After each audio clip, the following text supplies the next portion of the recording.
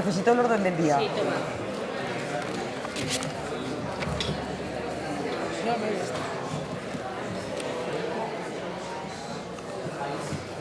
Luego se lo dices a Gerardo. Las enmiendas, luego si no en algún momento. Vale. Buenos días, señorías. Comenzamos la sesión plenaria de hoy jueves 23 de mayo con el primer punto del orden del día, lectura y aprobación, si procede, del acta de la sesión plenaria celebrada los días 9 y 10 de mayo de 2024. ¿Se aprueba por asentimiento? Pasamos entonces al segundo punto del orden del día, dictamen de la Comisión de Hacienda, Presupuestos y Administración Pública sobre el proyecto de ley por la que se crean los impuestos medioambientales sobre parques eólicos y sobre parques fotovoltaicos en la Comunidad Autónoma de Aragón y se modifica el impuesto medioambiental sobre las instalaciones de transporte de energía eléctrica de alta tensión.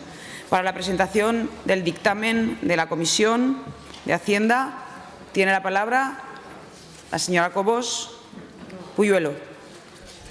3 minutos.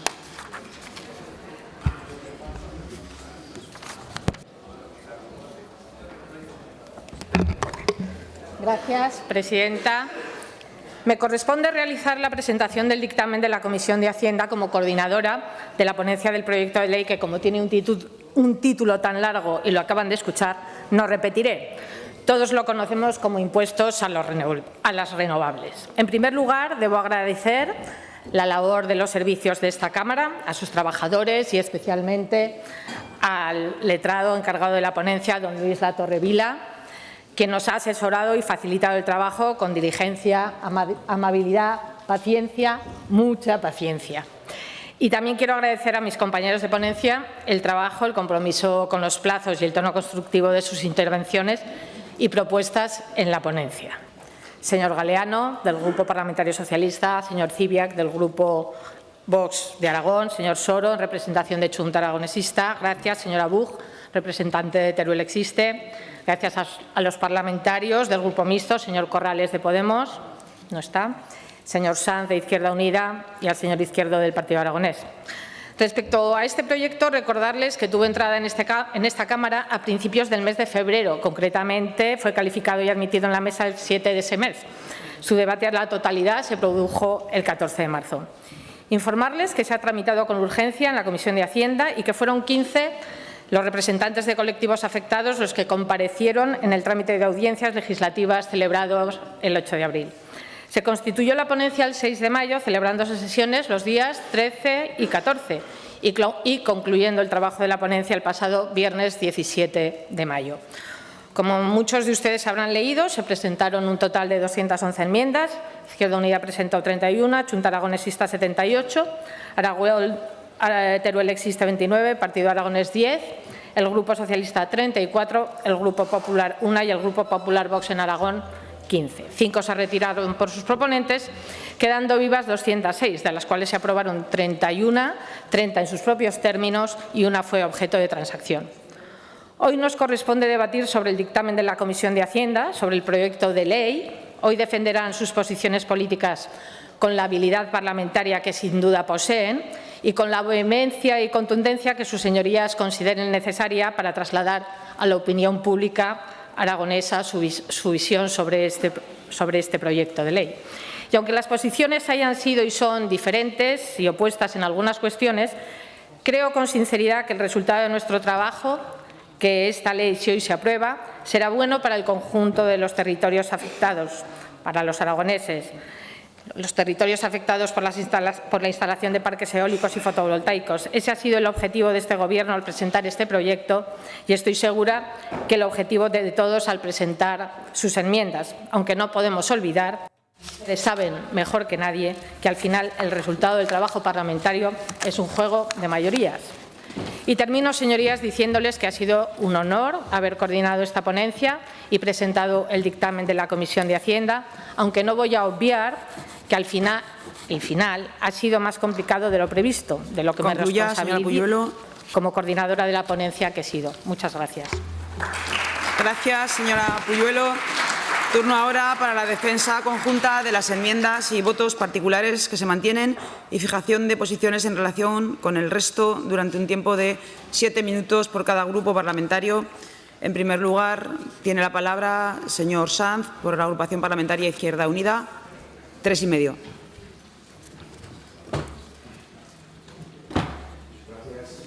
Presidenta, comienza este pleno con el debate sobre el resultado, que pensábamos era resultado, todavía no está claro, del dictamen de la comisión que debatió el impuesto a las renovables. Y, señor Bermúdez, señorías del Partido Popular, aún no sabemos cómo va a quedar el texto definitivo. De momento tenemos un impuesto que no se puede aplicar, que es lo que se va a someter aquí a votación. Y eso se llama, señorías del Partido Popular y de Vox, porque ustedes son los responsables fundamentalmente del buen desarrollo de los trabajos y sobre todo de intentar hacer posible eso que decía el señor Bermúdez, que era intentar llegar a acuerdos con el conjunto de grupos de la mejor manera posible. Se llama, como digo, chapuza, se llama contradicción y yo les recomiendo que vengan debatidos de casa, sobre todo para hacer más sencillo el trabajo al conjunto de parlamentarios y parlamentarias que hemos participado en este debate, que hemos cumplido con los plazos y sobre todo también a los servicios técnicos que desde luego así no favorecen en nada el buen desarrollo de los mismos. Se ha visto con claridad cómo el Partido Popular y Vox confrontan abiertamente y además lo hacen sin ningún tipo de rubor, violentando el desarrollo político, el trabajo técnico de una ponencia que desde luego hizo muchos esfuerzos, no pudo debatir debidamente esta cuestión y a nosotros eso encima nos preocupa. Supongo, señor Bermúdez, que este debate se saldará desdiciéndose del acuerdo que tenían con Izquierda Unida precisamente para garantizar la exención de las plantas fotovoltaicas que venían del Recore, aquellas que ya sufrieron el impuesto al sol. Izquierda Unida le va a dar lo mismo, lo que pasa es que va a demostrarse que tienen muy poca validez su palabra.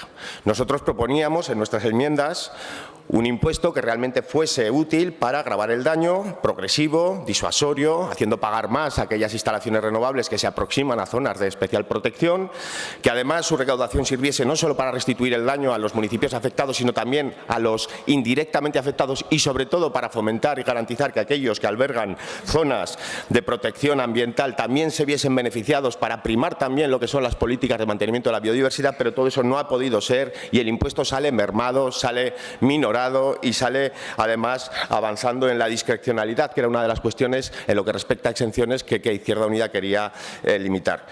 Como no sabemos, como decía, qué va a pasar con el artículo 14 ni con el artículo 17, vamos a esperar a la explicación de votos para ver cómo se dirimen las votaciones. Pero ya le digo, señor Bermúdez, que esto hay que resolverlo debidamente, esto no puede volver a producirse, no puede volver a producirse.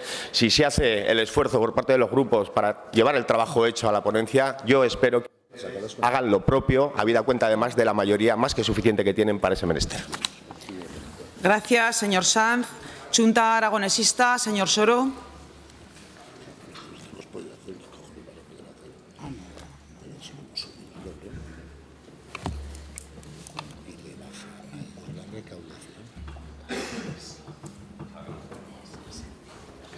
Gracias, presidenta. Señorías, buenos días.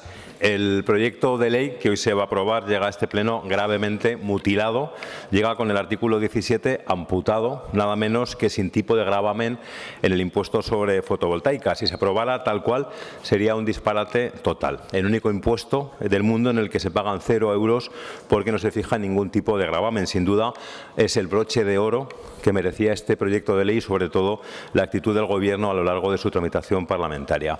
Señorías del PP, Vox les ha dejado a los pies de los caballos, votó en contra del artículo 17 en comisión y ha tenido que ser el Grupo Socialista, formulando un voto particular contra la supresión de ese artículo 17, el que viniera en su auxilio, el que les sacara del atolladero y les evitara el ridículo más espantoso. Vamos a asistir a un nuevo milagro de Calanda. Gracias a la intersección del Grupo Socialista, en un rato le volverá a crecer la pierna a la ley en forma de tipo de gravamen y además, gracias de nuevo a la abstención abstención del Partido Socialista, supongo, a la única enmienda presentada en solitario por el Partido Popular, la 109, se rebajará sustancialmente el tipo de gravamen a la fotovoltaica. Por cierto, con todas las rebajas de impuestos que han incorporado en la ley, ¿cuánto piensan recaudar por este impuesto? Atrévanse a decirlo públicamente, porque me juego un café con todos ustedes a que la cifra real ni se aproximará. Esto ha sido el parto de los montes, muchísimo ruido, pero al final van a parir hoy un ratoncillo. Bueno, además de esta mutilación del tipo de gravamen, que parece, digo, que sanará milagrosamente, su ley sufre otra enfermedad, sufre una enfermedad autoinmune. ¿Se acuerdan de House, que siempre sospechaban que eran enfermedades autoinmunes? Pues una de esas, una enfermedad en la que es el propio organismo el que se ataca a sí mismo. En este caso es el gobierno de coalición el que se autoagrede un socio a otro. Esta grave enfermedad autoinmune afecta a otro artículo, al 14, el que regula las exenciones en la fotovoltaica. Con el texto actual, con el que hay ahora, quedarían exentas con matices las instalaciones de autoconsumo y las que tienen reconocido el régimen retributivo específico, lo que llamamos RECORE, simplificando mucho las plantas más antiguas de los pequeños inversores. Vox votó en contra de este artículo en comisión, pero se salvó por los pelos porque, a pesar de que todos los demás también votamos en contra, el Partido Socialista se abstuvo por error. Hoy, por lo que sé, señor Galeano, corregirán este error y, como haremos el resto de grupos que no formamos parte del Gobierno, votarán no al artículo 14. Así que la cosa está muy clara. Para evitar todo este zancocho, para que hoy pueda salir la ley, para que pueda aprobarse el artículo 14, Vox tiene que cambiar su voto. Tienen que votar sí a un artículo, el 14, el de las exenciones, al que en comisión votó no. Si Vox hoy no cede, si no cambia su voto, no habrá ninguna exención, pagarán todas las instalaciones, incluido el autoconsumo, pero hay un problema. El problema es que el artículo 14 va con bicho, si me permite, señor Sanz, la expresión cariñosa.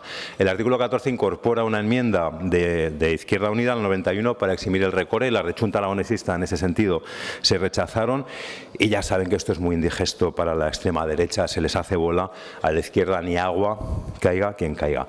Nos tienen, señorías de Vox, en ascuas. Va a venir hoy Vox al auxilio de la derechita cobarde y estafadora que decía Abascal el domingo que era el PP, por supuesto delante de su gurú de Milei, por mendigar acuerdos a Pedro Sánchez. Van a volver a ser hoy Vox la ultraderechita cobarde. Y, señorías del PP, ¿qué le van a dar a cambio de su cambio de voto? Van a cambiar también su voto y van a rechazar la enmienda de Izquierda Unida que en su día votaron a favor, para que el RECORE no quede exento, y por hecho que se irán votando en contra de las enmiendas de Cha. Luego saldremos de dudas, menudo culebrón se han montado ustedes. Al final cede el Grupo Socialista para que salga la ley, cede el Grupo Popular para que salga la ley, y Vox no se mueve ni un milímetro para ayudar a sus socios. Quizá hoy esta enfermedad autoinmune no es letal, pero ahí estará latente en el organismo. Por nuestra parte, votaremos en contra de la ley. Estos impuestos nacieron con el anterior Gobierno, votamos a favor en el debate de totalidad, pero nos han excluido del consenso, han votado en contra de todas nuestras enmiendas prácticamente y nos han llamado para negociar. Nuestro rechazo se debe, en primer lugar, a que no va a ser unos impuestos finalistas al 100% como queríamos, que los ingresos redunden en el beneficio afectado. Este carácter finalista, eso sí, no viene de su Gobierno ni de este proyecto de ley. Eso lo garantizó el anterior Gobierno en el Decreto Ley 1/2023 al crear el Fondo Aragonés de Solidaridad Energética para luchar contra la despoblación en los territorios que generan energía. Ese Decreto Ley, que sigue en vigor, que les impone la obligación de destinar al Fondo de Solidaridad Energética entre el 50 y el 90 de la recaudación de estos impuestos. Queríamos ser más ambiciosos, más justos con el territorio y llegar al 100%, pero se han opuesto PP y Vox. También se han opuesto a avanzar en la progresividad medioambiental, que paguen más los que más contaminan, o sea, los parques ubicados en zonas más ambientalmente sensibles. Eso lo propusimos a través de un coeficiente que multiplicaría el resultado a pagar según un índice de sensibilidad ambiental, llegando incluso al triple en las zonas de sensibilidad máxima. Votaron en contra. Es más, lo que han instaurado es un principio novedoso: el que más contamina, ese no paga. Es cierto que han solucionado la barbaridad que era eximir del pago del impuesto con el simple trámite de aprobar un PIGA, pero gracias a las enmiendas de PP y Vox los grandes proyectos seguirán sin tributar, a pesar, insisto, de que son los que más contaminan. Así entiende la derecha la igualdad. La igualdad tributaria para la derecha es tratar a los más ricos siempre igual. de forma privilegiada. En este caso, los grandes proyectos no tributarán y los pequeños y medianos sí. Por cierto, una redacción que se da a esta exención de los grandes proyectos en las que solo se dice que hay que generar empleo, por lo visto con un puesto de trabajo valdrá, hay que invertir, por lo visto con un euro valdrá, una redacción desde luego muy desafortunada. Planteábamos otras finalidades extrafiscales mediante exenciones para impulsar algunas actuaciones que creemos que hay que estimular desde lo público, como las comunidades energéticas, como las instalaciones agrovoltaicas. Se opusieron, han rechazado también las propuestas que hicimos para incentivar mediante bonificaciones la renovación tecnológica en la eólica, menos molinos más modernos, más grandes, o la fotovoltaica. Tampoco han querido hacer esto. Por último, y con esto termino, han rechazado esta propuesta para evitar el fraccionamiento de los proyectos, que se tenga en cuenta las plantas próximas para determinar si se superan o no los 5 hectáreas para que las plantas fotovoltaicas queden sujetas al impuesto. Bueno, veremos cómo va lo que pasa y veremos qué ratoncillo sale finalmente del monte. Gracias, señor Soro. Turno ahora para el Grupo Parlamentario Aragón Teruel Existe. Señora Buch, su turno.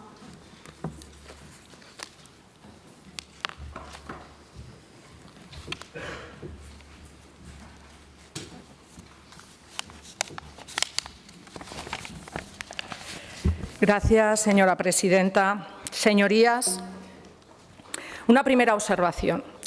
Como dijo el señor Galeano en la comisión, lo que mal empieza, mal acaba. Señorías, para este viaje no hacían falta estas alforjas. Las prisas impuestas por el Gobierno han hecho que el debate sobre el impuesto de la Ley de Impuestos Medioambientales sobre parques eólicos y sobre parques fotovoltaicos no haya existido, ni como debate público ni como debate técnico. A lo largo de la tramitación y del debate mediante enmiendas al proyecto de ley de impuestos medioambientales se ha hurtado el debate público y se ha sustituido por una especie de juego de trileros y por una política de titulares. Se llama Ley de Impuestos Medioambientales, pero lo ambiental y el paisaje son solo un atrecho, porque es una ley de un lado para recaudar y de otro para bonificar a las empresas dueñas de los parques. Un doble juego en el que pierde el paisaje y el medio rural. Se hace en función del botín que se necesita y para contentar a las empresas no hay criterios de cuidado del paisaje ni de la biodiversidad. No se han escuchado a los técnicos ni se ha atendido a las indicaciones de los expertos en fiscalidad ambiental que comparecieron en la comisión que trajimos desde el Grupo Parlamentario Aragón Teruel Existe. No se han atendido a los planteamientos básicos de la fiscalidad ambiental sobre la naturaleza de los impuestos medioambientales y cuál debe ser su finalidad, cuando son precisamente estos principios los que la justicia examinará ante cualquier reclamación sobre estos impuestos medioambientales y su aplicación. En razón de sus contenidos, esta pretendida ley de impuestos medioambientales debería llamarse Ley de Bonificaciones Ambientales sobre parques eólicos y sobre parques fotovoltaicos. No debe ser casual que en 20 páginas la palabra bonificación o bonificaciones aparece 27 veces, la palabra exención 7 y por si es poco se añade el término bonificaciones fiscales en las disposiciones adicionales, es decir, 36 utilizaciones de términos relativos a reducir los impuestos y los gravámenes en una ley que se denomina de impuestos medioambientales y que carece de la más mínima referencia y modulación entre los gravámenes y la severidad de los impactos que provocan. La palabra paisaje, que es realmente el perdedor ante el impacto y las afecciones provocadas por las instalaciones eólicas fotovoltaicas y por líneas eléctricas de transporte, aparece en lo mínimo una sola vez en la exposición de motivos, 2 veces en el articulado para señalar el hecho imponible de eólica y fotovoltaica. Eso sí, se excluye deliberadamente de esta ley los mapas del paisaje, documentos que identifican, clasifican, valoran y cartografían los diferentes paisajes existentes, herramienta de gestión territorial recogida en el artículo 3.c de la Ley de Ordenación del Territorio de Aragón, que señala como una de las estrategias de la ordenación del territorio de Aragón la tutela ambiental por medio de la protección activa del medio natural y del patrimonio cultural, con particular atención a la gestión de los recursos hídricos y del paisaje y la evaluación de los riesgos naturales e inducidos. Mapas del paisaje que son una herramienta avalada por las estrategias y normas contenidas en la Estrategia de Ordenación Territorial de Aragón, que tampoco se cita en la exposición de motivos ni en el decreto que la aprueba. Pues esto tampoco les ha parecido importante. Un motivo más para que este Gobierno deje claro que no ha querido hacer una ley medioambiental. Pues a nosotros esto nos parece muy grave. Y por esta razón, las enmiendas de Aragón Teruel Existe proponían la inclusión de estas herramientas y su imprescindible consideración en la conformación de los gravámenes de los impuestos ambientales. El término impacto ambiental y solo impacto, para referirse al medio ambiente, solamente aparece en 5 ocasiones, de las cuales 3 están en la exposición. El término económico aparece en 19 referidas a capacidad económica y solo una a socioeconómica, y está en 8 ocasiones en la exposición de motivos y 20 en el articulado. Eso sí, por esa suerte de juego para ocultar el proceso de reducción de los gravámenes a los parques y a la vez querer apropiarse de la idea de que los impuestos deben ir a los municipios y al territorio, han entrado en un juego que ha resultado esperpéntico con el artículo en cuestión. Si atendemos a las noticias que nos llegan a través de la prensa, donde ya se nos ha anunciado que se va a recuperar, al final nos encontramos que a través de la autoenmienda que el Partido Popular se hizo, la autoenmienda 109, los parques fotovoltaicos van a reducir el gravamen prácticamente a la mitad. Eso sí, esta vez, para ese viaje, el Partido Popular se ha encontrado la paz política para apoyarse en el Partido Socialista, que con su voto anunciado ya en prensa rematará la faena. Vaya alforjas para este viaje, señoría. Así que espero que compartan conmigo que la denominación de este proyecto de ley debería de ser Ley de Bonificaciones Ambientales. Sentimos tristeza ante este resultado, porque en el debate inicial, el Pleno, para la toma en consideración, dimos nuestra aprobación y de verdad que era sincera, con el compromiso de trabajar durante la tramitación para mejorar la ley a través de los consensos en la comisión. Durante esta tramitación presentamos 29 enmiendas siempre hemos demostrado desde que estamos en esta Cámara que cuando se quiere trabajar con nosotros se pueden. Enmiendas que hubiesen mejorado la ley. Y ello hubiese logrado con una mayor seguridad jurídica para todo el proceso, una mayor claridad y equidad en la conformidad del tributo y una finalidad acorde con lo que debe de ser los ingresos procedentes de los impuestos medioambientales. Trabajar en la ponencia desde el sentido común, desde la racionalidad y por los consensos hubiese fortalecido esta ley. Pero escuchen, por favor, señorías, todavía no se ha votado. Estamos a tiempo. Apoyen las enmiendas de Aragón Teruel Existe en esta votación, porque hemos mantenido vivas las enmiendas esenciales para reconducir esta ley, no para imponer nuestros criterios, sino para mejorar la naturaleza del impuesto y de la finalidad de los mismos. La enmienda por la que se crea el Fondo de Compensación Paisajística y Ambiental, que exige que el 100%, pero el 100% real de la recaudación por estos impuestos se destine a los municipios afectados con los territorios que los colindan, que también sufren otro tipo de perjuicios, y la protección del paisaje en el conjunto de la comunidad autónoma. Las enmiendas que modulan el gravamen según la severidad de los impactos provocados por las instalaciones eólicas y fotovoltaicas mediante unas fórmulas que integran los diferentes elementos y una escala en su severidad a la que se ajusta el gravamen.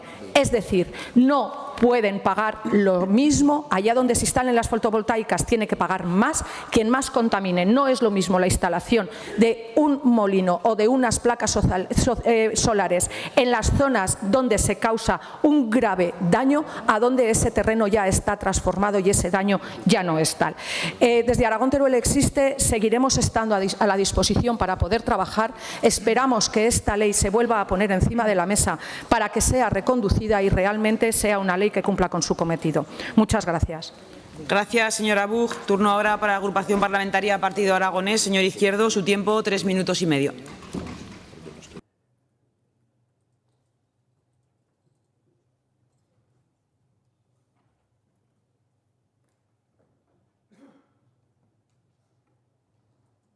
Gracias, presidenta. Si me permiten, no voy a entrar en el fondo de todo lo que se ha dicho. Yo creo que se ha repetido y no tiene ningún sentido. Desde luego, en el Partido Aragonés trabajamos en la mejora de esta ley.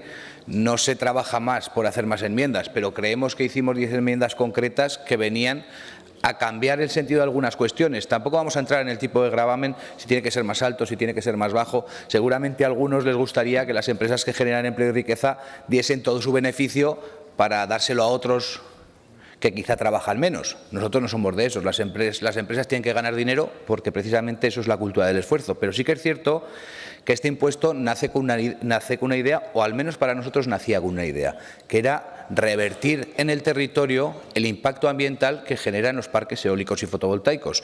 Claro, yo cuando escucho lo de la contaminación no lo acabo de ver. Creo que esto precisamente va en el sentido contrario. ¿Qué nos gustaría y qué nos hubiese gustado desde el Partido Aragonés? Precisamente repercutir la totalidad de los ingresos en el territorio. ¿Cómo? Como decide el Gobierno. ¿Desde qué departamentos? Desde los que decide el Gobierno. Eso para nosotros no es relevante. Lo relevante es que si de este impuesto se recaudan 10, 15, 20, 50, 3 millones, todo ese dinero vaya al territorio y vaya, por supuesto, a las zonas afectadas, no solo por los parques eólicos y fotovoltaicos, porque parece que se nos olvida a veces que la afección de un parque eólico y fotovoltaico también tiene líneas eléctricas, tiene caminos. Hay municipios que no tienen ni un solo parque eólico y eléctrico o fotovoltaico, pero tiene un impacto visual mucho más alto que quizá otros que los tienen. Solo tenemos que ir al Maestrazgo, donde nos duele muchísimo que se vayan a construir parques eólicos y fotovoltaicos, sin embargo no nos duele que se vean todos los de Castellón en algunos municipios a 600 metros del pueblo. Eso también es impacto. ¿Qué entendíamos nosotros? Que todo eso tiene que revertir en el territorio de una forma directa, de una forma finalista. Ese era nuestro objetivo, el principal, y eso es lo que hemos estado tratando de defender desde el primer momento. Bueno, ha sido imposible, parece ser que incluso, bueno, pues cuando tratamos de llegar a un acuerdo con el Partido Popular, bueno, a algunos no les pareció bien. Ahora defienden que vaya al 100% al territorio, pero bloquearon que se pudiese aceptar esa enmienda, y eso también es una realidad. Y algunos de los que he escuchado antes que yo, oigan, no aceptaron ni siquiera ni parar, ni volver a hablar, ni sentarse, no aceptaron nada, porque no les venía bien. Pero ahora dicen, no, acepten la mía, ¿verdad? Que si aceptan la mía todo será maravilloso. Bueno, cuando se habla de imposiciones hay que aplicárselo a uno mismo. Nosotros entendíamos que hubiera sido más fácil pues tratar de llegar a acuerdos. ¿Se podía haber hecho de otra manera? Pues quizá, pero cada uno hicimos todo lo que pudimos y yo también creo que con la mejor intención. Tampoco comparto algunas cosas que he escuchado que parece que la intención de cada cual es tratar de hacer las cosas lo mejor posible. Creo que tenemos que aprender, creo que todos tenemos que reflexionar y creo que el impuesto no va a ser el que nos gustaría, pero sí que espero que la aplicación y la recaudación de ese impuesto, el Gobierno tiene las herramientas necesarias para revertirlo al territorio y esa va a ser la clave. Y si somos capaces de conseguir eso, pues algunos, ya se lo anticipo al Gobierno, les daremos la razón en el futuro, otros no se la darán nunca, pero tampoco tienen que buscar que los que nunca les vayan a dar la razón se la den. Creemos que sí que es importante, termino, Presidenta, que ese dinero, que esos impuestos realmente vayan donde se genera la afección. No tendría sentido que se haga una recaudación para hacer otras cosas que no tengan nada que ver con el territorio. Gracias. Gracias, señor Izquierdo. Turno ahora para el Grupo Parlamentario Socialista. Tiene la palabra el señor Galeano. Por tiempo, 7 minutos.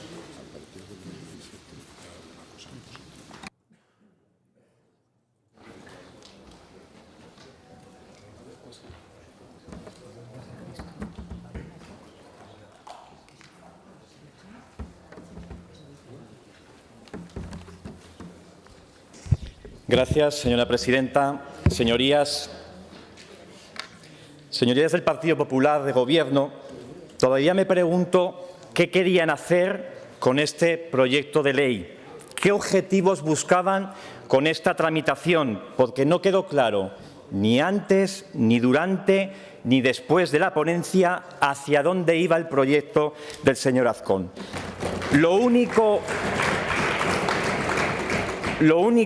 claro es que no era un proyecto común de su Gobierno, señor Azcón, y que se han limitado desde el inicio del anteproyecto inicial suyo a poner parches de uno y de otro departamento, aportaciones, intereses de las consejerías, pero vuelvo a repetir, sin ningún objetivo claro ni definido.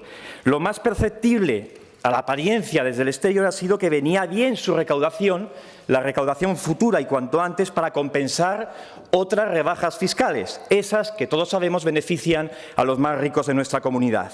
Y el resultado de ese proceso es este que votamos hoy. Un proyecto, permítanme la expresión, huérfano de protección y de defensa incluso de quienes lo parieron en el Consejo de Gobierno. Y es triste que ustedes hayan desperdiciado una base sólida que les dejó el anterior Gobierno con un anteproyecto de 4 formaciones políticas en el que se definía claramente un objetivo, un tributo de naturaleza extrafiscal y cuyo destino era compensar el daño producido en el medio ambiente, sometiendo a mayor presión impositiva a quien más afección provocaba en ese medio ambiente. Un impuesto que dejaba claramente fuera el autoconsumo sin excedentes y las pequeñas instalaciones. Han dilapidado, señor Azcón, esa herencia de consenso para llegar a un escenario de desencuentros, de incertidumbre y de inseguridad, de desencuentros entre ustedes, entre los propios socios de Gobierno y entre sus socios de no Gobierno. Pero miren, hay algo que trasciende de esta ponencia, desde luego peculiar, y que quiero decir, porque aquí el Partido Popular ha demostrado que, no teniendo problemas como no ha tenido en otras ocasiones de asumir discursos de la ultraderecha en temas tan trascendentales y estructurales para nuestra sociedad como la Ley de Memoria Democrática, como la cooperación al desarrollo, como la violencia intrafamiliar, donde han asumido las posiciones de ese partido de ultraderecha, aquí han peleado hasta el final sus posiciones, han llevado a cabo enmiendas de forma separada, han llevado a cabo votaciones diversas. ¿Por qué cedieron tan pronto en otras cuestiones que nos afectan como sociedad y no han peleado y la han peleado tanto aquí esa posición? No quiero restar importancia a esta ley, que por supuesto la tiene, pero desde este grupo vemos que hay temas y temas, señorías. ¿Qué ha pretendido este Grupo Socialista con sus enmiendas? Miren, en primer lugar, ser coherente con el anteproyecto que redactó el anterior Ejecutivo y con el Decreto Ley posterior 1/2023 para el impulso de la transición energética y el consumo de cercanía en Aragón, donde se estableció como figura fundamental y principal el Fondo Aragonés de Solidaridad Energética. En segundo lugar, respetar la normativa previa, como digo, y defender que la recaudación, porque un impuesto está para recaudar, hay que destinarla a los municipios afectados por estas explotaciones eólicas fotovoltaicas, pero a los municipios afectados directa e indirectamente. Y que se haga además ese destino para ese desarrollo de esos municipios de manera que se respete su autonomía municipal. Y para ello, vuelvo a repetir, es fundamental ese elemento vertebrador que es el Fondo Aragonés de Solidaridad Energética. En tercer lugar, nuestras enmiendas trataban de proporcionar cierta progresividad a estos impuestos y que los proyectos empresariales, por ejemplo, también tuvieran un periodo de amortización y deducciones que permitieran su viabilidad y su desarrollo, porque queremos fomentar las renovables, pero queremos que quien se beneficie deje beneficio en el territorio. Sobre estos objetivos van las enmiendas que hemos vuelto a dejar vivas para la votación en el día de hoy. Les recuerdo que este grupo se abstuvo en la toma en consideración de este proyecto. Explicó sus diferencias, que eran muchas, que son muchas, con nuestro anteproyecto. Las pasamos a enmiendas para que quedara claro y buscamos consensos, que como decían anteriores portavoces, seguramente los había.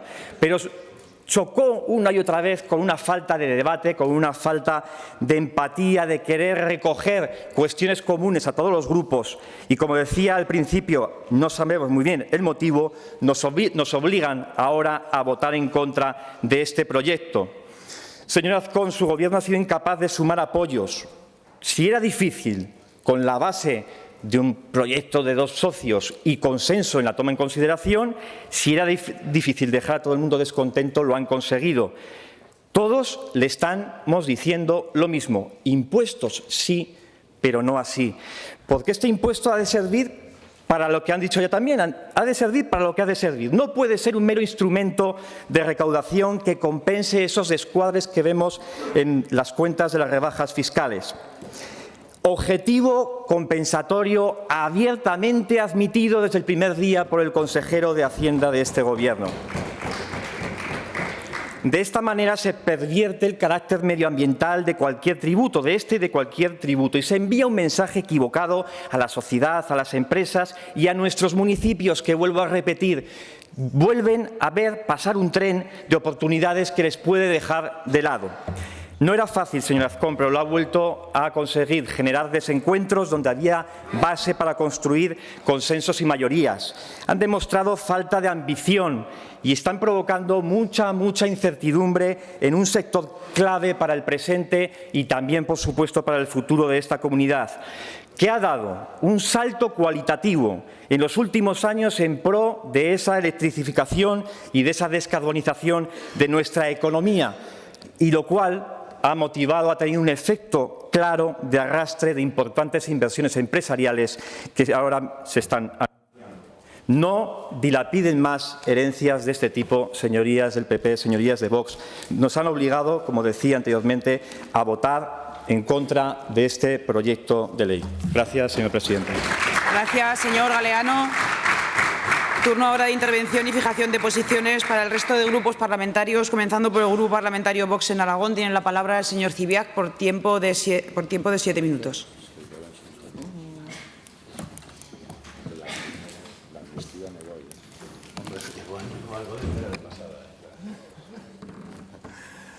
Gracias, señora presidenta. Señorías, bueno, yo también agradecer el trabajo y la lealtad en algunos procedimientos seguidos por los miembros de la ponencia, especialmente por la coordinadora, como no por el letrado. Función la de los letrados de esta Cámara, que ha salido, yo entiendo que ha salido reforzada en el debate y en la tramitación de esta ley, porque se ve lo necesaria de su labor. Por tanto, mi reconocimiento. Miren, señorías, si algo nos caracteriza a Vox es que somos previsibles. ¿No valdríamos para hacer cine de terror o cine de suspense? Porque ya se sabe el final. Con Vox siempre se sabe el final. Porque Vox tiene una coherencia y nos jactamos de esa. Porque Vox es un partido fiable y confiable. Y ha tenido que llegar Vox a este Gobierno para que se comience a poner orden en el caos, en ese caos en las renovables que dejó el Partido Socialista y el PAR de aquellos años. Esta ley se va a aprobar con el voto del PP y de Vox, que son los grupos parlamentarios que permitieron la investidura del presidente Azcón, la aprobación del presupuesto y de los próximos presupuestos que van a venir, y además de aprobar e impulsar la acción de este Gobierno sobre el que tantas expectativas hay en la sociedad aragonesa, en la sociedad formada por los españoles que vivimos en Aragón. No dudamos de que ese propósito de lograr un amplio consenso y una amplia base era un propósito loable, y nosotros lo apoyamos. Pero no podemos perder de vista que esta ley que hoy se aprueba y que Vox sí que va a votar que sí, es una ley que viene del Gobierno PP-Vox, que salió del Consejo del Gobierno con el voto de PP-Vox y que va a ser aprobada con el voto de PP y de Vox. Y, señorías, permítanme que insista, esta ley no llega a las Cortes de la mano del Partido Socialista, ni de CHA, ni de Podemos, ni del Partido Aragonés, que tiempo tuvieron de traerla a esta Cámara. Normalmente en un debate de estas características no hablamos del trámite en la ponencia y en la comisión, pero claro, no podemos fingir que no hay un elefante en la habitación, o mejor dicho, en la comisión, porque hubo un elefante en la comisión. Hubo un elefante y yo creo que es necesario que haga algunas reflexiones. En primer lugar, que no había ninguna necesidad de aprobar la enmienda 91 de Izquierda Unida, declarando exentas las exenciones del RECORE, porque ya estaban en su práctica totalidad exentas por otras disposiciones. Y que además, ¿qué podía aportar? Yo también me gustaría hacer esta aportación, que además íbamos a votar que sí, pero aún así, ¿qué aportaba esa transacción de última hora, fuera de plazo, innecesaria? ¿Qué aportaba que no estuviera ya en el ordenamiento legal? Es que ya estaba, lo que se transaccionó ya estaba en el ordenamiento legal. Y por último, ¿en qué mejora Aragón, la Hacienda aragonesa y los objetivos que se persiguen con esta ley, rebajando los tipos de gravamen del artículo 17 a las energías fotovoltaicas? Y además, ¿qué nos aporta aprobarlo con un partido que nos recuerda muchas veces a, permítanme, es una metáfora, a esos monos que hay en la puerta del Castillo de Loarre, que seguro que muchos de ustedes se acuerdan. Son ese mono que no ve, porque no quiere ver la corrupción de Sánchez y de su entorno, no oyen porque hacen oídos sordos al clamor que hay en la sociedad contra la amnistía y contra esos pactos ilegítimos con partidos formados por terroristas, delincuentes y criminales, y no hablan porque asisten mudos a las tropelías de Sánchez con su voto cómplice. Hemos presentado 2 votos particulares que me gustaría comentarlos. El primero a la enmienda 91 de Izquierda Unida, porque queremos dejar el artículo 14 únicamente con la exención a lo autoconsumo, porque entendemos que es lo que hay que favorecer más. El autoconsumo, porque es el tipo de energía más eficiente que se queda en el territorio, que crea puestos de trabajo y que tiene unas consecuencias económicas y sociales. Y respecto también al voto particular que presentamos contra la enmienda 109, que rebaja el gravamen a la fotovoltaica, queremos dejarla tal y como salió del Consejo de Gobierno. Y además queremos salvar con esta enmienda la ley. Esa ley que salió muerta de la comisión por el PSOE. Sí, señor Galeano, por el PSOE, que demostró en la comisión que no es un partido ni fiable ni confiable.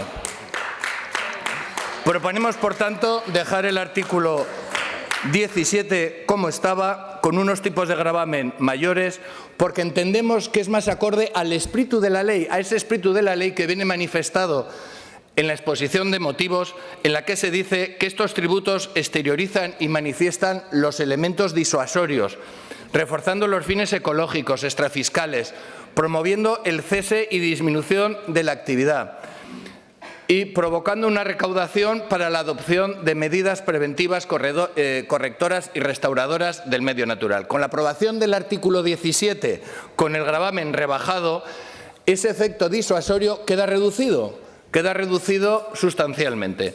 Y por eso, señorías, no podemos aceptar el artículo 17 con el tipo de gravamen rebajado. En la toma en consideración de esta ley hubo un amplio consenso en esta Cámara de la necesidad de esta ley. En Vox nos reafirmamos en esa necesidad. Es más, creemos que era un imperativo ético poner orden en el caos que sus señorías socialistas nos dejaron. Señorías, dijimos en el debate del 14 de marzo que esta ley era una oportunidad que se debía de aprovechar y creemos sinceramente que es una oportunidad que se ha aprovechado. Es un impuesto, esta ley que hoy aprobamos, en el que se configura un impuesto que actúa como desincentivo, que se internaliza en las economías externas negativas y que la recaudación revierte en el territorio al 100%. Sí, señorías, al 100%.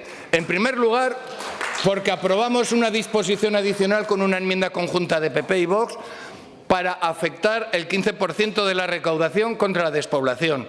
Y en segundo lugar, porque sigue en vigor el artículo 62 del Decreto Ley 1, voy acabando, señoría, 1/2023, el artículo 62, que destina entre el 50 y el 90% de lo recaudado al territorio.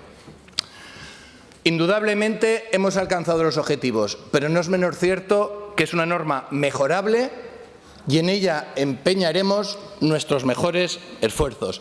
Tal vez haya gente que piense que señor Cibiac. Tal vez haya gente que piense que el bipartidismo ha cedido ante el lobby de las fotovoltaicas. Lo que les puedo asegurar, señorías, que Vox no ha cedido. Gracias, muchas gracias. Cibiac. Turno ahora para el Grupo Parlamentario Popular. Tiene la palabra la señora Puyuelo por tiempo de 7 minutos.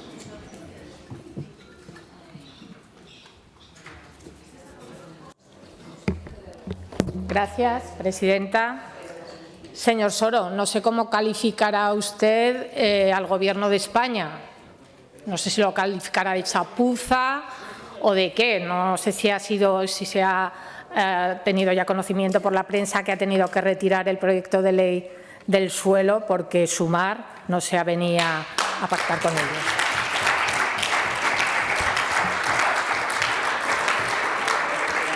Impuestos sí, pero no así. Ese es el lema que ha dicho el señor Galeano en su exposición.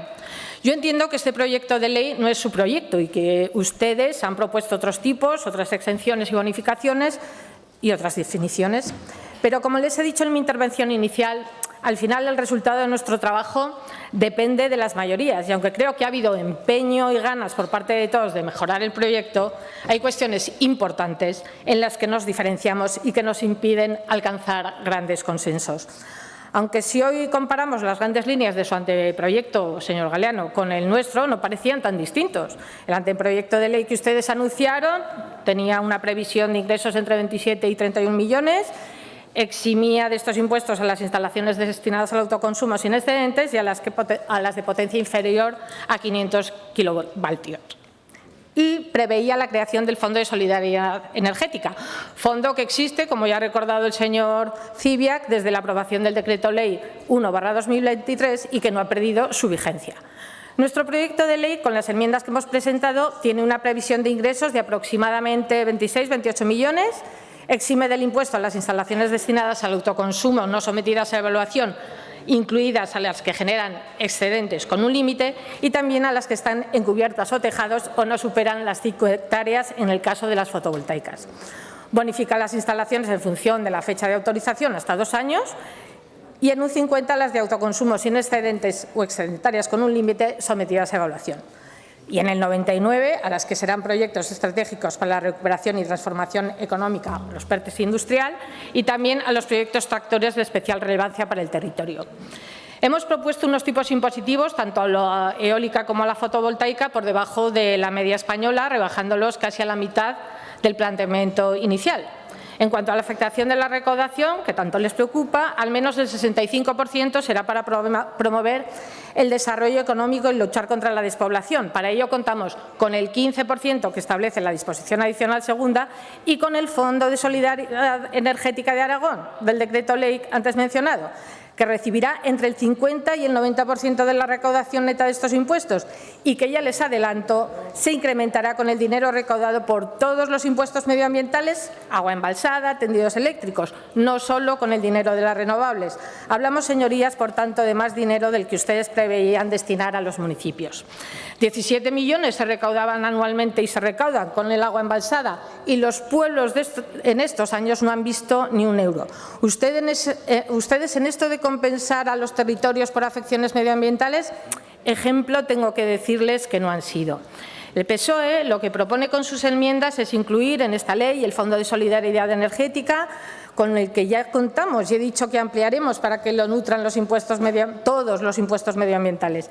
Y también piden con insistencia que toda la recaudación vaya a los territorios afectados directa o indirectamente. Y les digo y les repito que recibirán más y en más municipios de lo que ustedes preveían, porque el fondo será mayor. Ustedes, por lo que han votado en la ponencia, no quieren eximir a las instalaciones de autoconsumo, tal y como nosotros hemos propuesto la exención. Quieren la bonificación por el tiempo transcurrido desde la autorización, que se alargue de forma decreciente hasta el 5º año. Y no quieren que se bonifique a los PERTE industrial ni tampoco a los proyectos tractores, pero quieren limitar la cuota líquida del impuesto al 25% del que le corresponda al contribuyente por la producción e incorporación al sistema eléctrico de energía eléctrica. Da igual lo que contaminen. También quieren que los titulares de los proyectos en tramitación puedan desistir y, además, que recuperen las garantías depositadas. ¡Qué generosos! Y plantean mínimos exentos para el cálculo de la base, como si estas hectáreas no estuvieran en la instalación y no contaminaran. Destaco y agradezco que se abstengan para que los tipos de gravamen en el caso de las fotovoltaicas podamos reducirlo casi a la mitad de lo previsto. Esto no sé si lo hacen porque conocen y entienden las demandas del sector o porque prefieren que recaudamos menos dinero. En cualquier caso, como les digo, se lo agradecemos. Señor Galeano, creo sinceramente que muchas de sus propuestas no hubieran formado parte de su proyecto de ley si hubieran gobernado. Señorías, en la ponencia hemos aceptado 15 de las enmiendas presentadas por los grupos que no forman parte de la coalición y es cierto que la mayoría tienen un carácter técnico. Nos critican porque no hemos tenido en cuenta su trabajo, sus aportaciones, que hemos pasado el rodillo, que no ha habido apenas debate, pero saben perfectamente el motivo de rechazarlas. Unas gravan en exceso las instalaciones e imposibilitan nuevas inversiones y otras son tan alineadas con la industria que las enmiendas serán un cortapega de las presentadas por el sector. y creo que tampoco es eso. También critican y dicen que utilizamos la recaudación de estos tributos para favorecer a los que más tienen, para compensar las rebajas de impuestos que sí hemos hecho, pero que solo hacemos para los ricos. Y ya hemos dicho cuál será el destino de la recaudación, los territorios afectados. Nos achacan que no es un impuesto medioambiental, que no protege, que no disuade, que no resarce como debe, que solo recauda. Señorías, nosotros buscamos y creo que vamos a conseguir proteger adecuadamente el medio ambiente, compensar a los territorios afectados, impulsando inversiones que detengan la despoblación y que el crecimiento equilibrado y ordenado en las energías renovables permita el impulso económico que Aragón necesita y que, como vimos ayer con el magnífico anuncio del señor Azcón, algunos nos van a dar. Yo entiendo que estamos en vísperas de elecciones y que esto, unido a los distintos puntos de vista que tenemos sobre el impuesto, hace que sea políticamente difícil llegar a acuerdos. Quizás si esta ley se hubiera tramitado en otro momento, las posiciones podrían haberse acercado para obtener el apoyo de algún otro grupo, pero las circunstancias son las que son. No quiero minimizar con esto la apreciación de su crítica ni rebajarla. Están en su derecho de valorar políticamente nuestra propuesta y rechazarla. Al final, la eficacia de esta norma, como decía el señor Izquierdo, la veremos con el tiempo. Gobierno, un momentito más, sí. Presidenta, gracias. Sé que este Gobierno y en especial la Consejería de Hacienda ha trabajado y mucho, ha escuchado al territorio y al sector y desde luego ha contado con los técnicos que conocen en profundidad e informan con objetividad y el resultado creo que es un proyecto acorde a las necesidades de nuestra comunidad que va a resarcir con justicia a los territorios de la afección medioambiental inevitable que supone la instalación de las renovables y que posibilitará de forma ordenada se desplieguen nuevos parques. Este es el objetivo de este proyecto de ley y espero que hoy se convierta en ley. Muchas gracias. Gracias, señora Puyuelo.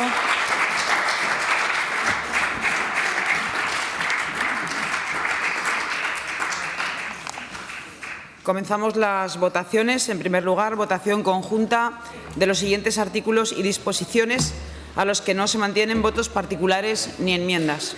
Disposición adicional primera.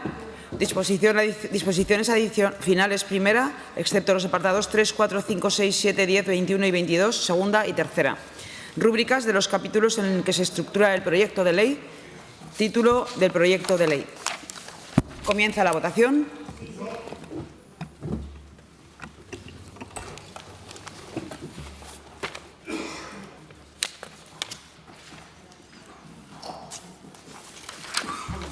Finaliza la votación. 63 presentes, 64 emitidos con el voto telemático.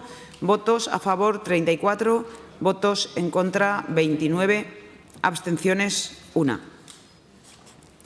Siguiente votación de los votos particulares y las enmiendas que se mantienen a los diferentes artículos y disposiciones.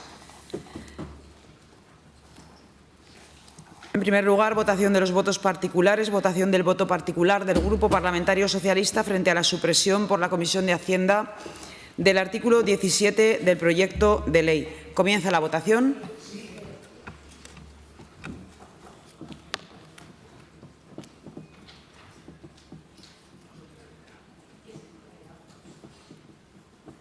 Finaliza la votación. 63 presentes, 64 emitidos con el voto telemático.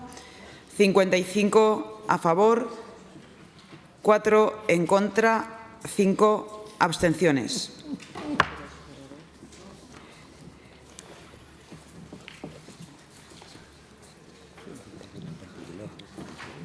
Aprobado el artículo 17, se recupera, por tanto, los votos particulares, así como las enmiendas presentadas al artículo. Votamos, entonces, los votos particulares presentados, en primer lugar, por grupos parlamentarios Vox en Aragón, Xunta Aragonesista, Aragón Teruel Existe, Agrupación Parlamentaria Podemos, Izquierda Unida, Partido Aragonés, frente a la enmienda número 109 del Grupo Parlamentario Popular. Comienza la votación.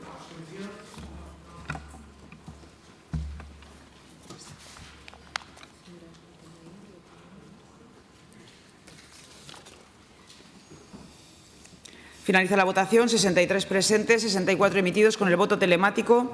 Votos a favor 14, en contra 26, abstenciones 24. Votación de las enmiendas número 105 y 111 de la Agrupación Parlamentaria Izquierda Unida y número 112 del Grupo Parlamentario Chunta Aragonesista, con el voto a favor del Grupo Parlamentario Chunta Aragonesista, Podemos, Izquierda Unida y en contra Popular, Socialista, Vox, Aragón Teruel Existe y Partido Aragonés. Comienza la votación.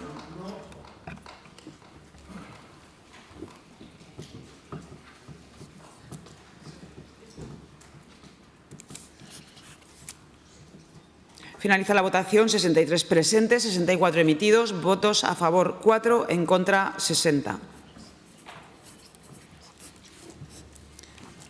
Votamos la enmienda número 106 del Grupo Parlamentario Chunta Aragonesista, con el voto a favor de Chunta, Podemos, en contra Popular, Socialista, Vox en Aragón, Teruel Existe, Izquierda Unida y abstención de Partido Aragonés. Comienza la votación.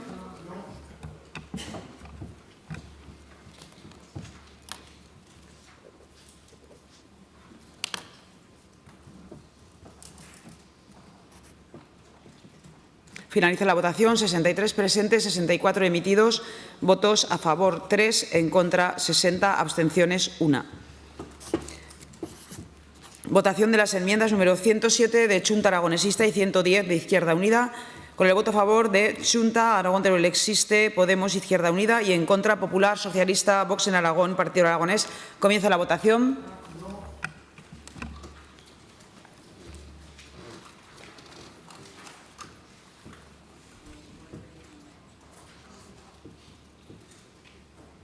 Finaliza la votación. 63 presentes, 64 emitidos, votos a favor 7, en contra 57. Votamos la enmienda número 109 de Aragón Teruel Existe, con el voto a favor de Aragón Teruel Existe y Podemos.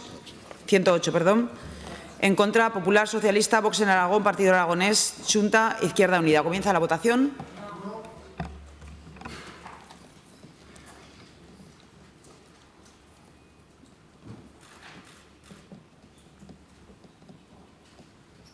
...63 presentes, 64 emitidos, votos a favor 3, en contra 57, abstenciones 4.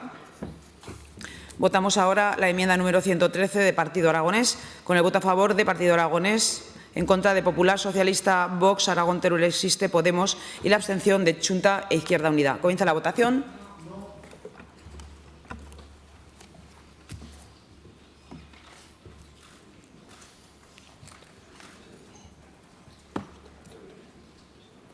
Finaliza la votación. 63 presentes, 63 emitidos, votos a favor 1, en contra 58, abstenciones 4.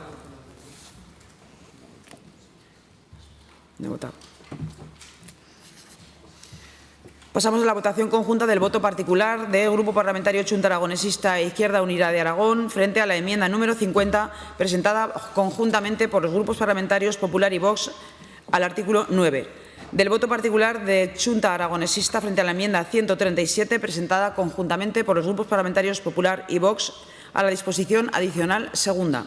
Y del voto particular de la agrupación parlamentaria Izquierda Unida frente a la enmienda número 204 presentada conjuntamente por grupos parlamentarios Popular y Vox en Aragón a la exposición de motivos aprobadas con el voto a favor de los grupos enmendantes y en contra de los demás grupos y agrupaciones parlamentarias. Comienza la votación.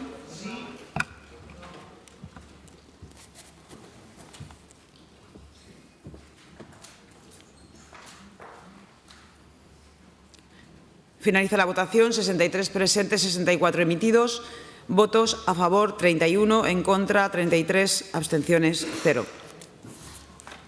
Votación conjunta del voto particular del Grupo Parlamentario Chunta Aragonesista e Izquierda Unida frente a la enmienda 61 presentada por los grupos Popular y Vox al artículo 10, del voto particular de la agrupación parlamentaria Izquierda Unida frente a la enmienda 81 presentada conjuntamente por los grupos Popular y Vox al artículo 13, del voto particular del Grupo Chunta Aragonesista e Izquierda Unida frente a la enmienda 122 presentada conjuntamente por Popular y Vox al artículo 18, aprobadas con el voto a favor de los grupos enmendantes y en contra de los demás grupos y agrupaciones parlamentarias. Comienza la votación.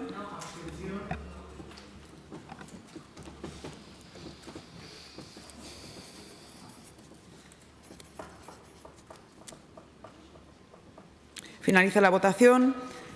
63 presentes, 64 emitidos, votos a favor 8, en contra 33, abstenciones 23. Votación del voto particular del Grupo Parlamentario Vox en Aragón frente a la enmienda 91 de la Agrupación Parlamentaria Izquierda Unida en Aragón al artículo 14, aprobada con el voto a favor de Popular, Chunta, Aragón Teruel Existe, Podemos, Izquierda Unida, Partido Aragonés y en contra Vox en Aragón y abstención del Grupo Parlamentario Socialista. ¿Comienza la votación?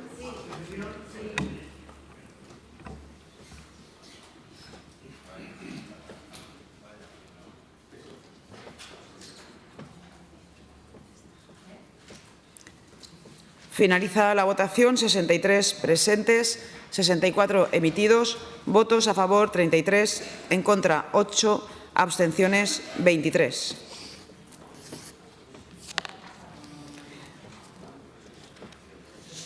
Votación del voto particular de la Agrupación Parlamentaria Izquierda Unida de Aragón frente a la enmienda 206, presentada conjuntamente por Popular y Vox a la exposición de motivos, aprobada con el voto a favor de los grupos enmendantes, en contra Chunta, Izquierda Unida, Partido Aragonés y abstención de Socialista, Teruel Existe y Podemos. Comienza la votación.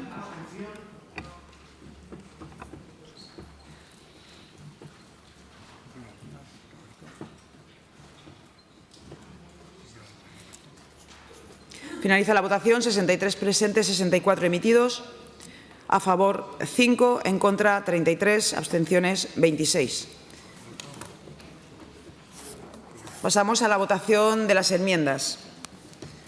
Enmiendas 8, 9, 10 del Grupo Parlamentario Socialista, con el voto a favor de los grupos enmendante y Chunta, Izquierda Unida, Partido Aragonés, en contra Popular, Vox, Podemos, abstención de Teruel Existe. Comienza la votación.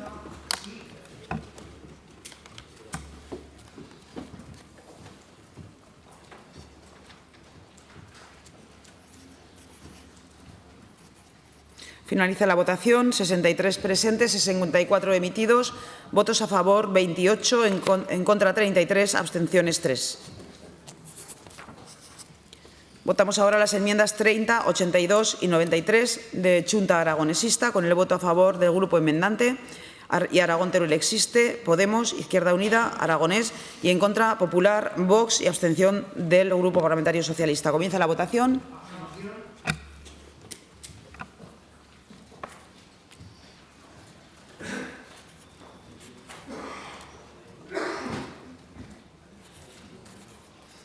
Finaliza la votación. 63 presentes, 64 emitidos, votos a favor 8, en contra 33, abstenciones 23. Votamos ahora la enmienda número 38 de Izquierda Unida, con el voto a favor de Chunta, Podemos, enmendante y en contra Popular, Socialista, Vox, Partido Aragonés y abstención de Teruel Existe. Comienza la votación.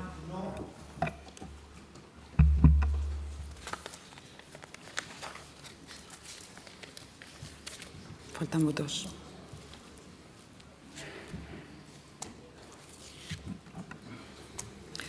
Finaliza la votación. 62 presentes, 63 emitidos, votos a favor 4, en contra 56, abstenciones 3.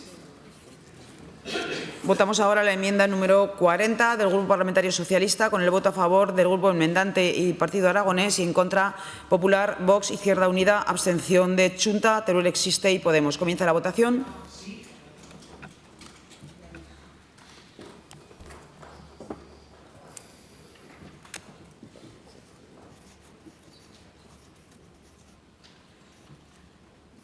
Finaliza la votación. 63 presentes, 64 emitidos, votos a favor 24, en contra 34, abstenciones 6.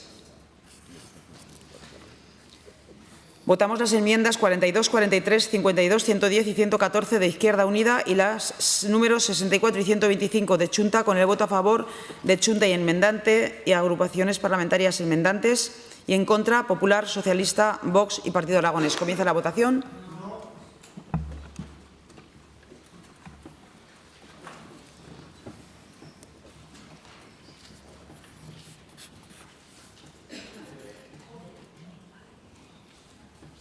Finaliza la votación.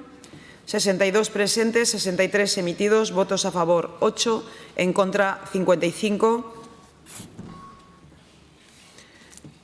Votamos la enmienda número 48 de Aragón Teruel Existe, con el voto a favor del enmendante, de Podemos, de Izquierda Unida y en contra Popular, Socialista, Vox, Partido Aragonés y abstención de Chunta. Comienza la votación.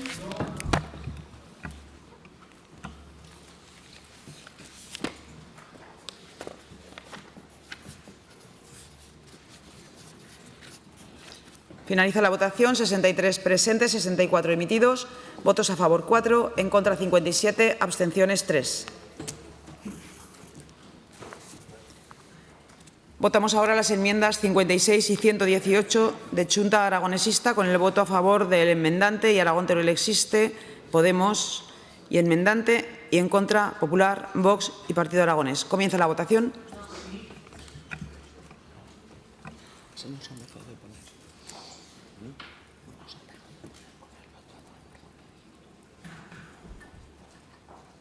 Finaliza la votación. 63 presentes, 64 emitidos. Votos a favor 30, en contra 35, abstenciones 0.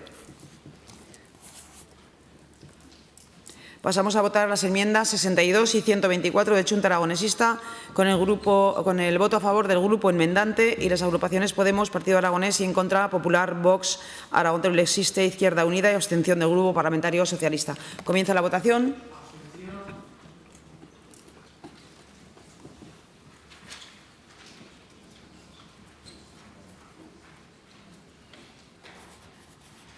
Finaliza la votación. 63 presentes, 64 emitidos, a favor 3, en contra 38, abstenciones 23.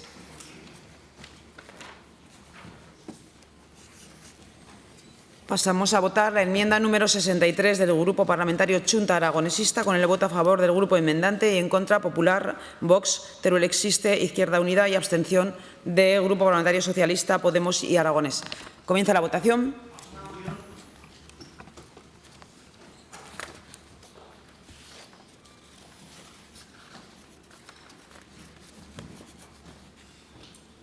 Finaliza la votación. 63 presentes, 64 emitidos, a favor 3, en contra 37, abstenciones 24.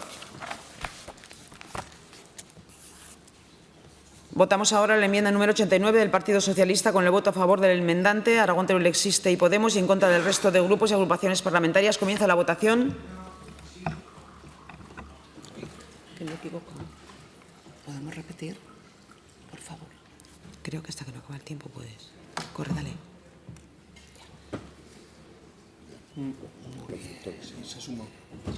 Sí. Finaliza la votación. 63 presentes, 64 emitidos. Votos a favor 26, en contra 38, abstenciones ninguna. Pasamos a votar la enmienda número 92 del Grupo Parlamentario Chunta Aragonesista, con el voto a favor de los grupos Socialista, Enmendante, Teruel Existe, Podemos, Partido Aragonés y en contra Popular, Vox e Izquierda Unida. Comienza la votación.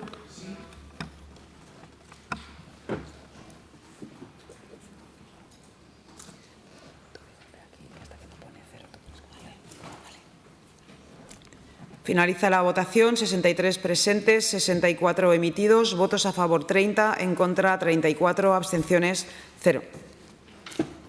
Pasamos a votar la enmienda número 95 del Grupo Parlamentario Chunta Aragonesista, con el voto a favor de Socialista, Enmendante, Podemos, Aragonés y en contra Popular, Vox, Izquierda Unida y abstención de Teruel Existe. Comienza la votación.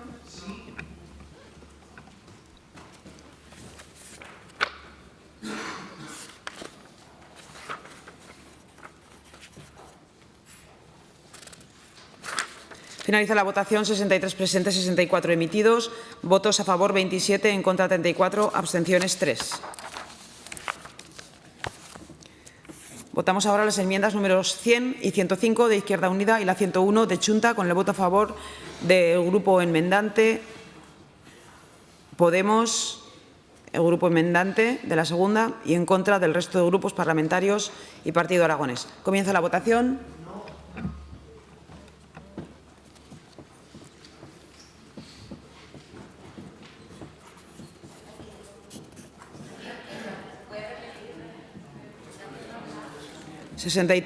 Finaliza la votación. 63 presentes, 64 emitidos, votos a favor 5, en contra 59. Repetimos la votación de las enmiendas 100, 105 y 101. Punto B, 2.13. Comienza la votación.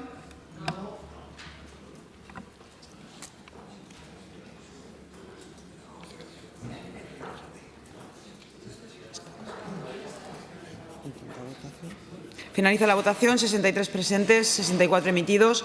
Votos a favor 4, en contra 60. Pasamos a votar la enmienda número 108 de Aragón Teruel Existe, con el voto a favor del enmendante y Podemos, en contra Popular, Socialista, Vox, Partido Aragonés y abstención de Chunta e Izquierda Unida. Comienza la votación.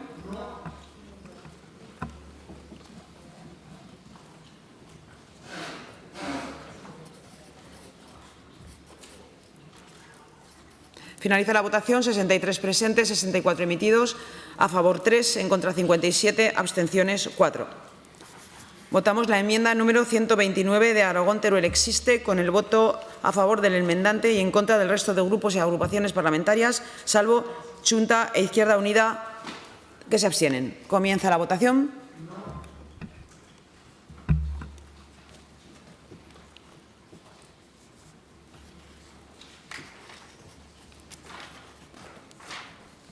Finaliza la votación. 63 presentes, 64 emitidos, votos a favor 3, en contra 57, abstenciones 4.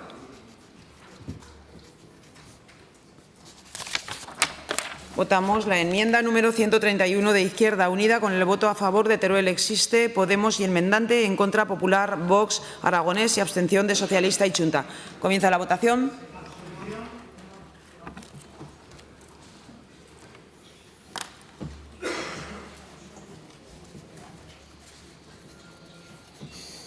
Finaliza la votación. 63 presentes, 64 emitidos, a favor 4, en contra 34, abstenciones 26. Votamos la enmienda número 133 de Chunta, con el voto a favor de Socialista, enmendante, Teruel Existe, Podemos, Izquierda Unida y Aragonés y en contra Popular y Vox. Comienza la votación.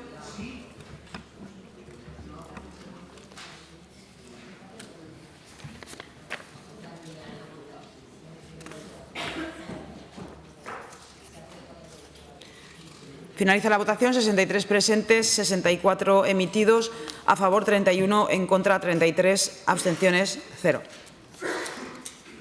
Votamos la enmienda número 135 del Partido Aragonés, con el voto a favor de Chunta, Teruel Existe, Izquierda Unida y enmendante y en contra Popular, Vox, Podemos y abstención del Grupo Parlamentario Socialista. Comienza la votación.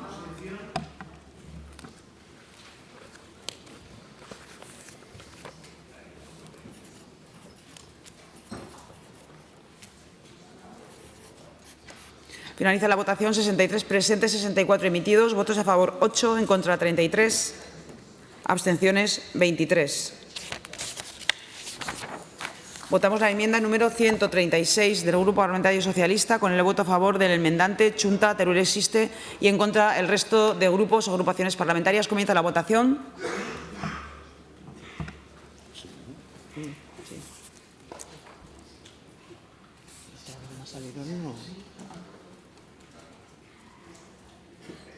Finaliza la votación.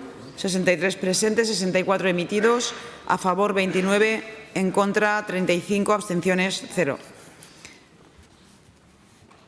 Votamos la enmienda número 167 del Grupo Chunta Aragonesista, con el voto a favor del enmendante, Teruel Existe, Podemos, Partido Aragonés y en contra Popular, Vox, Izquierda Unida y abstención del Socialista. Comienza la votación.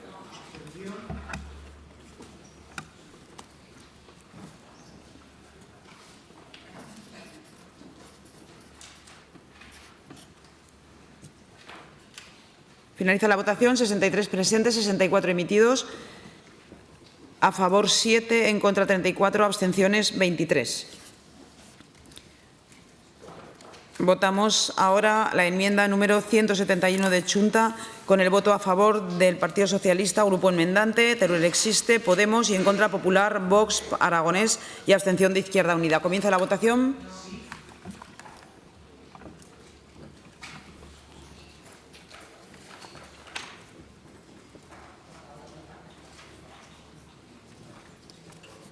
Finaliza la votación. 63 presentes, 64 emitidos. A favor 29, en contra 34, abstenciones 1.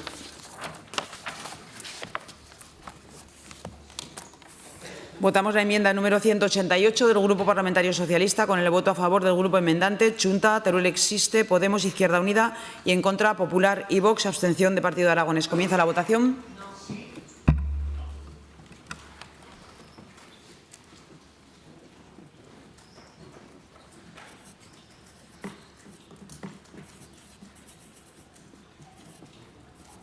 Finaliza la votación.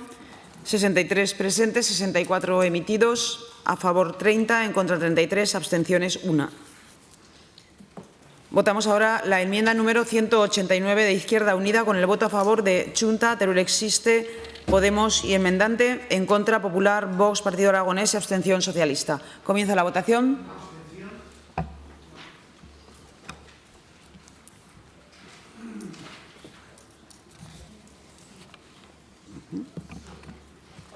Faltaba yo.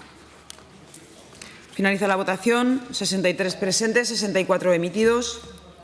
Votos a favor 7, en contra 34, abstenciones 23. Pasamos ahora a la votación de los artículos y disposiciones, así como a la exposición de motivos a los que se han mantenido votos particulares o enmiendas, agrupados para su votación según el sentido de voto emitido en la comisión por los grupos y agrupaciones parlamentarias. 1. Votación del artículo 1 con el voto a favor de Popular, Vox, Chunta, Podemos, Partido Aragonés, en contra Teruel Existe, abstención socialista e Izquierda Unida. Comienza la votación.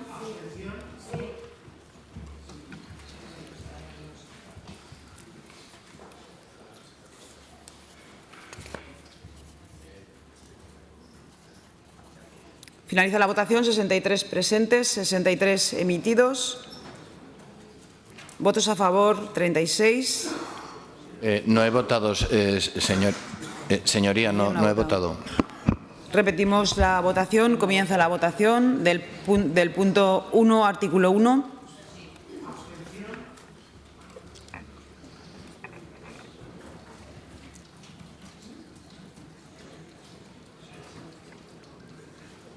Finaliza la votación. Emitidos 63. No, presentes 63, emitidos 64, a favor 37, abstenciones 3, perdón, a favor 3, abstenciones 24. 37, 3, 24. Punto número 2, votación de los artículos 2, 6, 8, 9, 10, 12, 13, 16 y 18 y disposiciones adicionales segunda, tercera, nueva, transitoria única y apartados 3, 4, 5, 6, 7, 10 y 21 de la final primera, con el voto a favor de Popular y Vox en Aragón y en contra de los demás grupos y agrupaciones parlamentarias. Comienza la votación.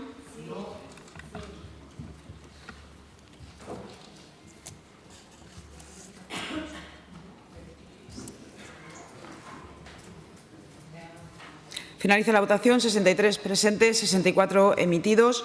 Votos a favor 33. En contra 30, abstenciones 1.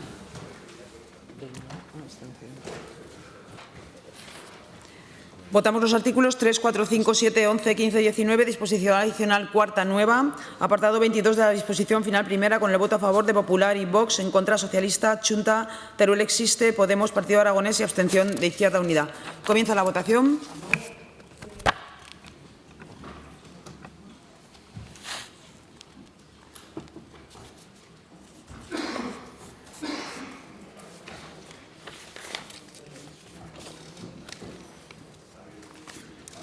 Finaliza la votación. 63 presentes, 62 emitidos. Votos a favor 32. En contra 31. Pasamos a votar el artículo 14 con el voto a favor del Grupo Parlamentario Popular, en contra Vox, Chunta, Teruel Existe, Podemos, Izquierda Unida, Aragonés y abstención socialista. Comienza la votación.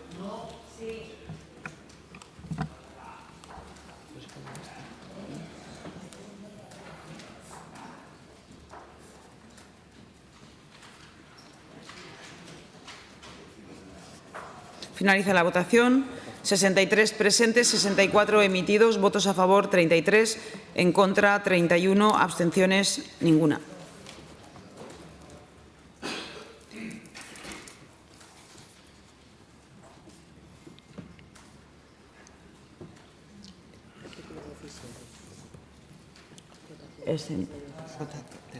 Votación del artículo 17. Comienza la votación.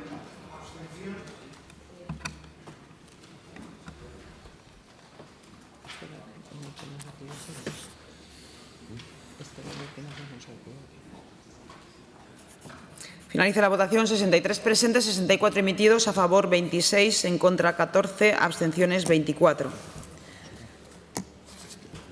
Votación de la exposición de motivos con el voto a favor de Popular y Vox, en contra de más grupos y agrupaciones parlamentarias. Comienza la votación.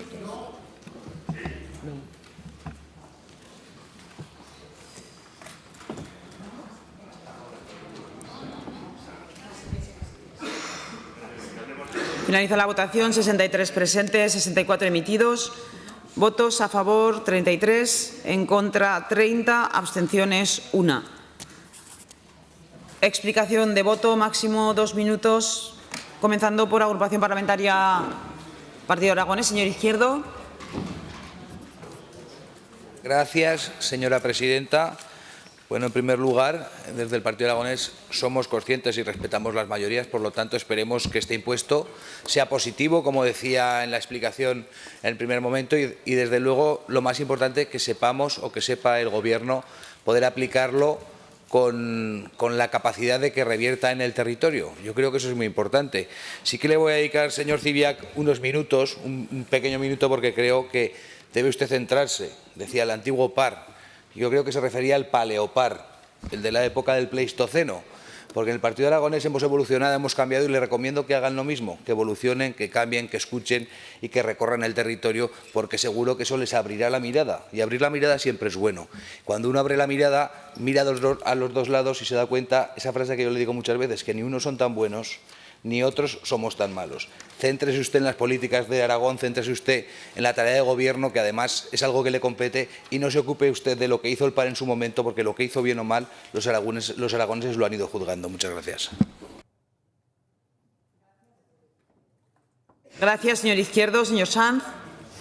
No, finaliza un debate con una chapuza, señorías. Somos conscientes todos y todas las que estamos aquí que hemos aprobado una ley que es incoherente totalmente. Yo les convino a que miren la enmienda aprobada 198, que incorpora en la exposición de motivos una cuestión que se ha sido eliminada por un cambio de posición del Partido Popular del texto de la ley.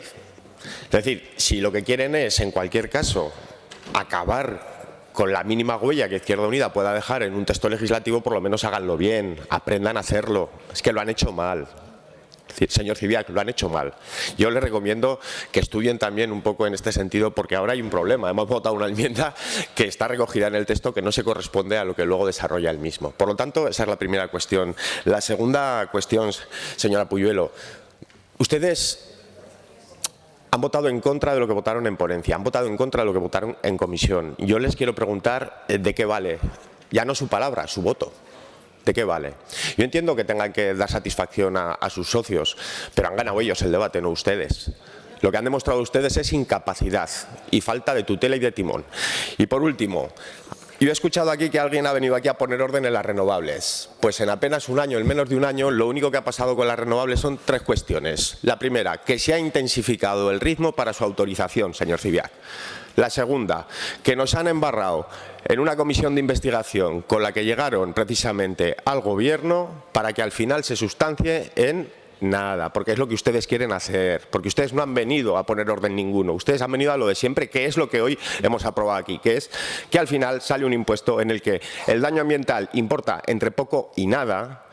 Y segunda cuestión, les han rebajado los impuestos a esas energéticas que ustedes a veces tanto critican. Eso es lo que han venido a hacer ustedes aquí.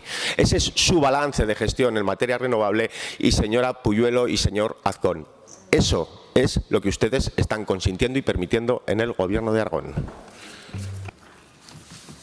Gracias, señor Sanz. Teruel existe, señora Buch.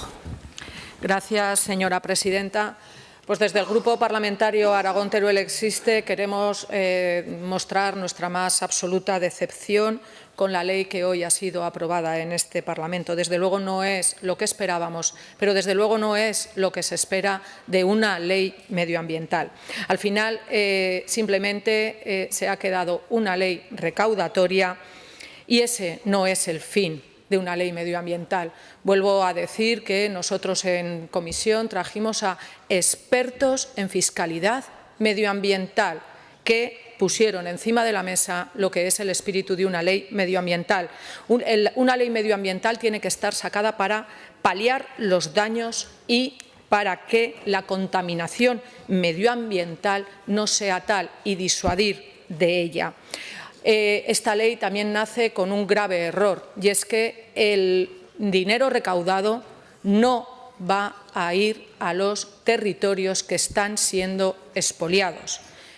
Y vuelvo a repetir, va a haber café para todos. Van a pagar exactamente igual las empresas que instalan sus líneas, los parques eólicos, los parques fotovoltaicos, las líneas de alta tensión. Van a pagar exactamente igual cuando están instalados en sitios ya transformados o donde no se produce ese impacto que las empresas que están entrando, que ya han entrado o que están intentando entrar a destrozar las auténticas joyas que tenemos en Aragón, como es el Maestrazgo, como puede ser el Matarraña, como puede ser la Ribagorza.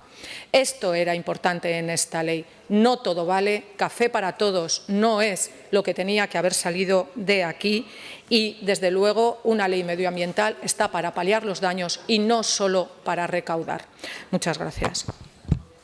Gracias, señora Buch. Junta, señor Soro.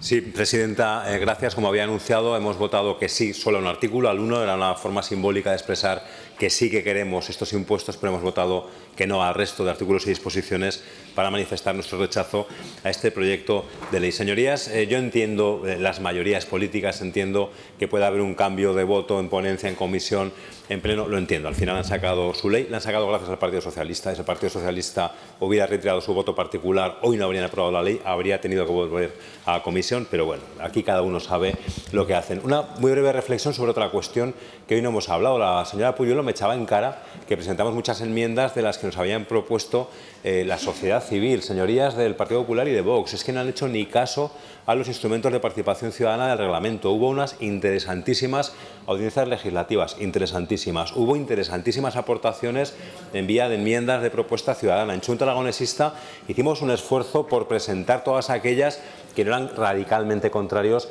a nuestros planteamientos. No han dicho solo no a las enmiendas de Cha, han dicho no a las enmiendas y a los planteamientos que hizo, en parte muy importante, Unión Española Fotovoltaica, o el decano del Colegio de Ingenieros de Montes, que fueran unas propuestas interesantísimas, o el Consejo de Protección de la Naturaleza en la fase previa, o Ampier. Ampier, al final, la Asociación de los Pequeños Productores de Energía Fotovoltaica, el RECORE, pues se salvan con la enmienda de elevar de 2 a 5 hectáreas, que es la que al final propusieron, pero no habría estado mal como gesto frente a este colectivo vapuleado por sucesivos gobiernos que hubieran tenido un reconocimiento expreso. Insisto, no solo han dicho no a las enmiendas de Cha, han demostrado que no se creen en la participación parlamentaria y que en esta ley, al menos, ni las audiencias legislativas ni las enmiendas ciudadanas han servido para nada. Han perdido la oportunidad de impulsar desde lo público las comunidades energéticas, la agrovoltaica, las híbridas. Van a tener problemas de fraccionamiento, van a tener muchísimos problemas con el vallado. Ya lo verán en la aplicación práctica que el hecho de imponerse al vallado. Bueno, ya tienen la ley, estaremos muy atentos. Señor Bermúdez de Castro, ya le preguntaremos a ver cuánto recauda, porque, insisto, me juego un café a que será menos de lo que usted nos puede decir hoy. Gracias, señor Soro. Vox, señor Zibiac.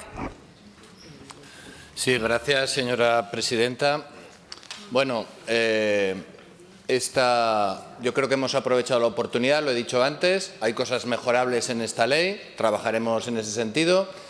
Y también hay cosas mejorables en la ley, en el Decreto Ley 1/2023 de medidas urgentes, especialmente artículos 60, 61 y 62, respecto al Fondo de Solidaridad Energética, que también trabajaremos en hacer los ajustes que haya que hacer.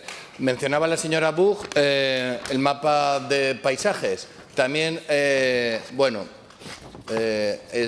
es algo que también debería de salir en esta legislatura, que es una ley de paisajes. Y también impulsaremos en ese sentido la acción del Gobierno. El señor Soro no sé qué ha dicho de la contaminación. Entonces, vamos a ver, ¿las energías renovables contaminan o no contaminan?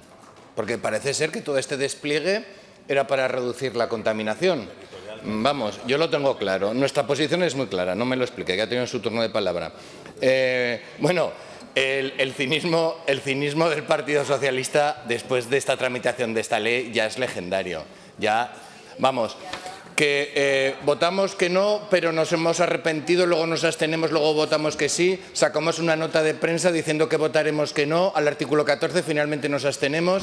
Hombre, eso, no sé quién ha hablado de los trileros, pero hoy el Partido Socialista la ha abordado, entre la comisión y la sesión de hoy la ha abordado. Por cierto, ustedes que están siempre con esa superioridad moral, que se atreven a criticar a jefes de Estado de otras naciones, es que uno no se puede subir a esa tribuna así que la señora Pérez le insulte durante toda la intervención. Vamos a ver si hacemos algo para que se deje de decir cara dura y que cara y guardemos un poco el decoro de la Cámara. Decoro, por cierto, en el que se ha resguardado con mucha cobardía un diputado de otra bancada que ha aprovechado la ocasión para insultarme.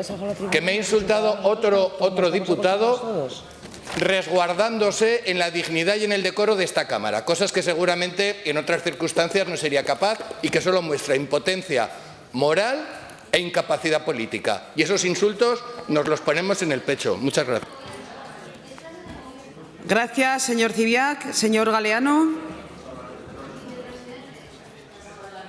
Gracias, señora presidenta. Vuelvo a repetir que el voto que hemos los votos que hemos realizado en el día de hoy se explican, como he dicho desde el principio, por una actitud absolutamente coherente con la defensa de nuestro anteproyecto anterior, del Real Decreto 1/2023.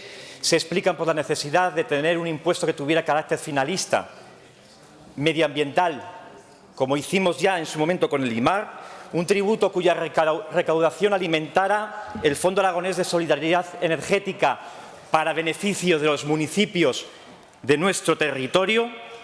Desde luego, si se recauda poco y no va a ir destinado a esa finalidad, casi mejor que se recaude menos si es para compensar rebajas fiscales injustas.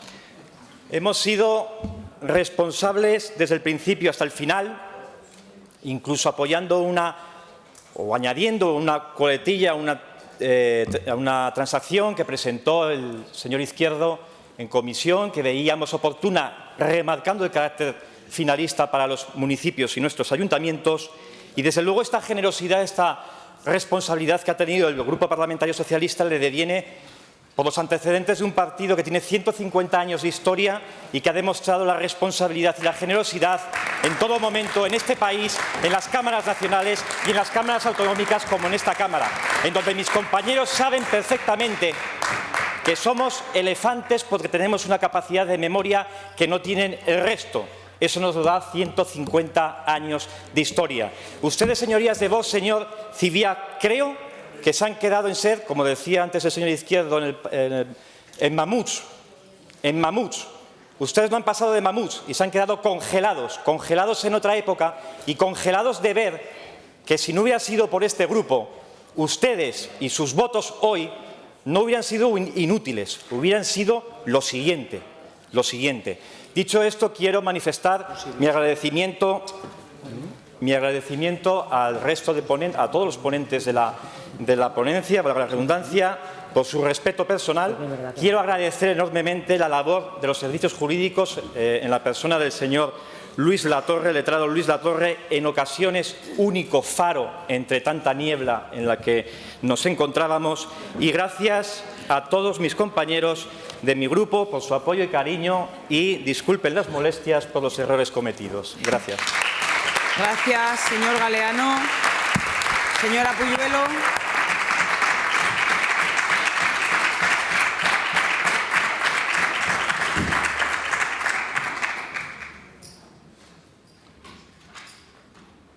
Gracias, presidenta. Seré muy breve.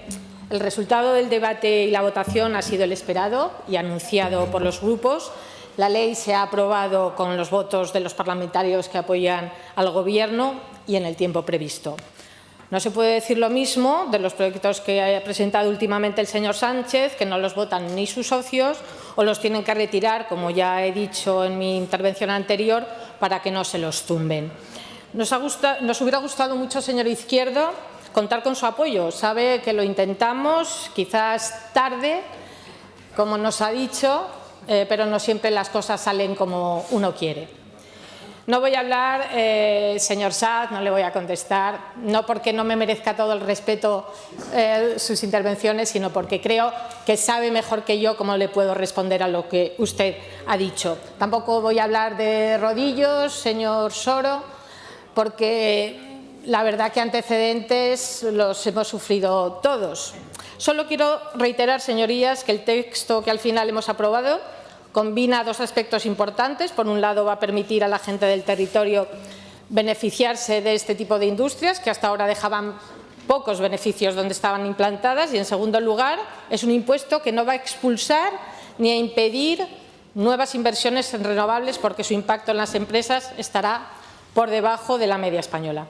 Creemos sinceramente que se ha alcanzado el equilibrio necesario para que no se vean conculcados los objetivos de una ley medioambiental y el despliegue ordenado y necesario de las energías renovables que, como poderes públicos, tenemos la obligación de impulsar.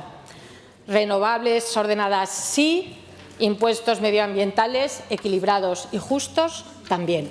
Muchas gracias.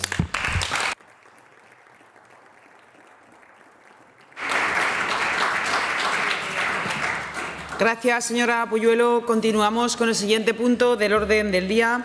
Comparecencia del presidente del Gobierno de Aragón a petición propia al objeto de informar sobre la evolución de la economía aragonesa. Tiene por tiempo de 10 minutos el señor presidente del Gobierno de Aragón. Comienza la intervención.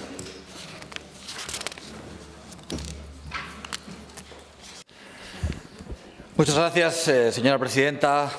Señorías, comparezco ante todos ustedes para informar sobre la evolución de la economía aragonesa en los primeros años del 2024, así como de las principales inversiones que se han anunciado en esta comunidad autónoma en este periódico. Hace poco más de un mes, cuando desde la bancada de la oposición me acusaban de haber dejado a Aragón en el punto muerto, aseguré que íbamos a anunciar en muy poco tiempo 10.000 millones de euros de inversión en este 2024. Pues bien, como todos ustedes saben, ayer anunciamos la mayor inversión en la historia de nuestra comunidad autónoma, la mayor inversión que se ha hecho en España y la mayor inversión tecnológica que se va a hacer en Europa.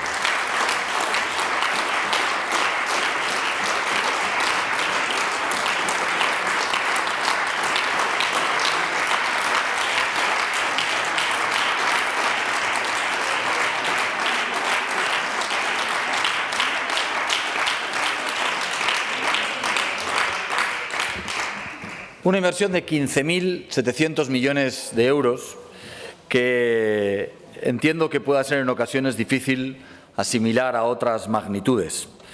Esta no solamente es la mayor inversión tecnológica anunciada en Europa, sino que para comprenderlo tendríamos que referenciarlo en esta Cámara al presupuesto de la comunidad autónoma, 8.546 millones de euros, más del doble.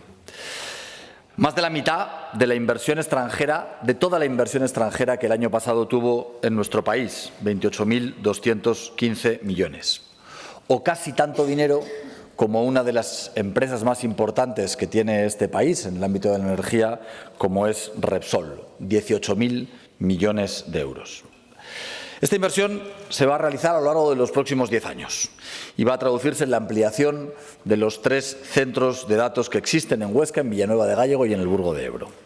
En total se van a desarrollar 354 hectáreas nuevas y, lo que es más importante, van a generar 6.800 puestos de trabajo a tiempo completo en nuestra comunidad autónoma.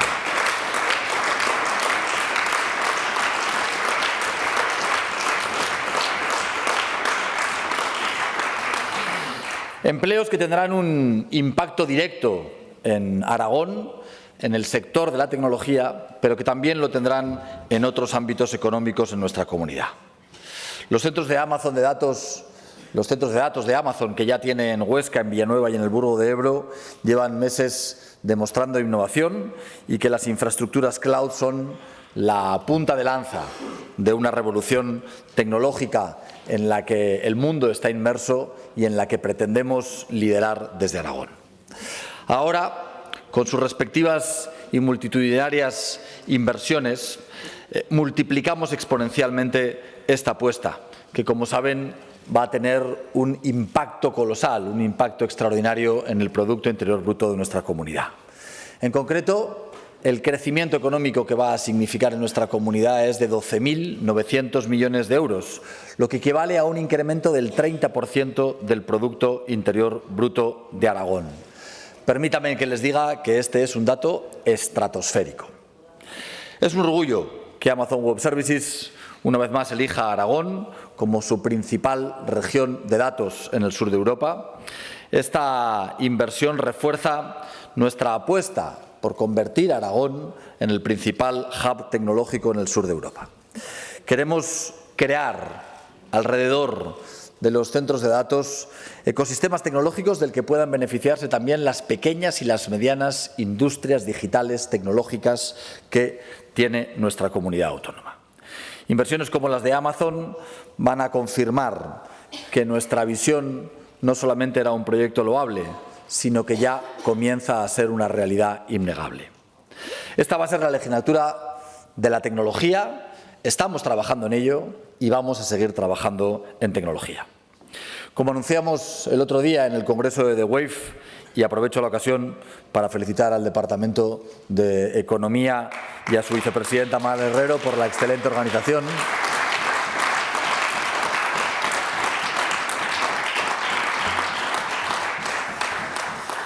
Vamos a promover un gran parque tecnológico de la mano de la Universidad de Zaragoza, de la mano del Ayuntamiento de Zaragoza, que va a ayudar a potenciar todo el tejido empresarial ligado a las nuevas tecnologías en nuestra comunidad autónoma. Este también va a ser un proyecto de legislatura, un proyecto que albergará instalaciones de última generación, que superará las 40 hectáreas actualmente al lado de la universidad y que en empresas del sector TIC y otro tipo de empresas permitirá la creación de ellas. Y no queremos que ningún aragonés se quede atrás en esta revolución tecnológica. Y por eso ya hemos incrementado en un 30% las plazas que desde nuestra universidad se ofrecen en grados tan importantes, tan esenciales para esta revolución como es la ingeniería informática o las matemáticas. Grados que, por desgracia, llevaban años sin incrementarse, aunque eran muy necesarios. También estamos introduciendo mejoras sustanciales en la formación profesional. De las 1.750 nuevas plazas, 575 corresponden a grados vinculados con la ciencia, con la tecnología, con la ingeniería y con las matemáticas. Es decir, 1 de cada 3 nuevas plazas. Y de esos 25 nuevos grados que se van a poner en funcionamiento en formación profesional, 17 están vinculados a la tecnología. 2 de cada 3 de los nuevos grados.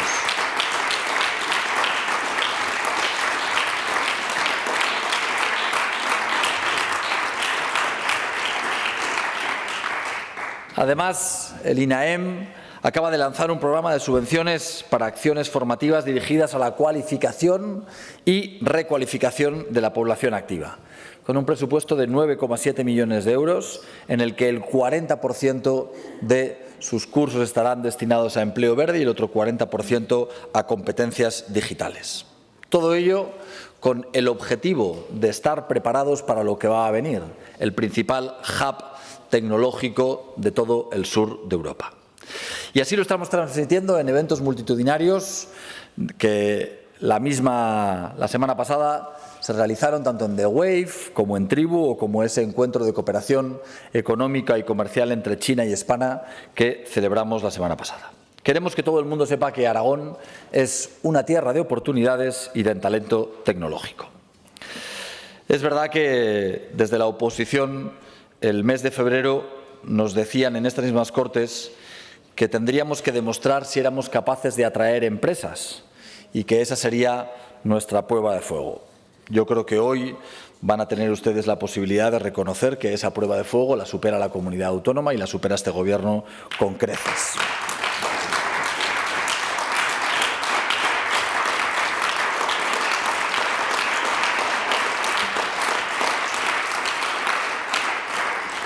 Desde que llegamos al Gobierno, hace aproximadamente 10 meses, hemos anunciado una gran inversión en centros de datos, otra importantísima inversión en el sector logístico, otra potente inversión en el sector agroalimentario, otra en la industria papelera y, finalmente, la macroinversión tecnológica que anunciamos ayer. En el mes de octubre de 2023 anunciamos que Microsoft invertiría 4.400 millones de euros en la construcción de 2 centros de datos. En marzo del 2024 anunciamos que Inditex va a invertir 600 millones de euros en la construcción de un macrocentro logístico, el segundo en Aragón, en el que trabajarán 1.500 personas. En el mes de abril de este año anunciamos la mayor inversión en el sector agroalimentario en la historia de Aragón. El Grupo Costa va a invertir 469 millones de euros en un complejo agroalimentario en Villamayor que también generará cientos de puestos de trabajo. También, en el mes de abril, SAIC anunció la inversión de 100 millones de euros para descarbonizar el proceso de fabricación de papel reciclado en su planta del Burgo de Ebro, lo que generará 400 empleos entre directos e indirectos. Y en el día de ayer anunciamos la inversión más importante, la de Amazon Web Services, que, como todos ustedes saben, asciende a esos 15.700 millones de euros. Pero si todo esto fuera poco, esta misma mañana hemos anunciado una nueva inversión en nuestra comunidad. Esta misma mañana he tenido la oportunidad de estar presente entre la firma de un protocolo que han firmado las empresas de Forestalia con Contemporary Green Energy, un protocolo que va a significar nada más y nada menos que el proyecto de autoconsumo industrial más importante que se va a hacer en la comunidad autónoma, 800 megavatios, y que va a significar nada más y nada menos que la inversión de otros 1.000 millones de euros en nuestra comunidad.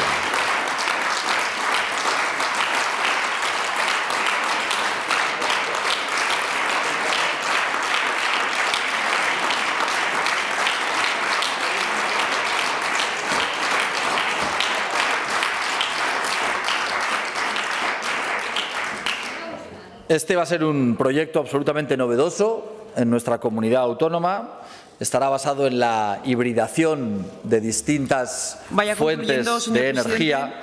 Va a combinar la energía eólica, la energía solar y también el almacenamiento de esa energía con baterías.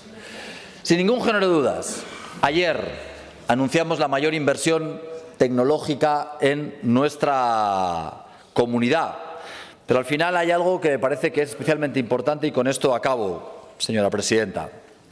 En estos 10 meses, con las inversiones que hemos anunciado y que hemos relatado aquí esta mañana, las inversiones que en los próximos años van a venir a esta comunidad autónoma ascenderán a 22.269 millones de euros. Eso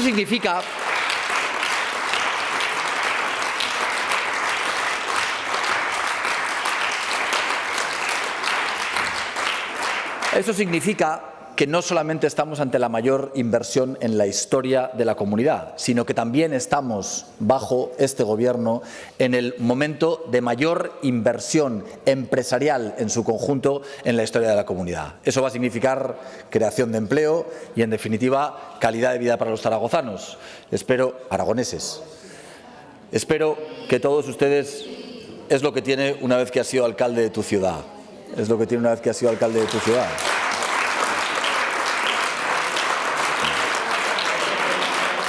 Gracias, señor presidente. Me siento muy orgulloso de ello. Espero que ustedes también se sientan muy orgullosos de lo que en 10 meses ha conseguido este Gobierno, porque fundamentalmente trabajamos y vamos a seguir trabajando para todos los aragoneses y aragoneses. Muchas gracias. Gracias, señor presidente. Turno ahora.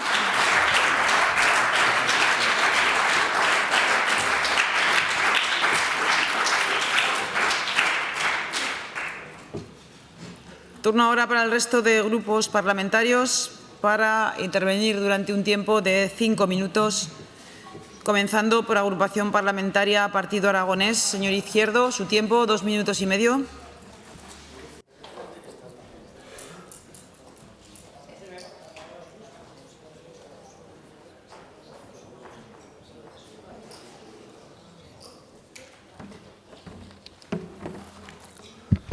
Gracias, señora presidenta. Señor presidente, ayer tuve la oportunidad de escucharle, de asistir al acto en la Torre del Agua. Desde luego es un orgullo y para nosotros, para el Partido Aragonés, es importante que esta tierra lidere el sector energético, lidere la transformación digital y se convierta en un punto de referencia. Pero fíjese, más me alegra lo que acabo de ver en la nota de prensa del Gobierno que usted ha anunciado de la firma de esta mañana, porque eso sí que tiene sello aragonés.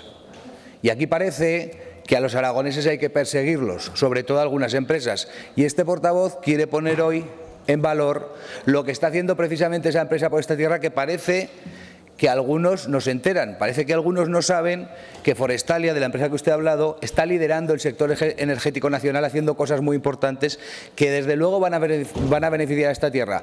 Y sin ninguna duda, para un aragonesista es un orgullo mucho mayor ver cómo una empresa aragonesa crece y se multiplica en el Estado y se convierte en una referencia nacional e internacional. Y estas cosas también hay que decirlas, aparte de entrar en los bulos, en las descalificaciones y sobre todo ese dicho tan aragonés de dale duro, que es de aquí. Que eso es lo que hacen algunos, estos de sí pero no así, con las empresas, sobre todo aragonesas. Cuando son nacionales e internacionales no les preocupa tanto. Por eso creo que la noticia de esta mañana es importante. Me alegra lo que usted ha dicho, me alegra verle en esa fotografía porque creo que escenifica muy bien ese talento aragonés del que muchas veces hablamos. Creo que las buenas noticias vienen una tras otra y eso desde luego es fruto de que las cosas se están haciendo bien. Hay que continuar. Yo le tengo que poner un pero rural, presidente, ya sabe que no pierdo la oportunidad, que es que mientras todo va muy bien en lo tecnológico, los agricultores, y también abro en nombre propio, permítamelo, y los ganaderos, pues seguimos teniendo tremendas dificultades, seguimos sufriendo una sequía que en una gran parte de Aragón, salvo en Huesca, y ya me alegro por ello, nos va a hacer a muchas familias sufrir, y esta es una realidad.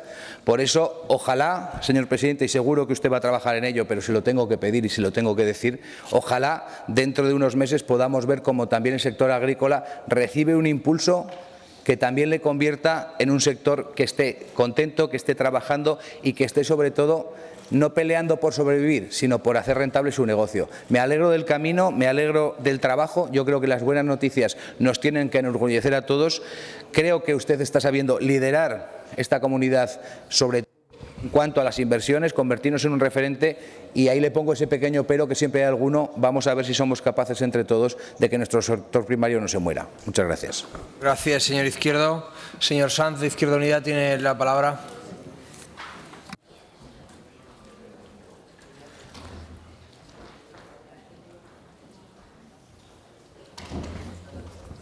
Gracias, vicepresidente. Buenos días, señor Azcón. Cada 3 meses suele venir usted a contarnos lo que va a pasar, a anunciarnos cuestiones, normalmente además que pivotan siempre sobre las mismas protagonistas empresariales, sobre los mismos proyectos, con datos que a veces no se cumplen, como usted muy bien sabe, y en cualquier caso con una serie de indefiniciones que a mí sí me gustaría que concretase. En cualquier caso, como sé que es prematuro con respecto al anuncio que usted ha hablado hoy, esperaremos a ver en qué se sustancia esa alfombra roja que usted va a poner a estas inversiones, por cuanto ya sabe que, al igual que pasaba con el anterior Ejecutivo, que también era muy proclive a estos menesteres que ustedes hacen tras sarao y titular de prensa previo mediante, a nosotros nos preocupa una cuestión que es fundamental. Usted ha venido aquí a hablar de lo que va a pasar y yo quiero hablar con usted de lo que está pasando en nuestra economía hoy. Problemas reales hoy, de la economía real de hoy. Y cómo estos anuncios, más allá del frenesí que pueden generar, son utilizados a beneficio de inventario para no saber leer bien el momento económico, el momento político y el futuro de nuestra comunidad. Yo quiero hablarle hoy de responsabilidad en ese sentido. Hablábamos de los problemas reales de la economía. A mí me gustaría que usted hoy subiese aquí a hablar de la siniestralidad laboral o cuando menos hacer un guiño, porque llevamos 13 muertos ya, señor Azcón, y hoy toca Hoy toca que el presidente del Gobierno hable de esa cuestión. Y cuando le hablo de responsabilidad, quiero también decirle que todos estos anuncios que usted está haciendo no pueden utilizarlos a beneficio de inventario para propiciar bajadas masivas de impuestos a través de esa alfombra roja, que es lo que ustedes están comprometiendo en cada acto público que hacen rodeado del sector empresarial. Y me explicaré. El otro día lo hizo con las pymes. Por cierto, pymes que tributan inversamente proporcional a la dimensión que tienen en relación con las grandes, es decir, mucho más que las grandes. Pero la solución no es bajarle los impuestos a las pymes, la solución es saber qué va a hacer con estas inversiones que usted está anunciando en materia impositiva. ¿Qué va a hacer? ¿Va a hacer que paguen lo que tienen que pagar o va a exonerarlas de los pagos que tienen que hacer, tanto a nivel municipal como a nivel autonómico? Esto es muy importante. Le decía que el Banco de España nos dice que el crecimiento empresarial está ya 7 veces por encima de lo que han crecido los... Eso es economía real. Acabo ya, presidente. Y yo quiero que usted se pronuncie con respecto a eso. ¿Qué mecanismo de redistribución de la riqueza va a garantizar y va a aplicar a estos grandes anuncios empresariales? Porque hoy nuestra economía crece gracias precisamente a la inyección de fondos europeos que han permitido que se incremente un consumo interno, la comunidad autónoma un 6%, 6 puntos más, y buena parte de estos proyectos empresariales vienen financiados precisamente por eso. Gracias, señor Pero, Sanz. acabo con esto, pero si no generamos mecanismos de reparto de la riqueza de forma justa, si no lo hacemos y si hacemos lo contrario, que es desmantelarlos, cuando acaben estas inyecciones empresariales, estas inyecciones económicas de la Unión Europea, nos va a quedar desigualdad y precariedad. Y a mí eso me preocupa sobremanera. Por lo tanto, yo quiero mirada larga, más allá del frenesí, y que se comprometa usted aquí hoy con los trabajadores y trabajadoras de esta comunidad. Gracias, señor Guitarte. Tiene la palabra.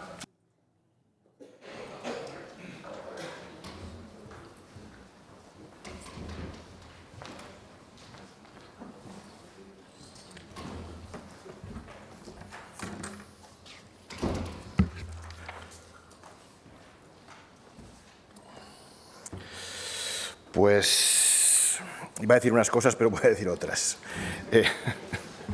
Sí, está muy bien esta posibilidad. Yo me ha recordado su comparecencia y algunos consejos que, bueno, tampoco tengo yo ninguna capacidad de dar consejos, ¿no? Pero algunas cuestiones que le reprochaba a su antecesor. Es decir, no es buena la autocomplacencia. Por muy bien que vayan las cosas, no es buena la autocomplacencia. Usted nos ha hablado de una inversión global de más de 22.000 millones en la comunidad autónoma. Yo, como primera pregunta, se me ocurre, ¿podría hacernos un desglose territorial de esa inversión? ¿Se concentra algo más allá de los 50 kilómetros cuadrados que todo el mundo sabemos? ¿O hay un desglose territorial de esa inversión? Nos anuncia 6.800 puestos de trabajo y también me recuerda cuando las promotoras de centrales renovables hablan de miles de puestos de trabajo que luego realmente se quedan en 1 o 2 para mantenimiento. Hay una fase de construcción en la que todo el mundo habla de puestos de trabajo, pero para mí el sector de los centros de datos me dicen que realmente cada centro de datos crea 50 puestos de trabajo cuando está en funcionamiento. Puestos de trabajo de alta remuneración y de alta cualificación, pero 50. De 50 por 4, que son 200, o sea, unos centenares de puestos de trabajo a 6.800, no sé dónde se pierden esos centros de trabajo. Otra cuestión al respecto de ese otro anuncio de concentrar, parece que se quieren concentrar todas las empresas TIC en un polígono, que es quizá lo más contrario a lo disruptivo que se supone que debe ser la economía innovadora y a la innovación. Volver a concentrar, eso es de la vieja escuela. Crear polígonos sectoriales es de la vieja escuela, precisamente en una tecnología que lo que ha hecho es romper la vinculación entre el centro de trabajo y la residencia. Las empresas tecnológicas aragonesas deben amoldarse al territorio y deben crear un hub, pero un hub extendido por el territorio. Lo de concentrar en un polígono, eso es de los años 80, 60, 80.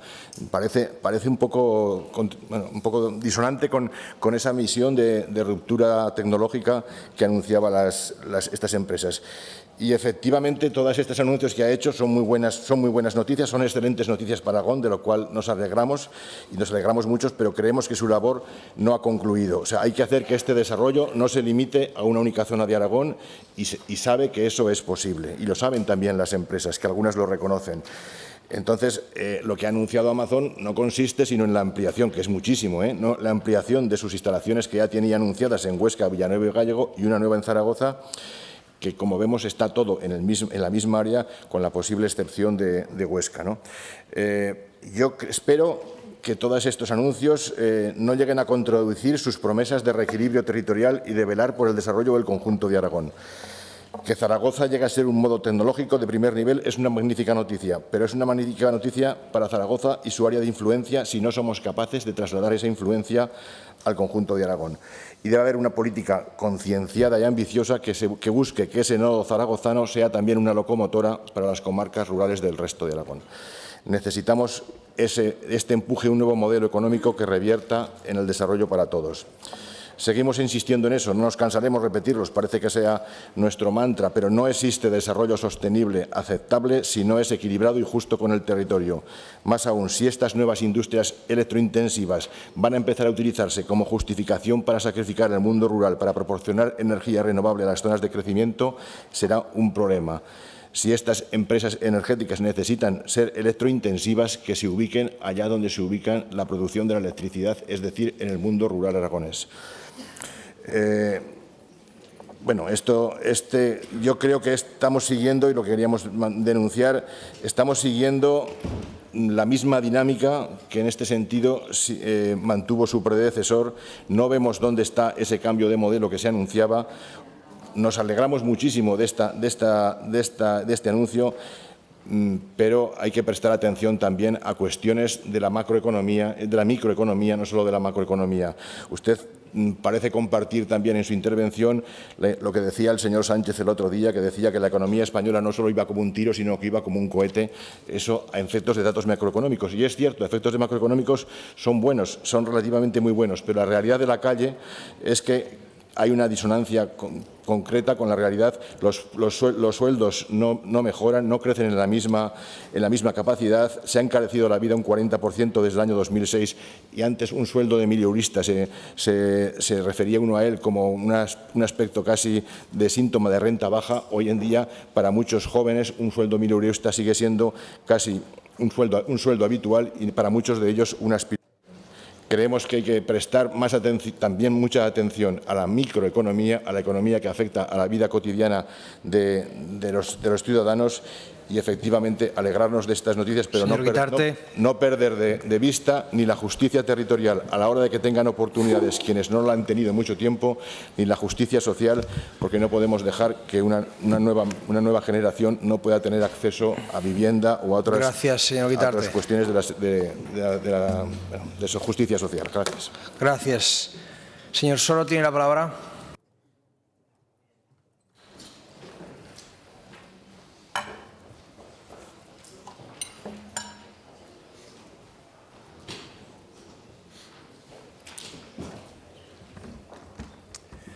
Muchas gracias. Buenos días, señor presidente. He de reconocer que me ha decepcionado un poco su intervención, señor Azcón, porque estaba convencido. Sí, le decía que me ha decepcionado porque estaba convencido de que nos venía a dar alguna primicia, de verdad, tal como ha llevado esta semana con Cepime, la Torre del Agua. Yo pensaba que hoy nos iba a contar algo nuevo. No le estoy quitando importancia a lo que está diciendo, pero que de verdad pensaba que nos iba a dar un titular y ya nos podíamos ir del pleno, que ya se había acabado el pleno y nos ha contado lo que ya le sabíamos, y le agradezco además que venga porque así podemos dar la opinión de los grupos en representación de la sociedad. Y la opinión de hecho entre aragonesistas es clarísima. Nos alegramos muchísimo de las buenas noticias. Enhorabuena. Se lo digo así de claro, como aragonés, como aragonesista, me alegro muchísimo. Enhorabuena a usted y a su equipo, a la señora Ríos, al equipo de la señora Ríos, que estoy seguro que muchos están teniendo que ver con estas nuevas noticias. Creo que ha llegado el momento de un nuevo consenso a nivel de Aragón. Hubo un primer consenso que fue muy fructífero, muy útil con la logística, y ahora tiene que llegar ese nuevo consenso con la tecnología, con las tecnológicas. Creo que estamos todos en esto y, por lo tanto, tiene una gran oportunidad. Como le digo, para nosotros, cuanto mejor, mejor. Sí que permítame una reflexión. Parece que de repente los centros de datos de Amazon Web Services, que ya existen hace tiempo en el Burgo, en Villanueva y en Huesca, surgieron por generación espontánea, por esporas, que de repente ¡pof!, salieron allí.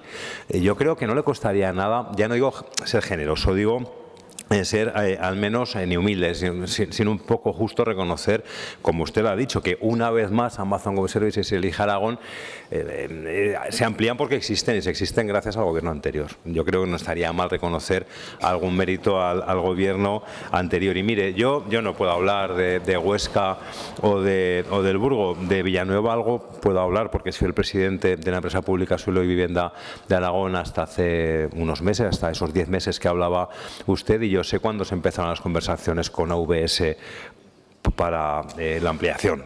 Por lo tanto, señor Azcón, que enhorabuena, de verdad, que genial, que nos alegramos muchísimo, pero algo de mérito en cómo dejamos el CADO el anterior gobierno, pues yo creo que puede haber. Y luego hay iniciativas nuevas, usted ha ido enumerando y me alegro de todas y cada una de ellas, de Microsoft, de Inditex, de Grupo Costa, de Saica, de verdad que nos alegramos muchísimo, pero insisto, creo que se podría reconocer también lo que tuvo que ver el anterior gobierno. Yo, una duda, pero porque yo soy de letras puras, como sabe, y me lío con los números. Ha dicho usted que la repercusión de AVS serán 15.700 millones, ha dicho, y ha dicho que eso es el doble del presupuesto de la comunidad autónoma, que son 8.500. He entendido, pero es que esto es hacer un poco de trampa porque los 15.700 serán anuales o serán en los 10 años. Porque si son los 10 años, es una inversión del 20%, que es un pastizal, que es muchísimo, que es un porrón. Pero creo que cuando mezclamos cifras anuales con cifras decenales, pues la cosa se distorsiona.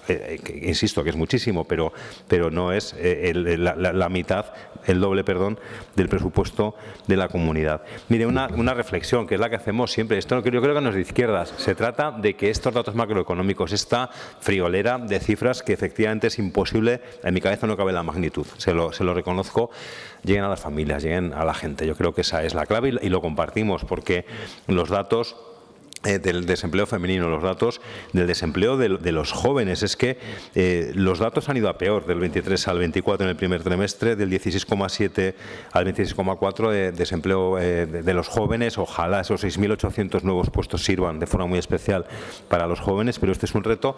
Y otro, ya se lo decía antes al señor Guitarte, que llega al conjunto del territorio. No es un reproche, yo sé lo difícil que es, porque lo he vivido, que las empresas inviertan fuera, en el caso de Aragón, del entorno de Zaragoza, sobre todo porque las empresas se instalan donde quieren. Y desde el gobierno se puede hacer mucho trabajo, pero al final las empresas deciden. Pero creo que sí que sería bueno seguir con el esfuerzo, desde luego, que el anterior gobierno lo hacía. Y hay una cuestión que me preocupa en particular, que es Hualca. Con ese nuevo parque tecnológico en el entorno de Zaragoza, ¿qué pasa con Hualca? ¿Qué sentido tiene Hualca? ¿Cómo van a reforzar Hualca? ¿Va a formar parte Hualca de este proyecto? Le hago esta pregunta muy concreta porque ya le digo que nos preocupa. Y luego, creo que también hay que hacer un reconocimiento. La derecha es muy curioso, dicen cuando les interesa que el trabajo lo generan los empresarios. Hoy viene a decirnos que el trabajo parece que lo va a generar el gobierno, pero bueno, en todo caso creo que tendremos que hacer un reconocimiento ya de entrada a los miles y miles de personas que van a trabajar, porque al final quienes trabajan son los trabajadores y son los que levantan, los que consiguen de verdad que esto tenga impacto en el PIB. Por último, se ha demostrado ya, por fin, ya está rematadamente demostrado, cómo mentían sus votantes con el infierno fiscal, con el mismo marco tributario de hace 10 meses. Lo que pasa es que cuando gobernábamos el cuatripartito, eso espantaba a las izquierdas, a las empresas con el mismo. Las empresas no hacen más que competir por venir a Aragón. Termino, además quiero terminar de verdad, señor Azcón, con un mensaje positivo. Enhorabuena, estoy de su equipo, son muy buenas noticias. Ojalá crezcamos, pero ojalá que esto se transforme en empleo de calidad en el conjunto del territorio. Y les animo, desde luego, a que sigan trabajando, que sigan en la estela que dejó marcada el anterior gobierno. Gracias, señor Soro. Turno ahora para el Grupo Parlamentario Vox en Aragón. Señor Morón.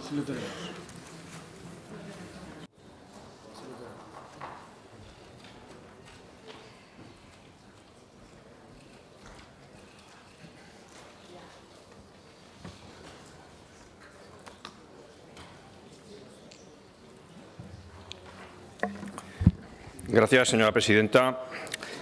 Desde el Grupo Parlamentario Vox, en primer lugar, queremos trasladar nuestra enhorabuena al Gobierno del Partido Popular y Vox por haber llevado a buen puerto las gestiones necesarias para traer la importante inyección que Amazon Web Services va a efectuar en Aragón, 15.700 millones de euros en 10 años. Un logro de tal magnitud que, bueno, pues no es de extrañar que la oposición pues también quiera atribuirse parte del éxito.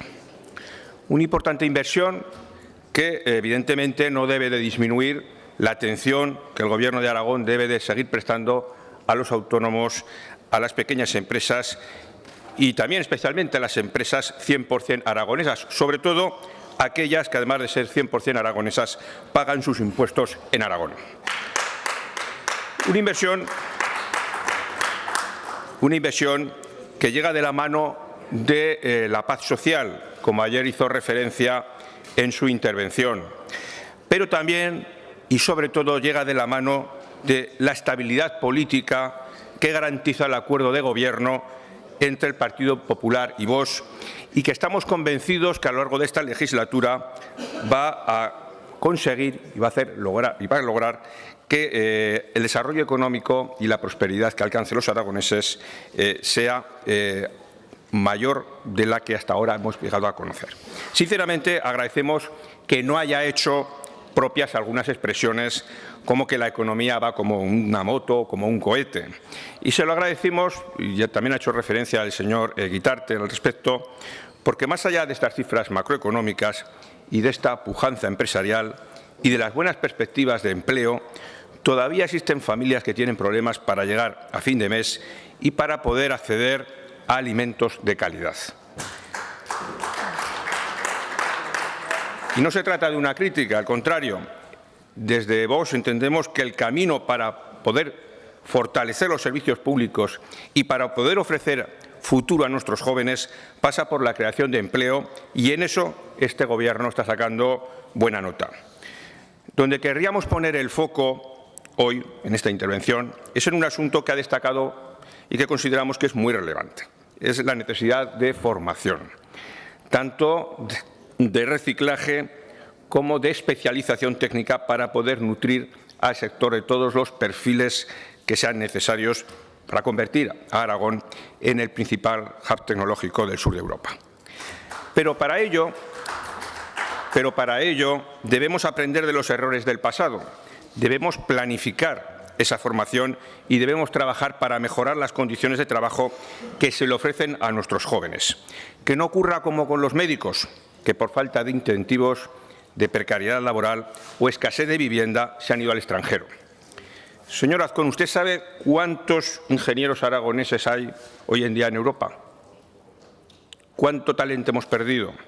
Evidentemente, los salarios en la empresa privada los marca el mercado, pero en esa colaboración público-privada necesaria, por ejemplo, para formar a todos estos miles de personas a los que se ha hecho referencia, debemos poner todo el empeño por mejorar esos salarios y por ser ambiciosos también en las políticas de vivienda para favorecer el asentamiento de familias en Aragón, especialmente mejorando las condiciones laborales de nuestros jóvenes.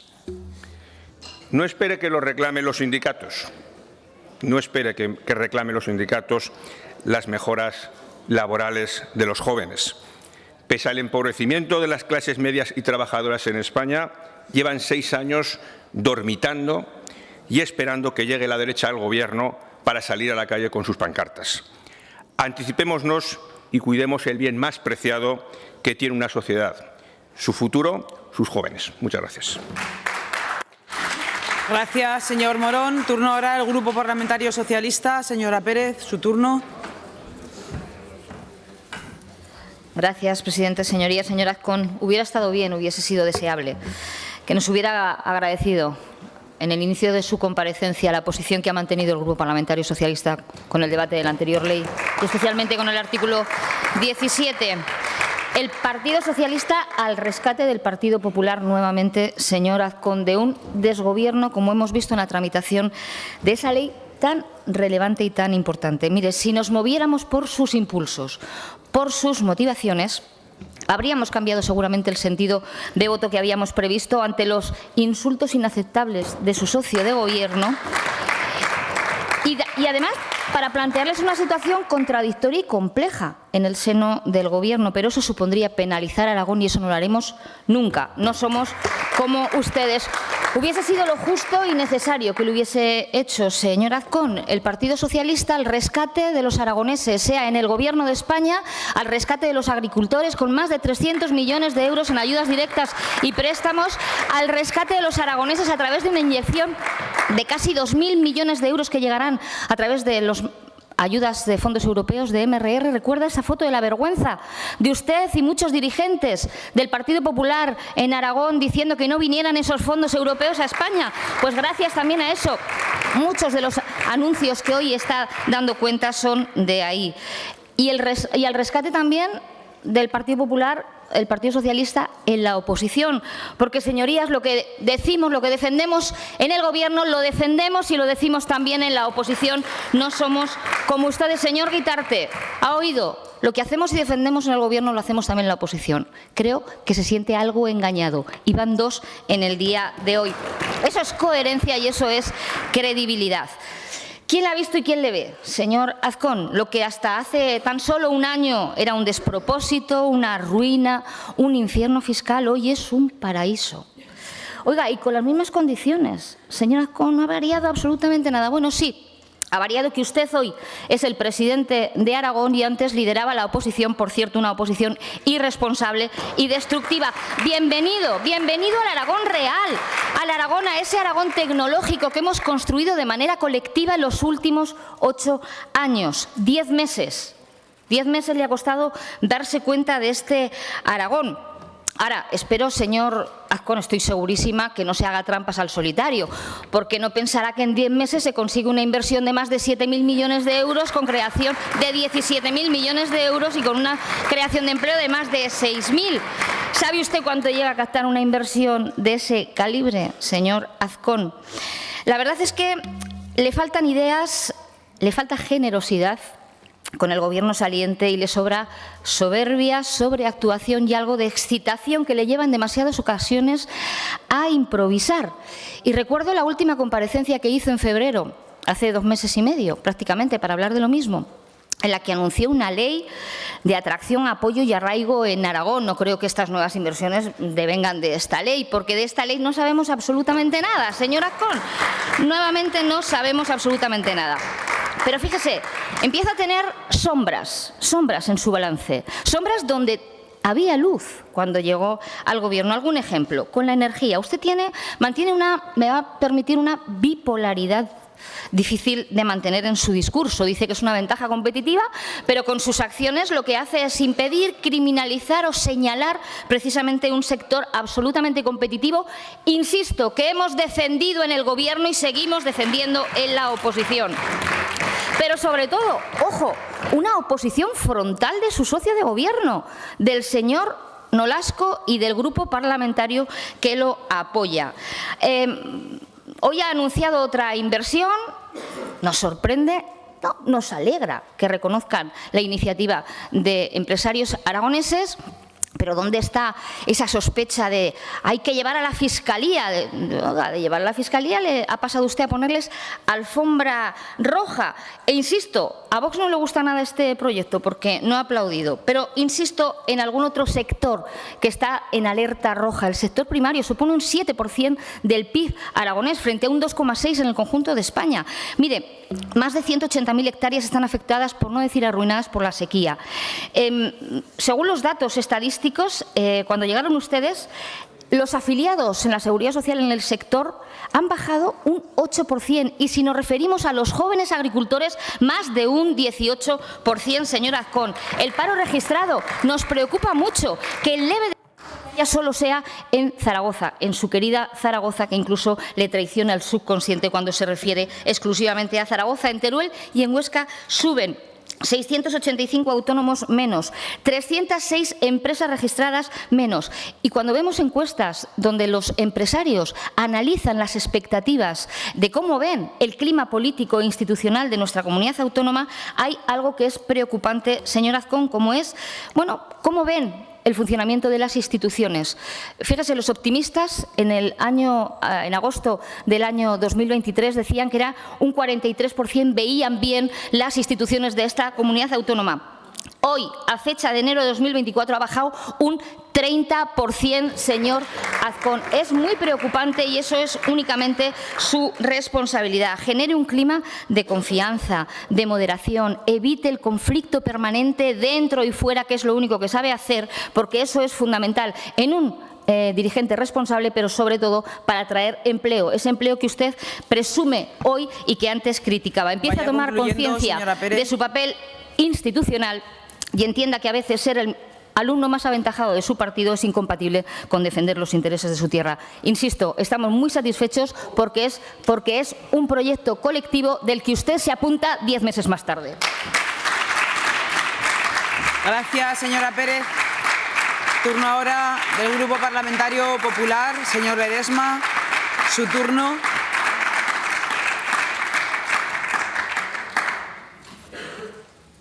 Muchas gracias, señora presidenta. Una cuestión previa.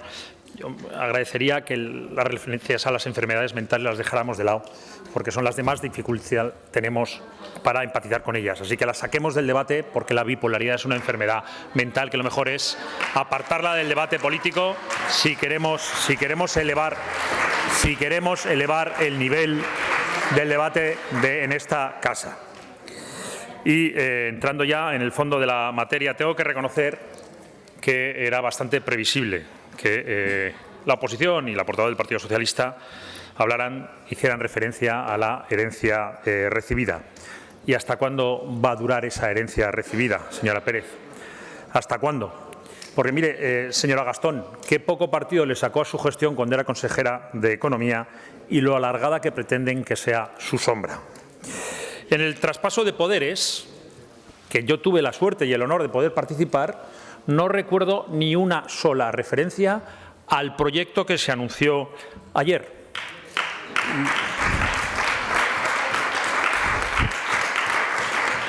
Y si ustedes lo conocían, entonces, ¿por qué no nos informaron el traspaso de poderes? ¿Que no querían que saliera?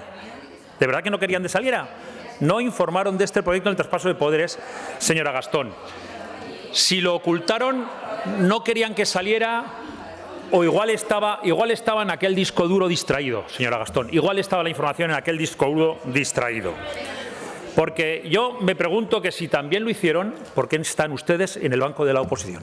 ¿Por qué están ustedes en la oposición si también lo han hecho durante 8 años? Mire, 300, si no, ya sé, señora Pérez, que aún no lo entiende qué hacen ustedes en la oposición.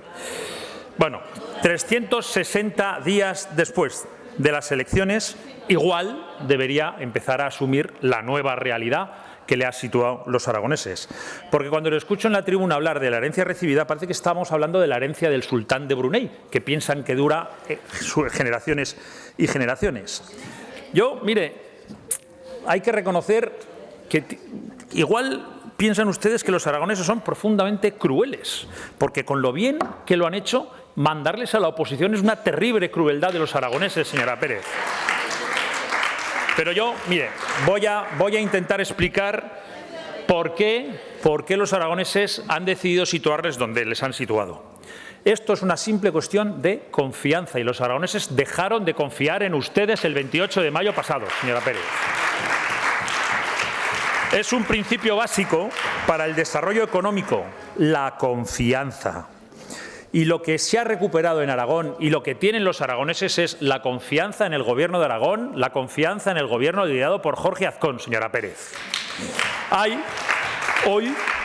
Hoy las empresas vienen a Aragón y vienen atraídas por nuestros recursos, vienen atraídas por el capital humano, señora Pérez, y vienen atraídas por un Gobierno que les transmite certidumbre y confianza. Y le voy a decir algo que lo va a oír durante mucho tiempo. Aragón va por el buen camino, señora Pérez. Un gobierno en el que las empresas encuentran interlocutores de acreditada capacidad profesional, gestores diligentes, eficaces y que se anticipan a los enormes cambios que está experimentando Aragón. Les repito que Aragón va por el buen camino, señora Pérez. Por eso Aragón crece más que la media nacional, por eso aumentan las exportaciones en Aragón más que la media nacional y por eso se crea en Aragón más empleo y, sobre todo, también más empleo en cantidad y en calidad. Ya sabemos que el modelo económico socialista, basado en la intervención del mercado, en una fiscalidad asfixiante para los ciudadanos y la regulación de la actividad empresarial, solo ha demostrado ser un buen mecanismo para repartir equitativamente la miseria. Y por eso los españoles tienen cada vez peores sueldos y están cada vez más alejados de los sueldos europeos. En el Partido Popular siempre hemos defendido que la mejor política social es la creación de empleo y de riqueza, porque lo que no existe no se puede repartir. El empleo que se crea, que se genera, es por las condiciones adecuadas, cuando se ofrece seguridad jurídica, se ofrece solvencia y cuando se aborda el cambio del modelo productivo para poder ofrecer empleos de mejor calidad, como los miles de puestos de trabajo que se van a crear en el hub tecnológico. Señora Pérez, yo, si me permite, el Gobierno de Aragón ha sacado los presupuestos de 2024 en plazo, con un incremento importantísimo en las áreas más potentes y más sociales del área, frente a la comparación que tenemos con un Gobierno de España que no ha sido capaz ni de presentar un proyecto para 2024. El Gobierno de Aragón ya está trabajando en el proyecto de 2025 de presupuestos. Eso es la seguridad, la certidumbre y la tranquilidad que hacen que vengan las empresas a Aragón. De momento van 22.000 millones anunciados en estos meses para los próximos años en Aragón. Para los próximos muchos años, señora Pérez. Esperemos que sigan así muchos más años. Gracias. Gracias, señor Ledesma. Concluye la comparecencia con la respuesta del señor presidente a todas las cuestiones planteadas por el resto de grupos parlamentarios por tiempo de 10 minutos.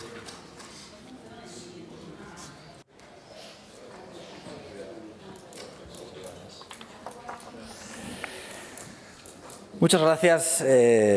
Sí, yo lo primero que quería hacer, es verdad, era, al margen de agradecerles sus intervenciones, agradecer el que creo que todos ustedes hayan coincidido en que es una buena noticia que haya inversiones importantes para la comunidad autónoma. A mí esto, al margen de que ahora podamos debatir o podamos discutir sobre otra serie de cuestiones, creo que hasta el señor Sanz, ahora entraremos en eso, pero creo que hasta el señor Sanz ha dicho que era una buena noticia para Aragón. Y, por tanto, si ahora a estas Cortes de Aragón tuviéramos que votar y no solamente...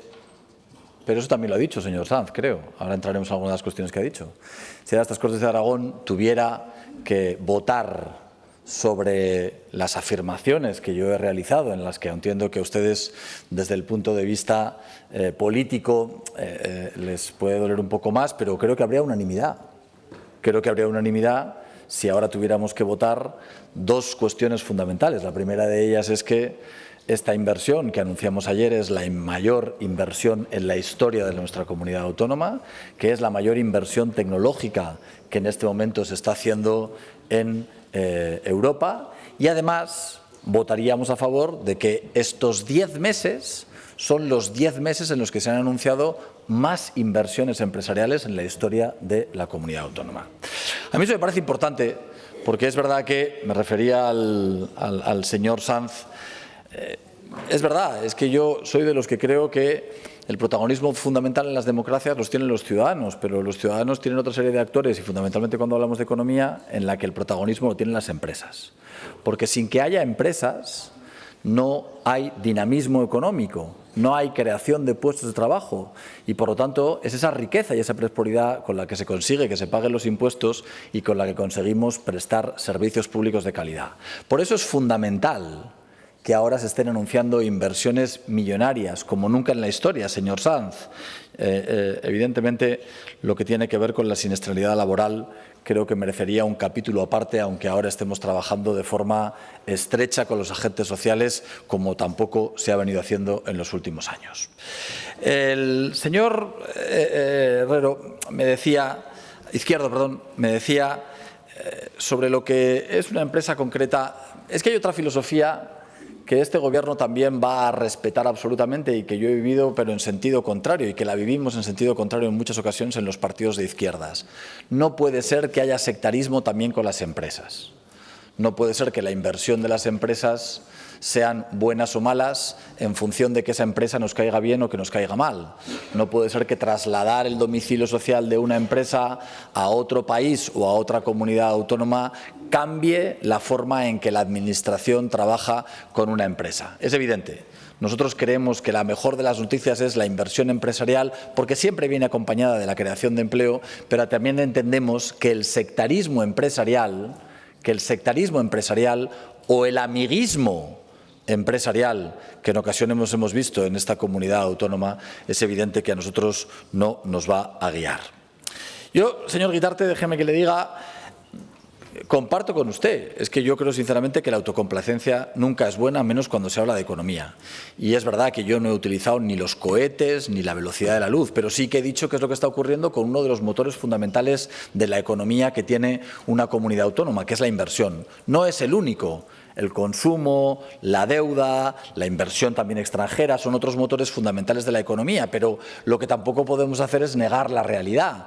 Y la realidad, con datos, es la que yo he dicho. La mayor inversión empresarial. Hoy somos noticia no en la prensa nacional, hoy somos noticia internacional. Hoy les podrá parecer, pero hoy el Indian Times o el Brussels Times habla de Aragón.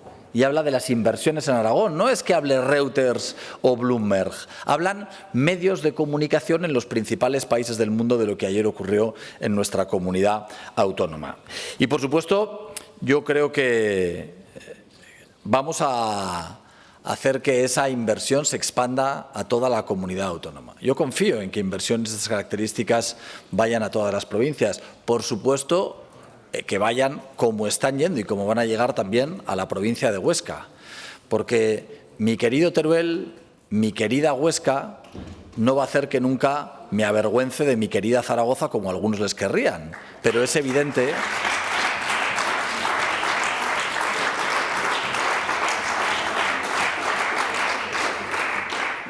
que vamos a trabajar para que así sea. Miren, señor Morón, me parece muy importante lo que usted ha dicho del retorno del talento, porque es verdad. Y en el número de ingenieros a día de hoy, aragonesas que están fuera de nuestra comunidad autónoma o que están fuera de nuestras fronteras. A mí sí hay una noticia que hoy me ha hecho especialmente ilusión ver, una noticia que publica el digital Hoy Aragón, es cuáles son los sueldos que cobran los ingenieros en Amazon. Yo le invito a que la lea, porque es verdad que hay determinadas industrias que tienen sueldos que son capaces de hacer que el talento retorne.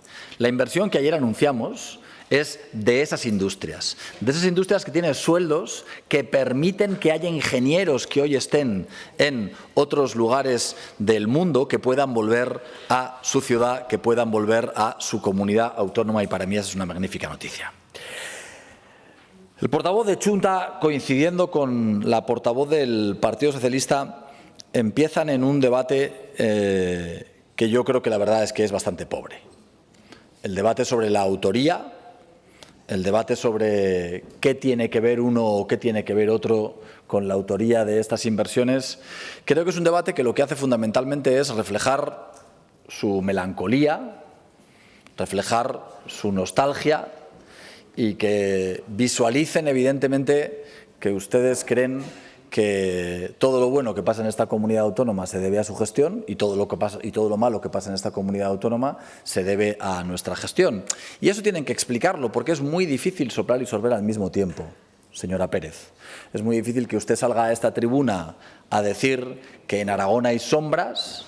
Es muy difícil que usted ha dicho cosas, usted ha dicho que desde que usted gobierna Aragón no va bien, que lo único que me importa es el marketing, o que gracias solamente a ustedes es como hemos encontrado una velocidad de crucero. Es muy difícil decir que ahora en Aragón las cosas van bien, las cosas van mal, y que todo lo que ustedes hicieron es lo que nos ha permitido seguir. Porque es verdad, señora Pérez, yo tengo que decirle la verdad. En ninguna de las conversaciones, ni privadas ni públicas, que hemos tenido en el traspaso de poderes, ustedes nos hablaron de este tipo de inversiones. En ninguna. Ni en los papeles. Sí, no. Miren. Miren, yo les invito a que saquen los papeles. Si ustedes sacan los papeles y son papeles que ustedes nos entregaron a nosotros y en esos papeles estaban estas inversiones, ¿sabe por qué? Porque si es así, si ustedes tenían atada esta inversión, ya les digo, por favor, que nos digan otras inversiones que tenían atadas y en las que estamos trabajando, porque veo que esto va a ser el tono de la legislatura. Aquí va a venir hasta la última empresa y uno de ustedes... Y alguno de ustedes nos va a decir que se cruzó en una tienda con el propietario o en un congreso y que también se debe que un socialista habló con él para que venga a Aragón, ¿no? Entonces, nos lo digan todo de golpe. Nos lo digan todo de golpe, porque evidentemente creo que es poco creíble que ustedes fueran conscientes de lo que la inteligencia artificial generativa iba a generar en el mundo de los datos. Y además ustedes parten de una idea absolutamente equivocada y errónea.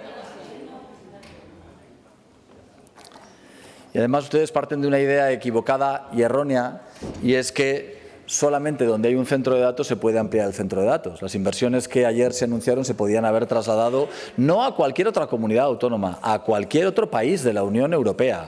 Porque lo que hoy...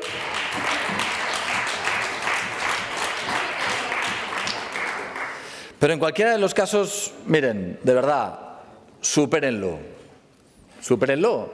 Es decir, hoy vamos a quedarnos con la parte positiva, vamos a quedarnos con que en Aragón estamos en el mejor momento de inversión de la historia y me van a dejar que acabe con algunas de las cuestiones que ustedes han dicho muy de pasada, pero que a mí también me parecen muy importantes. Señores del Partido Socialista, yo de su desgobierno interno no voy a hablar. De las cosas que les están pasando en las últimas semanas dentro del Partido Socialista en Aragón y en las relaciones que ustedes tienen, no voy a hablar. Pero sí que voy a decirles que es incomprensible que ustedes vengan aquí a hablar del desgobierno en Aragón cuando ustedes a nivel nacional que gobiernan acaban de tener 2 leyes porque no se ponen de acuerdo entre ustedes. Es una absoluta insulto a la inteligencia.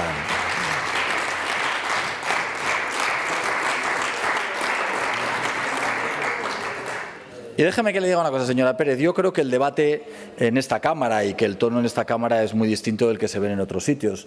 Pero cuando usted viene aquí a hablar de que le insultan, yo también le diría que en las últimas semanas hemos tenido la oportunidad de oír insultos por parte de la extrema izquierda al vicepresidente del Gobierno como no hemos oído en ninguna otra comunidad autónoma. ¿Qué caras pone, señora Pérez? Los insultos que le han proferido al vicepresidente de la comunidad autónoma son insultos que no se han oído en la política y no les he oído a ustedes condenar esos insultos. No les he oído a ustedes condenar esos insultos. Quiero decir, en cualquiera de los casos, déjenme que acabe con una de las cuestiones que también desde el señor Izquierdo hasta la portavoz del Partido Socialista ha puesto encima de la mesa y que yo no quiero que hoy se quede sin debatir porque me parece especialmente importante. Hoy hay una parte importante del campo aragonés que está atravesando otra vez una sequía muy profunda. Yo creo que la sequía este año no va a ser tan dura como fue la sequía el año anterior cuando ustedes gobernaban. Creo que la sequía, que va a ser importante, pero no va a tener unos efectos tan dramáticos en el campo anterior. Pero ¿sabes lo que quiero decirles? Que cuando el año pasado había una sequía mucho más grave que la actual en el campo aragonés, ustedes gobernaban y ustedes no tomaron ni una sola medida para ayudar a los agricultores. Nosotros, este año,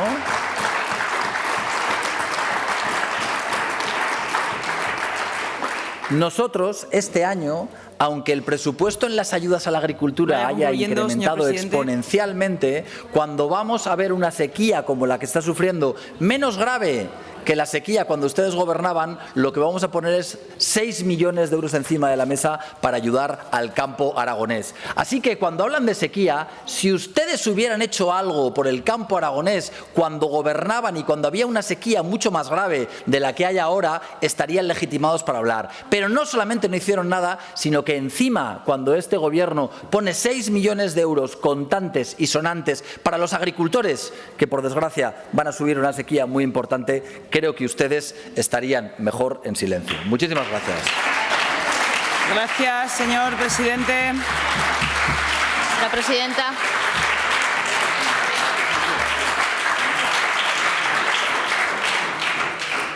Sí, señora Pérez. Pido la palabra en virtud del artículo 121.1 por inexactitudes. En principio era una, pero ahora mismo, después de escuchar al presidente, han sido dos. La primera, empezando por la última, que este grupo parlamentario y, en este caso, esta portavoz manifestó absolutamente su oposición a las acusaciones que habían vertido sobre el vicepresidente aquí, en sede parlamentaria. Si estuviera usted un poquito más en este pleno, hubiese escuchado directamente las disculpas. Y, en segundo lugar, e importante, este es el rigor con el que trabajan ustedes, tengo el documento de traspaso de poderes del Departamento de Economía, donde en la página 70, que dice otros asuntos de relevancia no relacionados anteriormente, proyectos estratégicos para Aragón sujetos a confidencialidad en fase de negociación avanzada, dice en su punto proyecto de ampliación de 3 centros de datos, ampliación de los centros de datos existentes en Aragón con Amazon Web Services. El siguiente punto, por cierto,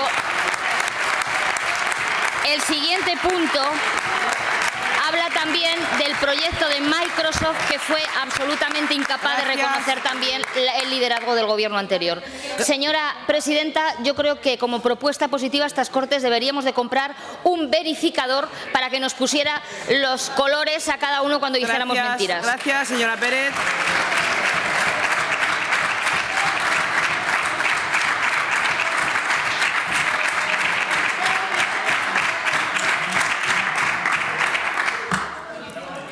Continuamos. Antes de pasar al siguiente punto del orden del día, les comunico que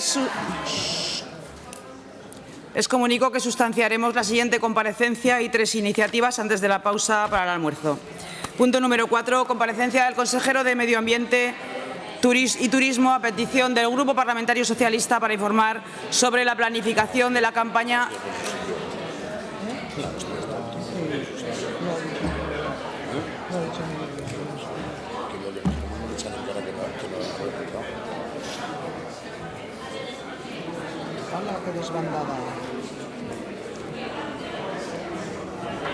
Un momento, señora Soria, porque no la va a escuchar nadie.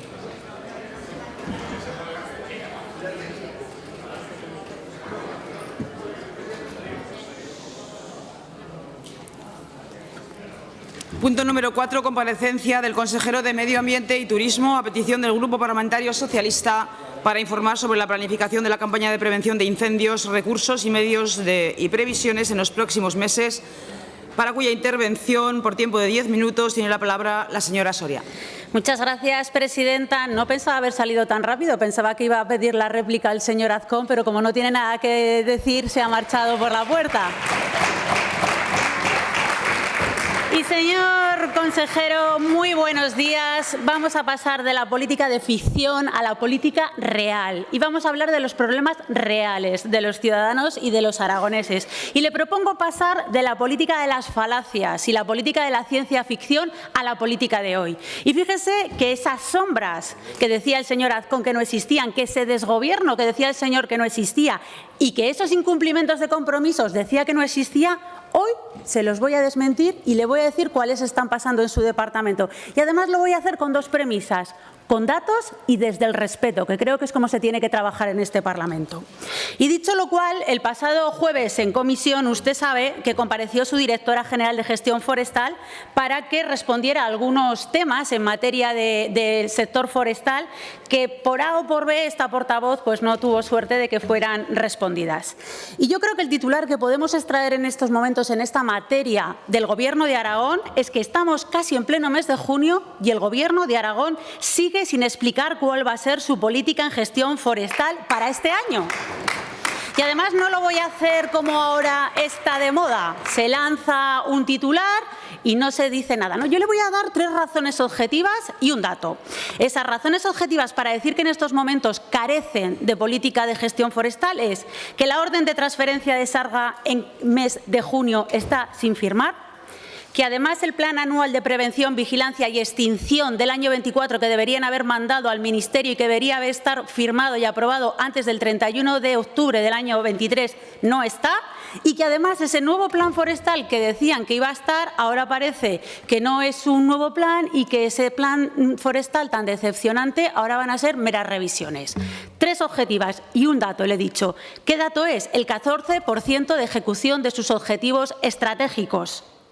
Si no se ponen las pilas, con este porcentaje de ejecución vamos a acabar la legislatura con un 56%, señor consejero.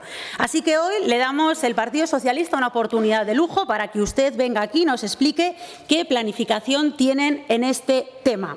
Y claro, vistos estos giros de guión en algunas cuestiones que ustedes estaban dando, esta portavoz tuvo que acudir a la primera comparecencia que usted tuvo aquí en sede para ver qué compromisos había adquirido con los aragoneses. Y entre esos compromisos estaba ese nuevo plan forestal, estaba una gestión forestal sostenible, había un pacto aragonés por el clima, que, por cierto, si esto le unimos a la ejecución que en estos momentos tiene el Pacto Verde Europeo, estamos en un 8,3% de ejecución. Por tanto, lo primero que le quiero preguntar es cómo se encuentra ese Pacto Aragonés por el Clima.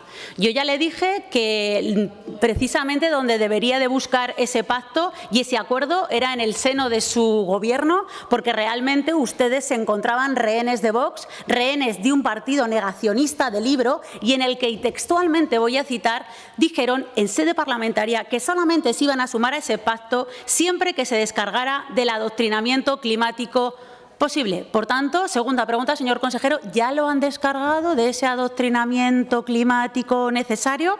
Y siguiendo con esos compromisos, nuevo plan forestal, que hablaré al final de mi intervención, nueva gestión forestal, prevención, se refieren a mejorar la masa vegetal. ¿Qué han hecho en este año? Porque entiendo que además de trabajar en las masas forestales que ya hay, estarán intentando crear nuevas masas. ¿En qué punto se encuentra esto?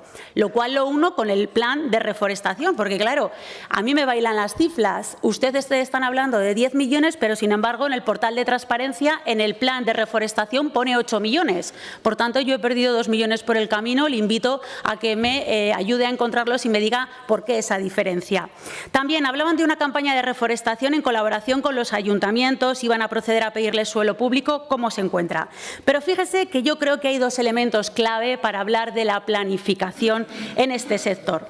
El primero de ellos es la orden de transferencia, esa orden de transferencia nominativa de financiación a la empresa pública de Sarga para que desarrolle el programa de prevención de incendios forestales en el año 2024. ¿Cómo se encuentra? El pasado jueves la directora general reconoció que no estaba todavía preparada. Hasta hace una hora que he subido a consultar la página del portal de transparencia, tampoco la he encontrado. Por tanto, doy por hecho o parto de la situación de que todavía no la tienen, lo cual a nosotros nos parece muy imprudente que en pleno mes de junio prácticamente no se haya firmado esa orden que es la que organiza y planifica el despliegue del operativo, es decir, de los recursos y de los medios, que es por lo que hoy yo le estoy preguntando y que además, si fuera poco, tiene que dar cumplimiento al artículo 43 de la Ley de Montes, donde se responsabiliza a las administraciones públicas para la defensa contra los incendios forestales y que a más se reproduce en nuestra normativa, nuestra Ley de Montes, artículo 101 y siguientes. Por tanto, esa tela de juicio en la que se ponía esa solicitud de comparecencia que el pasado jueves hacía esta portavoz, porque parece ser que la Dirección General Forestal y que Sarga y que el sector forestal nada tienen que ver. Ahora puedo entender por qué me dijo eso la directora general, porque ustedes no tienen trabajada ni firmada la orden de transferencia. Y claro, no me puede responder a eso porque esa ley es la que regula todo esto y la tienen sin hacer. Pero es que fíjese si tiene relación, que es la Dirección General de Gestión Forestal la que tutela la planificación, la dirección y el control de Sarga, que es el que pone en marcha el operativo forestal, que es quien garantiza la disponibilidad de medios humanos, materiales, asistencia técnica, en definitiva, que sí que hay un poquito de relación, ¿verdad, señor consejero? Y por otro lado, tampoco me puede responder cuál va a ser la duración de los contratos del operativo, porque como no tienen elaborada la orden, no han tomado la decisión de si van a ser 10 o van a ser 12 meses. Pero entre usted y yo, usted sabe mejor que yo que con el presupuesto que hay en estos momentos, como mucho llegamos hasta octubre, o sea que no vamos a poder demorar mucho más esa decisión. Y unido a todo esto, también Otro de esos motivos por los que yo decía que en estos momentos el Gobierno de Aragón carece en este año de política forestal es que no han enviado al Ministerio el Plan de Prevención de Vigilancia y Extinción de Incendios Forestales del 24. Usted sabe que el Decreto Ley 1522 modificó la Ley de Montes dada la gravedad de los incendios que se estaban produciendo en esos momentos y en su artículo 48 obligó a que todas las comunidades autónomas aprobaran esos planes y que además lo hicieran antes del 31 de octubre del año precedente, de manera que nuestro plan del 24 debería haber sido aprobado antes del 31 de octubre del 23. ¿Lo han enviado al Ministerio, señor consejero?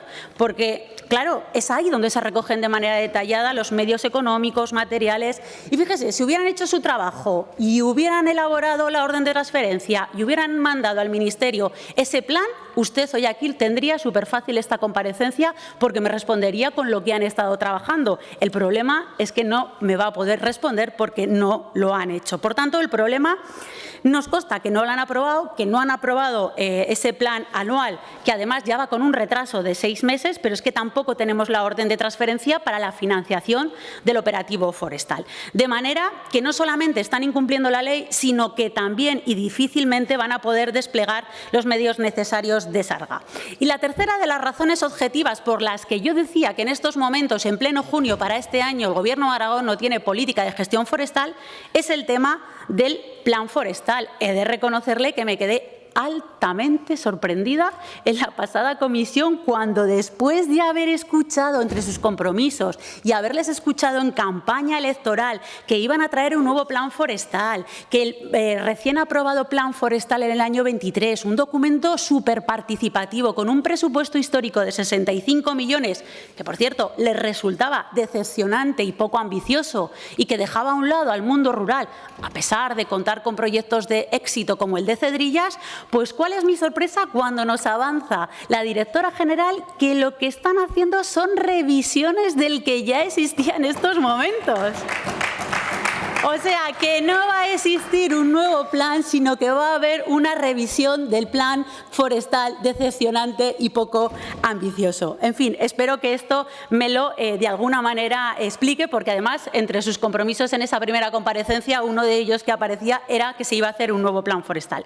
Y por último, el dato numérico que yo le daba, ese porcentaje del 14% de su departamento de ejecución de ejecutivos estratégicos, pero en donde si vamos materia por materia de la que hoy aquí estamos hablando de gestión forestal, ese porcentaje todavía es más pobre. Es decir, estamos en un 14%, en el primer año nos llevaría un 56% a final de legislatura, pero es que todavía los datos son más pobres si descendemos al sector forestal. Por tanto, espero que todas estas dudas, señor consejero, me las responda en el turno que tiene a continuación. Gracias. Gracias, señora Soria. A continuación, señor consejero, tiene un tiempo de 10 minutos para responder a las cuestiones.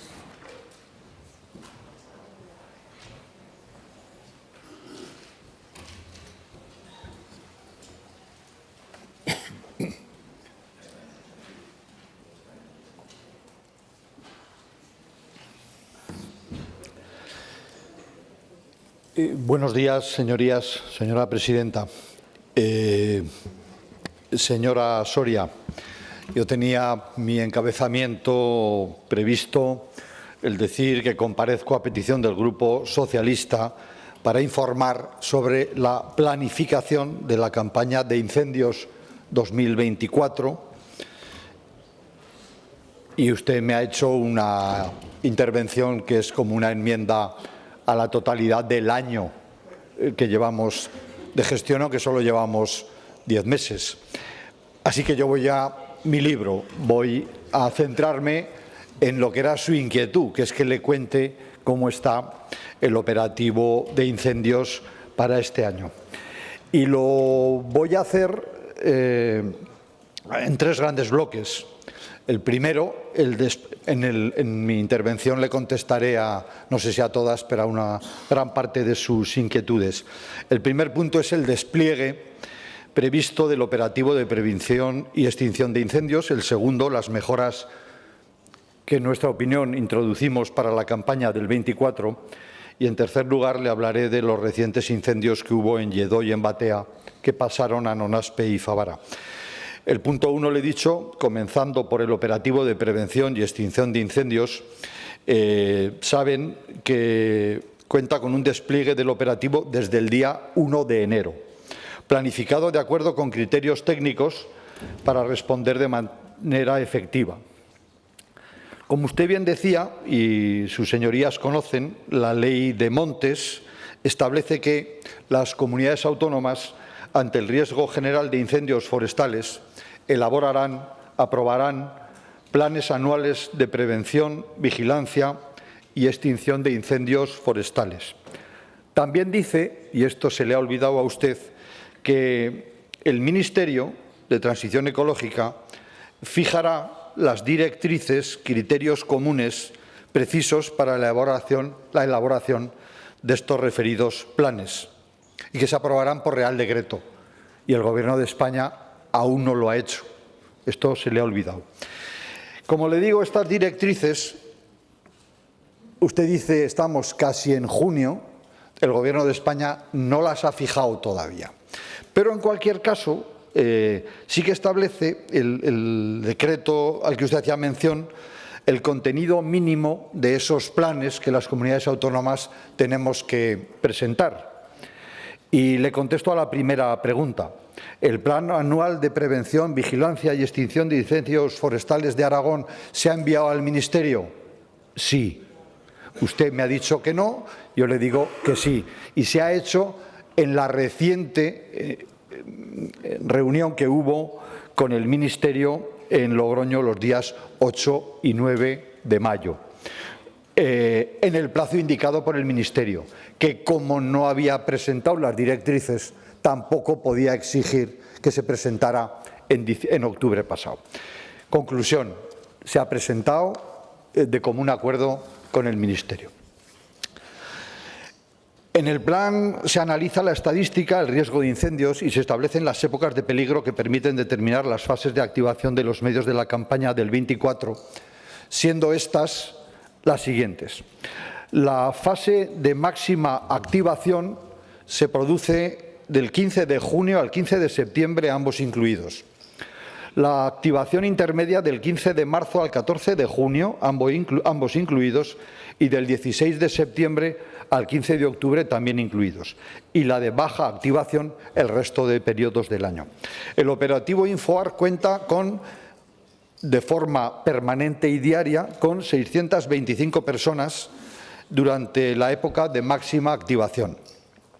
Se incluyen aquí brigadistas, 80 vigilantes de puestos fijos, 40 brigadistas helitransportados, conductores de autobomba, 84 APNs, coordinadores de medios y 12 técnicos.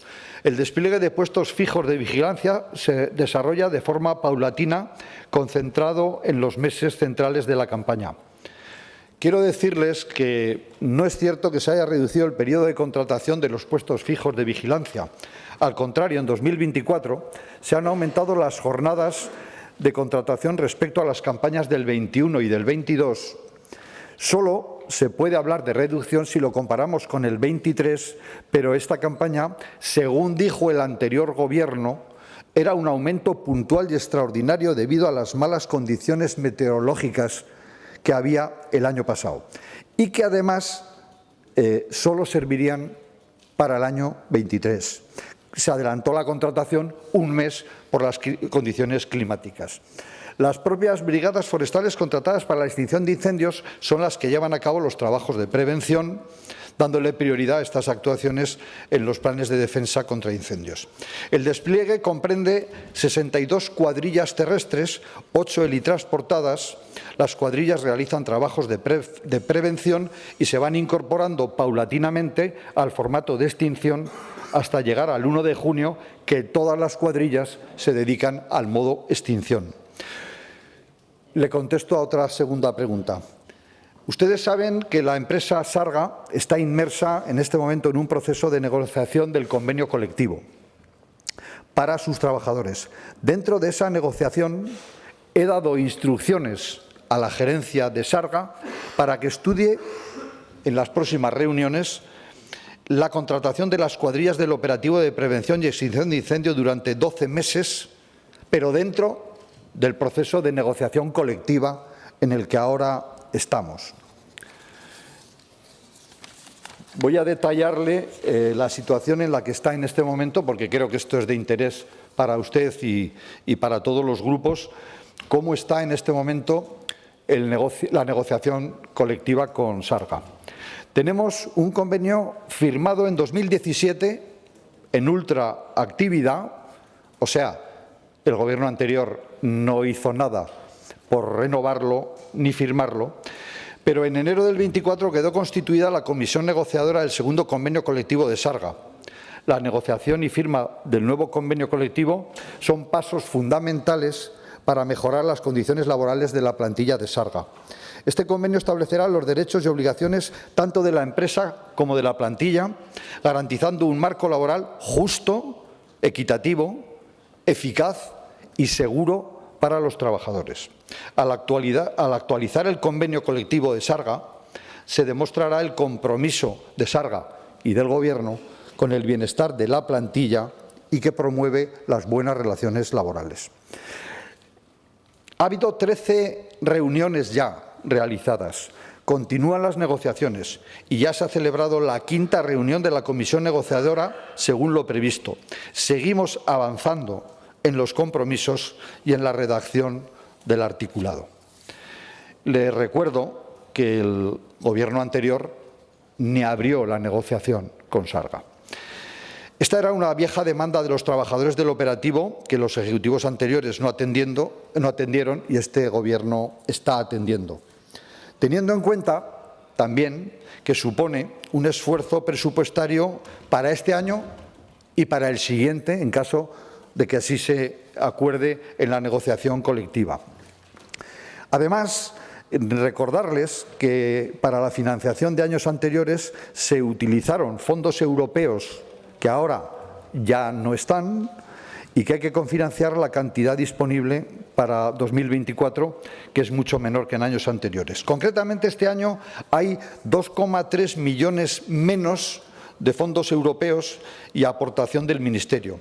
Y si fuera poco, para 2024 tampoco se cuenta con el comodín de los fondos Next Generation, que el año pasado aportaron de forma extraordinaria a la campaña 4 millones de euros. En conclusión, tenemos menos dinero que había otros años, pero estamos negociando un convenio colectivo con Sarga que, si termina bien, como yo espero, deseo, la negociación, tendrá el mejor convenio y tendremos el mejor sistema posible para la extinción. Le podría detallar, y lo puedo hacer porque tengo más tiempo después, los vehículos de extinción que hay, la época de máxima activación, la financiación del operativo, que se la diré. En total, sí que le digo en este primer turno que hay una inversión prevista para el dispositivo de prevención y extinción de incendios de 46,7 millones de euros en total. Se han introducido mejoras en la campaña de 2024. Recientemente, el Gobierno de Aragón ha puesto en servicio la red de comunicaciones de emergencias unificada de Aragón, un nuevo sistema de comunicaciones digital basado en el estándar TETRA para la atención de las emergencias de la comunidad, incluidas también las emergencias por incendios. Tenemos también la intención, y estamos trabajando en ello, en la mejora de los puntos de encuentro de las cuadrillas, comenzando por aquellos que son propiedad del Gobierno, y ahora mismo ya hay varios proyectos en fases de licitación. Y por último, para ir terminando en este primer turno, dos cosas. Se produjo hace unas semanas un incendio en Lledó que pasó a la provincia de Tarragona y otro en Batea, Tarragona, que pasó a Aragón. Es falso que hubiera que recurrir a los dispositivos de la Generalitat porque no estaba el operativo aragonés. Esto lo saben ustedes bien porque es constante y habitual que entre comunidades autónomas limítrofes se trabaje. Y una última mención a un incidente señor que hubo. consejero. Sí, solo mencionar el incidente que hubo con un APN agredido en Huesca hace unas semanas por una empresa, por un trabajador de una empresa que estaba haciendo la inspección, el APN estaba haciendo su inspección correspondiente. Decirles que fue recibido en la consejería, lo recibió el secretario general técnico y lo recibí yo, que le hemos dado una carta de apoyo, que hemos enviado a su vez a la empresa donde él trabaja una carta de repulsa y que estamos negociando con comisiones obreras, mejor dicho, no estamos negociando con comisiones obreras, estamos dispuestos a llegar a un acuerdo con la negociación colectiva también para los APNs, para dotar a los agentes de protección de la naturaleza de los medios de autoprotección de los cuales hoy no disponen porque este tema no se abordó hasta ahora. Gracias, señor consejero. En siguiente turno contestaré a otras preguntas. Señora Soria, su turno de réplica por 5 minutos.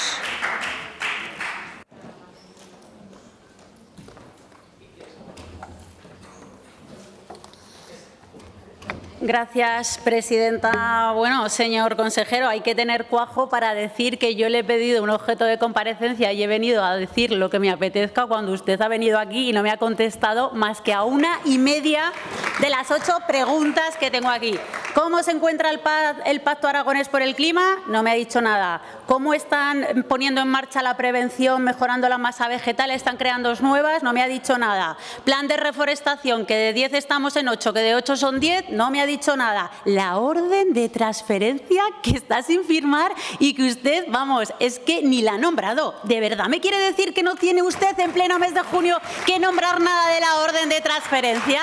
Fíjese que yo creo que se destapa más por lo que calla que por haber venido a decir aquí que no la tiene redactada. La duración de los contratos del operativo. Estamos estudiando lo de los 12 meses, pero dentro de lo que es la negociación colectiva. Oiga, llevan estudiando desde enero. Llevan estudiando desde enero. En 6 meses no han podido tomar la decisión todavía. Oiga, es que vamos a llegar a octubre y usted sabe que en octubre tiene que tomar la decisión porque no hay más presupuesto. Yo entiendo que hay que estudiar y que hay que hablar y que hay que llegar a consensos, pero oiga, hay que tomar decisiones, hay que mojarse, que la política va de eso, de tomar decisiones. Por cierto, tampoco me ha dicho nada del nuevo plan forestal. Revisamos, hacemos uno nuevo, revisamos. Pues tampoco me ha dicho nada. Y de los datos de la ejecución, es que tampoco me ha dicho absolutamente nada. Eso sí, ha venido a decir que el plan anual ya lo hemos enviado al Ministerio, pero que qué malos son en el Estado y en el Ministerio que no habían hecho el decreto por el que tenían que poner las condiciones y que qué bueno somos en Aragón que lo tenemos hecho. Lo tenemos hecho, pero no lo subimos entonces al portal de transparencia. Es más, ni siquiera quitamos el del 23, que es el que todavía está en esos momentos. Oiga, ¿me quiere explicar un poco cómo funciona todo esto? Porque, claro, usted me acusa a mí de venir aquí a contarle mi libro, pero, oiga, es que yo en ningún momento de mi intervención le he preguntado por qué se ha reducido el número de contratos. Yo sé que usted lo traía escrito de casa y tenía que decirlo, pero esta portavoz en ningún momento le ha preguntado eso. De hecho, fue un portavoz que en estos momentos no se encuentra entre nosotros. Por tanto, señor consejero, no ha podido responderme absolutamente a nada. Y esta carambola que dice que yo he hecho de comparecencia, que nada tiene que ver la prevención de incendios para este año con la orden de transferencia que ustedes no han firmado, con el plan anual que está pero que no está y con ese nuevo plan forestal que ahora va a ser una revisión del decepcionante, pues yo creo que tiene bastante que ver. Pero claro, a mí me gustaría que usted y yo íbamos por el buen camino, señor consejero. Yo le preguntaba a veces muchas cosas y usted alguna me respondía, pero es que hoy ha sido de libro. Yo no sé si es que está también metiéndose en esta estrategia, ¿verdad?, que siguen algunas compañeras suyas, de la primera pregunta decir y vender el libro que yo quiero, la segunda pregunta meterme con la portavoz y decirle todo el índices porque sé que no me puede responder. Pues eso no es lo que tiene que hacer, señor consejero, que nosotros íbamos por buen camino. Fíjese, ha perdido una gran oportunidad y yo es que se la he brindado. Se la he brindado porque estamos viendo que en pleno mes de junio, política forestal, no tenemos nada. Y le he brindado la oportunidad de que viniera aquí y dijera, la orden de transferencia no la hemos firmado, pero está avanzada, del trabajo está avanzado. Esto es lo que hay. Plan anual, que está pero que no está, que esta portavoz no lo ha podido ver porque no está en el portal de transferencia. Pero es que además, fíjese si vamos tarde, esa orden de transferencia, que es la que hace la transferencia nominativa a Sarga, en función de lo cual se va a desplegar el operativo forestal, más tarde, una vez que usted lo haya firmado, es Sarga el que tiene que elaborar una una propuesta concreta de la asignación detallada del presupuesto que se aprueba en esa orden de transferencia. Por tanto, quiero decir, es que vamos muy tarde. Pongo en cuarentena lo del plan anual del 24 porque entiendo que estaría colgado y si no, les solicito que por favor actualicen la página del portal de transparencia para que esta portavoz pues, pueda mirar que realmente eso está. Pero ¿por qué no hablamos de la ejecución de los objetivos? Ese dato que le he dado, señor consejero, un 14% de su departamento. Pero es que vamos al grano. En materia forestal, que es lo que a nosotros en estos momentos nos detiene, plan de reforestación está en un 0%. Reforestaciones de convenios de compensación de CO2, un 0%. Ejecución de clareos de masas forestales, un 0%. Y las pocas que están en un 25% fue porque quedaron preparadas a principios del año 2023. Insisto, ¿qué va a pasar con el nuevo plan forestal? ¿Vamos a tener uno nuevo? ¿No vamos a tener uno nuevo? Yo lamento muchísimo que en estos momentos nos encontremos en pleno mes de junio y estemos en esta situación. Yo creo, señor consejero, que tienen que ponerse a trabajar, tienen que empezar a poner en marcha programas de limpieza de la administración, establecer convenios de colaboración que pongan en marcha líneas de ayudas con los ayuntamientos, agilizar si es necesario la colaboración público-privada, pero sobre todo y muy importante, creo que ha llegado el momento, que ya van tarde, señor consejero, de que adopten una estrategia a largo plazo que nos permita hacer frente con los incendios forestales y más con el nuevo paradigma de incendios forestales que tenemos en estos momentos como son los de sexta generación. Gracias, presidenta. Gracias, señora Soria. Turno ahora de dúplica para el señor consejero por tiempo de 5 minutos.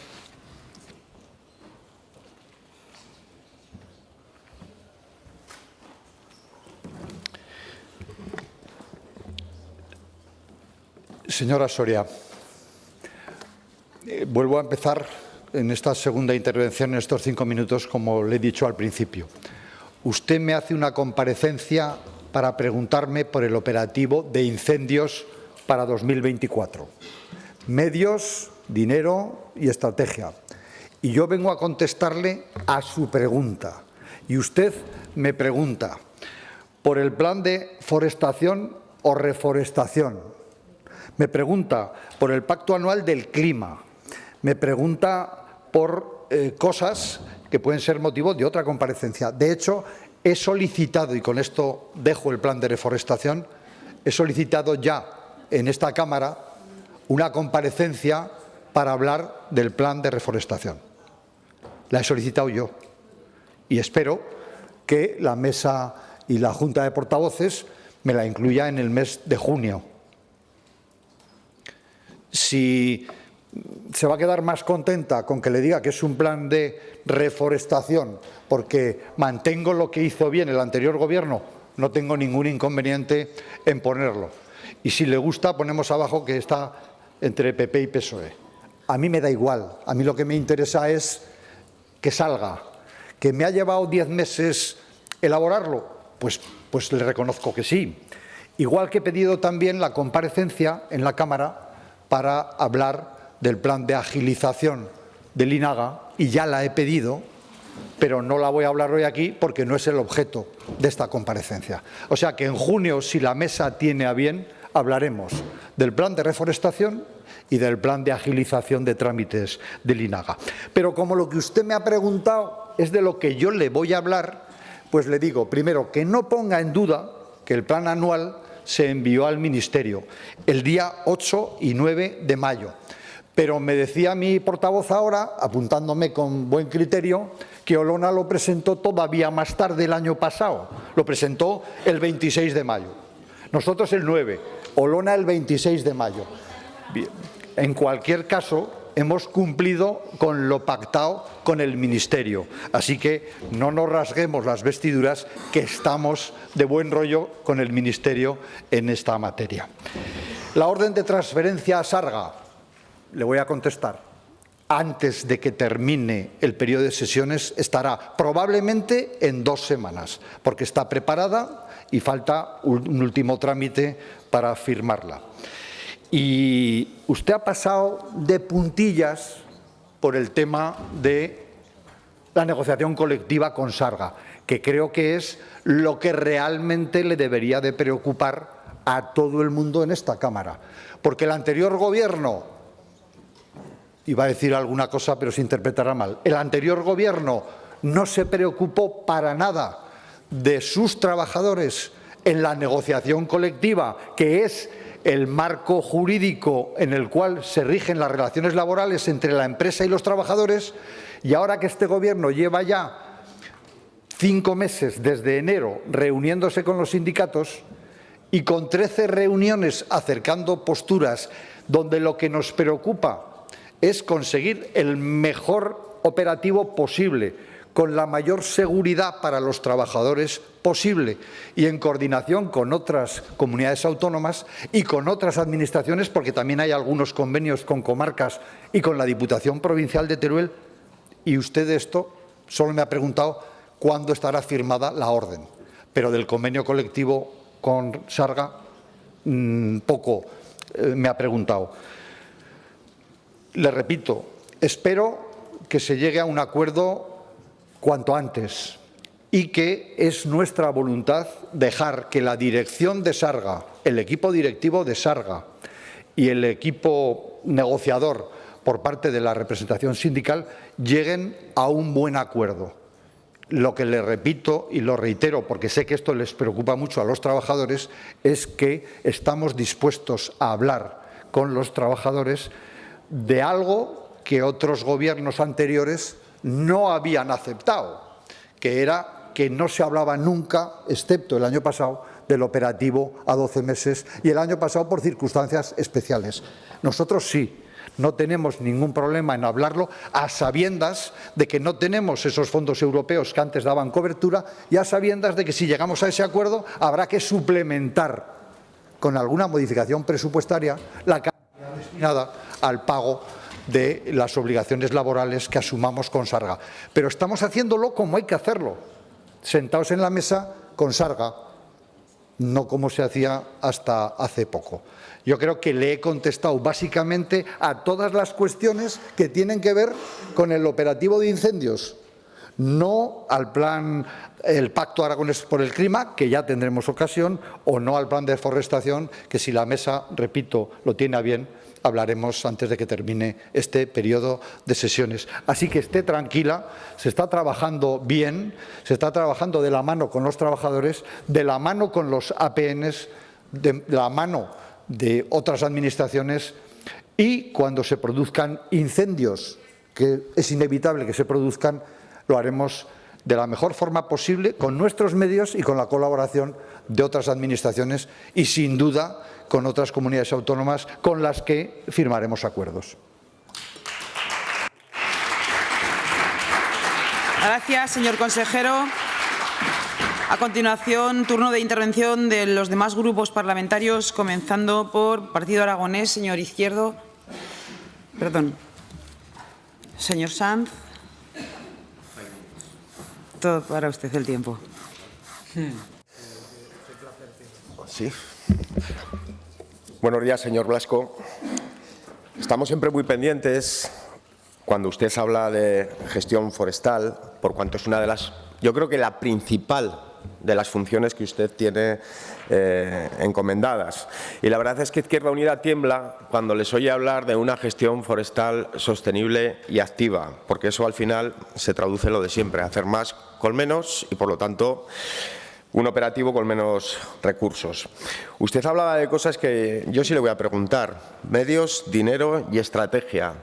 Pues evidentemente porque estamos en junio, hemos vivido episodios recurrentes, habituales, de incendios absolutamente desconocidos hasta hoy en años anteriores y, a nuestro juicio, lo que hay encima de la mesa no es más que una merma en los recursos públicos, por cuanto los recursos públicos tienen que crecer lo suficiente como para dar respuesta en este contexto de cambio climático a esa realidad recurrente y cotidiana, que son los grandes incendios. Usted hablaba de presupuestos y la verdad es que el programa de transferencias para prevención y extinción apenas ha subido, presupuestariamente hablando, medio punto. Eso no da ni para actualizar los salarios. Y además, como bien usted ha dicho, se va a disponer de menos fondos MRR y, por lo tanto, tenemos un problema para cumplir debidamente con esos compromisos que ahora mismo están en la mesa de negociación y que a nosotros es lo que nos preocupa. Porque si no incrementamos los recursos, si no cumplimos con los compromisos acordados y si no desarrollamos políticas que den respuesta a los problemas históricos que tiene el dispositivo Sarga, vamos a tener y a seguir con problemas.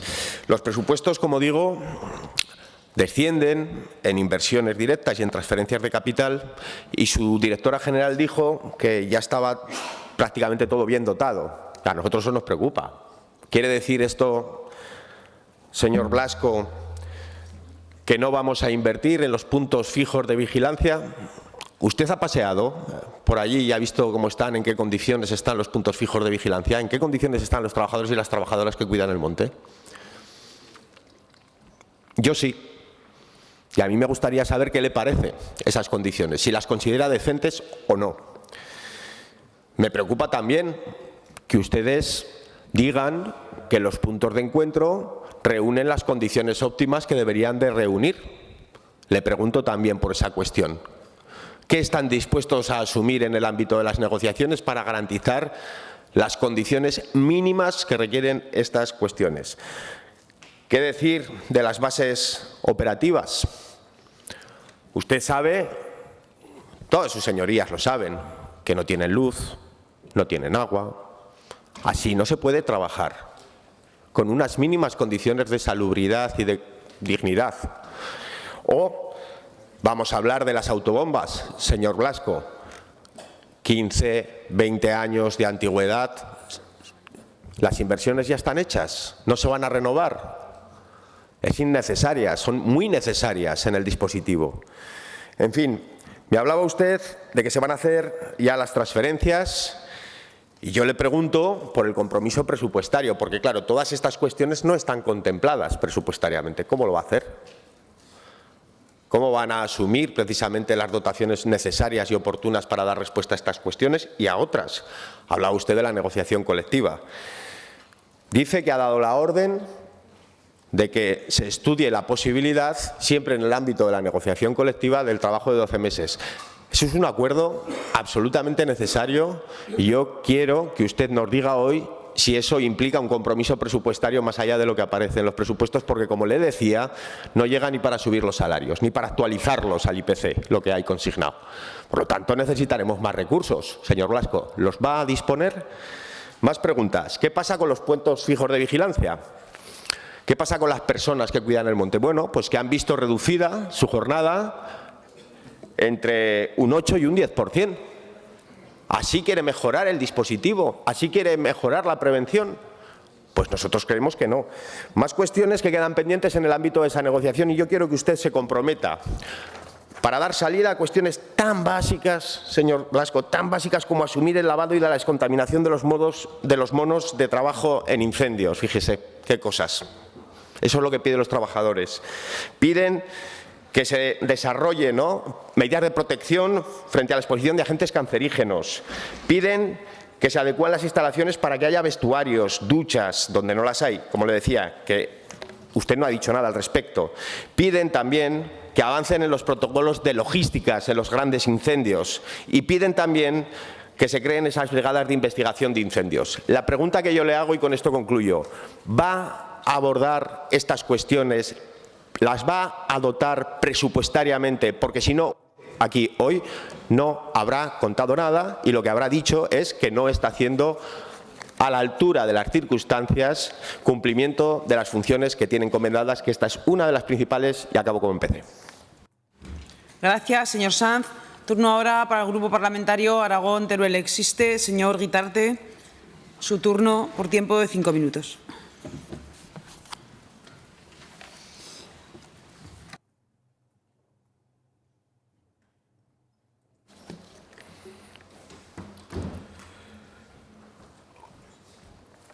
Buenos días, señor consejero.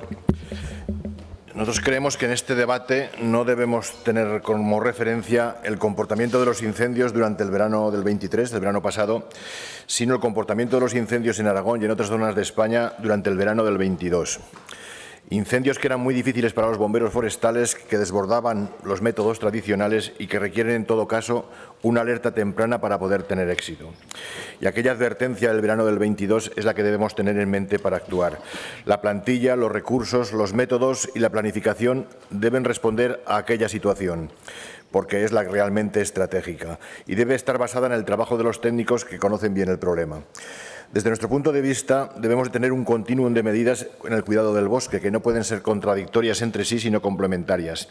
La gestión forestal es la herramienta indispensable para mantener montes y ecosistemas y debe ir en coordinación estrecha con la prevención, y ambas se prolongan, influyen y condicionan la planificación y los trabajos de extinción, es decir, gestión, prevención, extinción.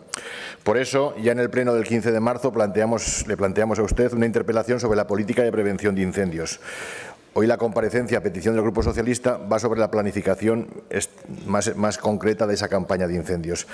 Repasamos durante aquel debate la situación de los planes de defensa que están organizados en 28 ámbitos territoriales, los cuales estaban en muy diferente situación. Había 4 en proceso de redacción: el campo de Daroca-Jiloca, el Ibérico Zaragozano Norte, el Ibérico Zaragozano Sur y Ribagorza. 4 estaban sin redactar, que eran Calamocha, Los Valles Tena, Montes Universales y Ordesa-Benasque, y otros 20 ya contaban con planes redactados. Nos gustaría saber si ha cambiado algo la situación, cuál es la situación actual respecto a esta planificación, pero también, y muy específicamente, cuál es la situación de cara a esta campaña de los trabajadores y de los medios materiales que van a disponer, si se va a consolidar o no el trabajo durante 12 meses al año para que puedan atender no solo incendios, sino también otras emergencias. ¿Cuál es la situación de esos vehículos, de esa vestimenta, de esas bases y en qué condiciones se encuentran? Como hemos señalado en comisión, es necesario adoptar medidas de prevención y de extinción para aquellas zonas de riesgo forestal en las que se insertan específicamente viviendas, y esas han de tener un tratamiento específico porque el riesgo es mucho más alto. Es decir, zonas como usted conoce, como la de Olva, donde, por ejemplo, ya funciona una ganadería holística como método de prevención de incendios, porque efectivamente el pastoreo contribuye a limpiar el monte, y le reclamamos que apoye planteamientos de este tipo. Y del mismo modo el problema es serio en la comarca del Matarraña, donde las masías están rodeadas de bosque denso, que es difícil de atravesar por los equipos técnicos de extinción y que cuenta con madera seca. Es decir, hay zonas que son un riesgo para los incendios y donde es necesario prevenir, defender y mitigar esos riesgos, porque son riesgos extraordinarios. En la comarca del Matarraña se está poniendo en marcha una iniciativa muy interesante, para la que le solicitamos su apoyo y compromiso. Se va a constituir una mesa comarcal para la gestión forestal y contra los incendios. Estará formada por representantes comarcales de las diferentes formaciones, técnicos, y también es necesaria la presencia de un representante de la propia Consejería de Medio Ambiente y Turismo. Al estilo de las conocidas como Mesa de la Sequía, es una mesa que permitiría atender el cuidado del bosque y el trabajo de prevención de los incendios forestales allá donde la amenaza y el riesgo son más graves. Precisamente son más graves por las condiciones naturales del bosque, por la falta de gestión y por el riesgo para el poblamiento de esos núcleos y masías rodeados del monte. Y en esta comarca hay aprobado un plan de autoprotección, pero su aplicación es a día de hoy muy deficiente. Necesita la revisión y, sobre todo, necesita la participación ciudadana. Y esta mesa es una herramienta de participación que va a permitir que la ciudadanía conozca la dimensión del problema y tome conciencia y contribuya con sus acciones en la prevención de estos incendios. Diferentes ejemplos muy numerosos demuestran que cuando el bosque es sentido como algo propio por la comunidad local, el cuidado, el manejo y la prevención de los incendios son muchos más eficaces y las labores de extinción en general son más fáciles. En Aragón debemos activar los mecanismos necesarios para fortalecer esa implicación social de las comunidades locales y la participación ciudadana en la estrategia de gestión forestal y la prevención de incendios. Así que espero que su ayuda a esta mesa del Matarraña e incluso, si fructifica, la exportación de este modelo a otras comarcas aragonesas. Muchas gracias. Gracias, señor Guitarte. Turno ahora del Grupo Parlamentario Chunta Aragonesista. Señor Palacín, su turno por tiempo de 5 minutos.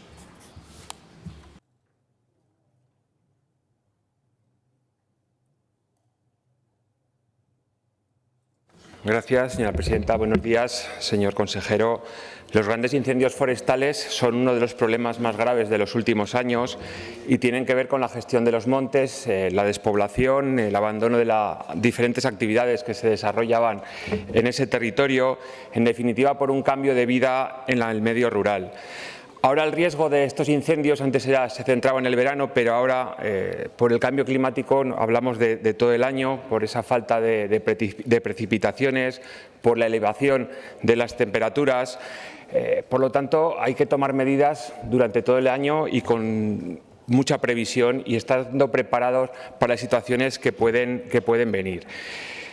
En cuanto a la campaña y al operativo de incendios, a mí me gustaría hacerle una serie de preguntas concretas, ya que con las intervenciones del director de Sarga quizás hay algo de incertidumbre, hay preocupación en el personal y yo creo que es bueno que usted nos aclare exactamente cómo va a evolucionar ese operativo de incendios. Se quejan por los recortes de tiempo de contratación, por ejemplo, en los puestos fijos de vigilancia. Ustedes lo niegan, dicen que el año pasado fue una circunstancia excepcional, pero estamos viviendo un año muy complicado de sequía, sobre todo en Zaragoza y Teruel, y yo creo que es un año también excepcional, con muchos problemas. Esta tarde debatiremos sobre la sequía y probablemente ustedes tendrían que haber actuado y no haber recortado ese tiempo de trabajo. También me gustaría preguntarle, porque el director de Sarga dejó entrever que se podían reducir los tiempos de contratación por una decisión técnica. Nosotros pensamos que sería un error reducir esos tiempos de contratación, ya se lo he dicho. Los incendios ahora son durante todo el año y yo creo que sería un error. Por eso me gustaría preguntarle si va a ser así, si van a reducir el tiempo de contratación, si no lo van a hacer. Yo creo que es bueno que den certidumbre a esos trabajadores y trabajadoras. Yo creo que es lo más importante. Desde el Comité Intercentros ya han dicho que no saben si van a trabajar los 12 meses del año. Le han pedido una reunión a usted, a la Directora General de Gestión Forestal. El otro día no nos contestó si los iban a recibir. Me gustaría que nos aclararan si los van a recibir, si van a hablar con ellos. Creemos que sería bueno que lo hicieran también. Insisto en ello por darles esa certidumbre tan necesaria. Me gustaría también preguntarle por la mejora de las bases operativas, si van a actuar, de qué forma lo van a hacer, dónde lo van a hacer. Creo que es bueno porque también es trabajar en mejorar las condiciones laborales de estos trabajadores y trabajadoras.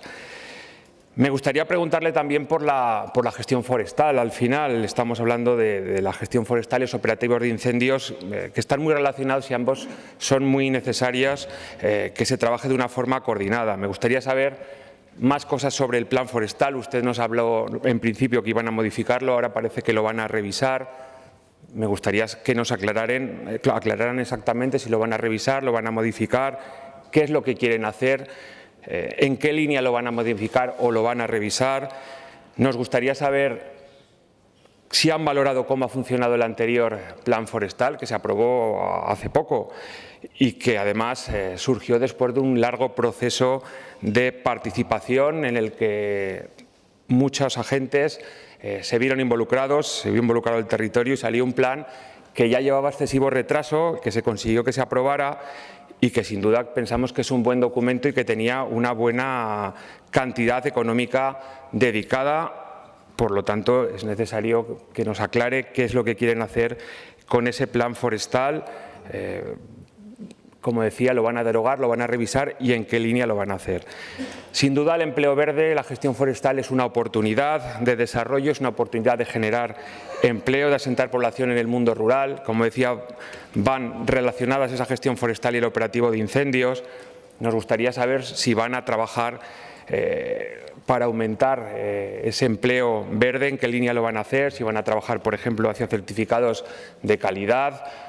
Pensamos que es necesario que se trabaje para, como decía, generar empleo en el territorio y volver a esos usos del monte tan importantes y que generaron tanto trabajo y tanta riqueza en el territorio y que sin ninguna duda nos van a ayudar a tener más seguridad y a poder vivir en las mejores condiciones y evitando esos riesgos de incendio que sin duda son tan peligrosos. Muchas gracias. Gracias, señor Palacín. Turno ahora del Grupo Parlamentario Vox en Aragón. Tiene la palabra el señor Vidal por tiempo de 5 minutos.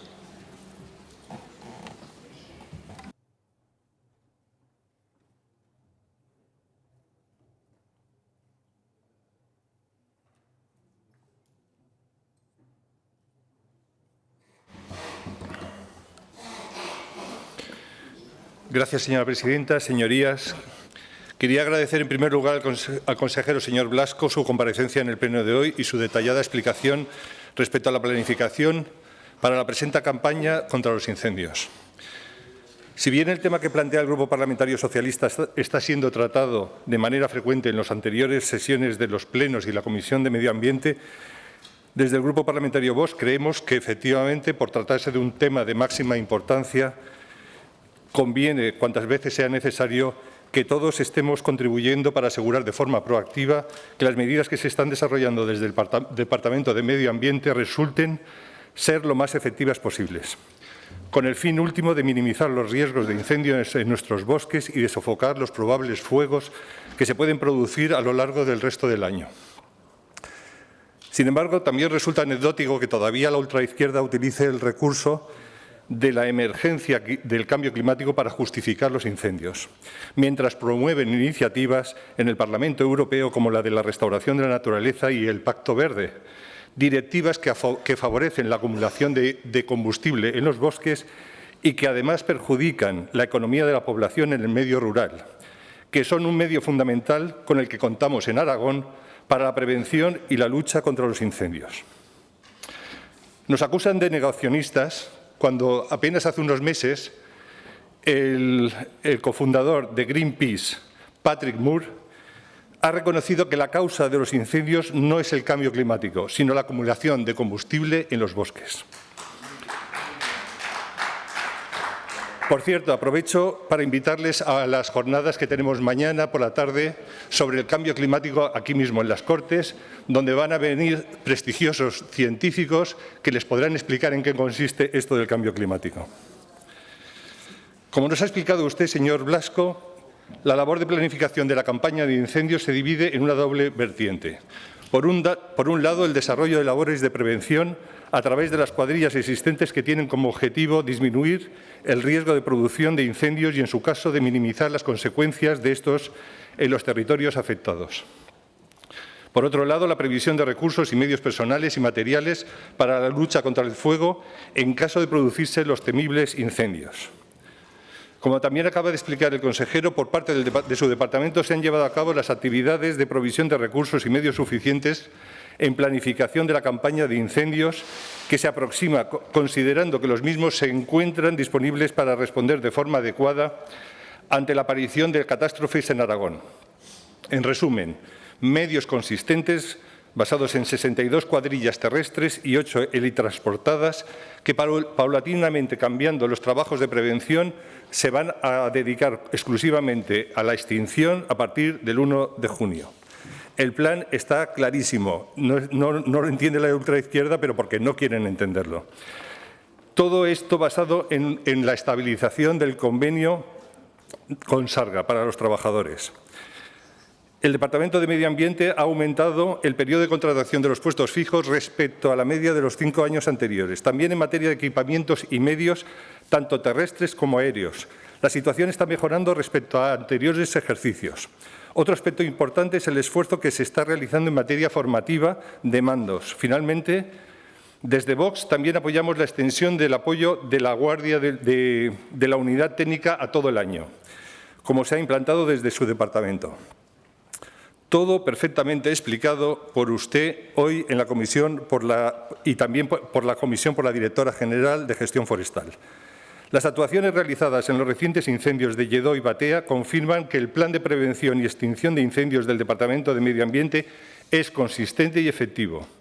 Además, estas dos intervenciones han demostrado que la colaboración entre comunidades autónomas ha funcionado, también basado en distintos simulacros realizados anteriormente, que han verificado que los medios en Aragón son equiparables a las de otras regiones colindantes y los sistemas de coordinación están funcionando. Para finalizar, desde Vox querríamos sugerirles un proyecto que sería, insistiendo una vez más, que es imprescindible incidir en el desarrollo de medios de prevención. Si bien nos consta que también para usted es un tema prioritario, no solo a través de las actuaciones forestales tendentes a evitar la extensión descontrolada del fuego, sino también a través de inculcar la cultura de prevención en la población para evitar que determinadas actividades, aunque de forma involuntaria, puedan resultar causantes de incendios forestales en nuestro territorio. Para terminar, señor Blasco, le reiteramos desde el Grupo Parlamentario Vox nuestro apoyo a la planificación de la campaña de incendios en cuanto a recursos y medios para el presente año 2024. Muchas gracias. Gracias, señor Vidal. Turno ahora del Grupo Parlamentario Popular. Tiene la palabra la señora Cobos por tiempo de 5 minutos.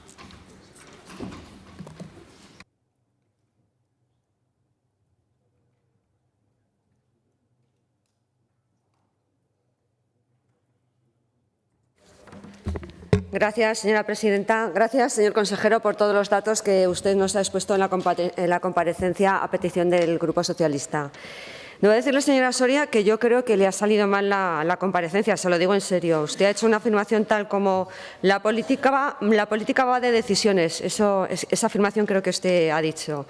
Y mire, el Partido Socialista en la pasada legislatura, en el Gobierno anterior, en esta materia pocas decisiones tuvo. Si estuviese hoy aquí el señor Corrales, que lamentablemente no ha podido estar hoy en este pleno, a esta afirmación seguro que me daba la razón, porque resulta muy llamativo que la preocupación que usted en estos momentos tiene desatada, pero cuando tuvieron ustedes responsabilidades de gobierno en esta materia en la pasada legislatura, salvo el foro que organizaron con un panel de expertos encabezados por el expresidente González, gran experto en la materia, poco hicieron.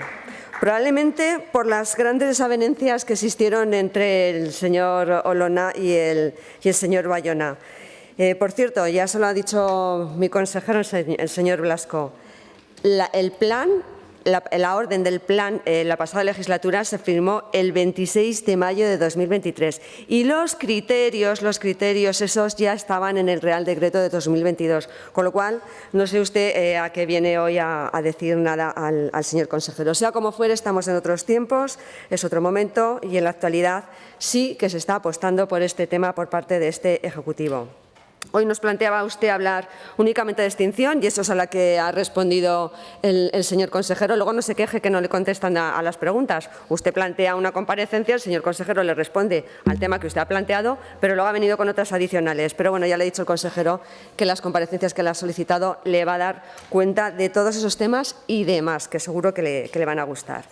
Decía que hablaba usted únicamente de extinción, pero no hay que dejar de lado la prevención, es fundamental porque para no llegar precisamente a la extinción lo que tenemos es que hablar previamente de una planificación previa y de una gestión forestal sostenible y activa. Y no se preocupe, señor Sanz, no está, ya lo lamento, no se preocupe que esto no significa en ningún momento que se vaya a disminuir el operativo, sino que se van a hacer las cosas de una manera mucho más eficaz, contando efectivamente con la colaboración pública-privada. Y una de las cuestiones que efectivamente, además era el motivo también de la comparecencia, es la preocupación que a todos los grupos, ahora a todos los grupos de la Cámara, y les incluyo a ustedes ahora, señores del Partido Socialista, existe sobre el operativo de extinción de incendios. Quisiera destacar ese anuncio que ha hecho el consejero para que en el marco del convenio de negociación colectiva que en estos momentos se está haciendo en Sarga, se está debatiendo en Sarga, pues se estudie la contratación de las cuadrillas del operativo de prevención y extinción. Y quiero recordar una cosa, si en estos momentos se está produciendo esa negociación colectiva, es porque a iniciativa del gerente de Sarga, cuando llegó y comprobó que el convenio colectivo llevaba 4 años en ultraactividad, señora Astuy, esto igual le interesa. Su grupo, el Partido Socialista, el Gobierno anterior, mantuvo un convenio 4 años en ultraactividad. Él es un tirón de orejas a sus compañeros del Partido Socialista por haber mantenido esta situación. Pues ahora se está negociando y se están intentando mejorar estas condiciones que ahora al Partido Socialista tanto les preocupa, pero que durante 4 años ni les escucharon ni les interesaron.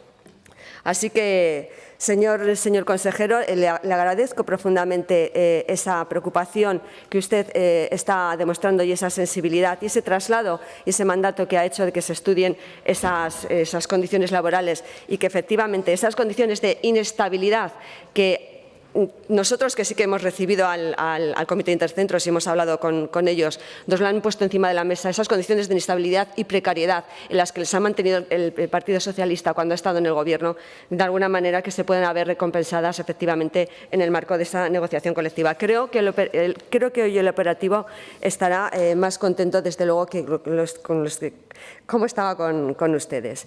Y hoy vuelve a demostrar este Gobierno que efectivamente los trabajadores de Sarga son escuchados, que van a estudiar esas demandas y que existe una nueva política y una nueva forma de hacer política en el Pignatelli, que es pensando en los ciudadanos y en los trabajadores y buscando mejoras en las condiciones laborales.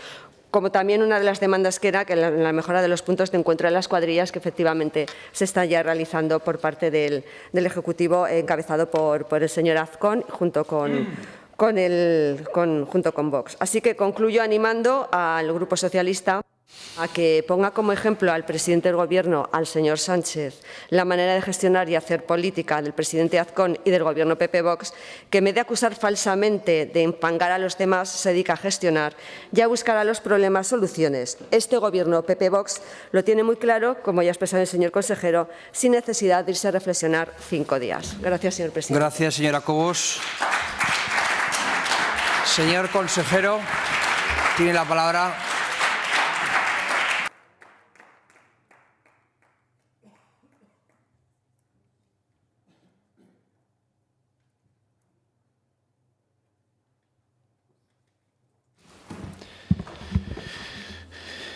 Bueno, pues voy a intentar contestar a todos los portavoces de los grupos, aunque el primer portavoz no está, el señor Sanz.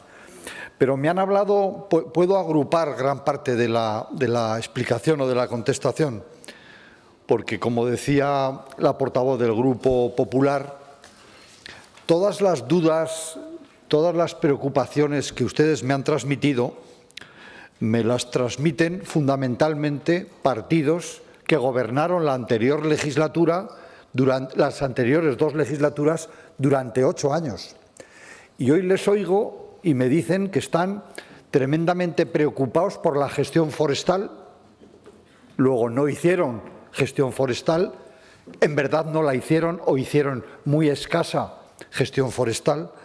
Me hablan que están preocupados por las condiciones de los trabajadores de Sarga, y tienen razón, pero no se preguntan qué pasó durante los últimos años que ustedes gobernaban y no dieron, como se suele decir, en el clavo para resolver la situación.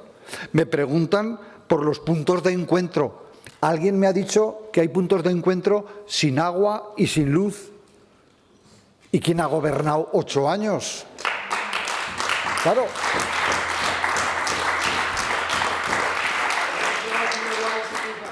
Vamos a invertir 4 millones de euros, 2 en el 24 y 2 en el 25, en mejorar esos puntos de encuentro, cosa que no se había hecho antes. No se había hecho antes. Y ahora me dicen aquí que la situación es catastrófica después de 8 años de gobierno. Me hablan de las condiciones laborales y los riesgos para los trabajadores. ¿Y dónde han estado en los últimos 8 años?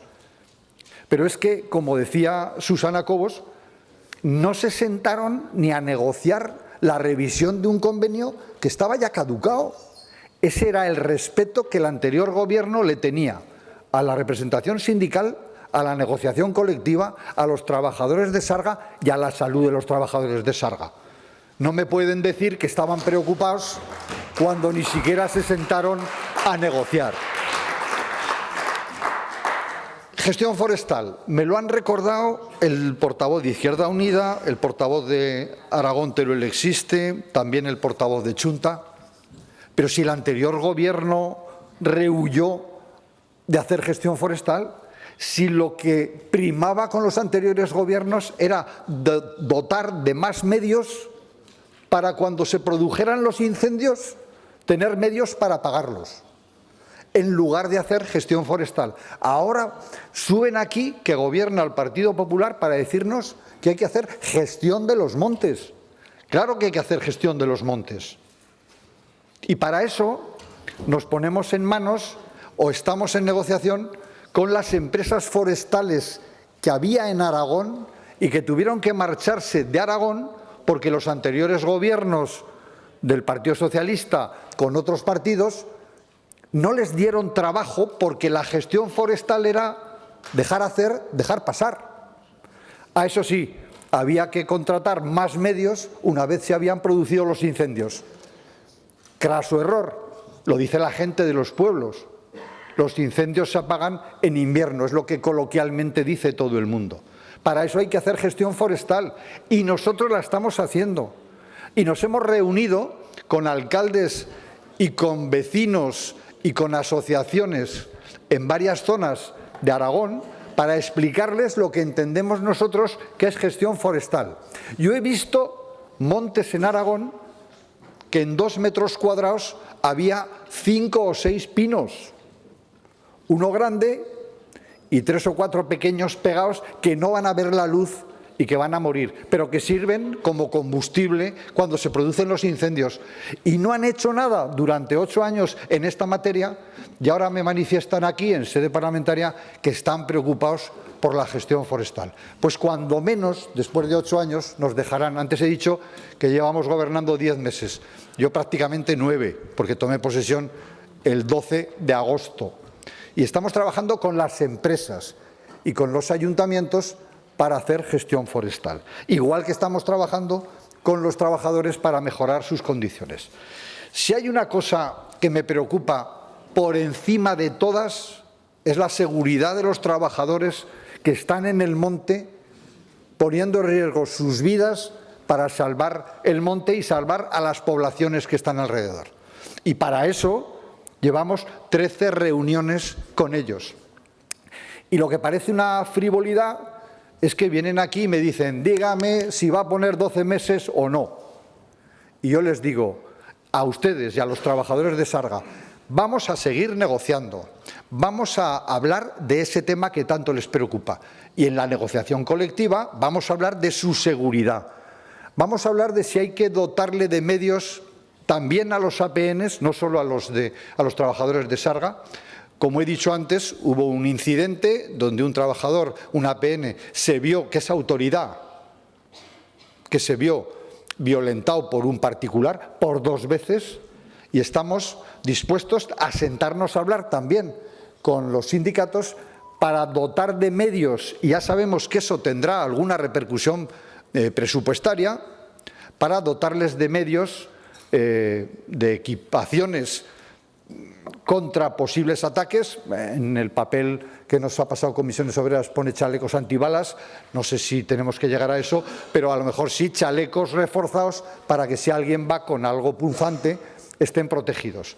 Y lo mismo con los EPIs que utilizan, con los equipos de protección, si tienen algún componente cancerígeno, pues estamos dispuestos a reunirnos con ellos para mejorar la eficacia del dispositivo, y la seguridad del personal, que es para lo que nos pagan. Me han hablado de los puntos de encuentro. Les vuelvo a repetir, los que no hicieron prácticamente nada por los puntos de encuentro nos exigen que lo hagamos y nosotros lo estamos haciendo y lo vamos a hacer. Y les termino mi intervención recordándoles la financiación que este Gobierno ha dispuesto para el sistema de extinción. Además del importe que se transfiere a Sarga para financiar el operativo, que son 28,7 millones, hay una financiación adicional para la contratación de medios aéreos por valor de 4,15 millones de euros, para la inversión en infraestructuras de prevención de incendios, puntos de agua, pistas, 1,39 millones. Se van a adquirir 5 vehículos autobomba y un nuevo camión camión de puesto de mando avanzado que cuesta 2,77 millones de euros, se va a invertir en la construcción y mejora de las bases helitransportadas 1,34 millones. El coste de las distintas guardias que realiza el personal del Gobierno de Aragón para realizar funciones del operativo asciende a 8,041.000. En total, la inversión prevista para el dispositivo de prevención y extinción de incendios es de 46,74 millones de euros. Por otra parte, se van a realizar inversiones destinadas a gestión forestal, en lo que me he extendido más antes y me extenderé más detalladamente cuando hablemos del plan de reforestación el mes que viene. De manera importante, los recursos gestionados por la Dirección General de Gestión Forestal a través del Plan Anual de Inversiones de la Dirección General se van a hacer tratamientos silvícolas e infraestructuras por un importe de 1.400.000 euros, de los planes anuales de aprovechamientos forestales y de los planes de mejora de los montes de utilidad pública. Y termino con mi compromiso para, como me decía el señor Guitarte, reunir gente de mi departamento con las mesas que están preocupadas, pero también les recuerdo que vamos a hablar de que es una obligación de los ayuntamientos tener su plan de autoprotección desde el punto de vista de incendios y que hay subvenciones públicas del Departamento de Interior para aquellos ayuntamientos que están dispuestos a hacer su plan de autoprotección al cual están obligados. Y para eso, y para luchar para que los daños que se produzcan, cuando se produzcan, sean los menos posibles, por supuesto que los ayuntamientos y las comarcas contarán con el apoyo del Gobierno de Aragón. Señorías, muchas gracias. Gracias, señor consejero. Continuamos con el siguiente punto del orden del día, debate conjunto y votación separada de las proposiciones no de ley. Primera, número 121-23, de rechazo a la amnistía, presentada por el Grupo Parlamentario Vox en Aragón, con 2 enmiendas. Y proposición no de ley 285-24, sobre la interposición del recurso de inconstitucionalidad de la ley de la amnistía, presentada por el Grupo Parlamentario Popular. Comenzamos con el turno único para la presentación y defensa de las iniciativas por los grupos parlamentarios proponentes y, en su caso, para la defensa o fijación de posición respecto de las enmiendas presentadas. Y, en primer lugar, tiene la palabra por el Grupo Parlamentario Vox en Aragón el señor Arranz, por tiempo de 5 minutos.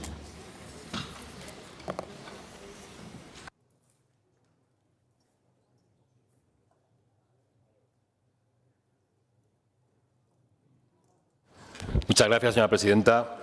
En unos días se va a perpetrar un gravísimo ataque a nuestra Constitución, a nuestro Estado de Derecho, a nuestra división de poderes y al principio de igualdad de todos ante la ley.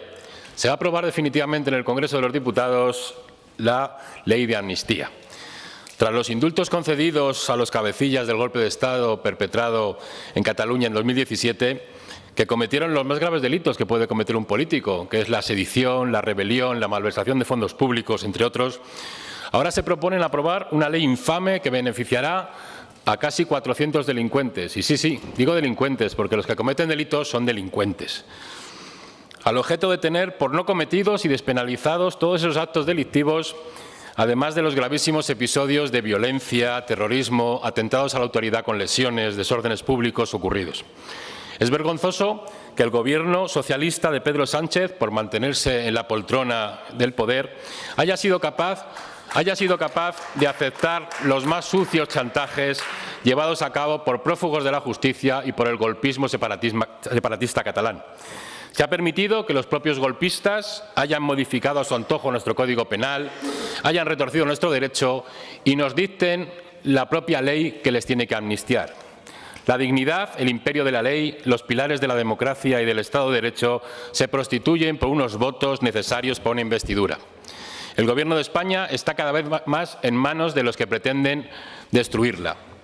La propia denominación de esta ley, Ley Orgánica de Amnistía para la Normalización Institucional, Política y Social en Cataluña, es un puro ejercicio de cinismo e hipocresía. No se normaliza nada. Lo que se hace es consolidar una corrupción, una inseguridad jurídica, las prebendas ilegales y legítimas y la ruptura de la igualdad y la convivencia entre españoles. Lo que un día era claramente inconstitucional, y hasta Pedro Sánchez y sus ministros así lo expresaban públicamente, hoy, por meros intereses personales, partidistas y espurios, pues pasa a ser constitucional. Y no, la amnistía no tiene encaje constitucional, no lo tiene. En España cabe el indulto, pero no el indulto colectivo, y mucho menos la amnistía, es decir, que se borre la ilegalidad de lo cometido y se despenalicen los actos. Eso no cabe en nuestra Constitución. El artículo 9.1 de la Constitución afirma que tanto los ciudadanos como los poderes públicos están sujetos a la Constitución y al resto del ordenamiento jurídico. El Congreso de los Diputados también tiene el deber de asegurarse que las normas que se vayan a aprobar sean compatibles con la Constitución, por supuesto. La Constitución no permite conocer amnistías, porque el propio constituyente no quiso. Es más, hubo 2 enmiendas a tal fin que fueron rechazadas expresamente. El constituyente excluyó la competencia de la amnistía a la hora de enumerar las competencias de las Cortes.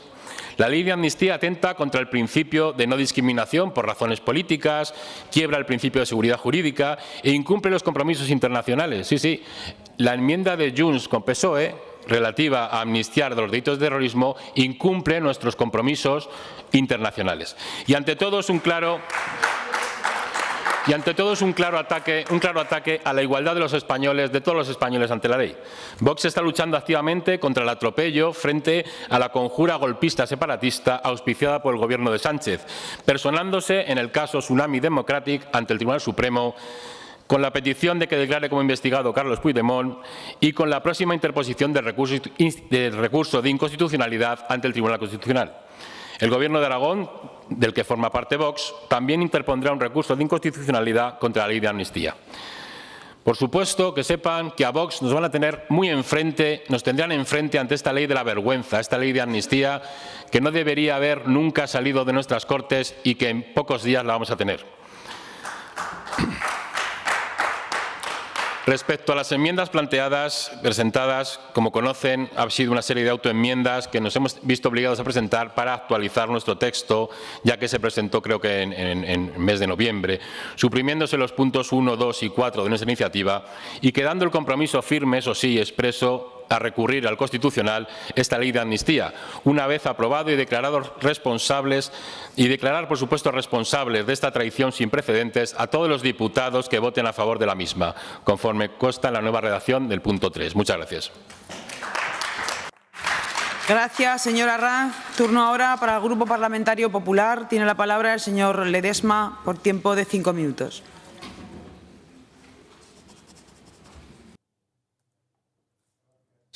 Señora presidenta, muy buenos días de nuevo a todos. Hoy pues volvemos a debatir en estas Cortes de Aragón sobre la ley de amnistía, algo que obviamente no es nuevo, ciertamente, pero que probablemente las posiciones que tenemos cada uno de nosotros no puedan variar desde entonces. Nosotros consideramos que es el mayor ataque al Estado de Derecho y la democracia que se produce desde el 23 de febrero y bueno, ya veremos a ver si se mueve alguna posición en esta cuestión. Volvemos a traer el tema porque está de actualidad. La semana que viene, el día 30 de mayo, San Fernando, está previsto que en las Cortes Generales, en el Congreso de los Diputados, se vote definitivamente la amnistía.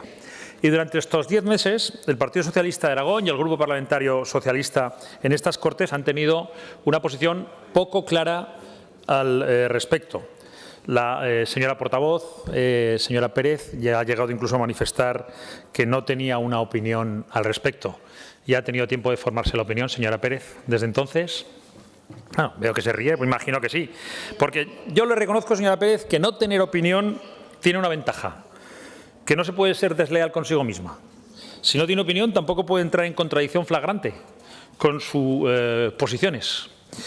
Porque desde entonces lo que han pasado son muchas cosas. La primera, que ha habido un veto en el Senado, con un informe de los letrados del Senado también contrario a la ley de amnistía.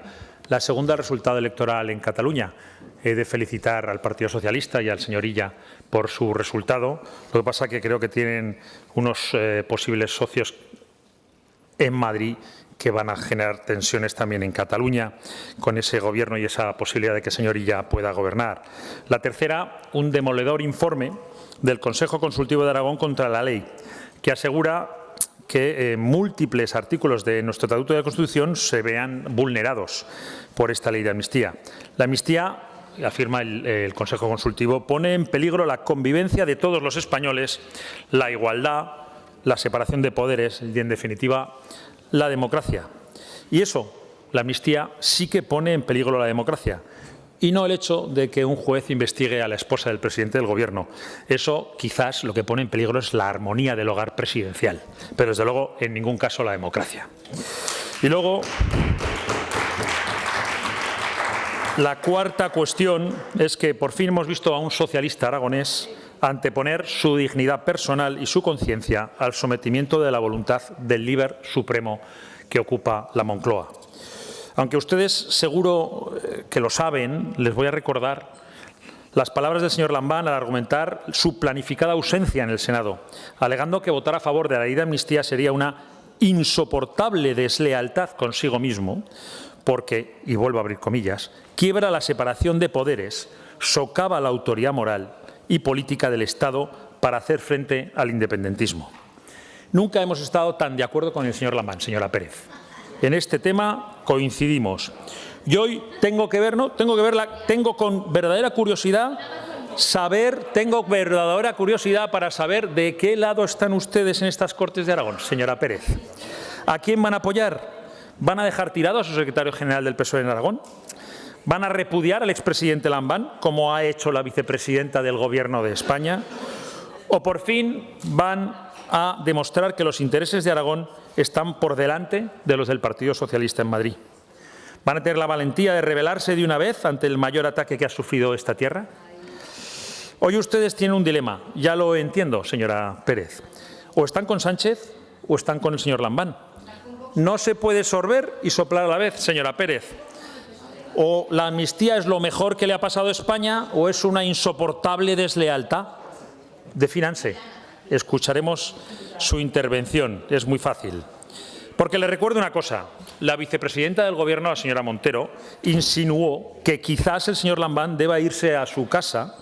Y le recuerdo que el señor Lambán, tiene su plaza en el Senado como representante de esta Cámara a propuesta de ustedes, señora Pérez. Y en estos días que han pasado no he oído ni leído a nadie del Partido Socialista salir en defensa de su secretario general en Aragón, señora Pérez. Nadie del Partido Socialista ha salido en defensa públicamente del señor Lambán, señora Pérez. Le van a poner una sanción de 600 euros y le han señalado la puerta de salida del Senado. Tampoco tienen opinión al respecto.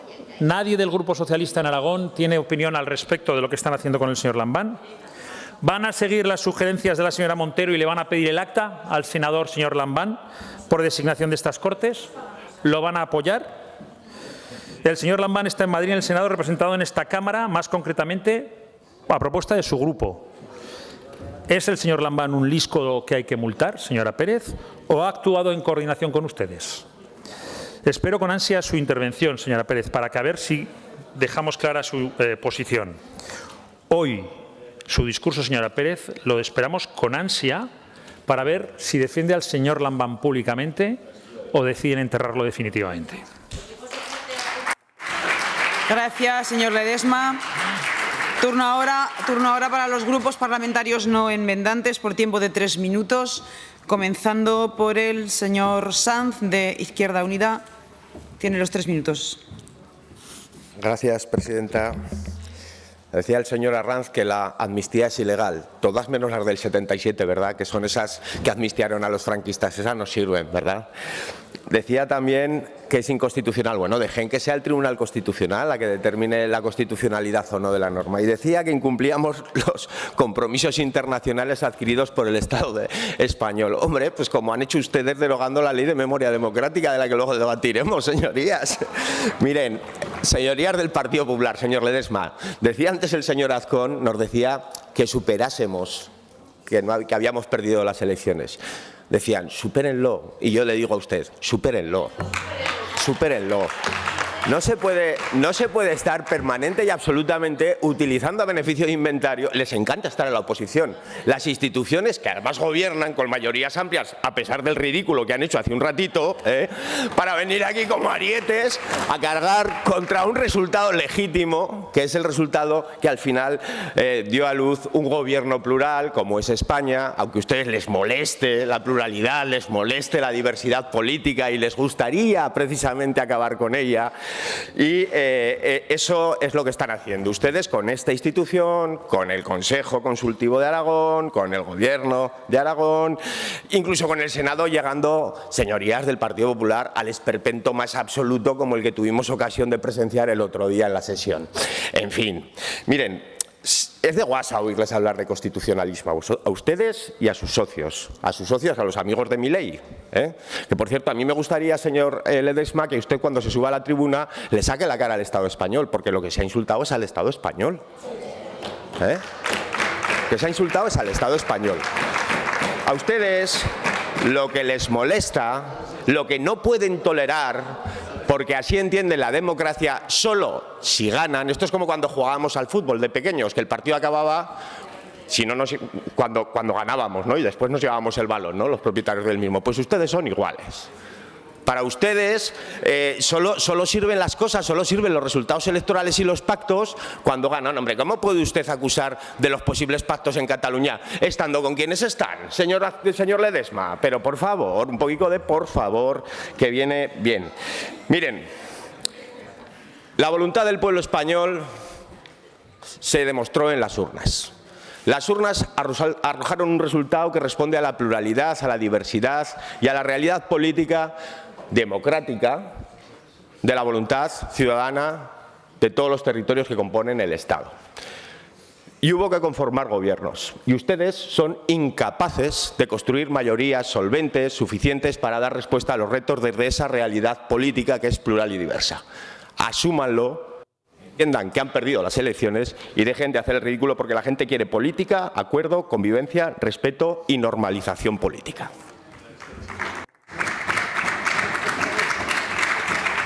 Gracias, señor Sanz. Turno ahora de Aragón, Teruel existe. Señor Moreno, su turno por tiempo de 3 minutos.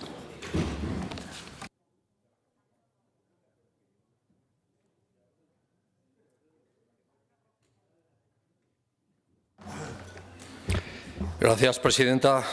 Buenos días, señorías. Traen ustedes 2 proposiciones no de ley para confrontar ideológicamente con el otro bloque. Una vez más, las Cortes de Aragón se utilizan como espacio de conflicto y enfrentamiento entre la izquierda y la derecha. ¿Qué sería de ustedes sin Puigdemont y su gente?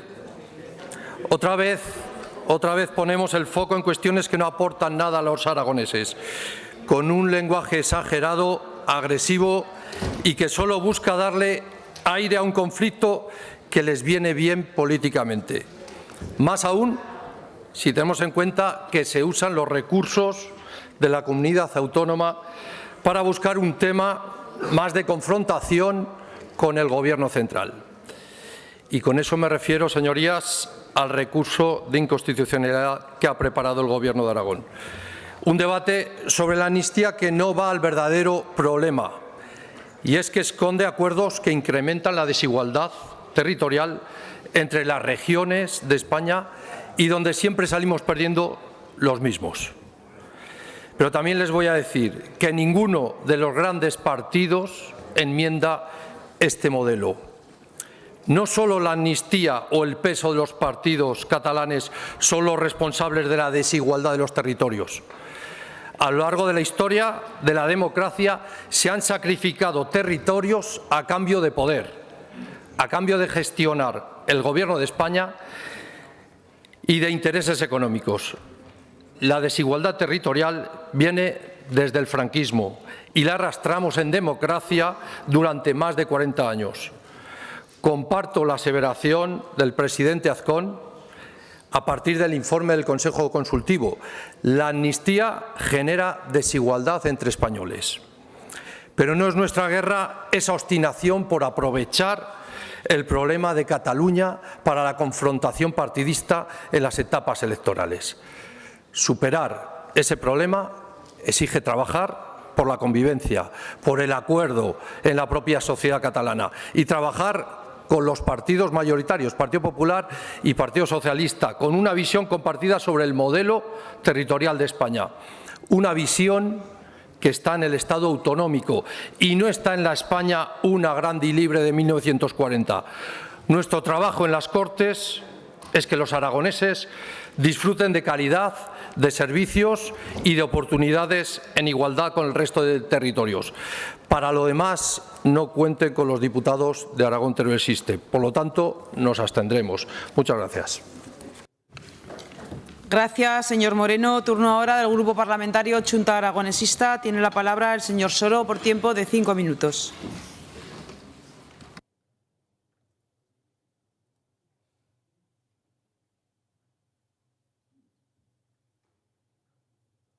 Gracias, presidenta. Bueno, otra vez estamos hablando de la amnistía. Qué ganas tengo de que esté ya en el Tribunal Constitucional y dejemos hablar del tema y que resuelva el Tribunal Constitucional y que espero todos respetemos, diga lo que diga el Tribunal Constitucional, lo respetemos. Volvemos en esta ocasión con otras dos iniciativas de autoimpulso. Quienes gobiernan se piden a sí mismos que hagan determinada cuestión, o los que tienen mayoría en estas Cortes se piden a sí mismos que hagan determinada cuestión, cuando además sabemos que la van a hacer, pues ya lo han dicho muchas veces que van a recurrir. ¿Qué ocurre? Que estas iniciativas no buscan respaldar al Gobierno, no buscan respaldar a las Cortes en sus recursos. Es evidente que lo que buscan es incomodar, es poner en aprietos a alguien, sobre todo al Partido Socialista. Estas no son iniciativas contra la amnistía, son iniciativas contra el Partido Socialista y el señor Ledesma lo ha dejado muy claro. Desde luego a nosotros no nos ponen ninguna incomodidad, votaremos que no, evidentemente, a las dos proposiciones no de ley. Pero a mí, vuelvo a decir una cuestión más, aprovecho los 2 minutos que tengo, lo he dicho muchas veces, más allá de lo que pensemos de si se rompe la igualdad, la separación de poderes, más allá del contenido, señorías, hay una cuestión clave que siempre pasan de puntillas, que es la cuestión formal, la legitimación activa. ¿Tiene competencia Aragón, las Cortes o el Gobierno para recurrir una ley del Estado sobre la amnistía? Esta es la clave porque el artículo 32.2 de la Ley Orgánica del Tribunal Constitucional nos legitima para recurrir al Constitucional las leyes que afecten a nuestro propio ámbito de autonomía. Soy consciente de la doctrina expansiva del Tribunal Constitucional y que hace una interpretación muy laxa, que lo extiende al ámbito de los intereses peculiares de la comunidad autónoma, más allá de las competencias, pero no cabe todo. Yo, desde luego, dudo que finalmente el Tribunal Constitucional, yo no estoy en posesión de la verdad absoluta, me dan envidia quienes afirman con rotundidad, con absoluta certeza, cuestiones en materia jurídica. Yo, miren, no tengo esa certeza, sospecho que el Tribunal Constitucional es posible que no admita a trámite estos recursos, ya darán explicaciones en su momento. Como tengo dudas, pero viendo que ustedes ni se paran a explicarlo y sobre todo ese demoledor, dice el señor Ledesma, informe del Consejo Consultivo, demoledor, es el informe de los relatores de la ONU sobre el incumplimiento de los compromisos internacionales de España en materia de memoria democrática con la derogación de la ley. Eso sí que es demoledor. Pero como digo, informe del Consejo Consultivo, 38 folios, esto se lo despachan en 2 folios, artículos 19 y 20, confunden amnistía con independencia. Lo que dicen es que podemos recurrir en Aragón por razones históricas. ¿Qué cambia la historia porque haya amnistía? Por razones económicas. ¿Qué cambia la economía porque haya amnistía? Si hubiera independencia, no digo que no.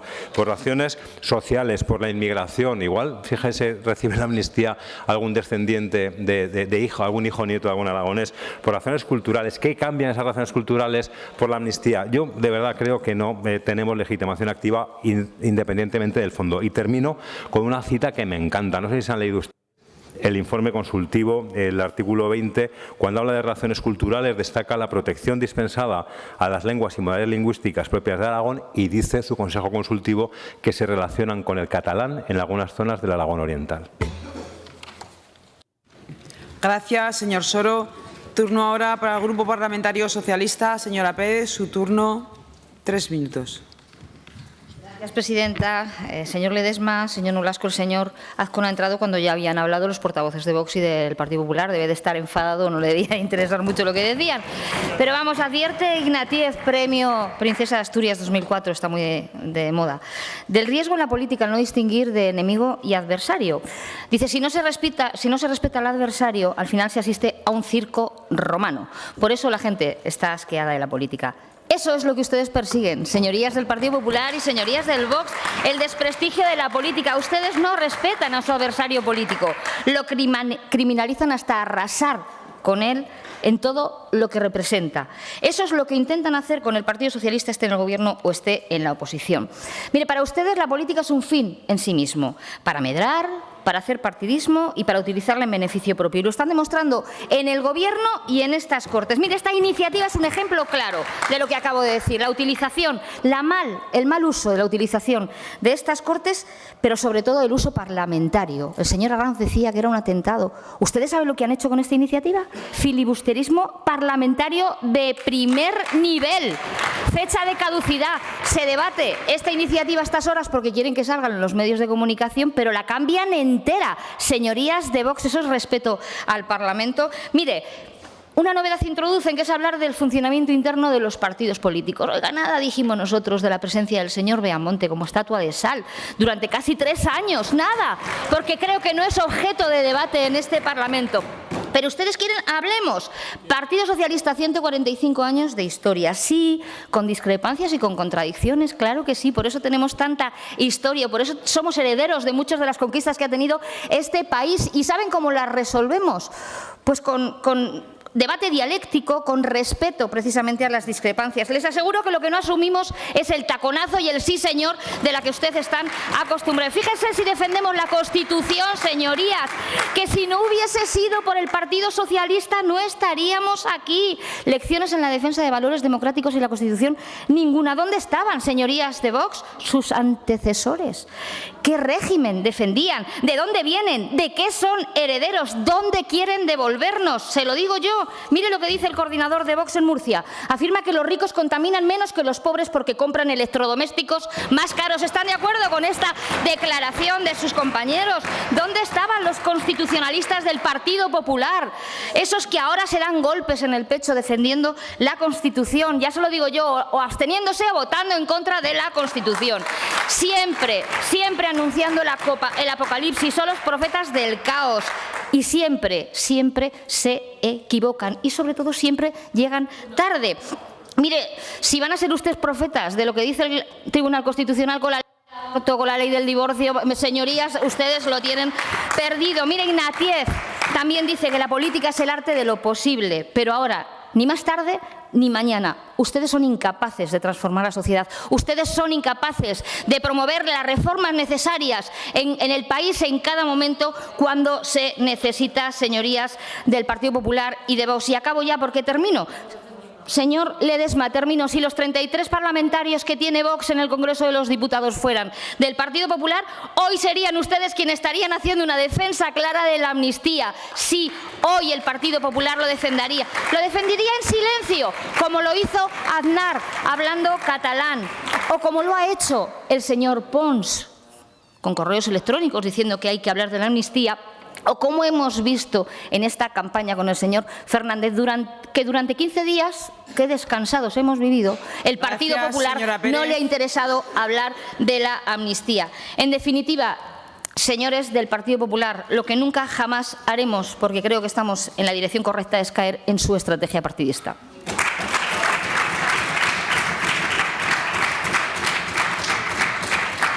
Gracias, señora Pérez.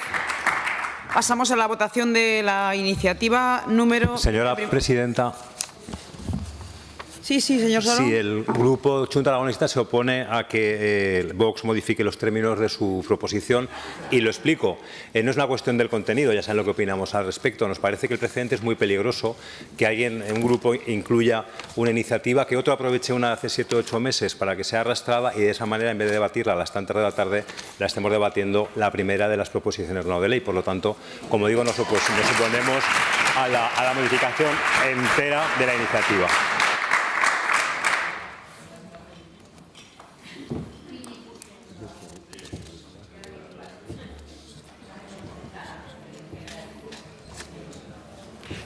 Al amparo del 269.5, que no lo he dicho.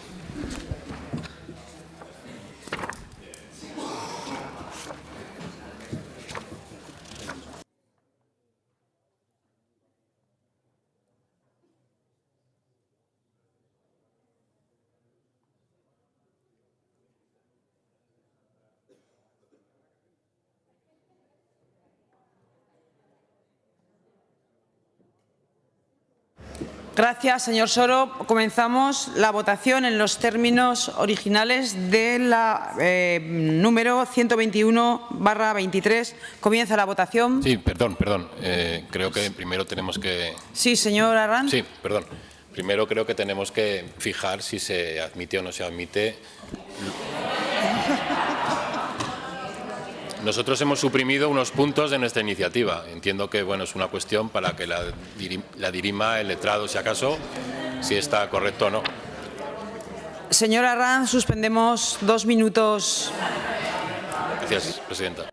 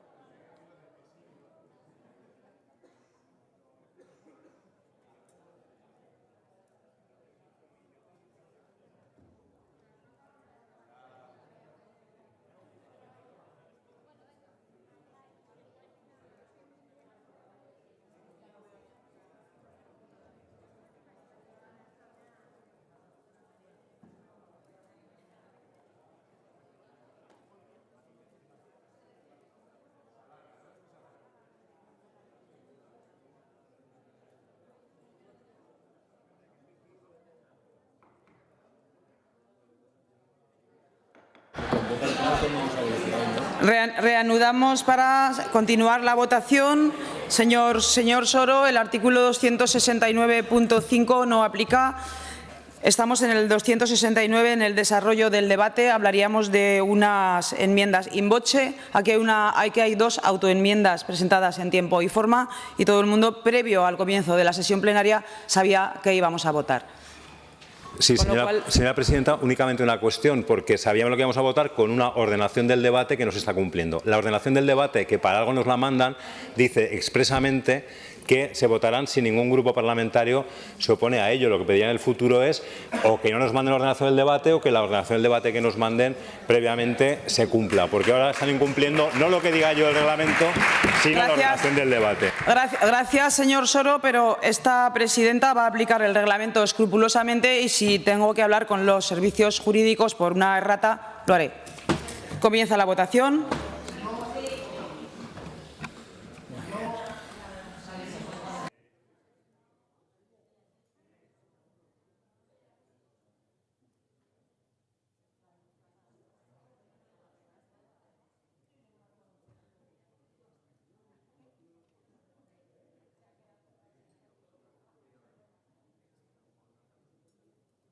Finaliza la votación. 61 presentes, 62 emitidos.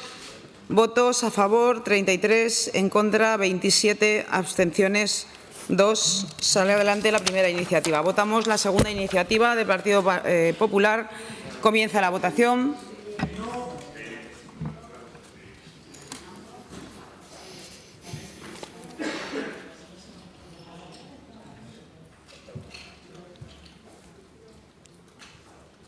Finaliza la votación. 61 presentes, 62 emitidos. A favor, 33. En contra, 27. Abstenciones, 2. Sale adelante la iniciativa del Partido Popular. Explicación de voto. Señor Sanz. Señor Moreno, ¿Teruel existe? Señor Soro. Señora Arranz. Sí, para agradecer a todos los grupos políticos que han apoyado nuestra iniciativa. Si bien nosotros en ningún momento hemos querido enturbiar esta votación, nosotros hemos actualizado una iniciativa que el mensaje final era muy claro y la idea final que se nos tiene que quedar es el respaldo de estas Cortes de Aragón de estar en contra de la ley de amnistía, porque es una ley que privilegia a unos frente a otros, que trata de forma desigual a todos los españoles frente a la ley, y que creemos que debe condenarse esta maniobra del Gobierno de Sánchez, porque todo no vale y debemos defender la legalidad para todos y que somos todos iguales ante la ley. Muchas gracias. Gracias, señora Arranz. Señora Pérez. Gracias, presidenta. Bueno, pues hemos visto, como decía, un ejemplo de filibusterismo parlamentario, de obstrucción al debate parlamentario muy evidente. Pero es que además lo que han aprobado ustedes aquí no tiene ninguna validez, es estéril. La de Vox era extemporánea y luego, evidentemente, improcedente después de hacer esa trampa que, bueno, hemos iniciado un nuevo camino como se está iniciando en esta legislatura. Y la del Partido Popular, el primer punto es imposible, puesto que no dice, como señala el reglamento, los preceptos específicos que deben recurrirse y los artículos de la Constitución o el Estatuto que se entienden pueden ser vulnerados. Por lo tanto, anuncio, volveremos a traer otra iniciativa, volveremos a debatir una iniciativa cuando los servicios jurídicos digan qué preceptos pueden ser vulnerados. Digo porque tendremos una segunda votación de esto, porque es lo único que les interesa al Partido Popular, seguir con esta cuestión.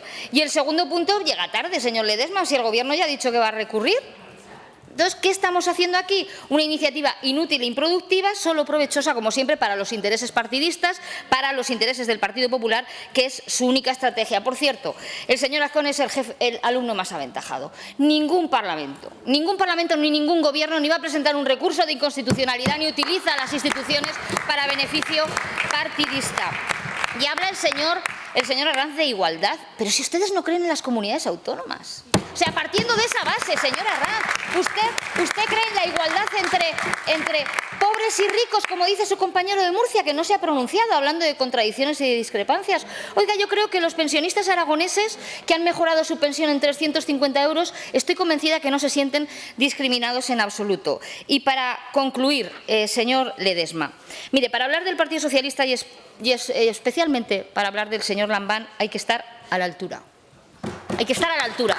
Un dirigente consecuente, responsable, audaz, al que ayer acusaban, señor Azcón, de sanchista, de nefasto para Aragón, y hoy, sin embargo, lo loan. Al que ayer se olvidaron de nombrar precisamente el origen de esa gran inversión en Amazon de 17.000 millones, pero hoy sí lo utilizan. Miren, no engañan a nadie, no engañan a nadie. Lo hicieron con González, lo hicieron con Rubalcaba y ahora lo hacen con el señor Lambán. Su problema, señorías del Partido Popular Gracias, y de Vox, Pérez, no es Pedro Sánchez ni Lambán, su problema es el Partido Socialista y temo trasladarles una mala noticia, que seguiremos porque, por muchas razones, pero sobre todo porque su estrategia nos hace más fuertes.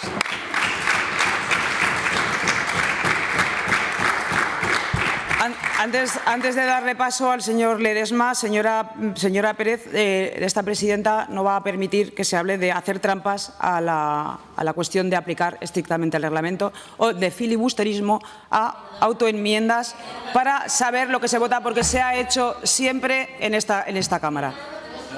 No se puede. No tiene la palabra. Señor Ledesma. Pues muchas gracias, señora presidenta. Bueno, señor Sanz, la amnistía del 77 no pudo ser ni constitucional ni inconstitucional, porque la Constitución es del año 78, salvo que usted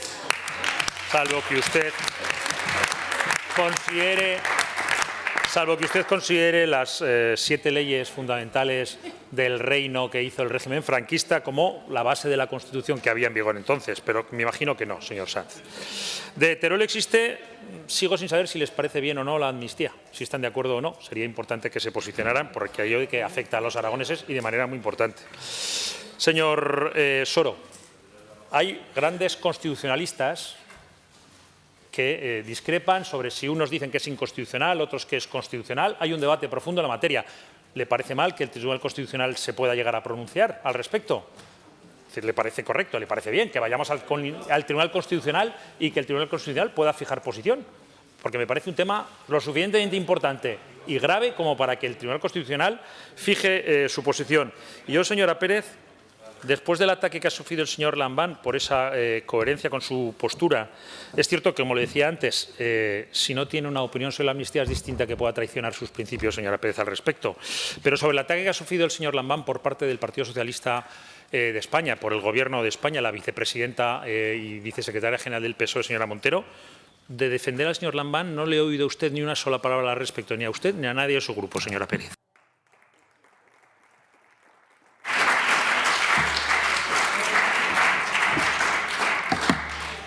Continuamos con el siguiente punto del orden del día, número 6, debate y votación de la proposición no de ley 2824 sobre las farmacias rurales, presentada por el Grupo Parlamentario Aragón Teruel Existe, para cuya presentación y defensa tiene la palabra el señor Moreno por tiempo de 5 minutos.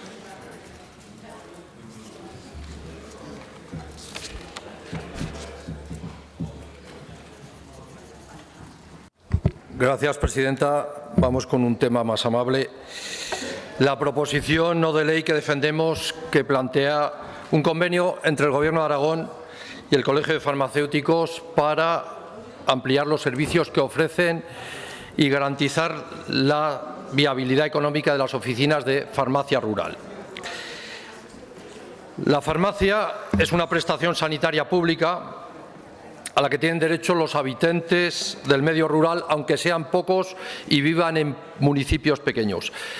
El farmacéutico en un pequeño municipio hace una labor social difícilmente sustituible. Ejerce de profesional farmacéutico muchas veces, otras veces como asesor, otras como médico, como confesor. Además, no solo entrega y custodia el medicamento, sino que informa y acompaña al paciente. Muchas veces el farmacéutico es el único licenciado en un pequeño municipio, con retribuciones de mileurista, porque no hay negocio para mucho más. La farmacia en Aragón es uno de los servicios fundamentales e imprescindibles para la cohesión del territorio. De las 733 oficinas, hay 200 que dan servicio en municipios de menos de 1.000 habitantes, 150 en poblaciones de menos de 500, de las cuales 53 farmacias están en viabilidad económica comprometida. La realidad es que cada vez hay más problemas para mantener este servicio de farmacia tan esencial en el medio rural, especialmente aquellas oficinas que, por la reducida dimensión de la población, atienden en una situación de viabilidad económica comprometida. Si se cierran estas farmacias, estamos perdiendo servicios sanitarios que pierde la población. El Servicio Aragonés de Salud ya aplica los apoyos derivados de la normativa nacional que implican ayudas económicas a las farmacias, pero ayudas escasas que es necesario actualizar. No se actualizan según el IPC desde el año 2011. Otra de las ayudas a las que se pueden adherir son los sistemas personalizados de dosificación, los coloquialmente llamados pastilleros, que es un servicio fundamental por el puesto en marcha por la Diputación, alguna Diputación como la de Teruel y el Colegio Oficial de Farmacéuticos de la provincia. Pero sería necesario un convenio o un acuerdo del Servicio Aragonés de Salud para las 3 provincias, que remunere de forma adecuada al farmacéutico y que extienda a más pacientes la estabilidad del programa. Una farmacia BEC tiene unos gastos fijos de más de 20.000 euros al año. A esto hay que añadir el coste de los desplazamientos que son necesarios para poder atender varios municipios y que no tienen contraprestación alguna. Les voy a poner un ejemplo real. La farmacia de Huesa del Común, un municipio de 55 habitantes, tiene afortunadamente una farmacia que atiende a 12 municipios, que suman en total 360 habitantes, algunos situados en la provincia de Zaragoza. Todos tienen sus botiquines respectivos. La farmacia presta el servicio y asume los programas de colaboración que ofrece el Servicio Aragonés de Salud. Atiende botiquines y rellena los pastilleros de los pacientes, 2 servicios necesarios y demandados en el medio rural. Viaja una vez a la semana a cada uno de los municipios la farmacéutica y no tiene bonificación ninguna en su desplazamiento. Así que la primera medida que planteamos es que se debería aplicar a las farmacias con viabilidad económica comprometida de Aragón el que Salud compense por el servicio de desplazamiento esta bonificación de los kilómetros en su desplazamiento, al menos según el coste por kilómetro fijado por la Administración.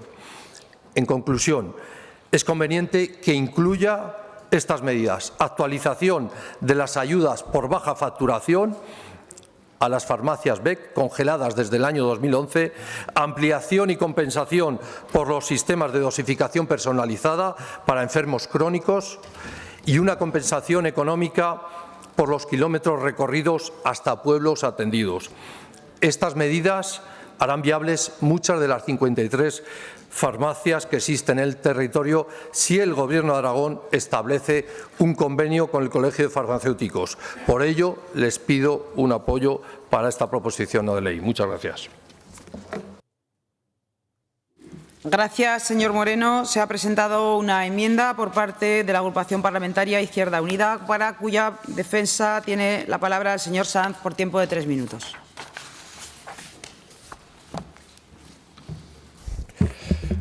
Lo cierto, señor Moreno, es que oyéndole defender la iniciativa, claro, luego te vas al texto y lo único que habla la iniciativa es de ese convenio. No concreta todas esas medidas que nosotros sí planteábamos incorporar en esa enmienda de las que usted ha hablado, porque nosotros consideramos que la viabilidad de las farmacias rurales no puede pivotar exclusivamente en apoyos puntuales basados en la situación de viabilidad económica comprometida a las farmacias. Tenemos que ir más allá. ¿Qué es ir más allá y qué proponemos?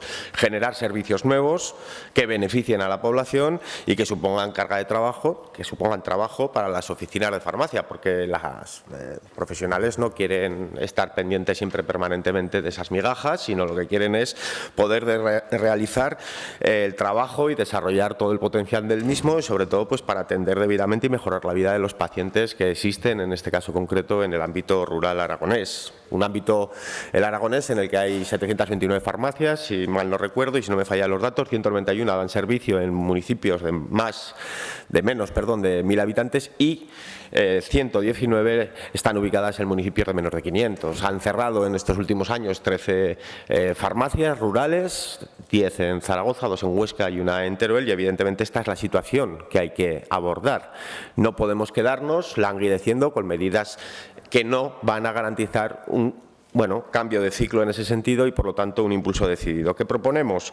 Pues proponemos que, más allá de esos convenios o de esas ayudas, se realicen esos nuevos servicios que bien podrían ser atención farmacéutica domiciliaria, el suministro de medicamentos y productos sanitarios a los centros sociosanitarios del entorno, dispensación colaborativa con la farmacia hospitalaria, precisamente pues para dar respuesta también y mejorar la vida de los pacientes que requieren de este tipo de tratamientos en el ámbito rural y, por supuesto, generalizar en el medio rural el servicio de dosificación y seguimiento personalizado de medicación a través del sistema personalizado de dosificación, pues para mejorar también esa adherencia de los tratamientos. Son cuestiones que lo que planteamos es que redunden en la garantía de la solvencia económica del sector en el ámbito rural y, por lo tanto, faciliten esos servicios que, por otro lado, son muy necesarios y mejorarían sustancialmente la calidad de vida de la población en el ámbito rural aragonés.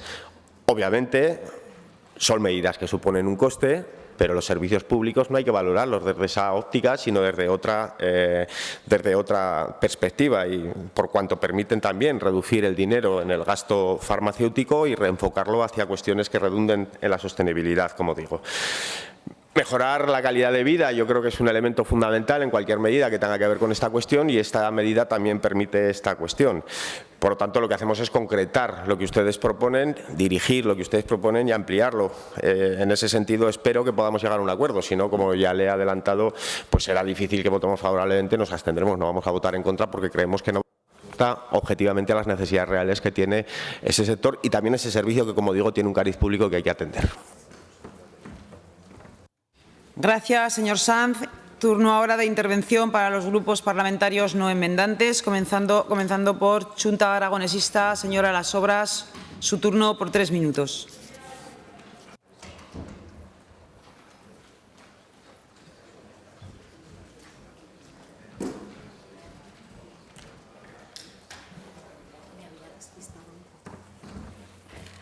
Gracias, presidenta. Bueno, señor Moreno, en mayo del 2021 las Cortes de Aragón aprobaron por unanimidad de todos los grupos parlamentarios una iniciativa que consideraba y apoyaba a la farmacia rural como establecimiento básico de carácter social y sanitario. Se lleva ya varios años trabajando en torno a estas farmacias, pero nunca es suficiente. Su cercanía y confianza con los vecinos y vecinas, su implicación con el tejido social trasciende su labor, como es el uso del medicamento o los servicios profesionales, para abarcar una faceta más social, sobre todo entre la población más vulnerable. En la primera comparecencia del consejero de Sanidad desde Chunta Aragonesista ya le insistimos en la protección de la farmacia rural para evitar su cierre, porque son oficinas únicas en las localidades pequeñas y hay que buscar soluciones que la conviertan en rentables desde el punto de vista económico. Hay datos en Aragón, según los datos que tengo, 123 oficinas de farmacia están en pueblos de menos de 500 habitantes y 206 farmacias en poblaciones de menos de 1.000 habitantes. Y en muchos casos es el único profesional sanitario del pueblo, por lo que desarrolla una labor sociosanitaria incuestionable. Y muchas veces las personas acuden o acudimos a la farmacia cuando tenemos algún problema de salud. Son un claro ejemplo de resistencia a la lucha, porque cada día se enfrentan a la despoblación. Por lo tanto, aquellas farmacias rurales que se mantienen trabajan por no cerrar sus puertas y que los pueblos no pierdan un servicio esencial. Hay que tener en cuenta, pues, a la hora de afrontar cualquier política sobre este ámbito, que es un servicio básico fundamental para la ciudadanía en el medio rural, porque se encuentra en lugares con problemas de despoblación, con problemas de envejecimiento, con problemas de enfermedades crónicas en las localidades donde se ubican. Desde Chunta Aragonesista defendemos que es necesario asegurar la sostenibilidad de estas farmacias, especialmente en las zonas más frágiles, despobladas y deprimidas, porque es fundamental garantizar la igualdad y la equidad de todos los aragoneses y aragonesas, vivan donde vivan.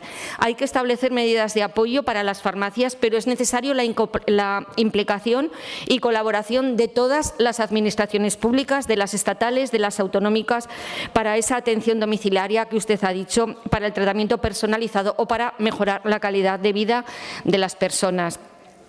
Por ello, facilitar la viabilidad económica y profesional con medidas prácticas, reales y efectivas ha de convertirse en una prioridad para todos los agentes implicados. Por lo tanto, ya sabe que vamos a votar sí a esta proposición no de ley, porque es un sí a la salud en el medio rural aragonés. Gracias, presidenta.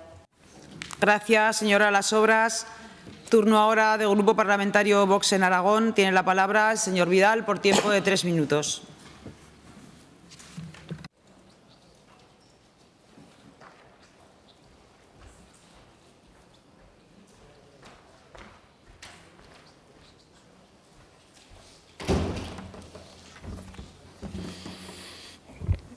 Gracias, señora presidenta. Señorías, si de algo puede vanagloriarse el modelo farmacéutico español es de la accesibilidad y la capilaridad que aporta su red. Conformada por más de 22.000 farmacias, el 98% de la población cuenta con una farmacia a menos de 10 minutos de su domicilio.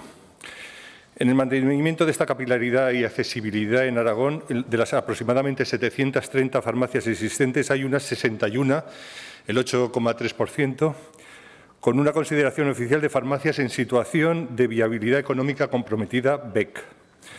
Una catalogación que, desgraciadamente, se consigue cuando la facturación de dispensación de recetas es inferior a los 12.500 euros al mes o 235.000 euros al año. Por lo que estas farmacias pueden recibir del Servicio Sanitario Nacional de Salud una compensación que puede llegar a alcanzar los 980 euros. Hay que tener en cuenta que varios factores a la hora de conocer qué farmacias están englobadas en la situación de riesgo de rentabilidad, porque no solo se trata de la localización en un municipio de bajo número de habitantes, ya que en algunos casos las farmacias, como ha dicho el señor Moreno anteriormente, se encuentran en una zona que abarca varios municipios. Entonces, en total, pueden llegar a tener una base de población suficiente para hacerlas rentables.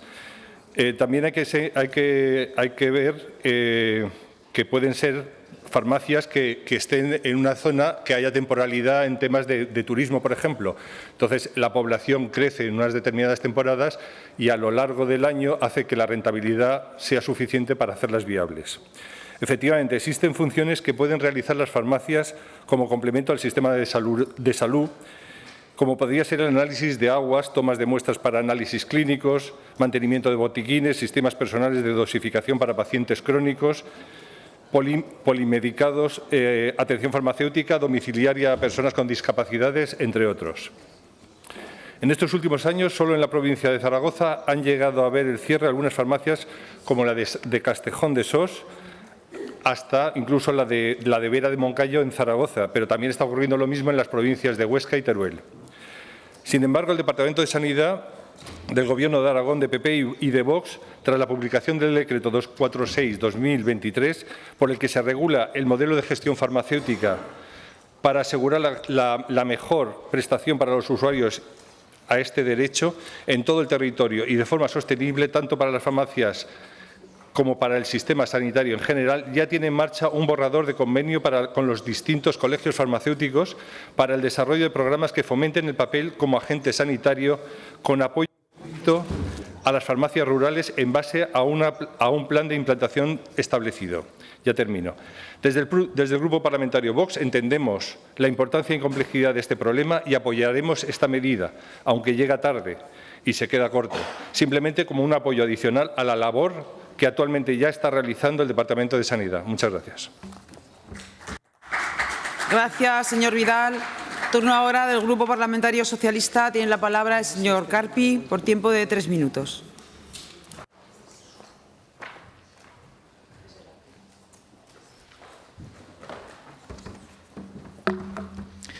Muchas gracias, presidenta. Buenas tardes a todos, señorías.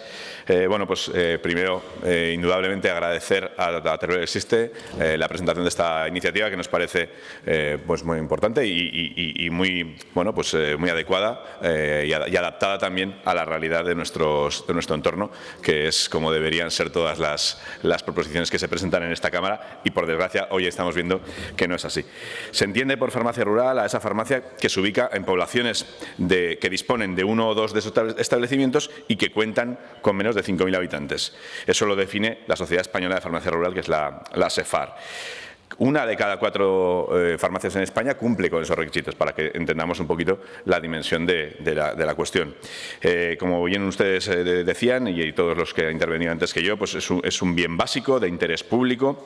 La farmacia rural es el único servicio sanitario cercano a la población en muchos municipios de España, de Aragón, y mucho más en Aragón desde que este Gobierno se dedica a amortizar plazas de médico, a recortar plazas de asistencia sanitaria en nuestros pueblos, en ese plan que tienen de desmantelamiento de la sanidad pública tal y como la entendemos en esta comunidad y tal como la entendíamos en esta comunidad, porque a partir de ahora, pues como todo el mundo sabe, y de eso hablamos en esta Cámara muy repetidamente, tanto los médicos rurales parece que les sobran, y también les sobran las horas de asistencia a nuestros pueblos. Pues a nosotros no nos sobran, y nosotros lo que estamos es por que los servicios públicos en los pueblos pequeños de Aragón, en los pueblos grandes de Aragón, también permanezcan. Y eso debería ser lo que motivara todas las acciones del Gobierno de Aragón. Pero, obviamente, van en sentido contrario. La Sociedad de Farmacia Rural estima el cierre de estas farmacias en municipios de 1.000 habitantes. Todas ellas estima que cerrarían en una década si no hacemos algo, si no se legisla en esa dirección. Esos centros farmacéuticos, como ya se ha dicho aquí, son un arma para frenar la despoblación, como también lo son los servicios públicos de los que hablábamos. Se favorece el desarrollo social y económico de los entornos y será, como decimos, un servicio fundamental a los pobladores de esos municipios. Por todo ello, establecer un convenio con el Colegio de Farmacéuticos, que ellos nos digan qué es lo que necesitan, que ellos nos guíen también para ver cuáles son las necesidades que se pueden satisfacer desde lo público, pues nos parece muy adecuado, y a garantizar la viabilidad económica y la continuidad de las farmacias rurales nos parece fundamental. Así pues, votaremos a favor. Muchas gracias. Gracias, señor Carpi. Turno ahora para el Grupo Parlamentario Popular. Tiene la palabra el señor Gallard por tiempo de 3 minutos.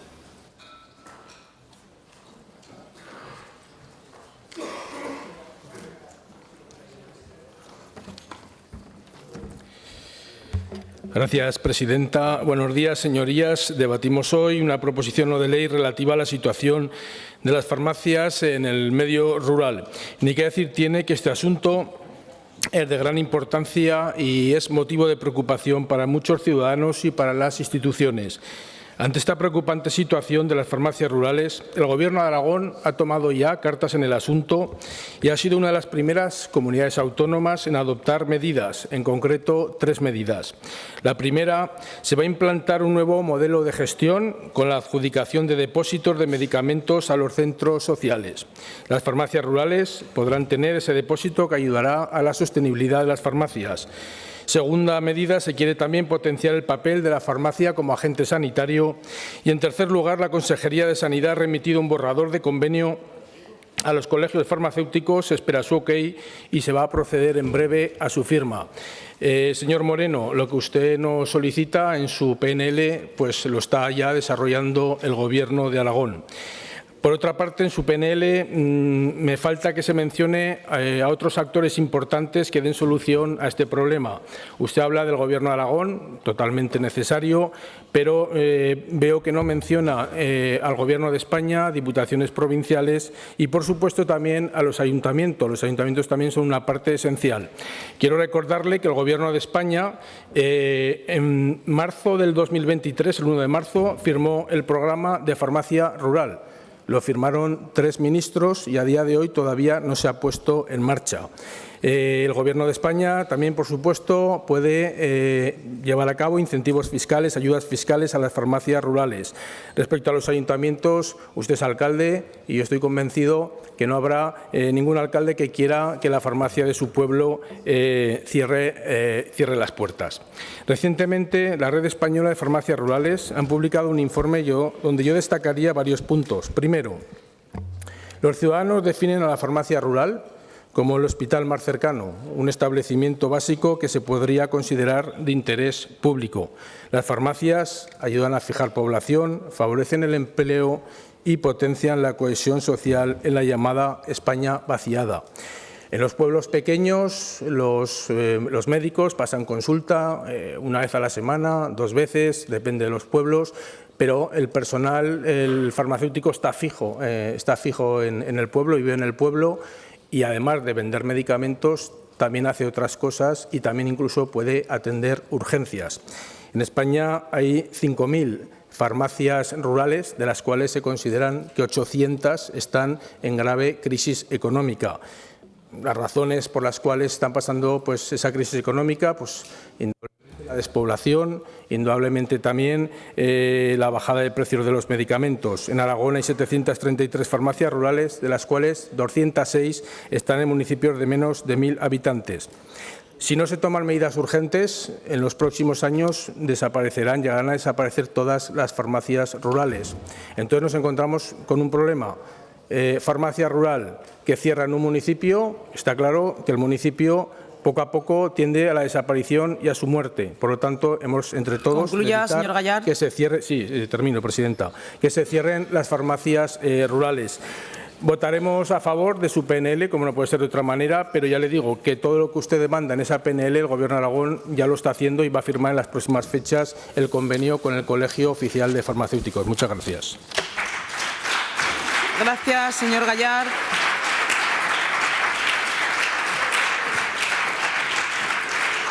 Turno para el señor Moreno para fijar su posición con respecto de la enmienda presentada por Izquierda Unida.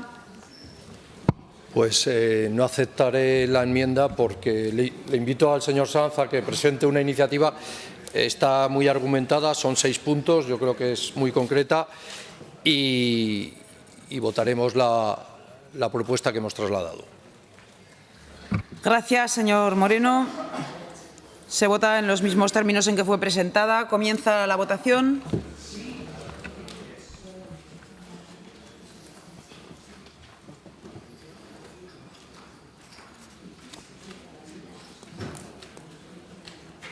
Finaliza la votación. 60 presentes, 61 emitidos.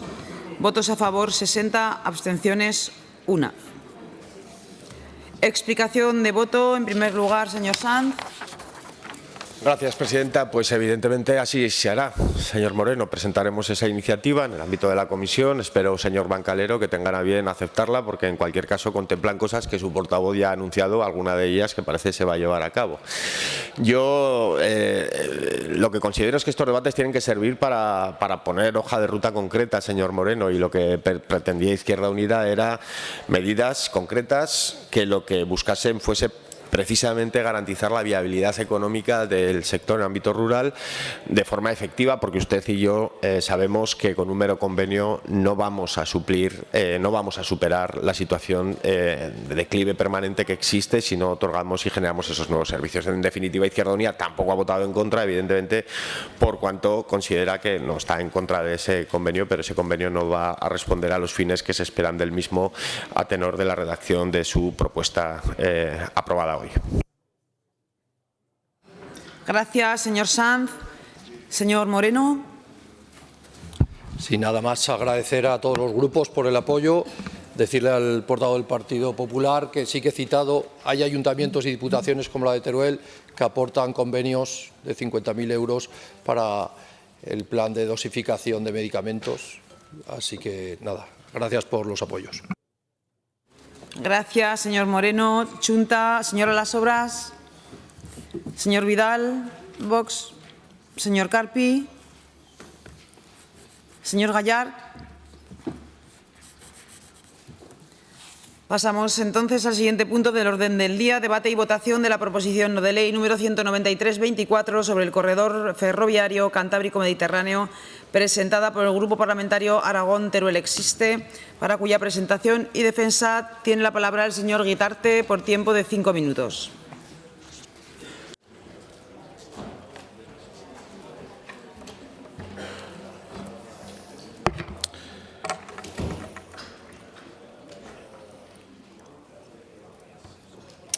Veo que corren los segundos.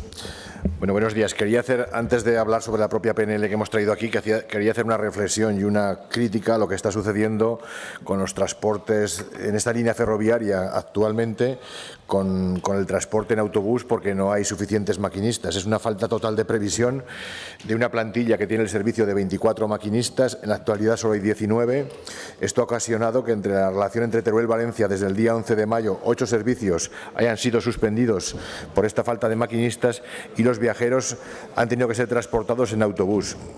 En los últimos 3 días se han suspendido 5 servicios y hoy, día 23, el tren que tiene, por ejemplo, su origen en Cartagena, al llegar a Valencia, transportará a todos los pasajeros para llevarlos en autobús desde Valencia a Zaragoza porque no hay maquinistas.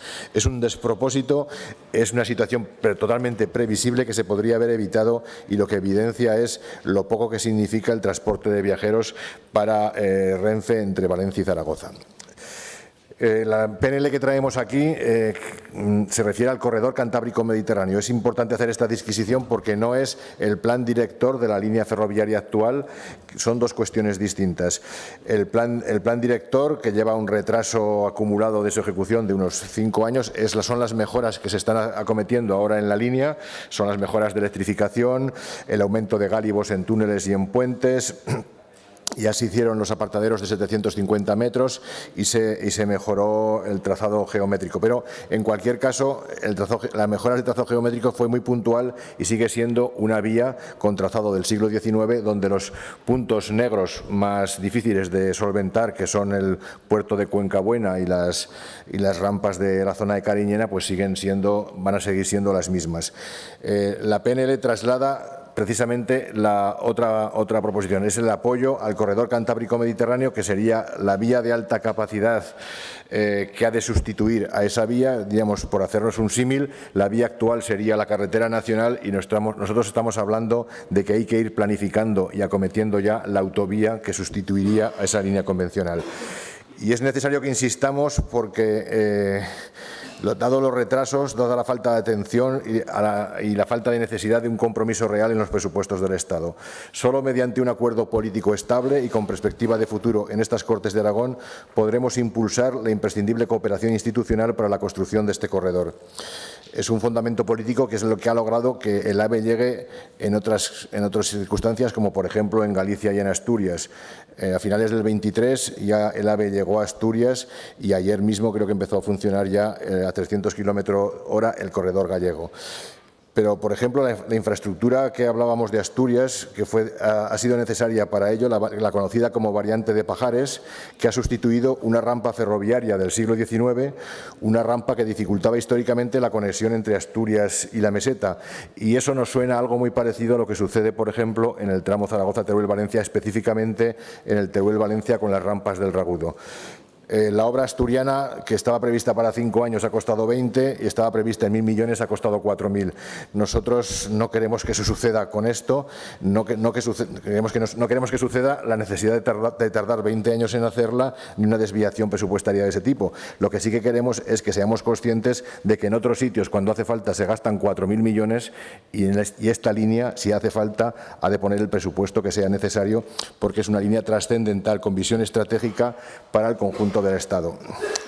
Y necesitamos visión estratégica y técnica junto a ese acuerdo imprescindible para convencer al Ministerio de Transportes y a la Unión Europea de que es imprescindible, para el bien del conjunto del país, corregir esta deficiencia histórica en la red ferroviaria radial de este sector peninsular.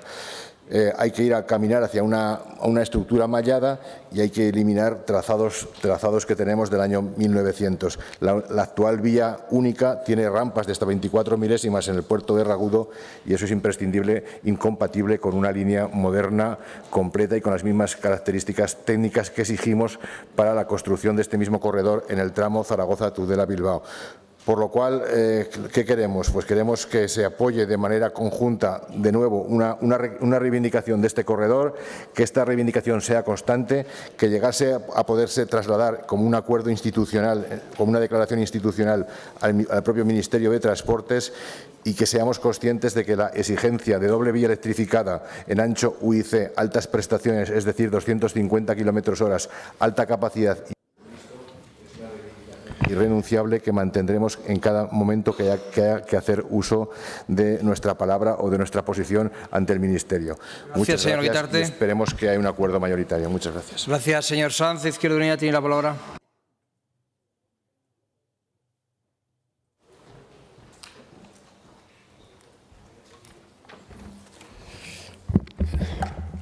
Señor Guitarte, votaremos que sí. Así estamos trabajando y en esta dirección también en el ámbito del Gobierno de coalición en el Estado de la Nación. Yo creo que es absolutamente innegable, ¿no?, la necesidad de esta apuesta, una apuesta imprescindible para garantizar esta infraestructura, una infraestructura, como usted bien decía, ese corredor cantábrico-mediterráneo que debe ser propio del siglo XXI, que debe responder a esa alta capacidad, a ese uso mixto en condiciones y que debe hacer también de Aragón un nudo de conexiones ferroviarias que permita también la conexión con Europa, con el norte, por Canfrán. Es estratégico, es fundamental y desde varias perspectivas. La primera, evidentemente, desde la necesidad de profundizar en la sostenibilidad de sectores pujantes en nuestra economía como el de la logística, que requiere de un impulso claro para volcar todo ese transporte de mercancías que ahora mismo se desarrolla por carretera al ámbito ferroviario. Una apuesta también desde una perspectiva clara de vertebración territorial y del derecho a la movilidad propia del siglo XXI, vuelvo a decir, que fijará población y garantizará precisamente el asentamiento de la misma. Bajo esos paradigmas, por lo tanto, entendemos la necesidad de este impulso y en ese sentido espero que sea unánime. Votaremos que sí a esta iniciativa una vez más. Gracias, señor Sanz. Señor Palacín, tiene la palabra.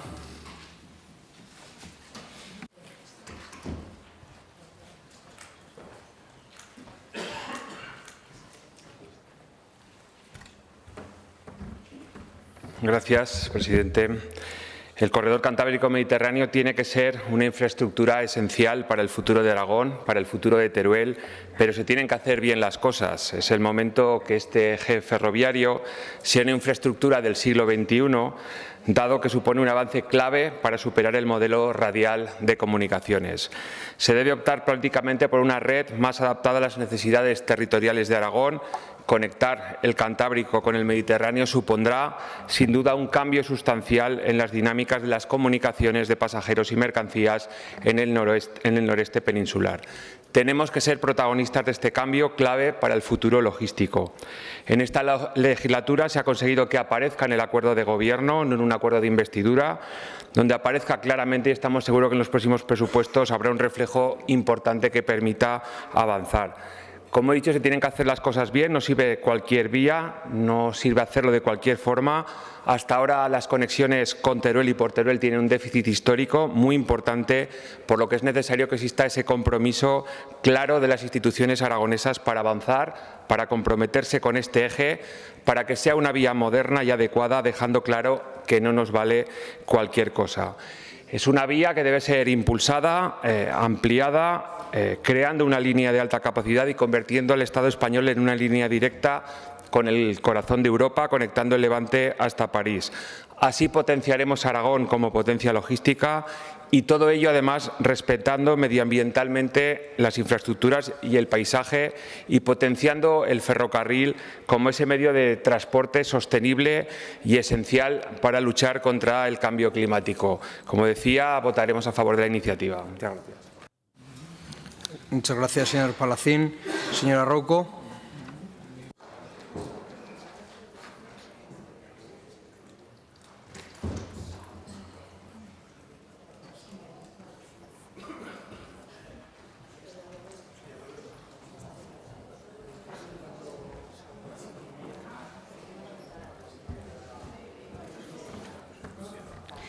Gracias, señor vicepresidente. Muy buenas tardes ya a todos. Aragón, Teruel existe, nos trae a debate una proposición no de ley que desde Vox vamos a apoyar en todos sus puntos. Porque desde el Gobierno del Partido Popular y Vox, somos conscientes, y así se hizo constar en este pacto de gobernabilidad, que nuestra región se encuentra a la cola de las inversiones en infraestructura y que era ya el momento y era preciso revertir esta situación si queremos mejorar precisamente nuestra cohesión territorial, si queremos mejorar nuestra calidad de vida, si creemos en las oportunidades de crecimiento económico, en definitiva, si queremos un Aragón con futuro. Y por ello decíamos que teníamos que trabajar en esta vertebración del territorio con especial atención, entre otras, al corredor cantábrico mediterráneo. Y como ya se expuso desde el Ejecutivo de Aragón, debe de ser la columna vertebral del noreste de la península. Como todos sabemos, Aragón es la principal plataforma logística multimodal del sur de Europa. Tenemos un privilegiado enclave equidistante con los principales puertos del Mediterráneo español, ya sea Valencia, ya sea Barcelona, ya sea Tarragona, y también con la cornisa cantábrica y también desde Madrid. Madrid como conexión con los puertos de Algeciras, de Sevilla, de Huelva, de Sines. Por ello, es esencial tener y mantener una excelente infraestructura ferroviaria que nos conecte con todos ellos. Hoy debatimos sobre la línea Zaragoza-Teruel-Sagunto. Por su ubicación geográfica, precisamente, esta línea de Zaragoza-Teruel-Sagunto es estratégica para conectar por ferrocarril el Mediterráneo con el Cantábrico y unir las áreas portuarias de Valencia y Bilbao con los nodos logísticos de Platea en Teruel y de Plaza en Zaragoza. Aragón, es cierto, no ha sido atendido en sus necesidades básicas. Por ejemplo, donde ha quedado la conexión sin alta velocidad entre Zaragoza y Valencia. Lo que sí es palpable es que mientras el tramo Zaragoza-Cantábrico avanza, el tramo Zaragoza-Sagunto no. A diciembre del 2023 la inversión ejecutada era solo del 33% del total. Avanza, pero muy lentamente. Había nuevos proyectos por caducidad de los anteriores, sin tramitar la evaluación ambiental. Es cierto, nuevas licitaciones, nuevas demoras, y Aragón no es tratada con la misma atención y con el mismo mimo que otras regiones, como por ejemplo País Vasco y Cataluña.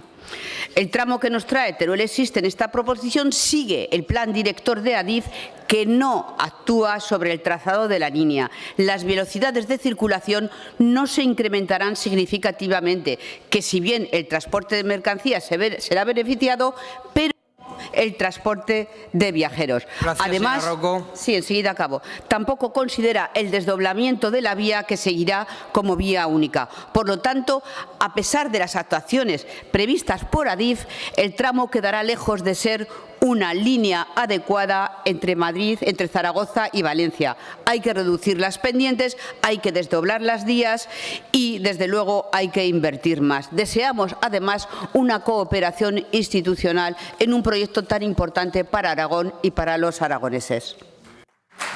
Gracias, señora Rocco. Señora Rodrigo.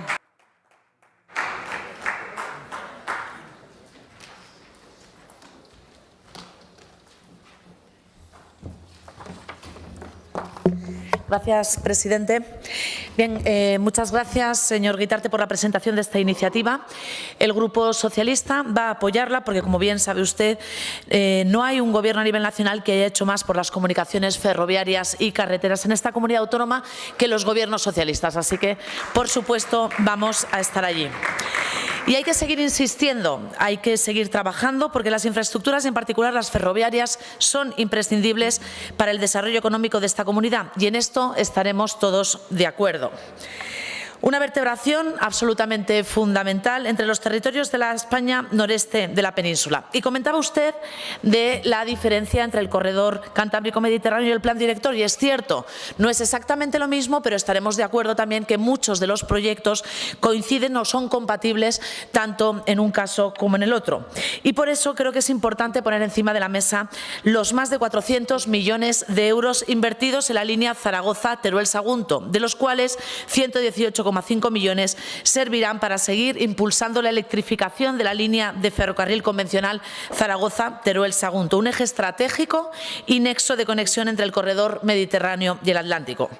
La inversión está destinada, usted lo pone en la exposición de motivos, a adaptar diferentes pasos superiores, la sección de túneles e incluso para la instalación de postes, catenarias y el resto de instalación de la electrificación. Es decir, que Adif, a pesar de las cifras que se han puesto aquí encima de la mesa, ha movilizado más del 96% del total de los 455 millones que representa el Plan Director de Modernización de la línea Zaragoza-Teruel-Sagunto. Y esto es con un gobierno socialista.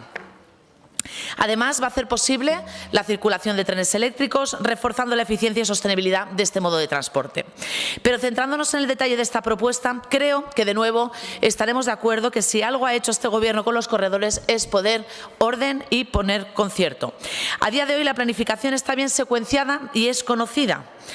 Y es que yo creo que no se puede culpar al Gobierno socialista de que en estos 15 años no se ha colocado ni una simple traviesa o de que los estudios informativos caducados, suspendidos o nuevamente licitados. De hecho, usted mismo reconoce en su proposición avances. Hablamos del estudio informativo Castejón-Zaragoza, que ha sido sometido a información pública.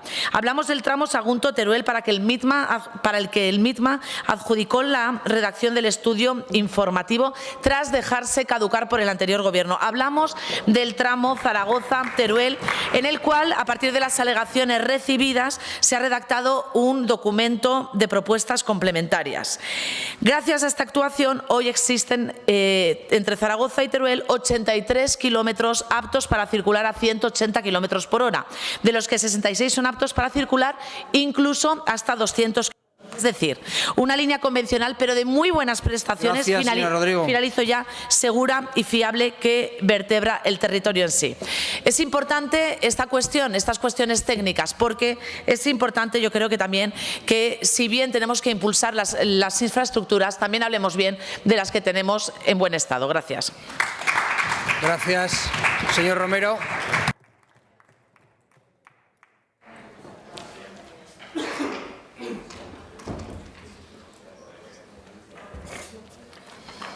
Muchas gracias, señor vicepresidente. Muchas gracias. Muy buenas tardes, señorías. No es la primera vez que en esta legislatura vamos a hablar y vamos a reclamar unas infraestructuras de altas prestaciones para el corredor cantábrico mediterráneo, con doble vía electrificada, alta velocidad y uso mixto en todo su recorrido, como bien merece Aragón. La competencia, señor Guitarte, como bien sabe, y usted aquí mismo ya también lo ha dicho, es estatal y es al Gobierno de España quien debe reclamarse. No obstante, le tengo que decir que el actual Gobierno de Aragón, desde hace tiempo, desde el minuto 1, está trabajando para conseguir que este corredor cantábrico-mediterráneo sea una línea de altas prestaciones. Y decía la portavoz, señora Rodrigo, del Partido Socialista, que quien más había hecho por esta línea había sido el Gobierno socialista. Pues bien, el problema en el que se está encontrando el Gobierno de Aragón ahora mismo es el muro que representa el Gobierno del señor Sánchez, que prefiere ceder al chantaje de sus socios separatistas para permanecer en la Moncloa antes que atender las justas y legítimas reclamaciones de los aragoneses. Y todo ello con su beneplácito, señorías del Partido Socialista, porque gracias al Gobierno del señor Sánchez, lo hemos dicho ya en alguna otra ocasión, la conexión Valencia-Zaragoza, tercera y cuarta ciudad de España, no van a disponer de alta velocidad. Y el trazado Zaragoza-Teruel-Sagunto seguirán, y aquí lo ha dicho la misma portavoz del Partido Socialista, seguirá en vía única. Un trazado del siglo XIX con rampas de más de 20 milésimas, imposible de utilizar por los grandes trenes que se tienen que utilizar para que el transporte ferroviario de mercancías sea competitivo. Una infraestructura totalmente insuficiente para las necesidades del siglo XXI. Lo que hacen ustedes es un simple lavado de cara porque sus socios separatistas imponen su criterio y está claro que no les interesa que se desarrolle el puerto de Valencia. Eso sí, los 26,7 millones de euros que destinó la Autoridad Portuaria de Valencia a hacer los apartaderos, que se han hecho 4 de ellos, la mayoría de ellos en Aragón, para eso sí que eran buenos esos millones. El plan director de la línea Zaragoza-Teruel-Sagunto, que fue anunciado, planteaba inversiones por más de 441 millones de euros hasta 2030. Eso contrasta también con los 11.000 millones que hay anunciados y que ha prometido el ministro Puente para el corredor mediterráneo. Y contrasta también la vía única que hay en Aragón con las 4 vías en paralelo que va a haber en la plataforma del tramo del Mediterráneo en su tramo catalán. Y el agravio, señorías, es un agravio clarísimo. El Gobierno de Sánchez, como decía, y ahora que está tan de moda, debe reflexionar. Yo no sé si debe reflexionar 5 días o debe reflexionar más tiempo, pero en cualquier caso, háganle, ya que están tan convencidos, háganle rectificar su posición y priorizar realmente el corredor del Cantábrico Mediterráneo. Una línea de altas prestaciones con alta velocidad y doble vía en todo su recorrido, garantizando que se lleve a cabo de manera eficaz, sin interferencias políticas y sin condicionamientos políticos. Y dicho esto, como habrán entendido, le votaremos a favor, señor Guitarte. Muchas gracias. Gracias, señor Romero. Pasamos a la votación de la iniciativa. Comienza la votación.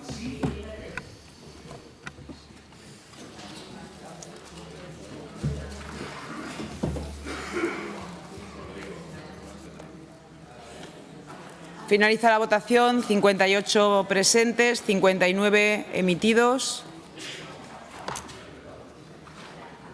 ¿Alguien no ha votado? 59 votos a favor. Se aprueba por unanimidad. Explicación de voto. Señor Sanz. Señor Guitarte. Perdón, es que en la votación no ha contado mi voto, pero bueno, si tiene alguna trascendencia o no.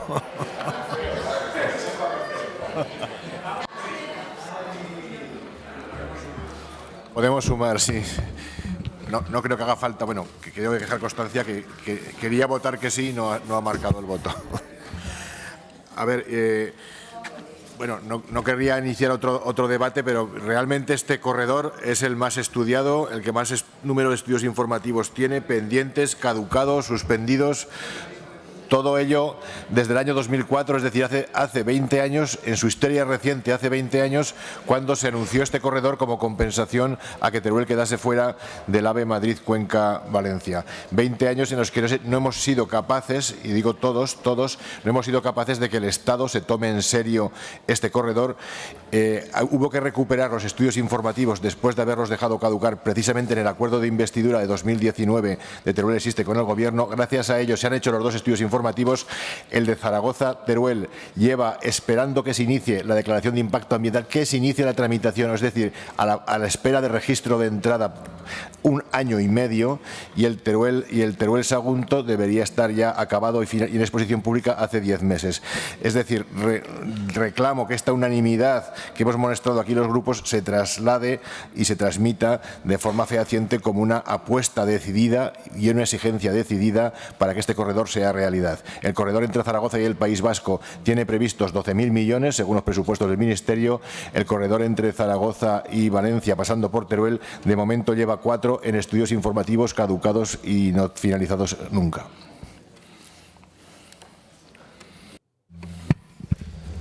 Gracias, señor Guitarte. Señor Palacín. Señora Rouco.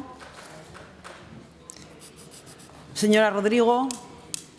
Gracias, señora presidenta. Señor Guitarte, quedan unas pocas horas para el comienzo de la campaña de europeas. No se preocupe.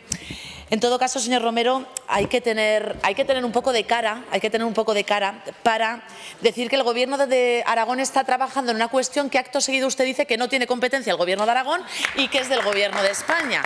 Entonces, le van a poner falta en el Partido Popular porque para una vez que podía enmendar al señor Sánchez, va y no lo hace.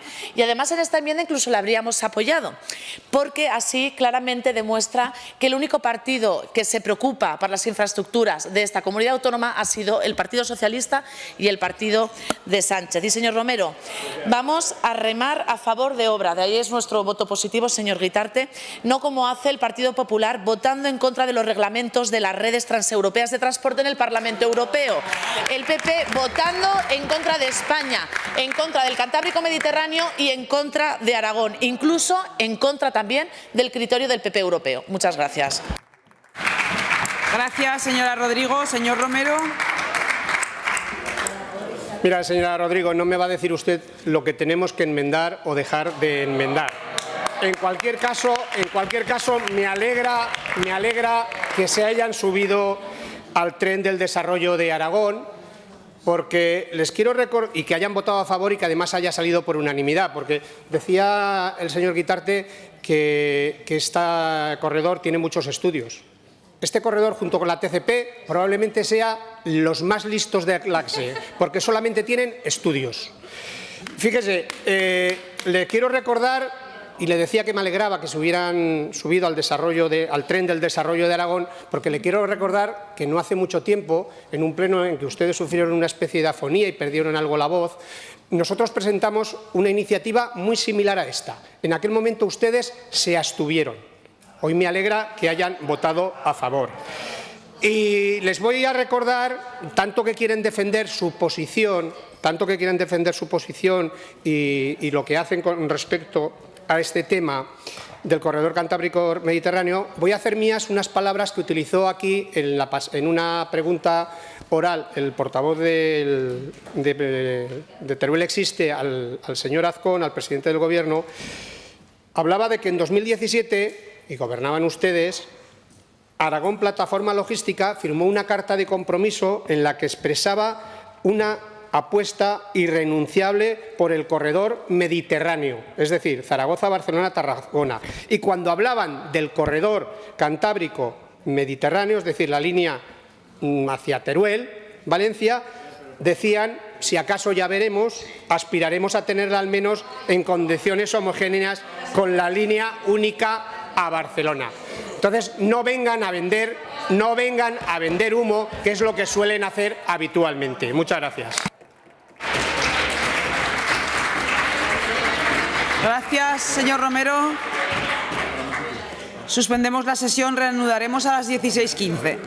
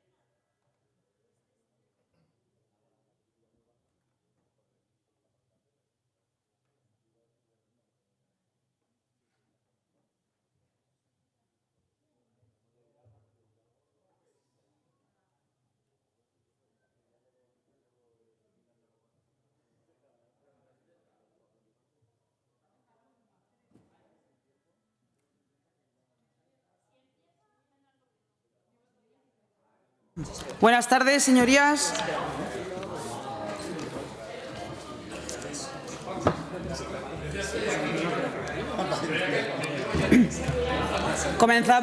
Reanudamos esta sesión con el punto 8, debate y votación de la proposición no de ley 207-24 sobre la necesidad de una modificación curricular en bachillerato al objeto de no discriminar a los alumnos que cursan la materia de religión católica, presentada por el Grupo Parlamentario Vox en Aragón, para cuya presentación y defensa tiene la palabra por 5 minutos el señor Zibiac.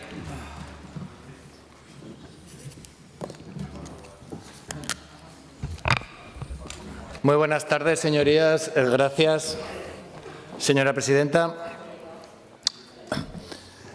Nos motiva a presentar esta proposición no de ley las serias dudas que tenemos, que prácticamente es una certeza, de que la asignatura de religión católica se esté enseñando en nuestros centros de bachillerato con las mismas características que el resto de las asignaturas. Y les digo, empiezo mi intervención con quizás lo que tendría que ser el final. ¿Qué es lo que nos motiva? Lo que nos motiva es conseguir que la enseñanza de religión católica en el bachillerato sea una asignatura como las demás. Queremos que sea una asignatura normal. Una asignatura normal, como todas las demás. ¿Y qué es lo que tiene una asignatura normal? Tiene un currículum, tiene unos criterios de evaluación, tiene un profesorado con una especialización, tiene una calificación que luego se tiene en cuenta para el cálculo de las medias y para el acceso a la universidad a través de la EBAU. ¿Y cuál es la situación con la que nos encontramos? Nos encontramos con una situación heredada del Gobierno anterior, en la que no es ninguna exageración decir que se discrimina a la asignatura. Se discrimina a la asignatura que en realidad, claro, la asignatura, dice, hombre, ¿la asignatura qué es la asignatura? Hombre, cuando nosotros decimos que se discrimina la asignatura, lo que queremos decir es que se discrimina a los alumnos que libremente, acogiéndose a su derecho constitucional, acogiéndose a los derechos humanos y acogiéndose un poco a la lógica, deciden libremente estudiar religión en el bachillerato. ¿Y por qué se les discrimina? Se les discrimina por 3 motivos fundamentales. Primer motivo, se le discrimina por el horario, porque en casi todos los centros se imparte la asignatura de religión católica fuera del horario habitual de las clases. Entonces, generalmente se da a primera hora o a séptima hora, cuando el resto de los alumnos ese día tienen clase de segunda hora a sexta hora, lo cual es un trastorno para los alumnos desplazados, los alumnos que tienen que hacer actividades por las tardes, un trastorno en general. Segundo motivo, las 2 horas de clase de bachillerato se acumulan en primero, y entonces en primero de bachillerato hay 2 periodos horarios a la semana y en segundo de bachillerato hay 0, no hay clase de religión. Entonces, eso es otra discriminación, y me dirán ustedes en qué consiste esa discriminación. Primero, que se acumulan en los 2 cursos, cuando los acuerdos Iglesia-Estado es que se dé clase en bachillerato, en primero y en segundo. Y en segundo lugar, porque al acumularse esas horas ocurre que vuelve a suceder otra discriminación. Los alumnos que no estudian religión estudian 29 horas a la semana, 29 periodos lectivos, y los alumnos que sí que estudian religión tienen 31 periodos lectivos. Se produce, por consiguiente, otra discriminación, que los que estudian religión tienen en primero 2 horas más de clase que el resto de los alumnos. Por otro lado, todas las asignaturas que se imparten en bachillerato en todos los centros públicos, privados y concertados de Aragón, todas tienen el currículum estatal y el currículum aragonés, es decir, esa parte del currículum que la LOMLOE permite y las leyes anteriores que las comunidades autónomas desarrollen de ese currículum atendiendo a unas directrices. Pues bien, la religión católica tampoco tiene el desarrollo curricular aragonés en la materia. Bien, es cierto que sí que hay un currículum, digamos, a nivel estatal. Y por último, se discrimina a los alumnos de religión porque la calificación que se les pone no cuenta en ninguna media, ni en la media del bachillerato, ni en la media para acceder a la universidad. Por consiguiente, ¿qué es lo que pedimos en esta proposición no de ley? Que la religión católica, la enseñanza de religión católica, sea una asignatura normal, como las demás. El Grupo Popular ha planteado una enmienda y la aceptamos con la salvedad que hemos llegado a un acuerdo de suprimir de la enmienda del Grupo Popular el primer punto y dejando la proposición no de ley tal y como está en la enmienda del Grupo Popular, a excepción del primer punto que se suprime. Muchas gracias, señorías. Gracias, señor Cibiac. Si han llegado a una transacción, luego nos la hacen llegar a la mesa, por favor. Para la defensa de la enmienda tiene la palabra por 3 minutos, por la parte del Grupo Parlamentario Popular, la señora Gaspar. Gracias, señora presidenta. Señor Cibiac, la enmienda que hemos presentado, el primer punto, es el que ustedes tenían en su iniciativa con las modificaciones las que ya habíamos hablado. Con lo cual aceptamos que ese primer punto, que era su texto, se retire.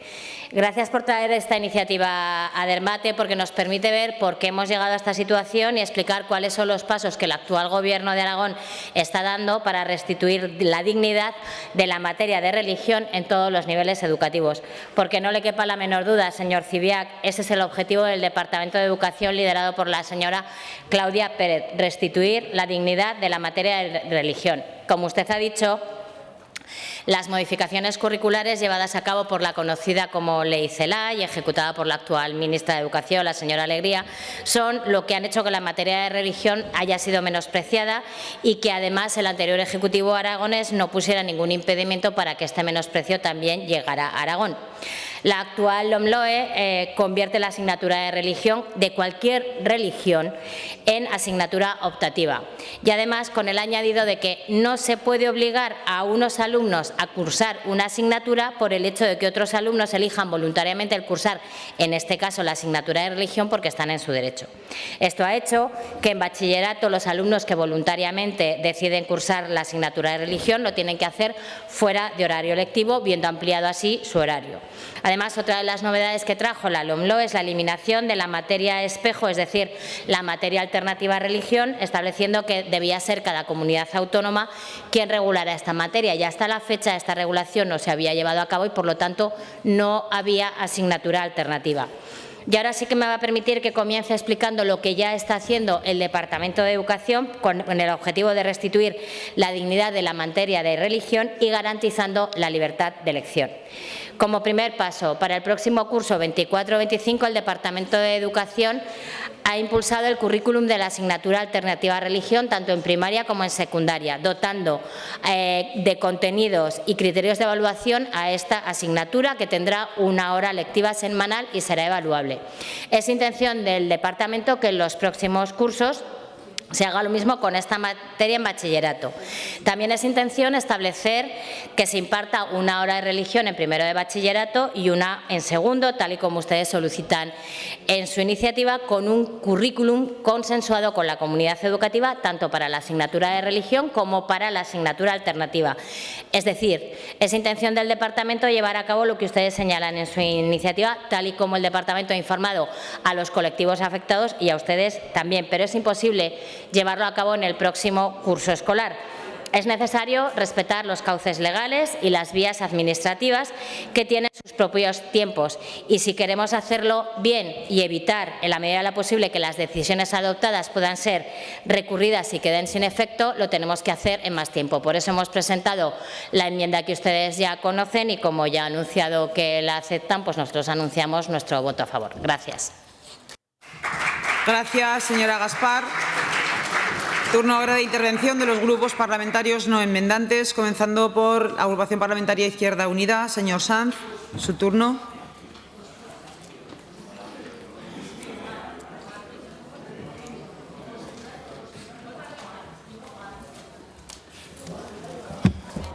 Señor Cibiac, como puede comprender y prever, Izquierda Unida no va a apoyar esta iniciativa, faltaría más.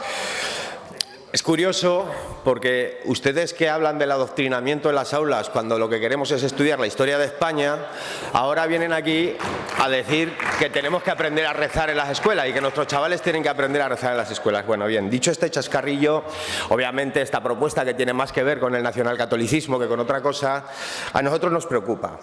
Y fíjense, nos preocupa porque es un argumento, el que ustedes defienden, que sacrifica la libertad de los chavales. ¿Por qué? Pues porque están planteando un marco, un discurso profundamente heterónomo, que es lo que representa el estudiar la religión en el marco de las aulas, que violenta una cosa que a nosotros nos parece muy preocupante y la consejera de Educación debería de ponerse manos a la obra para garantizarla, que es precisamente el desarrollo del derecho a la autonomía progresiva, también en términos morales, de los chavales que están en las aulas. Y lo hace sustituyendo esa mirada encumbrada en todos los tratados internacionales de derechos humanos, de derechos de la infancia y de la adolescencia, que habla de la protección integral de la infancia y de la adolescencia, considerándolos sujetos de derecho. Y sustituye esa mirada, como digo, encumbrada en todos los tratados internacionales, por una mirada profundamente tutelar, es decir, ustedes no están defendiendo la libertad de los chavales de edad chavala, sino la libertad de sus padres para imponerles un marco formativo moral en el ámbito del aula. Eso es lo que ustedes están haciendo, no otra cosa. Y este debate es un debate trascendental, señora consejera. ¿Por qué? Porque lo único que estamos haciendo es condicionar el sistema desde una perspectiva profundamente equivocada para garantizar que nuestras aulas son espacios para la razón y no para la fe, que es lo que deberían de ser. Su discurso sí plantea adoctrinamiento en las aulas. Su discurso es constrictivo, impositivo y dogmático. Y además, porque le dice al individuo lo que tiene que pensar y cómo tiene que pensar en términos de fe. La escuela, señorías del Partido Popular y de Vox, es un lugar para el conocimiento, para la razón, para la ciencia y para el saber. En la escuela no caben dogmas, ninguna religión. Por lo tanto, votaremos no, recordando un cartel que hace mucho tiempo decía algo así como: yo no voy a pensar a sus iglesias, no vengan a rezar a nuestras escuelas. Gracias, señor Sanz. Grupo Parlamentario Aragón-Teruel existe. Señor Guitarte.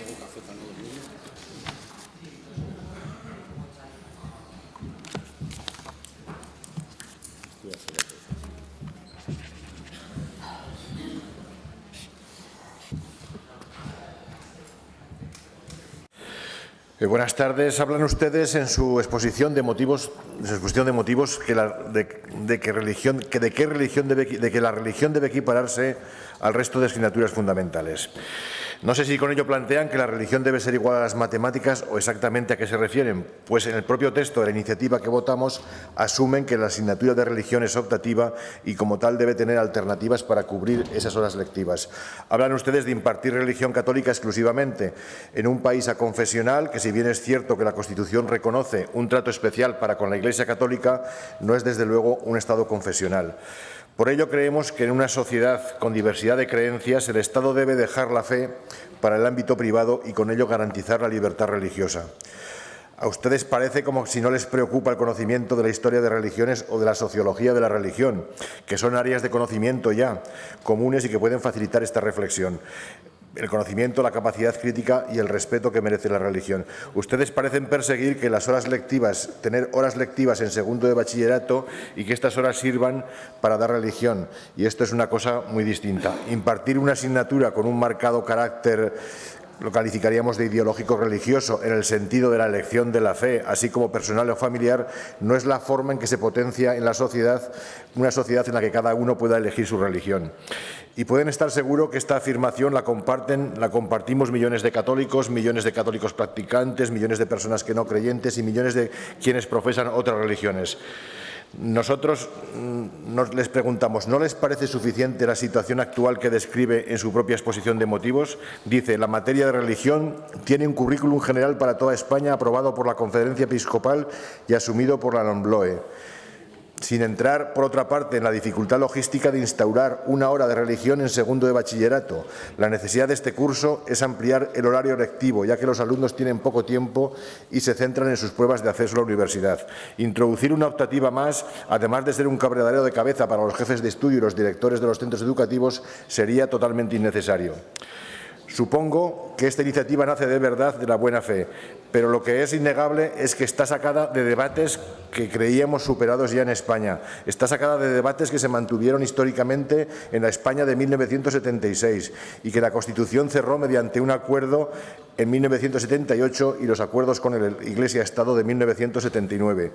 Cuando invocan estos acuerdos España-el Vaticano de 1979 sobre la enseñanza, olvidan que anteriormente con el franquismo la religión era una asignatura obligatoria y que a partir de ese momento dejó de ser obligatoria para tener un tratamiento que las sucesivas leyes educativas han ido fijando. Da la impresión que sus planteamientos van más allá o desbordan a la propia Conferencia Episcopal.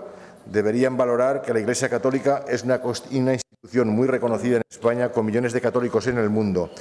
Digan claramente que esta proposición parece estar más dentro de una agenda de confrontación cultural, generando un relato de catolicismo perseguido frente a otras religiones, una afirmación que en cualquier caso no puede estar más alejada de la realidad. El catolicismo es muy respetado y querido por la mayoría de los españoles. Muchas gracias.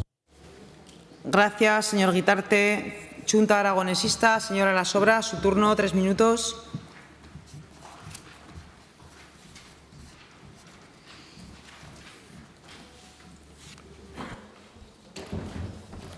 Gracias, presidenta. Resulta curioso que el partido político que más pide que la ideología quede fuera de las aulas traiga hoy aquí una iniciativa relacionada con la religión católica en las aulas, que es la que más adoctrina en dogmas y en creencias al alumnado en un espacio público educativo.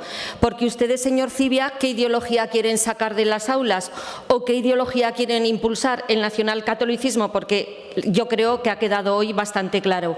Ustedes, que son unos grandes defensores de la Constitución española, el artículo 16.3 lo deja bien claro. Ninguna confesión tendrá carácter estatal. Por lo tanto, el alumnado debe educarse en valores constitucionales y cívicos que promuevan el libre desarrollo de la persona dentro de los valores democráticos, independientemente de la convicción de los padres y de las madres. Voy a dar una serie de datos al respecto. La Conferencia Episcopal reconoce que la matrícula del alumnado de religión ha bajado un 60%. Por lo tanto, pierde alumnado. Sin embargo, la factura del Estado de lo que paga no baja. Sin embargo, sube 115,9 millones de euros, la mayor cantidad de dinero público en los últimos años para las comunidades autónomas de Andalucía, Aragón, Cantabria, Canarias y Ceuta y Melilla. Así, a nuestro juicio, estamos ante una anomalía en toda regla, porque el Estado no tiene la obligación de pagar los gastos de unas enseñanzas religiosas que deberían estar fuera de los centros educativos y limitarse a las iglesias, a los centros parroquiales y a edificios consagrados con total libertad de culto, porque allí es donde hay que rezar. Hay que respetar el principio de confesionalidad del Estado que marca la Constitución, y la Iglesia es donde se puede impartir las clases de religión en pos de la libertad religiosa en sus edificios y con sus recursos propios. Una religión concreta no tiene cabida en la enseñanza pública, ya que la fe no es cuestión pública, sino estrictamente particular y privada.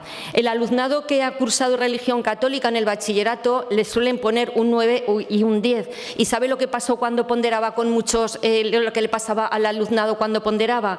Pues que alguno de ellos perdió la matrícula porque no eligió la asignatura de religión. La enseñanza pública solo ha de versar sobre conocimientos universales aceptables, y los conocimientos religiosos son los menos aceptados de modo universal, sencillamente porque ni siquiera alcanza el rango de conocimiento, sino el de eterna hipótesis que varía en función de cómo te bombee la fe. Finalmente, Dios puede existir o no. Eso es cuestión de la fe. Lo que no es cuestión de fe, sino de razón, es que somos un Estado aconfesional. Con lo cual, señor Cibiac, ya sabe que Junta Aragonesista va a votar en contra de esta iniciativa y, desde luego, la igualdad del alumnado pasa por otras cuestiones muy importantes, como que no cierren escuelas, que no se supriman grados de formación profesional, que tengan auxiliares de educación especial o que no haya hacinamiento en los comedores escolares. Eso es realmente donde se ve la discriminación del alumnado en las aulas aragonesas. Gracias, señora Las Obras. Grupo Parlamentario Socialista, señor Urquizu, 3 minutos.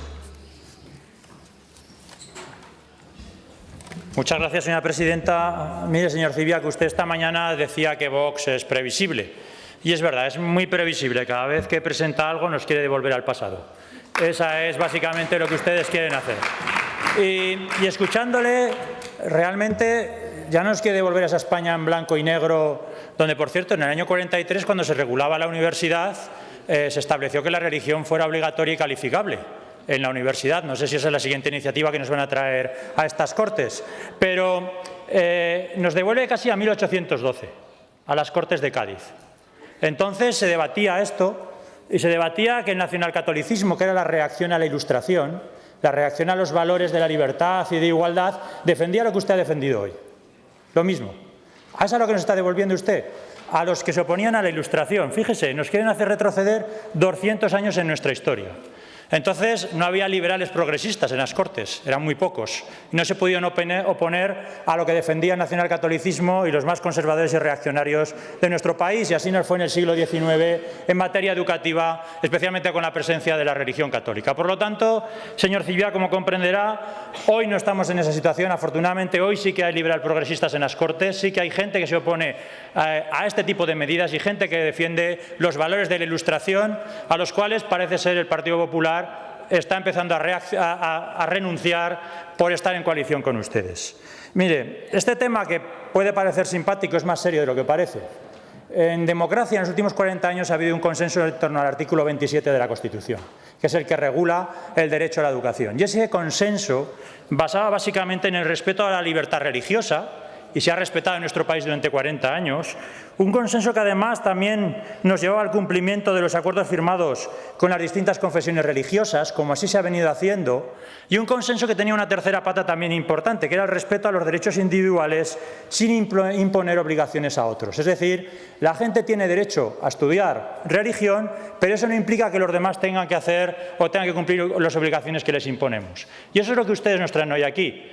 Ustedes no solo quieren defender los derechos de unos pocos, de aquellos que piensan como ustedes, es que además quieren restringir las libertades de los que no piensan como ustedes. Y eso es muy grave. Eso es muy grave, porque hoy lo que nos está haciendo es romper un consenso básico que ha habido en nuestra democracia en los últimos 40 años en torno al artículo 27. Y repito, con el beneplácito de sus socios del Partido Popular, quienes además les explican lo que hace el Gobierno como si ustedes no fueran Gobierno, quienes salen a la tribuna para decir lo que está haciendo el Gobierno, rompiendo ese consenso. Por lo tanto, señor Cibiac, nosotros no podemos apoyar esto. No podemos apoyar porque estamos hablando de sociedades completamente distintas, modelos de sociedad en los cuales discrepamos completamente y que desafortunadamente en estos 40 años habíamos caminado bastante unidos en esta materia y ustedes quieren romperlo con sus propuestas y con su forma de entender la educación en materia religiosa. Mire, señor Cibiac, para acabar, si ustedes rompen este consenso, y eso también se lo decimos a los señores del Partido Popular, si ustedes rompen el consenso en esta materia, el Partido Socialista también tendrá que ir a su programa máximo. Y también pediremos sacar la religión del currículum y sacarlo del horario escolar. Eso es lo que tendremos que pedir, que es volver a lo que nosotros habíamos defendido antes de ese consenso. Así que piensen bastante lo que están haciendo. Tienen que reflexionar sobre lo que están haciendo porque es bastante grave en materia educativa. Están rompiendo un consenso. Sí, señora presidenta, ahora acabo. Por lo tanto, lo que les queremos decir ya para acabar. Yo no sé si este es el principal problema que tiene la educación en España y en Aragón. No sé cuánto afectará esto al informe PISA y si mejorarán nuestros resultados. No sé si con esto conseguiremos que vengan más Amazon Service y más Microsoft a nuestra comunidad autónoma, teniendo más gente sabiendo de catolicismo o sabiendo de ingeniería, sabiendo de matemáticas. Por lo tanto, su aportación, como suele ser en muchas cosas, es retrógrada y apenas mejora la situación de nuestra comunidad autónoma. Muchísimas gracias. Muchas gracias, señor Urquizu.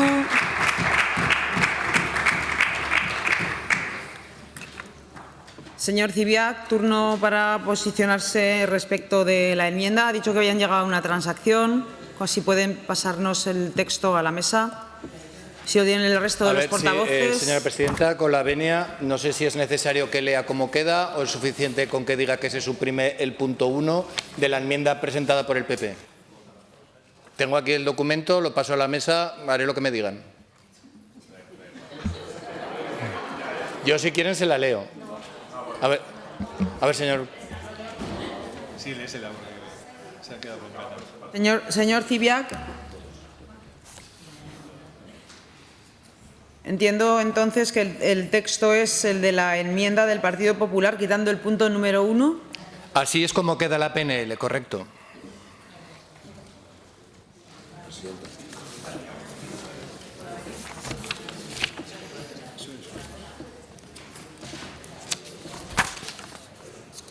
Comienza la votación.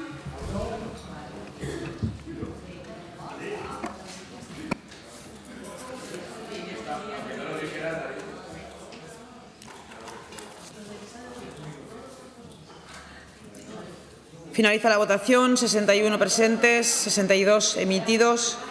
Votos a favor, 32.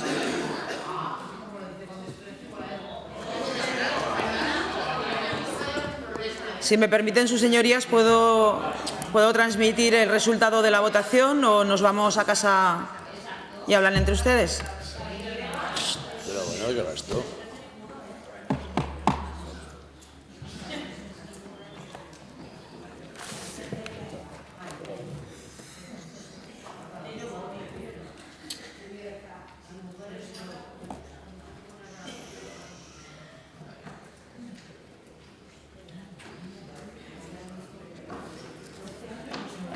Finaliza la votación. 61 presentes, 62 emitidos.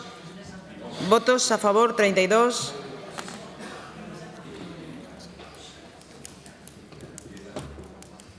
Votos en contra, 27. Abstenciones, 3. Sale adelante la iniciativa. Explicación de votos. Señor Sanz. Señor Guitarte. Señora Las Obras. Gracias, presidenta. Bueno, hoy aquí se ha hablado en esta iniciativa de no discriminar al alumnado, de la dignidad de la materia de religión, y yo me pregunto dónde queda la dignidad del alumnado, dónde queda la igualdad de oportunidades, dónde queda la calidad de la enseñanza, dónde queda la inclusión y la equidad y tantos temas que verdaderamente afectan al alumnado de las aulas aragonesas. Gracias, señora Las Obras. Señor Zibiac. Sí, muchas gracias, señora presidenta. Bueno, el señor Urquizu tiene razón cuando dice que la religión no es el principal problema que tiene el sistema educativo. Tiene razón su señoría, porque todo el mundo sabe que el principal problema que tiene el sistema educativo es el Partido Socialista, que allí donde gobierna descienden todos los indicadores de PISA, la comprensión lectora, la habilidad matemática, todo. Respecto a la Ilustración y las Cortes de Cádiz, repase su señoría la Constitución que aprobaron los diputados de ambos hemisferios, la Constitución que aprobaron, que dice que la religión católica es la única oficial del Estado porque es la única verdadera. Obviamente no estamos en esa fase, estamos en un Estado aconfesional, como muy bien ha dicho la señora Las Obras, que en el artículo 16, que torticeramente lo cita a medias, se le olvida citar que el Estado establecerá las correspondientes relaciones de cooperación con la Iglesia Católica y con el resto de confesiones. Cooperación que se manifiesta con la firma, ya hace muchos años, del acuerdo Iglesia-Estado. El señor Guitarte nos ha dicho que esto es un debate superado y también hemos oído que hay un consenso, un amplio consenso. Pues miren, señor Guitarte y señor Urquizu, para eso ha venido Vox a la política, para reabrir debates y para romper consensos que llevaban mucho tiempo cerrados. Para eso. Y la ideología.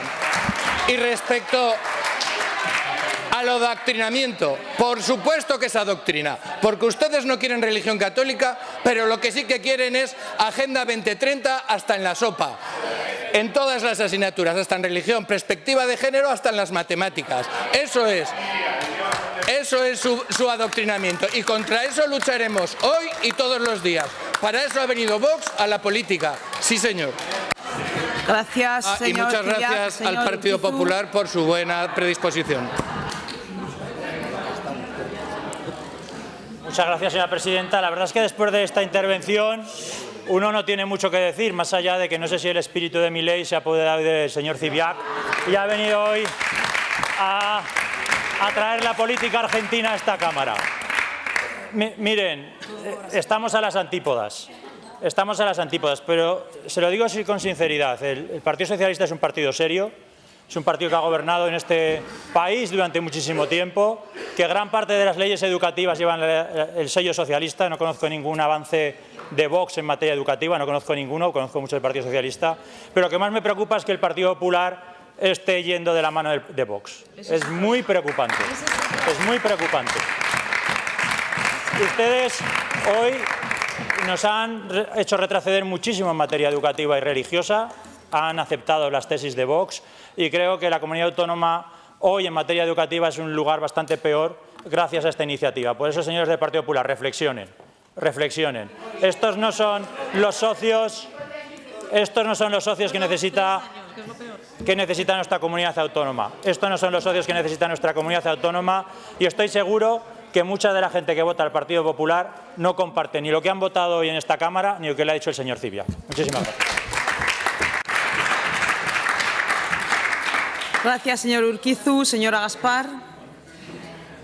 Gracias, señora presidenta. Hombre, que se permite el lujo de opinar sobre lo que los votantes del Partido Popular les gusta o no les gusta.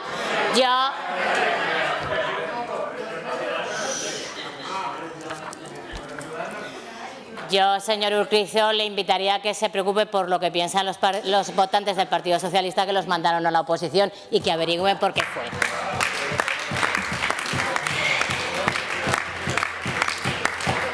Vamos a poner un poco de cordura ante tanta demagogia que hemos oído aquí hoy. Hoy el señor Urquizu hablaba de que el Partido Popular rompe el consenso del artículo 27 de la Constitución española porque hemos ido en contra de la libertad religiosa. No, señor Urquizu. Precisamente una de las enmiendas, la enmienda que presentábamos, lo que hablaba era de la religión en general, de todas, no solo de una, para garantizar esa libertad religiosa. Y hablaba de que íbamos en contra de los derechos individuales porque imponíamos. No imponemos. Este Gobierno no impone. Este Gobierno lo que hace es dar libertad a aquellos que quieran estudiar religión, sea la que sea, en igualdad de condiciones con los alumnos que no la quieran estudiar y darles una asignatura alternativa con contenidos. Sí, señor Urquizu, sí. Sí, señor Urquizu, si no quieren estudiar ninguna religión, tienen una asignatura alternativa que podrán cursar. Es así de sencillo. Si quiere seguimos entrando en el debate, pero es así de sencillo. Eso es garantizar la libertad.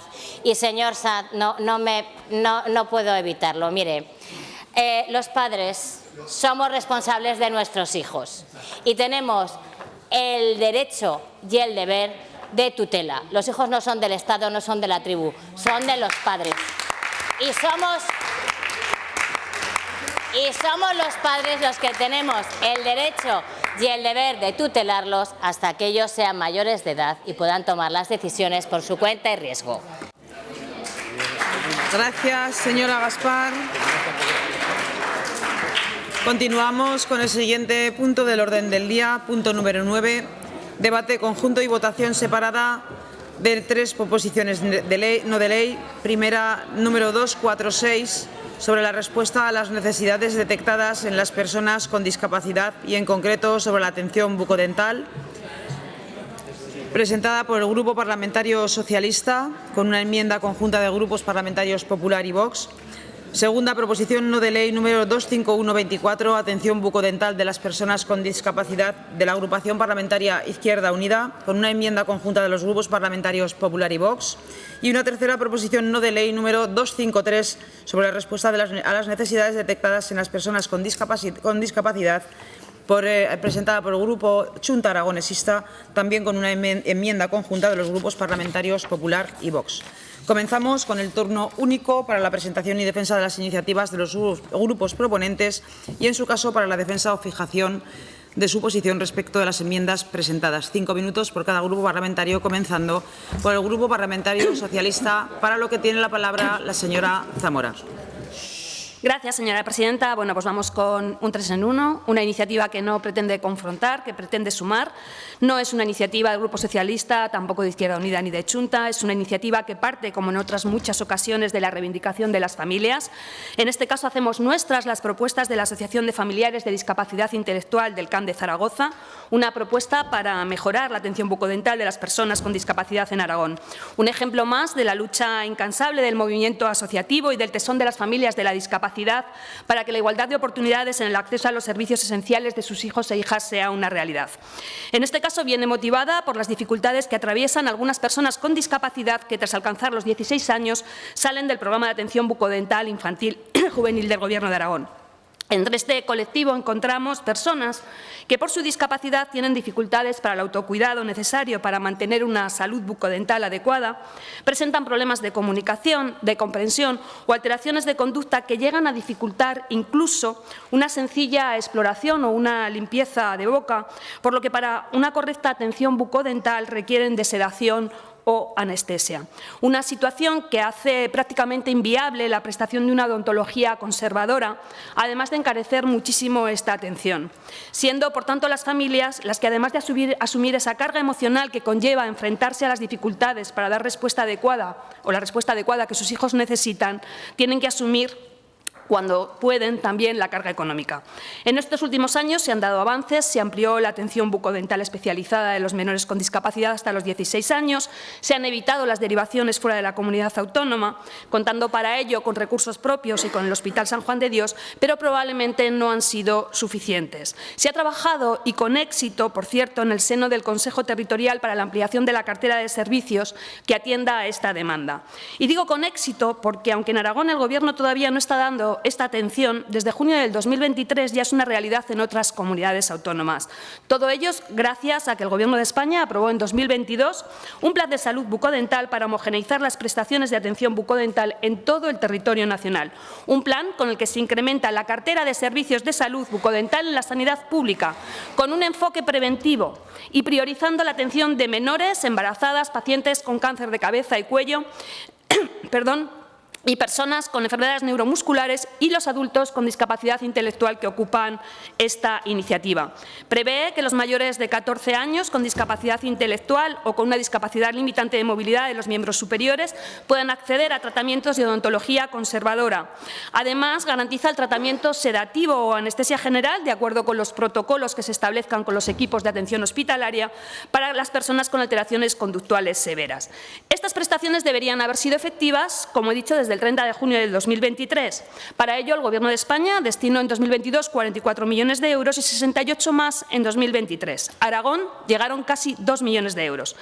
Este es el contexto, sin duda, muy favorable para poder implementar lo que esta proposición no de ley dice, que insta al Gobierno de Aragón a elaborar un plan especial de salud bucodental destinado a las personas con discapacidad con grandes necesidades de apoyo. Se prevé ya en la Ley de Discapacidad, en su artículo 13, un plan que garantice, como dice el punto 3 de esta iniciativa, a las personas con discapacidad intelectual de más del 75% y a todas las personas con alteraciones de conducta una atención integral de su salud bucodental, en el que se establezca coordinación con los centros residenciales y centros de día donde viven muchas de estas personas, que además de actividades diagnósticas y terapéuticas establezca acciones de promoción y prevención, reforzando estos programas fundamentalmente en los centros residenciales. Piden también la creación de una unidad bucodental especializada y el uso de quirófanos en los hospitales públicos para que esta atención sea integral. Todas estas son las propuestas que recoge esta iniciativa. Por nuestra parte, añadiríamos probablemente alguna más, como que se establezcan protocolos de intervención claros, como hay en otras comunidades autónomas que hemos analizado, que se prevea la formación de los profesionales sanitarios y, por supuesto, que la atención se realice en condiciones de igualdad en las 3 provincias de nuestra comunidad autónoma. Creemos que no hay excusas para que la atención a estas personas sea ya una realidad. Es una demanda histórica, creemos que no puede esperar. Tenemos el mandato de la Ley de la Discapacidad, contamos con la ampliación por parte del Gobierno de España de la cartera de servicios, está ya aprobada, la financiación necesaria por parte del Gobierno de España. En palabras del consejero Bancalero, en noviembre del 2023, decía que era suficiente para iniciar, por tanto, solo depende, señor Bancalero, de la voluntad. Estamos en mayo. Han tenido 10 meses. Le pedimos al consejero, que aseguró en el pasado pleno que todo estaba muy adelantado, que priorice verano pueda iniciarse los primeros tratamientos de odontología conservadora a pacientes con discapacidad que requieren sedación o anestesia en la sanidad pública aragonesa. Y poco a poco vayamos dando el resto de servicios. Muchas gracias. Gracias, señora Zamora. Agrupación Parlamentaria Izquierda Unida. Señor Sanz, su turno.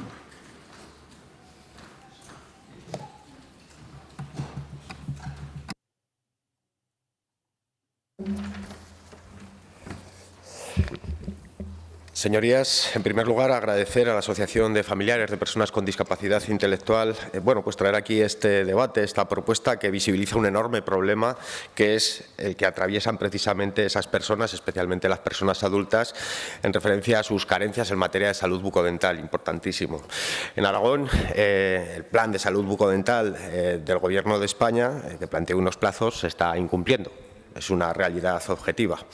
Tendrían que estar incorporadas estas personas adultas con discapacidad a esta cobertura antes de junio, como ya se ha dicho, del 2023, pero no es así. Hoy se traduce ese plan en unas coberturas ridículas que vienen ya acumulando lo anterior, limitadas a menores de 16 años, y esta atención se articula en torno a ese convenio que tenemos con el San Juan de Dios y que en 2023, en mayo de este año, del año pasado, se firmó una adenda hasta 2026, según la cual se incrementaría la prestación a consultas bucodentales de 395 a 500, pero dependiendo, se pondría en marcha cuando el Ministerio delimitase unas condiciones para ser beneficiario. Bien, esa realidad no ha hecho falta en otras comunidades autónomas que ya tienen puesto en marcha esta cuestión, y la realidad es que Aragón es la única comunidad en la que no se ha implantado esta atención. A pesar, como ya se ha dicho, de haber recibido 1,3 millones para este menester en 2022 y 2 millones en 2023, que parecen, espero que no sea así, señor Bancalero, que vamos a tener quizá que devolver en parte por no cumplir precisamente con los compromisos. Bueno, esto no puede ser, y esto es lo que AFADI viene a intentar poner sobre la mesa para que resolvamos. Y hemos presentado una iniciativa con 6 puntos, hay una enmienda, ya le adelanto, con respecto a la enmienda, le hago una transacción, vamos a proponerle que en vez de continuar, vamos a proponerle que intensifiquemos. Intensificar precisamente esa atención bucodental especializada, porque lo que necesitamos es garantizar una atención integral que ahora mismo, con lo que hay, no se está garantizando. Lo más importante, como digo, es garantizar esa atención integral para las personas adultas también, que incluya odontología conservadora, que ahora mismo no se incluye, y que permita que se eviten esos gastos desorbitados que ahora mismo tienen que acometer las familias, por cuanto hay una serie de cuestiones complejas que diré alguna de ellas a continuación, como por ejemplo precisamente las patologías además añadidas de este tipo de personas que obligan a unas sedaciones especiales y que por lo tanto el concurso de la sanidad pública es fundamental para garantizar este derecho. Y eso es lo que viene a proponer la iniciativa. Una buena y verdadera coordinación también en materia de salud preventiva y bucodental entre esos centros en los que buena parte de este colectivo está institucionalizado con el sistema de salud aragonés, y desarrollar también programas de prevención bucodental en la materia en estos centros. Yo creo que son cuestiones de sentido común, cabales, son demandas pendientes. Es absolutamente imperioso actuar con decisión, implicar a los departamentos que tienen competencias en la materia y dar respuesta a este colectivo, porque es una responsabilidad de la que no podemos rehuir. Por lo tanto, yo espero, señorías, que esta iniciativa, con esa transacción a la enmienda propuesta por el Partido Popular, y creo que hablo en nombre de las 3 formaciones que presentábamos esta iniciativa, dábamos curso a la iniciativa elevada por AFADI, pues susciten la unanimidad oportuna, y sirva esa unanimidad, señor Bancalero, y la señora Susino hoy no está aquí, para que nos pongamos a trabajar de forma decidida. Gracias, señor Sanz. Turno del Grupo Parlamentario Chunta Aragonesista. Señora Lasobra, su turno. Gracias, presidenta. Debatimos una propuesta ciudadana sobre las necesidades detectadas en las personas con discapacidad en atención bucodental, que fue registrada por la Asociación de Familias de Discapacidad Intelectual AFADI del CAM de Zaragoza. Podemos hablar de la Ley de Derechos y Garantías de las Personas con Discapacidad en Aragón de 2019, donde en el artículo 13 habla de potenciar la salud bucodental, promoviendo un plan especial destinado a las personas con discapacidad con grandes necesidades de apoyo.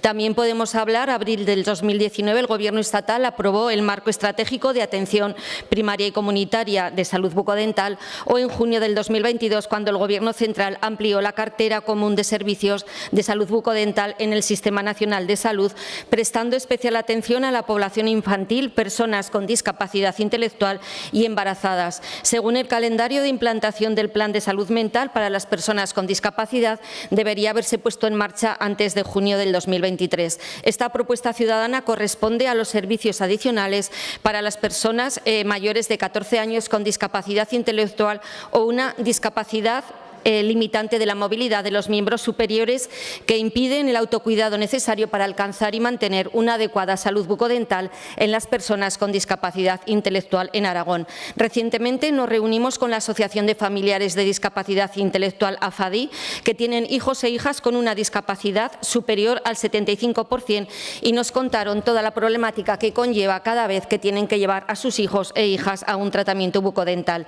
Estas personas, la mayoría de las veces, cuando les realizan estos tratamientos, requieren de una sedación y muchas veces tienen que hacerlo en un quirófano que a día de hoy pagan las familias.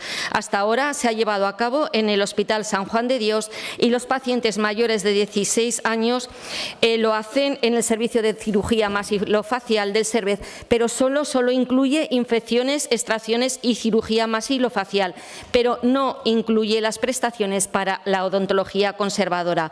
Por eso, para estas personas se requiere de una infraestructura y condiciones necesarias, incluso para una limpieza dental, que se requiere sedación, sin olvidar muchas veces que estas personas tienen problemas cardíacos o de epilepsia, lo que supone un riesgo la sedación, y por eso las familias insisten muchísimo en que es necesario una unidad bucodental en los hospitales públicos aragoneses para la atención integral de estas personas. Nos contaron que una limpieza dental les cuesta 3.500 euros, que es el precio que tienen que asumir las familias para un mínimo tratamiento bucal, y de ahí en adelante porque se ven obligados a recurrir a la sanidad privada, porque estas personas no colaboran a la hora de realizar estos tratamientos. Nos dejaron constancia que es una población muy pequeña, que se limita a personas con mayor grado de discapacidad, y que hay comunidades como Navarra que se atiende a quienes tienen el 75% de discapacidad y grandes dependientes. De lo que se trata es de que les digamos de que todas estas enfermedades y todos los grupos estén suficientemente atendidos y que se cubran sus necesidades de atención odontológica, porque tienen muchos problemas bucodentales. Se debe de garantizar el acceso equitativo a la prestación de salud bucodental a través del Servicio Nacional de Salud, para abordar de manera integral las necesidades de estos pacientes y, sobre todo, ofrecerles soluciones que mejoren su calidad de vida, porque de lo que se trata es de cuidarlos y protegerlos. No voy a repetir lo que han dicho ya los dos grupos parlamentarios que me han precedido de la cuestión que se pide en la iniciativa, porque ya lo han dejado claro. Gracias, presidenta. Gracias, señora Las Obras. Turno ahora para la defensa de las enmiendas por parte de los grupos parlamentarios Popular y Vox, comenzando por el Grupo Parlamentario Popular. Señora Casas, 3 minutos.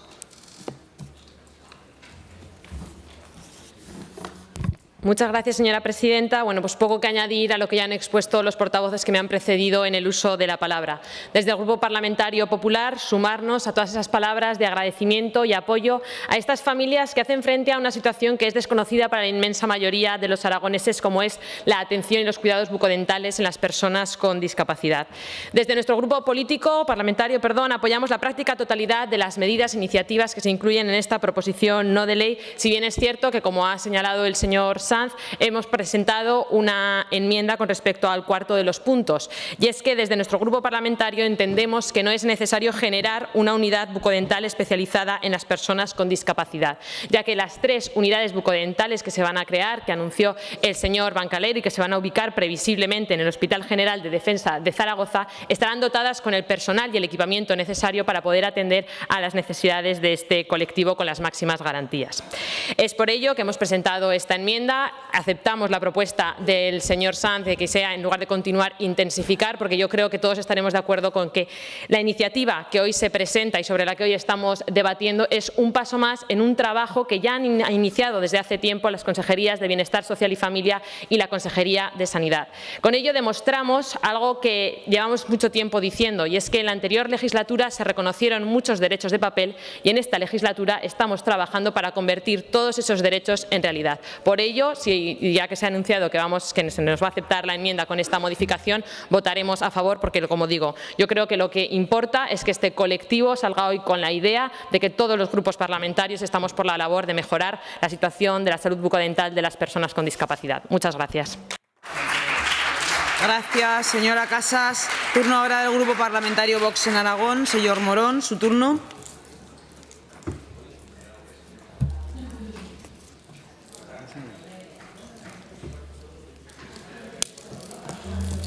Gracias, señora presidenta. Bien, pues, señorías del Grupo Parlamentario Vox, también queremos mostrar nuestro reconocimiento a la Asociación de Familiares de Discapacidad Intelectual de Camp Capti de Zaragoza y también expresar la necesidad de desarrollar la Ley de Derechos y Garantías de las Personas con Discapacidad de Aragón. Una cuestión que desde el primer momento en que este grupo parlamentario está en esta Cámara lo venimos reclamando, porque está muy bien eso de aprobar leyes, pero luego también hay que dotarlas de contenido y hay que desarrollarlas. Y la verdad es que poco se hizo en la legislatura pasada para desarrollar esta ley, poco. Esta iniciativa pone el énfasis en la salud bucodental de la totalidad de los aragoneses con discapacidad, con grandes necesidades de apoyo, como podrían ser las personas con discapacidad intelectual y o comorbilidad del trastorno de espectro autista, personas con discapacidad superior al 75%, personas con discapacidad caracterizada por la limitación de movilidad de miembros superiores o personas con trastornos de la conducta. En algunos de estos casos, como bien se ha venido explicando, se precisa de la sedación para realizar el tratamiento bucodental, como se plantea en las iniciativas que han defendido en el punto 2. Serían las personas con los trastornos de la conducta o en los casos de gran discapacidad intelectual. En otros, reforzar los programas de prevención bucodental en centros residenciales de personas con discapacidad y en los centros de día, como se reclama en el punto 6. Es decir, si bien en todos los casos se requiere de un mayor apoyo por parte del sistema sanitario público, las necesidades de cada persona son diferentes en función de sus características concretas. En ese sentido, reconociendo que todavía queda mucho por hacer, pero desde el convencimiento que desde el Departamento de Sanidad ya se está trabajando en ofrecer solución a los problemas de salud bucodental de este colectivo, desde el Grupo Parlamentario de Vox y del Grupo Parlamentario Popular hemos presentado esa enmienda que ha presentado la portavoz precedente y que en el punto 4 pues, lo que solicita es una nueva redacción, que yo creo que encaja perfectamente con el deseo de todos los grupos parlamentarios de mejorar y de seguir avanzando en la atención bucodental de todas estas personas y, por lo tanto, pues esperamos que sea aceptada y haya un acuerdo unánime de toda la Cámara en esta iniciativa. Muchas gracias. Gracias, señor Morón. Turno ahora para los grupos, el único grupo, ¿no? Enmendante, señora Buj, Aragón Teruel existe. Su turno.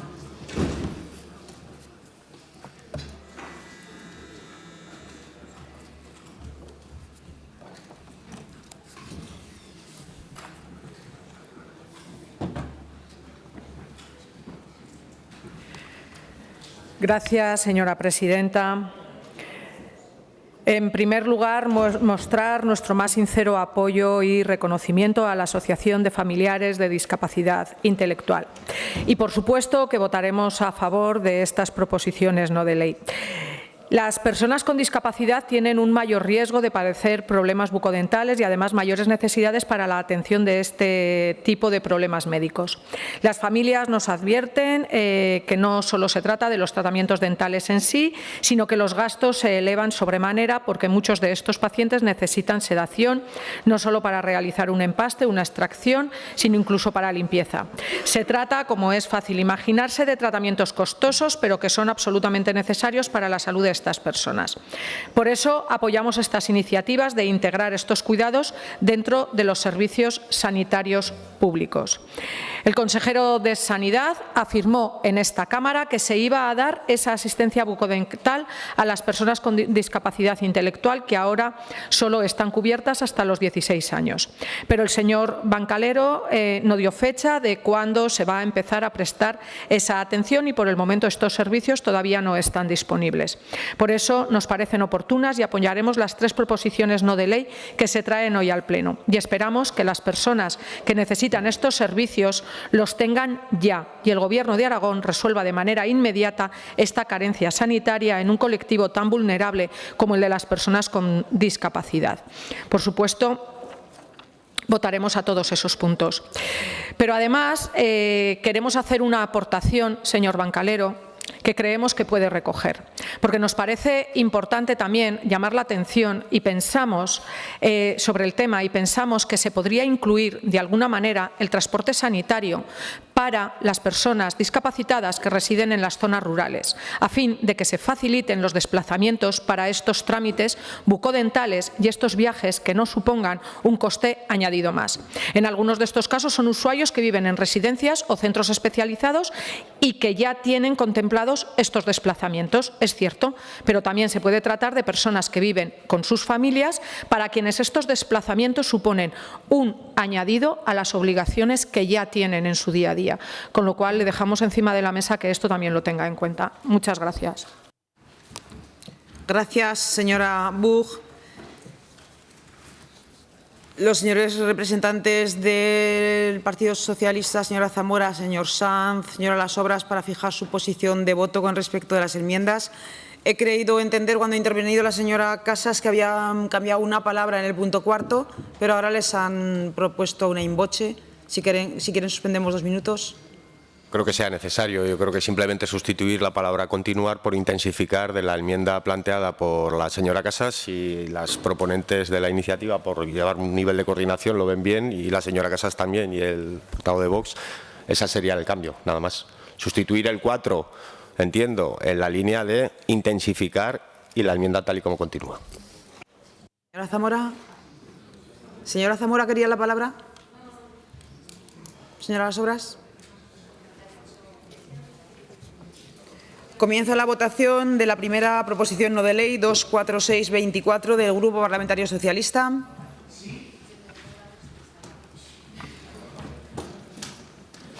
Presidenta, se pueden votar las 3 a la vez porque es la misma.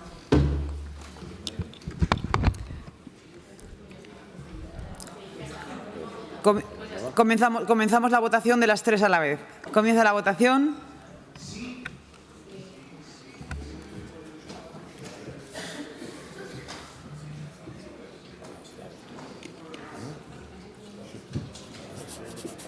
Finaliza la votación. 57 presentes, 58 emitidos. Con el voto telemático, 58 a favor. Salen las 3 por unanimidad. Explicación de voto. Señor Sanz. Sí, pues agradecer evidentemente el apoyo recibido. Yo creo que es una buena noticia y en cualquier caso sí que recordarle a la señora Casas que 3 sillones o 3 unidades en el militar van a ser poco para lo que se tiene que hacer. Y por lo tanto lo que hace falta es intensificar, pero intensificar de verdad para garantizar que todas estas cuestiones que tienen que producir en el sistema público de salud fundamentalmente se lleven a efecto de la mejor de las maneras posibles.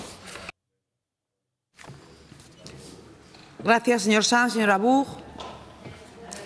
Señora Las Obras. Gracias, presidenta. Bueno, pues agradecer el voto favorable de toda la Cámara, porque de lo que se trata es de mejorar la calidad de vida de todas estas personas con una discapacidad intelectual superior al 75%, porque de lo que se trata, en definitiva, es de cuidar y protegerlas en su salud dental. Gracias, señora Las Obras. Señor Morón. Señora Zamora. Gracias, señora presidenta. Pues indudablemente celebrar la unanimidad, reconocer el tesón de las familias que han traído esta iniciativa aquí y decirle, señor Bancalero, que hemos cogido la enmienda para que esto saliera por unanimidad. Hay 3 sillones en previsión. No ha querido votar que haya una unidad de bucodental, teniendo 3 en previsión. Quiero decir, algo ya nos dice que probablemente esas unidades no vayan destinadas para lo que estamos. Pero recuerde que han votado que antes de este verano las personas que están en lista de espera esperando sí, eso es lo que ha votado, señor Bancalero, no mire a la señora Casas, que lo que han votado, entre otras cosas, es que antes de este verano las personas con discapacidad que están esperando un tratamiento de odontología conservadora iniciarán, por parte del Gobierno de Aragón, estos tratamientos. Con lo cual, estamos de enhorabuena, le quedan 2 meses y mucho trabajo por delante, señor Bancalero. Muchas gracias. Gracias, señora Zamora. Señora Casas. Muchas gracias. Agradecer la mano tendida de todos los grupos para llegar a un acuerdo con respecto a esta cuestión. Señora Zamora, estamos en el mes de mayo, es un compromiso, está ahí, pero sabemos que es un poco probable que se pueda llevar a cabo, pero no se pongan nerviosos. Escuchen, que los plazos tenían que estar a 31 de junio del 2023. Les recuerdo quién estaba gobernando, ¿no? Ustedes. Ante ese modelo en el que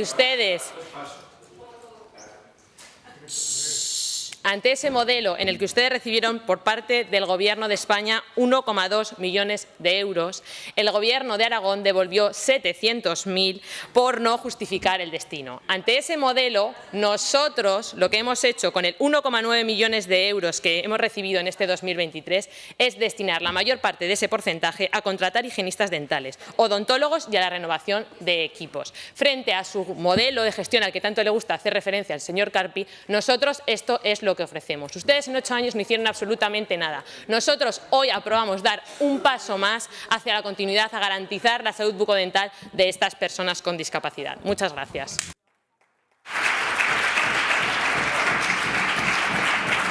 Gracias, señora Casas. Continuamos con el siguiente punto del orden del día, punto número 10, debate conjunto y votación separada de las siguientes proposiciones no de ley. Número 250-24 para mejorar la calidad de vida de las personas con discapacidad auditiva del Grupo Parlamentario Chunta Aragonesista con una enmienda conjunta de los grupos parlamentarios Popular y Vox y proposición no de ley 56-24 relativa a la salud auditiva presentada por el Grupo Parlamentario Socialista también con una enmienda conjunta de los grupos parlamentarios Popular y Vox. Turno único para la presentación y defensa de las iniciativas, comenzando por el Grupo Parlamentario Chunta Aragonesista, para lo cual tiene la palabra la señora Las Obras por tiempo de 5 minutos.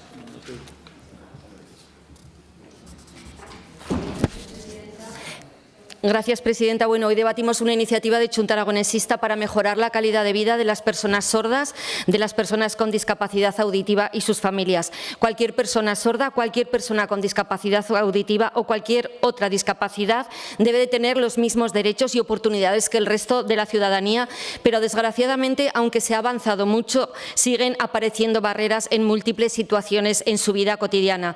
El colectivo de personas sordas es muy diverso, ya que influyen factores como la sordera, las formas de comunicación, las diversas características individuales o el contexto familiar, social o educativo.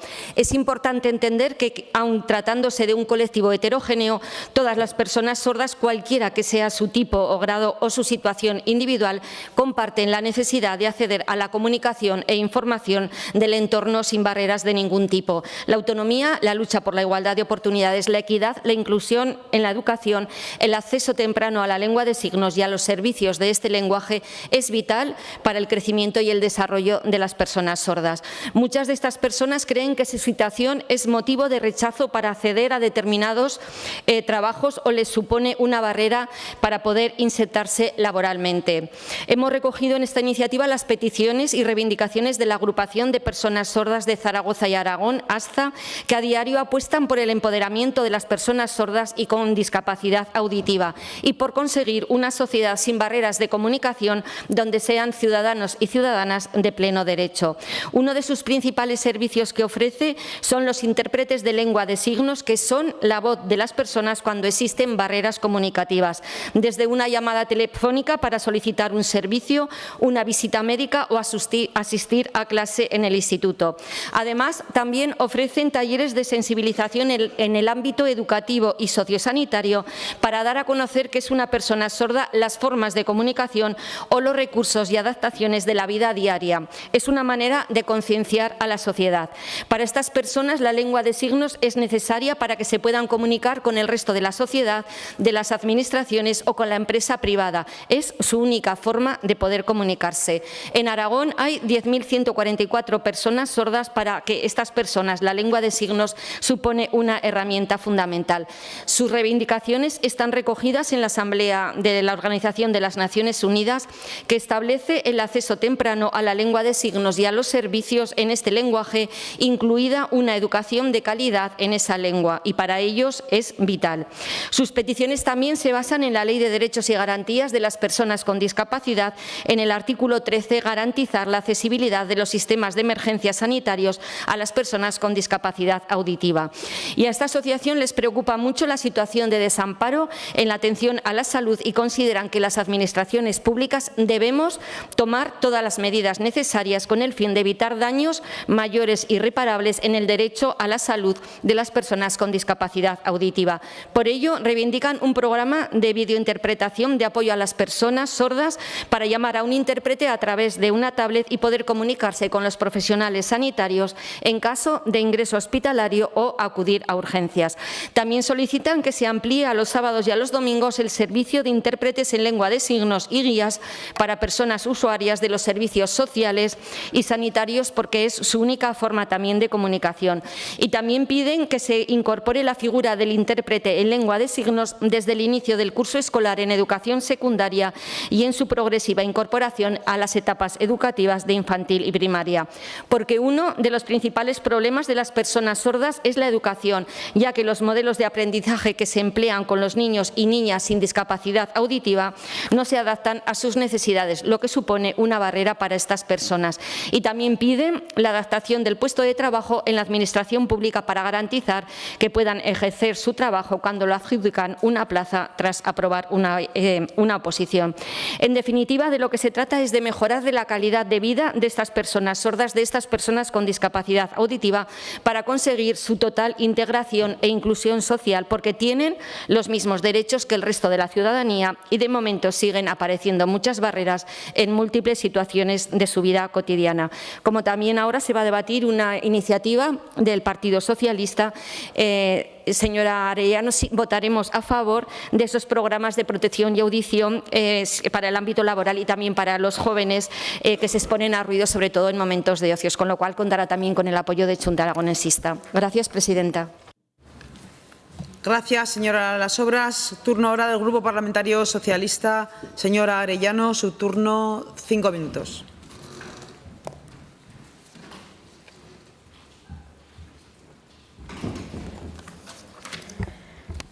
Gracias, presidenta. La proposición no de ley que ha presentado el Grupo Parlamentario Chunta trataba sobre la mejora de la calidad de vida de las personas con discapacidad auditiva. La proposición no de ley que el Partido Socialista presenta va dirigida a prevenir futuros problemas auditivos. Los problemas de audición suelen asociarse a personas de edad avanzada, pero cada vez más se están manifestando en personas más jóvenes. Es la conclusión a la que están llegando diferentes estudios sobre la salud auditiva de la población.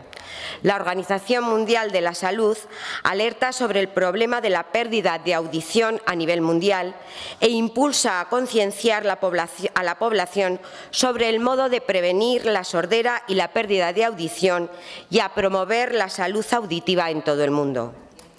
Más de 1.000 millones de adolescentes y de jóvenes adultos de todo el mundo corren el riesgo de sufrir pérdida de audición debido a sus hábitos de escucha de música en dispositivos de audios personales con un volumen elevado durante prolongados periodos de tiempo. Una vez que se sufre pérdida auditiva debido a sonidos fuertes, esta no se recupera. Aproximadamente 4,6 españoles, un 10% de la población, padece hipoacusia, pérdida de audición moderada, que dificulta considerablemente tener una conversación incluso cuando no hay ruidos de fondo y que empieza a ser visible a partir de los 50 años. Pero la pérdida auditiva afecta también a los jóvenes. El primer estudio sobre la salud auditiva de los jóvenes en España, de GAES, pone de manifiesto que un tercio de los chicos y chicas han sufrido pérdidas de audición. En Aragón, según este estudio, el 31% de los jóvenes aseguraban que alguna vez han sufrido problemas o molestias de salud auditiva, pérdida de audición, pitidos o mareos. Para el 2030 en Aragón tendremos un 25% de menores de 35 años con problemas de audición y actualmente ya muchos jóvenes menores de 35 manifiestan problemas de audición y dificultades de comprensión en ambientes ruidosos. Vivimos en una sociedad ruidosa. El ruido del tráfico es el más molesto en las grandes ciudades, pero el más agresivo es el del ocio. La asistencia a conciertos, las discotecas y bares con música alta, el escuchar mucho tiempo música con auriculares, que son el ocio el que más expuestos están nuestros jóvenes, afecta muchísimo a ellos. La mitad de los jóvenes utiliza cascos, una media de 3 horas al día a todo volumen. Las consecuencias del mal uso de los auriculares y una exposición prolongada a ruidos excesivos puede provocar pérdida de audición. Y no solo a los jóvenes, también a los niños, que son los más vulnerables. Los especialistas aconsejan seguir la regla 60-60, no superar el 60% del volumen que permite el aparato y no más de 1 hora. La mejor manera de invertir en salud y de evitar futuros gastos a nuestro sistema sanitario es la prevención. Se han hecho campañas y promoción de hábitos saludables, la necesidad de hacer ejercicio, campañas contra el tabaquismo, el alcohol, el uso del preservativo para prevenir el VIH y otras enfermedades de transmisión sexual. También deberíamos impulsar campañas para concienciar y sensibilizar sobre la necesidad de cuidar nuestra salud auditiva. Hemos llegado a una transacción porque lo importante es que se conciencie y sensibilice, sobre todo a los jóvenes, del riesgo de las exposiciones frecuentes a sonidos con un volumen alto y promover una escucha segura. Y respecto a la PNL que presenta el Grupo Parlamentario Chunta Aragonesista, en ella se recogen las peticiones de la Agrupación de Personas Sordas de Zaragoza y de Aragón y que nos solicitaron en una intervención en la Comisión de Comparecencias Ciudadanas y Derechos Humanos y en la que todos los grupos parlamentarios mostramos nuestro reconocimiento a su labor y el apoyo a sus peticiones. Por eso, el Grupo Parlamentario Socialista votaremos también a favor. Gracias, presidenta. Gracias, señora Arellano. Turno ahora para la defensa de las enmiendas presentadas por un tiempo máximo de 3 minutos, comenzando por el Grupo Parlamentario Popular. Señora Casas, su turno.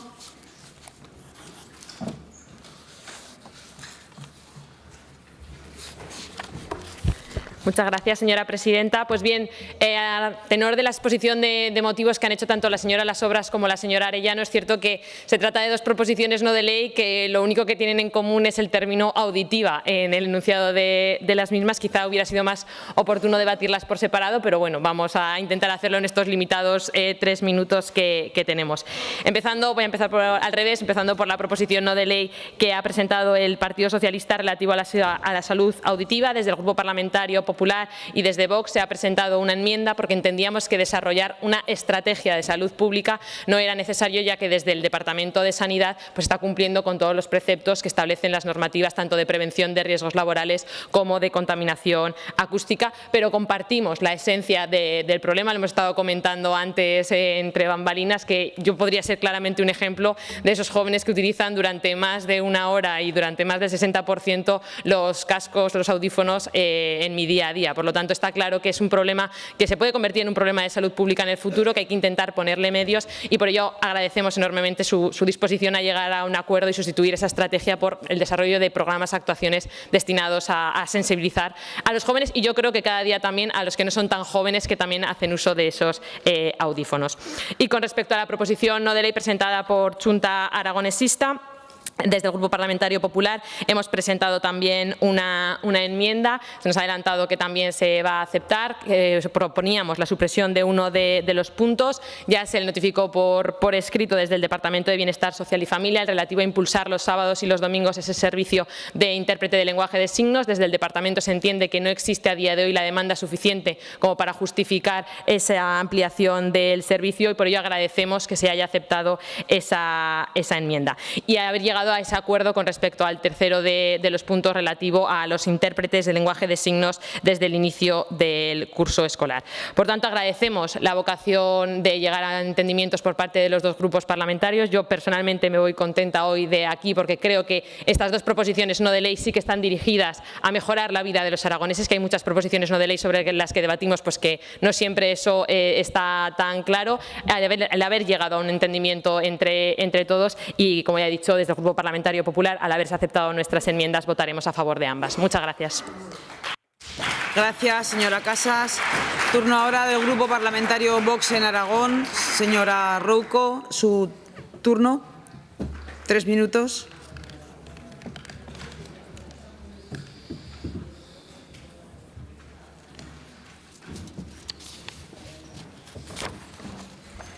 Gracias, presidenta.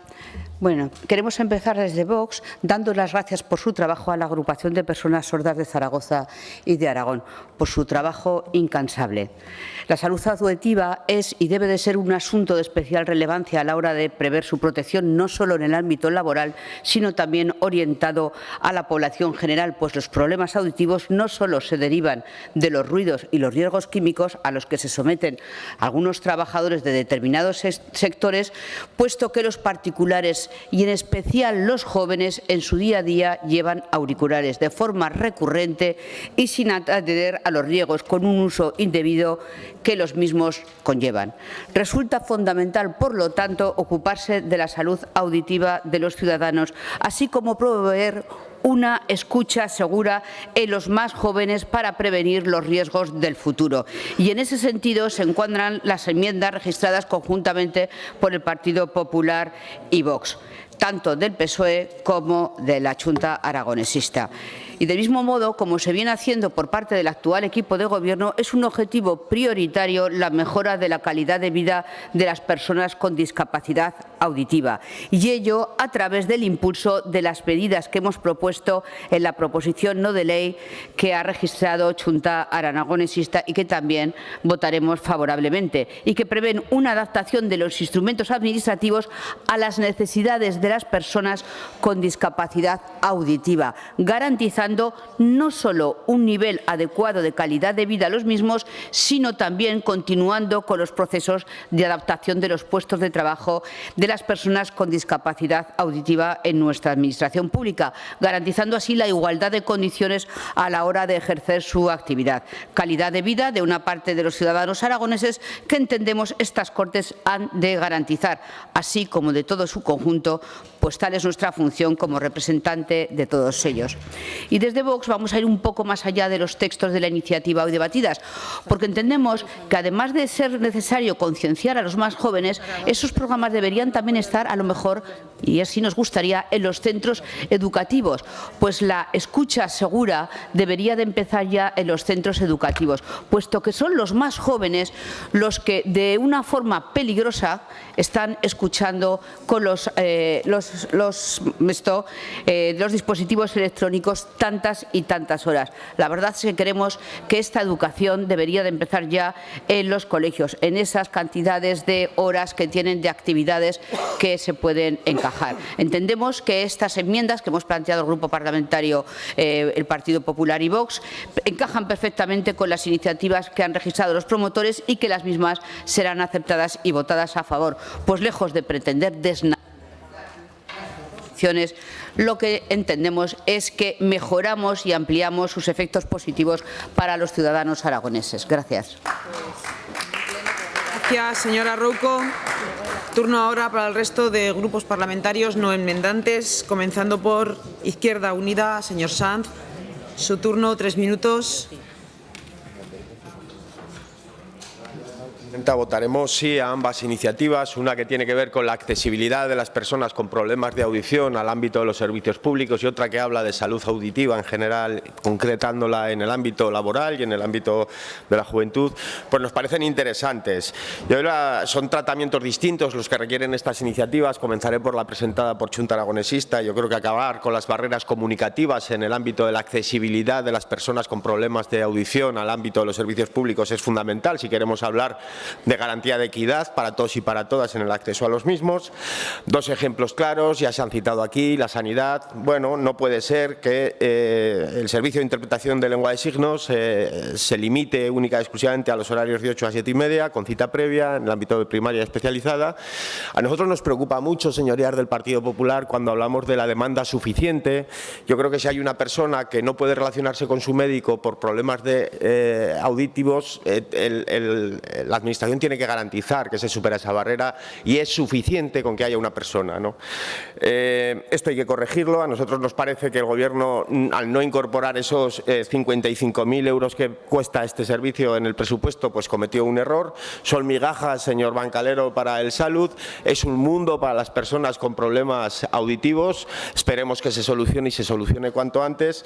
Y en el ámbito de la educación, pues pasa lo mismo. Siempre hablamos de lo mismo de forma recurrente. Estas personal tiene que estar al inicio del curso y tiene también que incrementar su presencia para garantizar precisamente la interpretación correcta y mejorar así la capacidad de las personas con problemas auditivos. Es preciso también esa adaptación de los puestos de trabajo. En esto hay muchísimo por hacer en Aragón. Debatía muchísimo también con el consejero Fazi al respecto.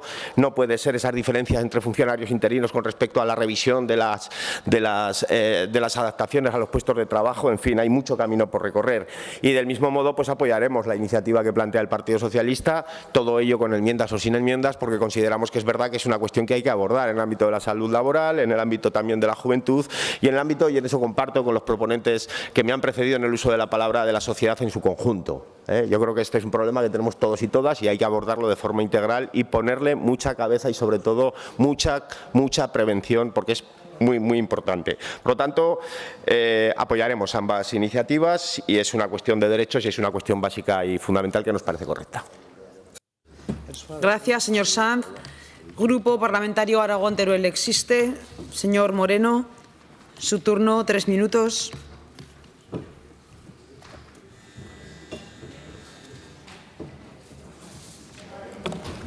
Gracias, presidenta. Bueno, pues agradezco a la señora Las Obras y a la señora Arellanos que hayan traído estas proposiciones no de ley. Respecto a la referida a la mejora de la calidad de vida de las personas con discapacidad auditiva, presentada por la señora Las Obras, respaldamos las medidas que propone su proposición no de ley. Las barreras de comunicación son, de verdad, el principal obstáculo con el que se encuentran las personas sordas, según expresa el mismo colectivo, y es obligación de la Administración pública acabar con todas las barreras que puedan producirse. Esto se hace especialmente necesario en las situaciones que afectan a la salud y a la sanidad, como destaca la proposición no de ley presentada. Por eso entendemos que es necesario poner los medios, todos los medios, para salvar esos obstáculos de comunicación. Y en eso nos pueden ayudar las tecnologías, con herramientas como las videoconferencias que se mencionan también en el texto. Igualmente, apoyamos la ampliación de servicios de intérprete de lengua de signos a sábados y domingos. Un intérprete es el principal medio que una persona con discapacidad auditiva tiene para comunicarse con el resto de la gente. Y está claro que las situaciones de emergencia no entienden ni de sábados ni de domingos.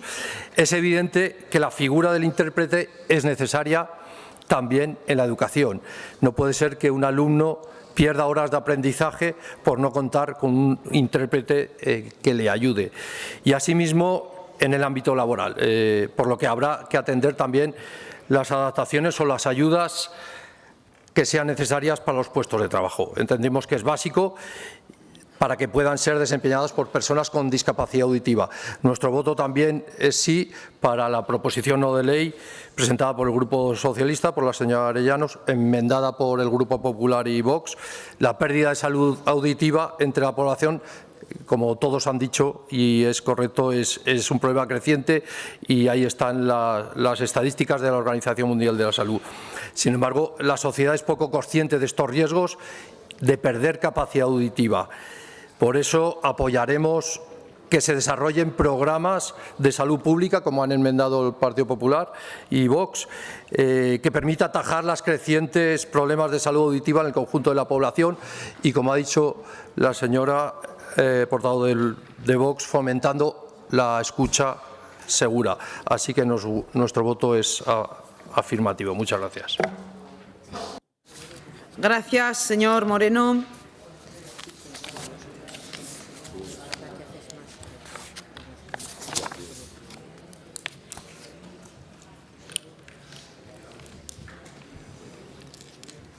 Antes de pasar a la votación, señora Las Obras y señora Arellano, para la fijación de posición respecto de las enmiendas.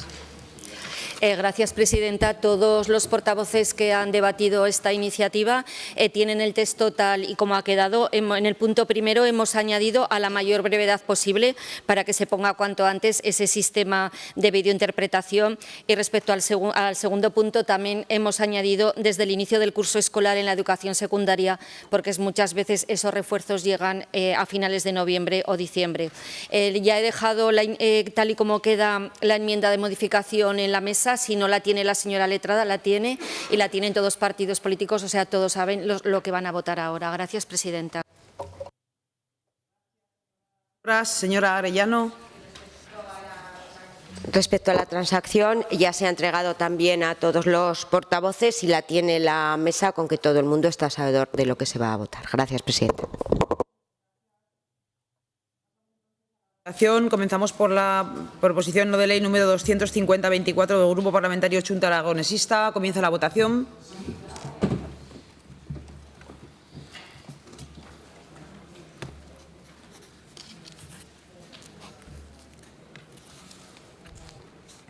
Finaliza la votación. 58 presentes, 59 emitidos, votos a favor 59. Se aprueba por unanimidad. Pasamos a la votación de la proposición no de ley número 56-24 del Grupo Parlamentario Socialista. Comienza la votación.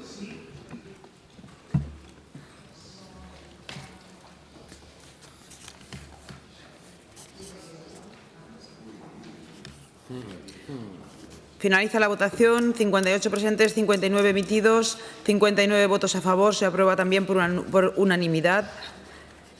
Pasamos al turno de explicación de voto. Señor Sanz. Señor Moreno. Señora Las Obras. Sí, por cortesía parlamentaria, agradecer el voto favorable de toda la Cámara. De lo que se trata es de mejorar la calidad de vida de todas estas personas sordas con discapacidad auditiva para conseguir su integración e inclusión social, porque tienen los mismos derechos que el resto de la ciudadanía. Nos ha dado pena que se haya quedado fuera el punto 2, que era ampliar a los sábados y los domingos el servicio de intérprete en los usuarios de servicios sociales y sanitarios en Aragón, pero seguiremos luchando para ver cuándo es posible que se pueda conseguir. Pero, desde luego, agradecer el apoyo de toda esta Cámara.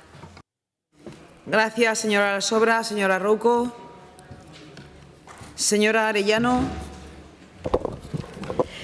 Sí, presidenta. Bueno, agradecer también a la Cámara el que se haya apoyado esta iniciativa, tanto la del Partido Socialista como la de Chunta Aragonesista, y querría también decir que le agradecemos a la señora Rouco la propuesta que ha tenido de llevar estas campañas de sensibilización especialmente a la escuela. Como forma parte del Gobierno, estaremos nosotros pendientes a ver cuándo se pone en realidad esta propuesta que usted ha hecho. Muchas gracias. Gracias, señora Arellano. Señora Casas. Continuamos con el siguiente punto del orden del día, punto número 11, debate y votación de la proposición no de ley número 254-24 sobre la Agencia de Integridad y Ética Públicas, presentada por el Grupo Parlamentario Chunta Aragonesista, para cuya presentación y defensa tiene la palabra el señor Soro por tiempo de 5 minutos.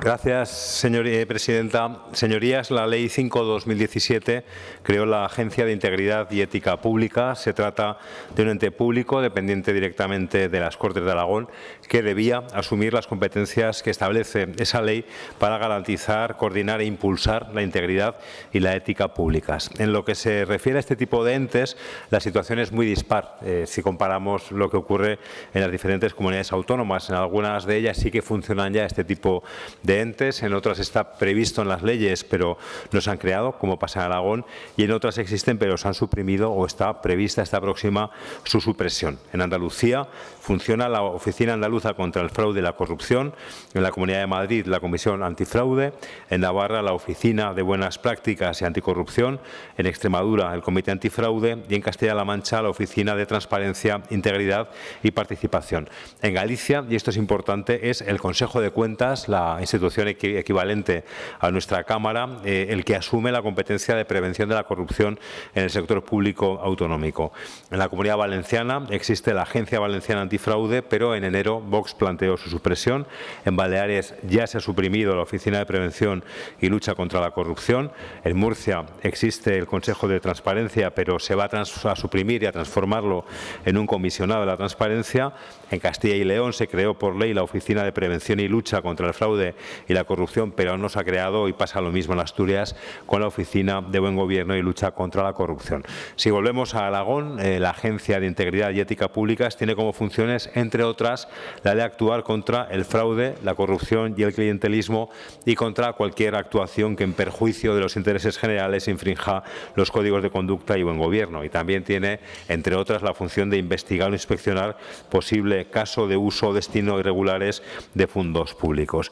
La ley preveía, en cuanto a la organización de la agencia, que los órganos directivos fueran el director y 3 subdirectores de evaluación de investigación del régimen interior y la comisión ejecutiva, que estaría integrada por todos ellos, y todos ellos además debían ser elegidos por las Cortes de Aragón. Bien, a pesar de haberse creado la agencia por ley de estas Cortes hace casi 4 años, todavía no han sido elegidos sus miembros ni en consecuencia se ha puesto en funcionamiento. Sin embargo, las funciones que se atribuyen a esta agencia son clave para la promoción, impulso y garantía de la integridad y ética públicas en nuestro sector público.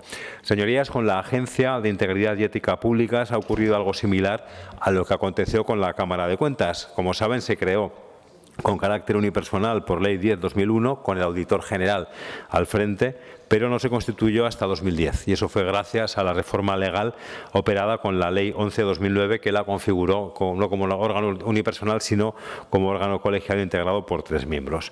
La experiencia, señorías, demuestra que para que la Agencia de Integridad pueda ponerse en marcha podría ser necesaria una revisión de su regulación legal, de forma que una nueva configuración pudiera hacer más factible su constitución. Habría más opciones. Existiría la opción de impulsar las reformas legales necesarias para que 2 instituciones plenamente consolidadas, como son el Justicia de Aragón y la Cámara de Cuentas, pudieran asumir sus funciones. En todo caso, señorías, es urgente desatascar la situación, tomar las decisiones políticas y parlamentarias necesarias para que las funciones atribuidas a la agencia se ejerzan de forma efectiva. Y esto es sencillamente de forma constructiva, muy abierta, lo que planteamos en la iniciativa. En primer lugar, que reconozcamos que estas Cortes reconozcan la necesidad de avanzar en la promoción, impulso y garantía de la integridad y ética públicas en el sector público de Aragón. Estoy seguro de que todos compartimos esto, pero para eso hay que dar pasos. Y por eso, para alcanzar ese objetivo, también planteamos que nos comprometamos a estudiar e impulsar a la mayor brevedad, por los cauces reglamentarios, en las actuaciones necesarias para constituir la Agencia de Integridad y Ética Públicas. Y si es necesario que introduzcamos, que planteemos introducir en su ley de creación las modificaciones para que se pueda poner en funcionamiento. O plantearnos como otra opción impulsar las reformas necesarias en las leyes reguladoras del Justicia y la Cámara de Cuentas para que estas instituciones sean las que puedan asumir y ejercer las funciones actualmente atribuidas a la agencia. Como ven, señorías, dejamos abiertas todas las opciones, porque entendemos que de lo que se trata es de abrir, o mejor dicho, reabrir el debate, de que empecemos a hablar, de que nos sentemos y de que seamos capaces de desatascar la situación. Pido en consecuencia el voto favorable a esta iniciativa. Gracias, señor Soro. Señor Sanz, tiene la palabra.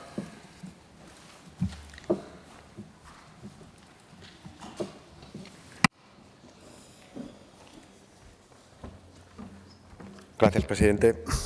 Bien, debatimos hoy sobre la Agencia de Ética e Integridad Pública de Aragón. Izquierda Unida apoyó la creación de esa agencia. En palabras de la señora Luquín, decía que tanto la ética como la integridad deberían de ser inherentes al ejercicio de la política en ese debate, y yo lo suscribo. Dos cuestiones importantes.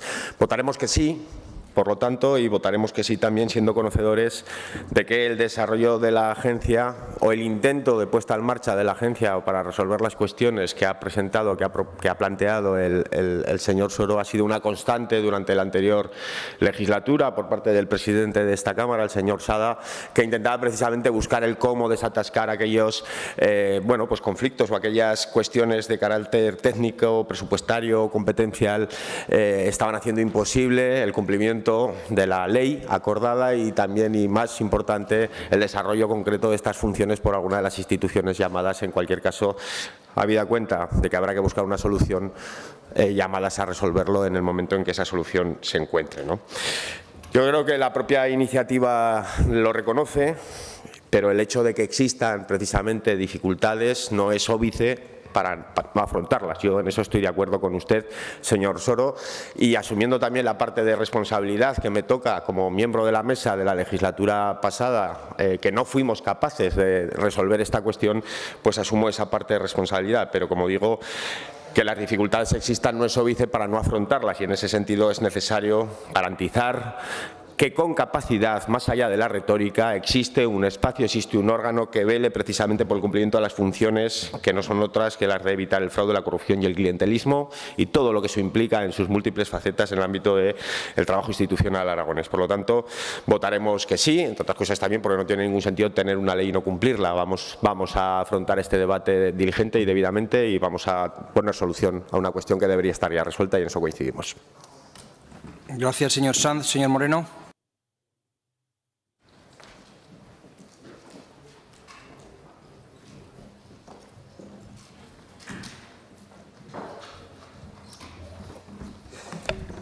Gracias, presidente. Pues también le agradezco, señor Soro, que traiga esta proposición no de ley, dado que nos parece importante, primero, respaldar toda iniciativa encaminada a vigilar que la ética y la integridad pública se cumplan desde todas las instituciones y las instancias de nuestra comunidad autónoma. No se sorprenda, pero también nos llama la atención que se aprobara la ley para su creación en 2017 y bueno, se relajaron, entiendo, estos 7 años que han transcurrido y que no encontraban el momento en ponerla en marcha. También para adaptarla a cambios legislativos en otras materias, sin que se haya llegado a crear la Agencia de Integridad y Ética Públicas que propugnaba esta Ley 5 de 2017. Qué bien hubiera venido que existiera esa agencia y que hubiera tenido para registrar los lobbies como el que contemplaba el capítulo 4 de la ley, para haber controlado el despliegue no planificado y descontrolado de las renovables en todo nuestro territorio, algo que ya se advirtió en su momento por el Colegio de Geógrafos de Aragón en su manifiesto sobre la energía en Aragón. Estamos en una nueva legislatura, pensamos que les hubiera sido más fácil cuando estaba en su mano como Gobierno crear esta agencia, pero nunca es tarde, nunca es tarde. Por eso les digo que vamos a votar a favor. Coincidimos también en que para facilitar la aplicación también coincidimos que puede ser buena solución que las labores que se encomienden a la agencia, y dado que no está creada, sean desempeñadas por el Justicia y la Cámara de Cuentas, al ser instituciones ya existentes, y que podrán hacerse cargo de las tareas pensadas para la agencia. Ya no son ajenas a la naturaleza de ninguna de las dos. Así que apoyaremos la proposición no de ley. Muchas gracias. Gracias, señor Moreno. Señor Arranz, de Vox, Aragón.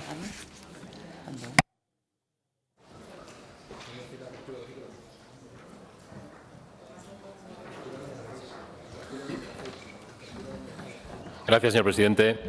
Desde Vox damos la máxima importancia a la integridad y ética públicas. Coincidimos con que deben ser virtudes o deberían ser inherentes a la propia política. Por ética pública se entiende que los actos y las resoluciones, que las políticas y prácticas que adopten o lleven a cabo las instituciones y las administraciones públicas contribuyen al bien común. La ética pública incluye también al sector privado, en la medida en que se relacione con el sector público. La integridad obliga a regirse por principios, valores y reglas que busquen el bien común, la verdad, la honestidad, el cumplimiento del deber, la responsabilidad y la excelencia en la actuación de los servidores públicos.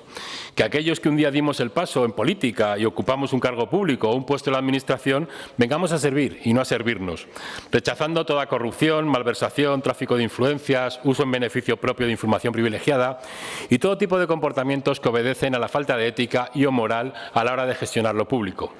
Una vez más, nos viene la izquierda y la extrema izquierda a exigirnos que hagamos, con mucha urgencia además, lo que ellos no hicieron en las pasadas legislaturas, que ocuparon el Gobierno. Junta aragonesista estaba en el Gobierno en 2017, en 2018 y en la mitad del 2019 y no lo hicieron, por supuesto. En este caso, en julio de 2017, hace 7 años, se aprobó la Ley 5/2017 que creó la llamada Agencia de Integridad y Ética Públicas. Por lo visto, lo de promover, impulsar y garantizar la integridad ética públicas no iba mucho con las políticas de la izquierda y dicho esto, la ley se guardó en un cajón. Se creó formalmente tal agencia, pero ni siquiera se eligieron sus miembros ni se puso en funcionamiento. Afortunadamente, la Administración pública y nuestro ordenamiento jurídico ya prevén todo tipo de organismos, controles, mecanismos de fiscalización que velan por el cumplimiento de la integridad y ética públicas. Contamos con instituciones y organismos a tal fin que velan por ello, como pueden ser la Cámara de Cuentas, Intervención General, el Justicia de Aragón, el Tribunal Administrativo de Contratos Públicos de Aragón, la Fiscalía, etcétera, etcétera, ¿no? La propia iniciativa parlamentaria ya habla de algunos de ellos, atribuyéndoles competencias similares compartidas con esta Agencia de Integridad y Ética Pública que se pretende impulsar, entendiendo el propio proponente que igual es más recomendable promover ciertas reformas en las normas que regulan estas instituciones u organismos y dotarles de más recursos, de más personal, para que sigan realizando su labor como organismos independientes. Nos interesa que sean organismos independientes. Por todo lo dicho, unido al alto coste que supondría impulsar tal agencia, conforme a los datos que manejamos y al coste de las agencias u oficinas similares creadas en otras comunidades o regiones, nos lleva a votar en contra de su iniciativa. Muchas gracias. Gracias, señora Ranz. Señor Sánchez, socialista del Grupo Partido Socialista.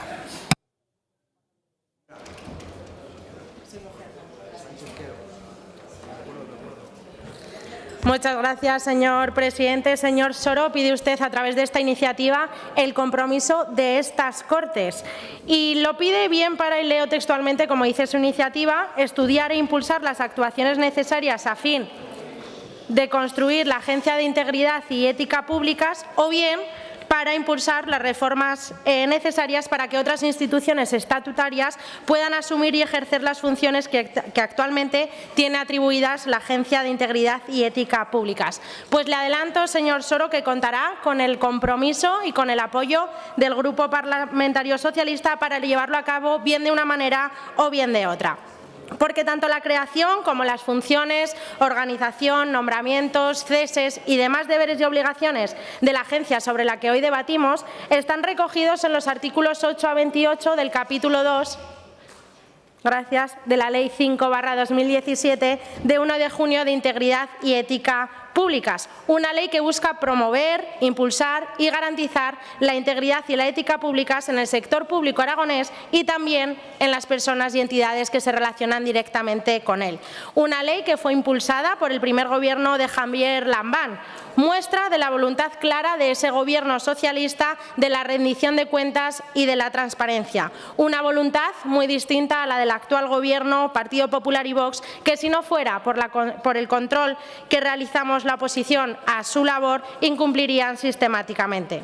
Una ley que fue aprobada por unanimidad en estas Cortes en ese verano del 2017 y que supuso un hito nacional, ya que fue una ley pionera, innovadora y sirvió de ejemplo a muchas comunidades autónomas. Durante los gobiernos de Javier Lambán han sido varias las actuaciones derivadas de la aprobación de esta ley, como por ejemplo el régimen de conflictos, intereses e incompatibilidades de las autoridades y cargos del sector público de Aragón, un régimen mucho más amplio del que había anteriormente, o la creación de esa oficina. Un momento, señora Sánchez, un momento. Por favor. bajen el tono de voz y, si pueden, se callen. Siga, señora Sánchez. Gracias, presidente. Estaba siendo bastante molesto, la verdad. Como decía, han sido varias las actuaciones y entre ellas estaba la creación de esa oficina de conflictos. También a través del portal de transparencia estaban, y digo bien en pasado, actualizadas las agendas de actividad institucional de los miembros del Gobierno y de altos cargos. En definitiva, son muchas las actuaciones llevadas a cabo en el cumplimiento y en el desarrollo de esta ley, pero es cierto que falta esa puesta en marcha de la agencia que hoy debatimos y que, como vuelvo a repetir, depende directamente de estas Cortes de Aragón. Desde el Grupo Socialista somos conocedores de que no es una tarea fácil, pero no por ello es imposible. Debemos pensar bien cómo crear esa estructura que no suponga un peso económico y que sobre todo sea eficaz y sea útil. Le puedo asegurar, y así lo decía también el señor Sanz, que la pasada legislatura el presidente de estas Cortes, el señor Sada, puso todo su empeño en crear y poner en marcha esta agencia, pero lamentablemente no lo consiguió debido, como decía, a su complejidad. Sí, acabo ya, he tenido que ser interrumpida por unos segundos. Por favor, presidente, termino ya.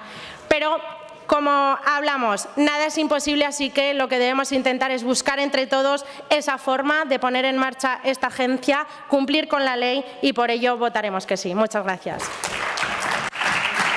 Gracias, señora Sánchez. Señora Marín, del Grupo Popular.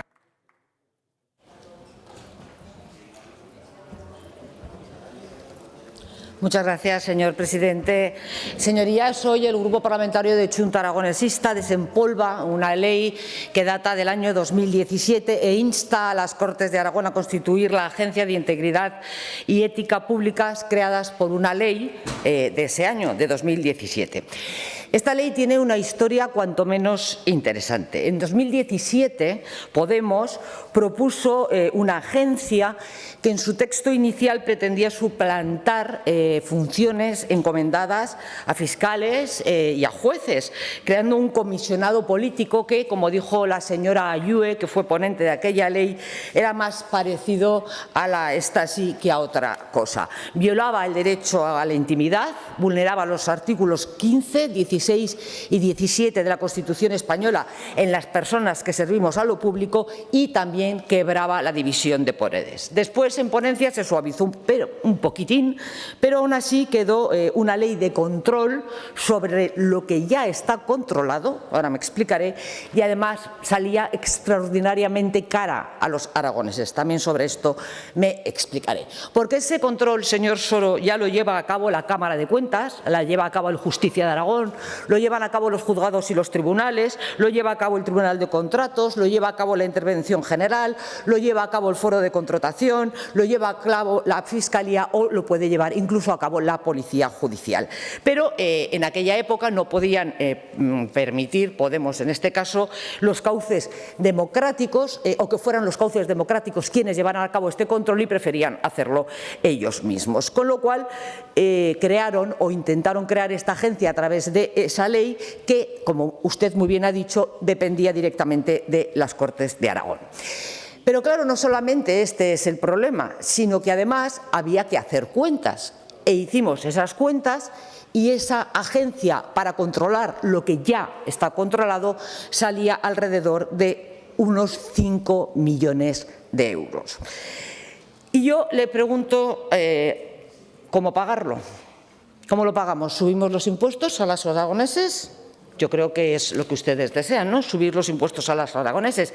Es decir, subimos los impuestos a los aragoneses para quitarles sus derechos y su libertad. Miren, al final de esta historia, porque ya se me acaba el tiempo, señorías, nos trasladamos 7 años después y usted, señor Soro, que formaba parte del Gobierno de Aragón, y usted, señora Sánchez, que también formaba parte del Gobierno de Aragón, no hicieron nada en 7 años para poner en marcha esta agencia. Y ahora piden que sea un gobierno del Partido Popular, que no estamos a favor de ella porque, como le digo, en nuestra comunidad autónoma hay otros mecanismos de control y no hace falta hacer otra agencia más para que hagan lo mismo que ya están haciendo esos. de control, aparte de que puestos a gastarnos 5 millones de euros, ¿qué quiere que le diga? Yo prefiero dárselo en derechos a los aragoneses que quitárselos en derechos. Señorías, como siempre, frente a ustedes, frente a su ánimo de controlar y frente a su gasto ilimitado, nosotros defendemos la libertad. Gracias, señora Marín. Gracias. Gracias.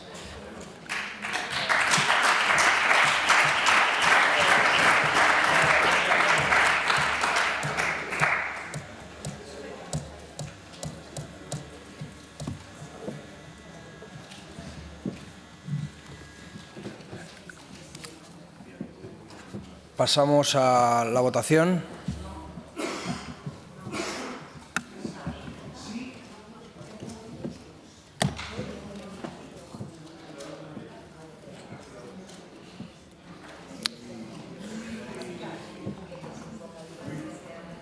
Presentes 59, emitidos 59, a favor 28, 31 noes, 0 abstenciones. No sale adelante la proposición no de ley. Turno de explicación de voto. Señor Sanz, señor Moreno, Soro. Señor Soro. Sí, presidente. Gracias. En primer lugar, gracias a los diputados y diputadas de Izquierda Unida, Teruel Existe y el Partido Socialista por apoyar esta iniciativa. Señora Arranz, sin ánimo de polemizar, de verdad, yo no exijo nada, que me ha dicho, usted exige, la izquierda viene a exigir, yo no exijo nada. Es una iniciativa que tuve mucho cuidado al redactarla, no puede ser más ligera, menos imperativa. Me faltó pedir perdón por presentarla en el texto, de poco ha servido. Y señora Arranz y señora Marín, yo sí estuve 8 años en el Gobierno, pero que es que este ente no tiene nada que ver con el Gobierno, que depende de las Cortes, y ahora son ustedes los que tienen mayoría en estas Cortes. Pero mire, que no os sorprende su voto, porque el Gobierno PP-Vox de Aragón está a la altura de los gobiernos PP-Vox de la Comunidad Valenciana, de Baleares o de Murcia. Era previsible que pasara lo que ha pasado. Gracias, señor Soro. Señor Arranz. Soro, pues si somos tan previsibles, pues no lo traiga si no lo quiere. Pero nosotros vamos a seguir siendo previsibles porque somos seguros, somos confiables y votamos en conciencia siempre. Gracias. Señora Marín, pasamos al siguiente punto del orden del día. No, que no quiere hablar. Señora Marín. Mire, señor Soro, sí que es verdad que esa agencia después se hizo depender de las Cortes de Aragón, porque cuando se creó no dependía de nadie, o sea, era una agencia que controlaba sin ser controlada, dependía de las Cortes de Aragón. Pero si hoy el Partido Popular y Vox tiene la mayoría en las Cortes de Aragón, en estos últimos 8 años la han tenido ustedes, con lo cual han tenido ustedes tiempo más que suficiente para crear esta agencia. Ustedes no la han creado porque saben que es extraordinariamente cara, que es una duplicidad de lo que ya se lleva a cabo por otros organismos que están en nuestra comunidad autónoma. Y reitero, preferimos el Partido Popular y Vox gastarnos esos 5 millones de euros en darles a los aragoneses lo que necesitan que en quitárselo. Muchas gracias. Gracias. Siguiente punto del orden del día. Debate conjunto y votación separada de las proposiciones no de ley 259-24 sobre el rechazo a cualquier tipo de violencia contra quien piensa diferente, presentada por el Grupo Socialista. Proposición no de ley sobre la tolerancia y contra la violencia política, presentada por el Grupo Popular y Vox. Turno único para la presentación y defensa de las iniciativas de los grupos proponentes y, en su caso, para la modificación de los términos de la iniciativa. En primer lugar, tiene la palabra el señor Villagrasa.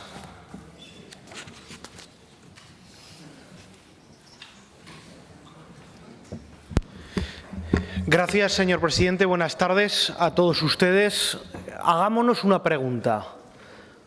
¿Por qué somos conocidos los y las políticas en el último tiempo?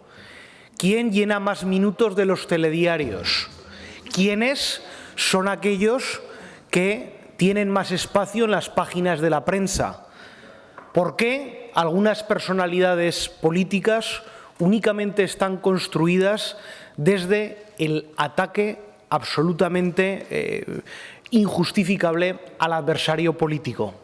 ¿Qué ha ocurrido en aquel tiempo en el cual la tolerancia, el respeto, la oratoria, la habilidad en la argumentación, la búsqueda de mejores maneras de comunicar, la habilidad de implementar nuevas o innovadoras políticas públicas era lo que protagonizaba el discurso y la conversación pública. Ustedes, igual que nosotros, conocerán que en el último tiempo eso no ha sido así. Y vaya por delante, como ya hizo la portavoz del Grupo Parlamentario Socialista, que a ninguno de los que estamos en este hemiciclo nos gustó ni compartimos las afirmaciones que le hicieron al vicepresidente del Gobierno de Aragón, porque usted, señor Nolasco, también es mi vicepresidente. Y eso es respetar la institucionalidad, el decoro, la buena educación y los modos en política. Y en ese mismo sentido, en el que no nos gusta que al Gobierno de Aragón, independientemente de quién ocupe la bancada azul, se le descalifique de una manera impropia, tampoco nos gusta, como en la política del día de hoy, se jactan de frases incluso impresas en camisetas de que me gusta la fruta, de que se hable a determinados ministros del Gobierno de España tildándolos de matones, de felones, de que se refieran a diputados o diputadas de este propio hemiciclo con epítetos nada agradables como mentirosos o mentirosas patológicos. Por tanto, creo que tenemos el momento, de una manera calmada y de una forma sosegada, de pensar hacia qué dirección deben de ir las relaciones en política. Que queden atrás episodios absolutamente injustificables como es lo que hemos conocido hace escasos días, de que algunos se jactan y aplauden cuando se ataca o se insulta directamente y además de una forma muy poco honrosa, muy poco educada y con muy poca elegancia, o se dirigen palabras absolutamente ignominiosas, por ejemplo, al presidente del Gobierno de España.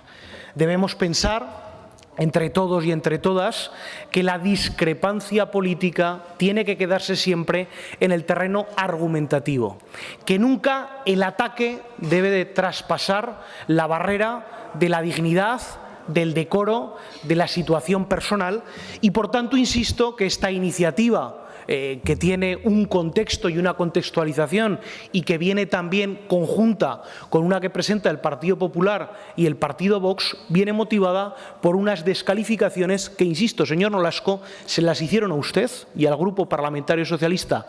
No nos gusta porque usted forma parte y es parte del Gobierno de Aragón.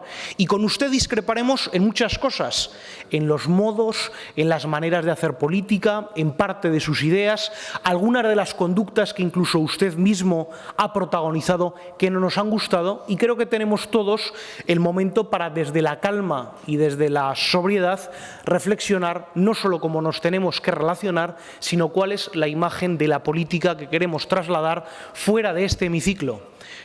Quizás es que yo sea una persona más sosa o más sobria que el conjunto de los diputados y diputadas. Quizás es que este joven político de 31 años se ha quedado desfasado, pero prefiero ganar en la argumentación, desde el respeto, en la confrontación de argumentos con profundidad intelectual, y que aquellas cuestiones que últimamente ocupan tanto y tantas páginas en los diarios de sesiones y en los diarios de la prensa en nuestros tiempos se queden desterrados atrás. No a la violencia en ninguna de sus formas en política, no a la intromisión en la esfera personal, no a las descalificaciones, no a la violencia verbal, y eso lo decimos para todos, para todas, y para reivindicar la política del respeto y la política de los argumentos. Gracias y buenas tardes. Señora Herrarte, del Grupo Popular.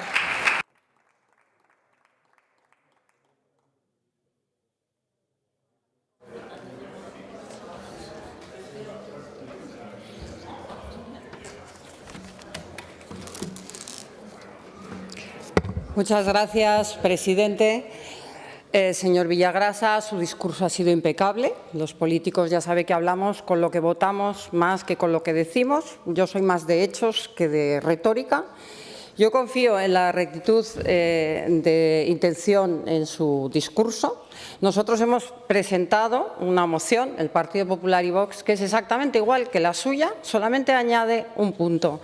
Añade un punto que le leo textualmente. Las Cortes de Aragón muestran su rechazo más profundo a los insultos vertidos el pasado 7 de mayo por el eurodiputado Miguel Urbán contra el vicepresidente del Gobierno de Aragón y exigen que se disculpe y retire el insulto. Exigimos que al vicepresidente del Gobierno de Aragón se le pida disculpas y se retire el gravísimo insulto que se dirigió a él. Nosotros vamos a votar a favor de su PNL y esperamos que ustedes voten a favor de la nuestra. De hecho, estoy segura de que votarán a favor de la nuestra porque es la forma que tenemos de comprobar que su discurso y sus hechos van a la par. Yo creo, de verdad, que esta sobreactuación sobre el tema de los insultos tiene un punto electoralista. Yo creo que estas semanas se va a teñir todo de celeste y blanco. Vamos a oír hablar mucho de Israel, vamos a oír hablar mucho de Argentina, para que no se hable de la amnistía, de la desigualdad, de Koldo, del acoso a los periodistas, del acoso a los jueces y de Begoña Gómez Fernández, que tiene un procedimiento abierto, unas diligencias previas por un delito de corrupción en el sector privado y tráfico de influencias en el Juzgado de Instrucción número 41 de Madrid. Yo cada vez, lo digo por los hechos, que se habla de Begoña Gómez, se monta un numerazo a lo Kirchner. Hubo un llanto colectivo de 5 días, se ha provocado conflictos internacionales con Israel y con Argentina. Y yo les recuerdo que España es una democracia con D de Dinamarca y no una begocracia con B de Begoña. Montan irresponsablemente conflictos internacionales para desviar la atención sobre Begoña Gómez. Yo creo que esa es la única intención. Un momento, señor Herrarte, por favor. Un momento, señor Herrarte, por favor. Señora Soria, por favor, le ruego que se mantenga en silencio. Y señor Urquizu, lo mismo. Ustedes han montado un problema diplomático con Argentina, pero no con Marruecos, que tanto el 2020 como el 2023 les recuerdo que declaró que Ceuta y Melilla eran ciudades marroquíes. ¿Por qué se ataca al Estado? ¿Por qué se ataca al Estado con unas cosas y con otras no? ¿Por qué? ¿Cuál es la razón o cuál es el móvil por el que Argentina les ofende y Marruecos no? A mí me gustaría saber, ya que ustedes consideran un insulto las palabras de Milei contra España, ¿cómo consideran ustedes las palabras del ministro Puente llamando drogadicto al presidente de la República de Argentina? ¿Cómo las consideran, por saberlo? Me gustaría saber también si consideran una falta de respeto, un insulto o quizá un piropo que la vicepresidenta del Gobierno de España, la señora Montero, dijera que Lambán debe de retirarse ya. Les contextualizo porque el portavoz del grupo parlamentario les ha hecho la pregunta esta mañana, pero ustedes no la han respondido. Ante la planificada ausencia en el Senado del senador Lambán, dijo que votar a favor de la ley de la amnistía sería una insoportable lealtad consigo mismo porque quiebra la separación de poderes, socava la autoridad moral y política del Estado para hacer frente al independentismo. ¿Consideran esto un piropo, una falta de respeto? ¿Se van a posicionar ustedes del lado de Lambán o del lado de Sánchez? ¿Van a defender a su secretario general de esta invitación a que se retire de la vicepresidenta del Gobierno o lo consideran un acto de cortesía? Muchas gracias. Gracias.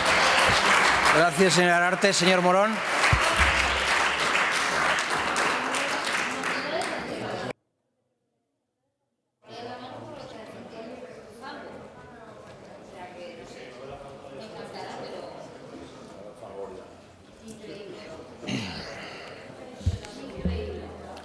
Gracias, señor presidente.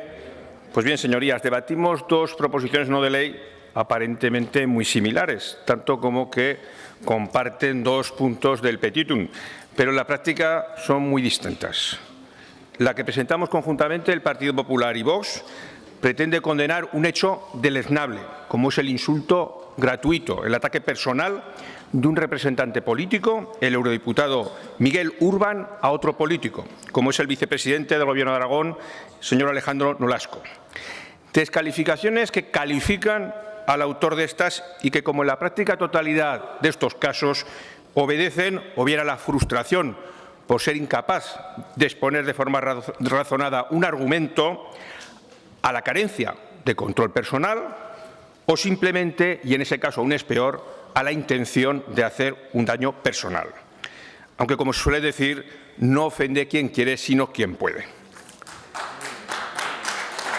La que presenta el Partido Socialista, por el contrario, quiere evitar la condena de ese hecho tan deleznable, pretende igualar las descalificaciones, ya sean fruto de la falta de argumentos, con aquellas que no persiguen un daño personal, sino la crítica razonada de un comportamiento o planteamiento político de un partido.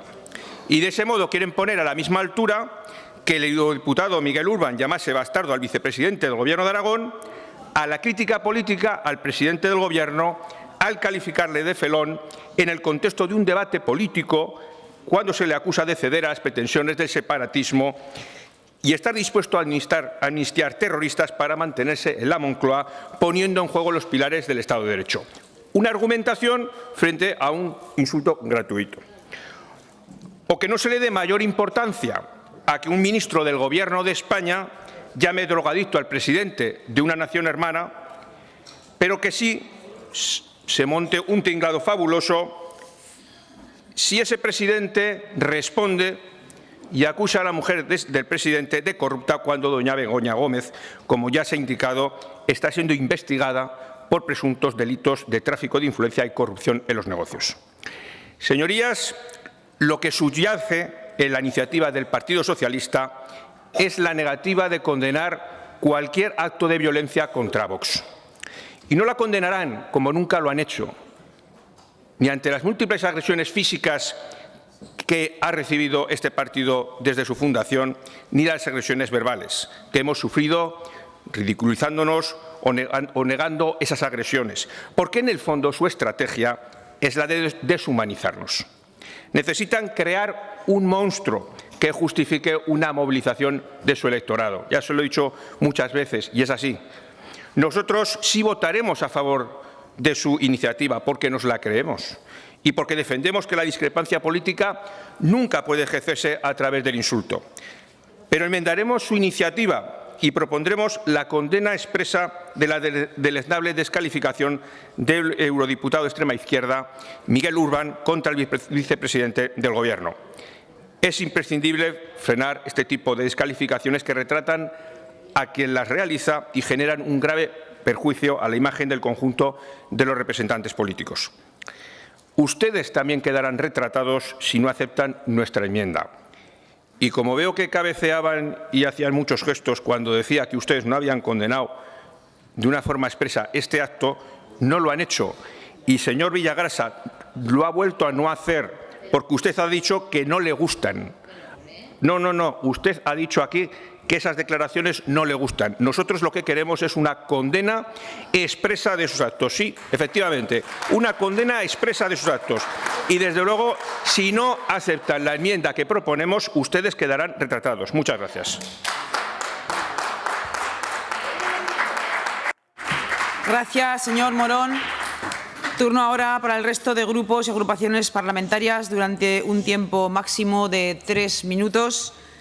Comenzamos por la agrupación parlamentaria Partido Aragonés. Señor Izquierdo, su turno, 1 minuto y medio.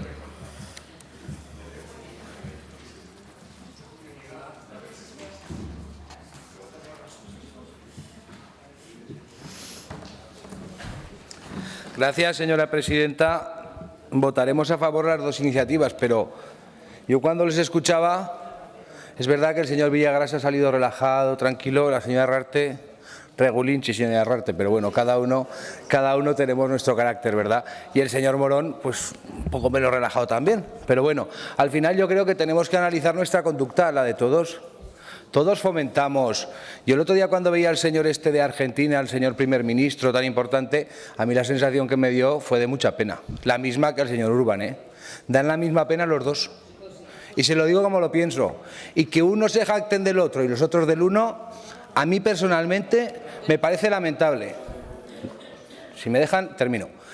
Me parece lamentable. Y no sé por qué solo se condena a uno o al otro. El señor Milei se comportó como un personaje, diría yo, no sé si es un insulto. Y el señor Urbán también. Y deberíamos todos condenar eso y girarle la cara a la gente que habla así. Pero al revés, si son de los nuestros, aplaudimos. Unos. Y si son de los otros, aplauden los otros. Es como cuando escuchamos lo de que me gusta la fruta, qué gracioso. A mí me hizo una gracia aquello. Qué edificante, qué gracioso. ¿Esto es lo que queremos? Desde luego en el Partido Aragonés no queremos esto. El respeto es importante. Cada uno tiene su forma de pensar, su forma de expresar las cosas, pero cuando vemos a ministros, cuando vemos a eurodiputados insultar a la gente, deberíamos pensar que la gente que vendrá un día a esta Cámara, nuestros hijos, igual lo que le estamos dando es poco edificante. Yo no sé por qué se ríen, yo no me estoy riendo. No, hablo detrás. No sé por qué se ríen, yo no me estoy riendo, pero si les hace gracia, comenten el chiste, igual nos reímos todos. Muchas gracias.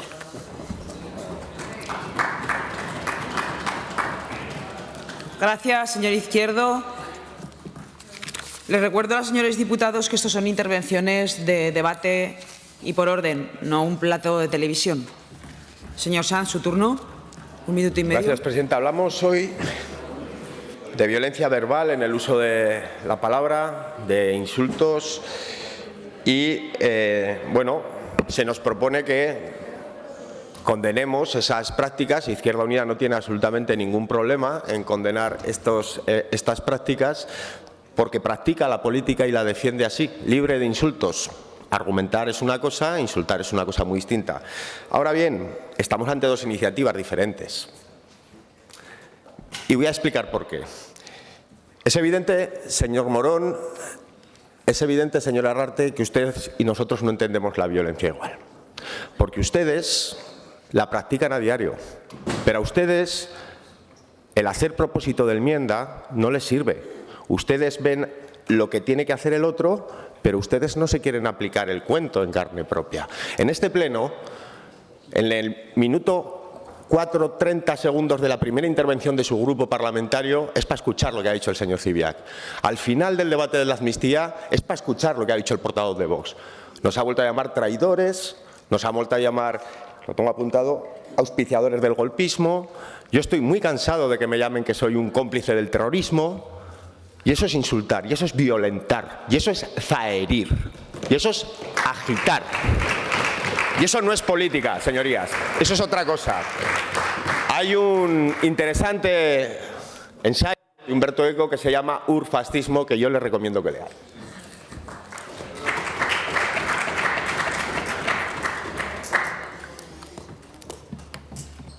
Gracias, señor Sanz. Señor Moreno, Aragón Teruel existe. Su turno, 3 minutos.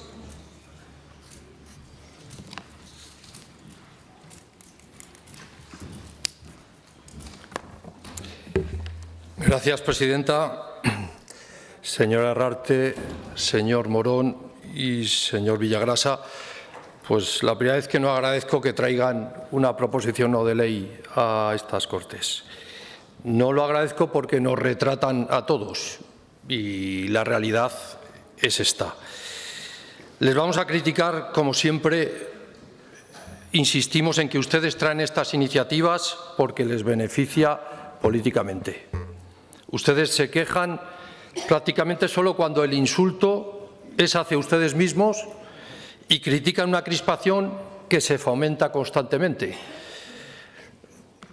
Todo el mundo coincidirá, hay que bajar el tono. Hay que bajar el tono en política, que es evidente que para nosotros es una necesidad. Es asfixiante el nivel al que estamos llegando, de descalificaciones y de insultos. No coincido con el señor Sanz porque creo que las dos iniciativas convergen en un punto.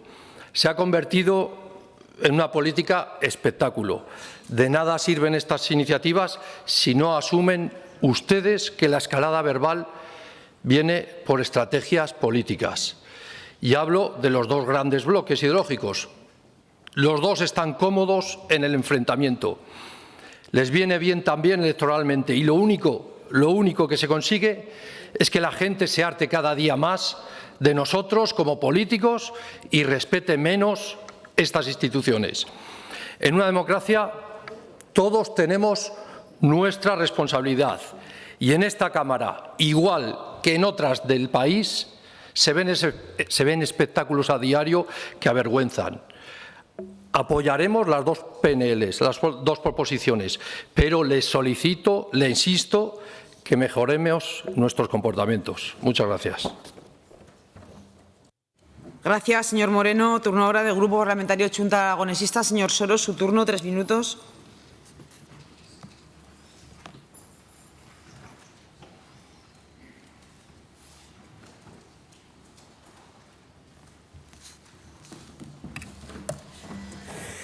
Gracias, presidenta. Miren, como punto de partida, ya lo he dicho públicamente, lo vuelvo a decir, muestro el rechazo de Chunta Aragonesista o, como decía el señor Morón, condeno expresamente los insultos que vertió el 7 de mayo el señor Miguel Urbán a nuestro vicepresidente, señor Olasco, porque a pesar de las grandísimas diferencias ideológicas es el vicepresidente de Aragón, es el vicepresidente de mi país. Lo condeno de forma rotunda. Condeno también la dictadura marroquí que ha salido antes en el debate.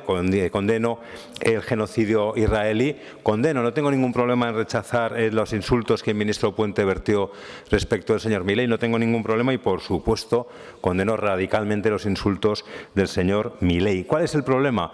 Que todos, de forma genérica, en el ámbito abstracto, pues queda muy bien, condenamos, rechazamos la violencia, incluso la verbal, queremos que todos seamos tolerantes, que respetemos al contrario, eso queda muy bien en la parte abstracta. El problema es cuando bajamos a la realidad, cuando tenemos que condenar o rechazar, o no condenar o no rechazar algunas actuaciones con nombres y apellidos. Ese es el gran problema. Yo no tengo ningún problema en condenar todo lo que he dicho, pero también al señor Milei. Por eso las dos iniciativas no son iguales. Una sí que pretende excluirnos al resto y la otra pretende sumar la que ha explicado el señor Villagrasa. Por eso, claro que vamos a votar a favor de la iniciativa del Partido Socialista y no vamos a votar la de PP y Vox porque el condenar solo lo que hizo el señor Urbán supone tanto como justificar, blanquear, entender, ser condescendientes con el resto de casos que también condenamos. Ese es el problema, que al señor Milei le ríen las gracias, le ríe las gracias Vox, le ríe las gracias el PP y solo por un motivo, porque el señor Milei, aunque sea argentino, es más de Vox que la señora Herrarte, por poner un ejemplo.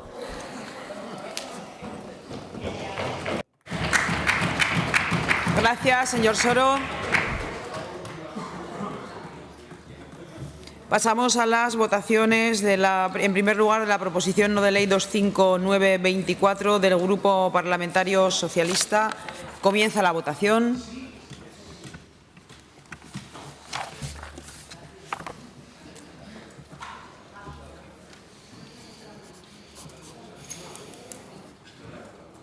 Finaliza la votación. 60 presentes, 61 emitidos. Votos a favor, 61. Se aprueba por unanimidad. Votamos la proposición no de ley número 27824 de los grupos parlamentarios Popular y Vox. Comienza la votación.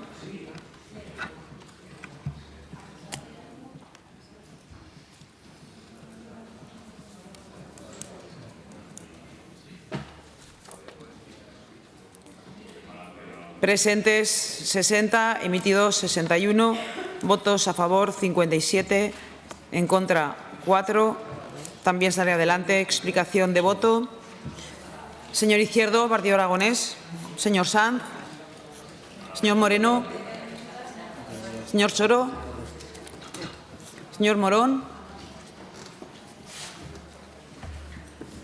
Bien, en primer lugar, desde el Grupo Parlamentario Vox, pues agradecer la votación favorable de la práctica totalidad de la Cámara.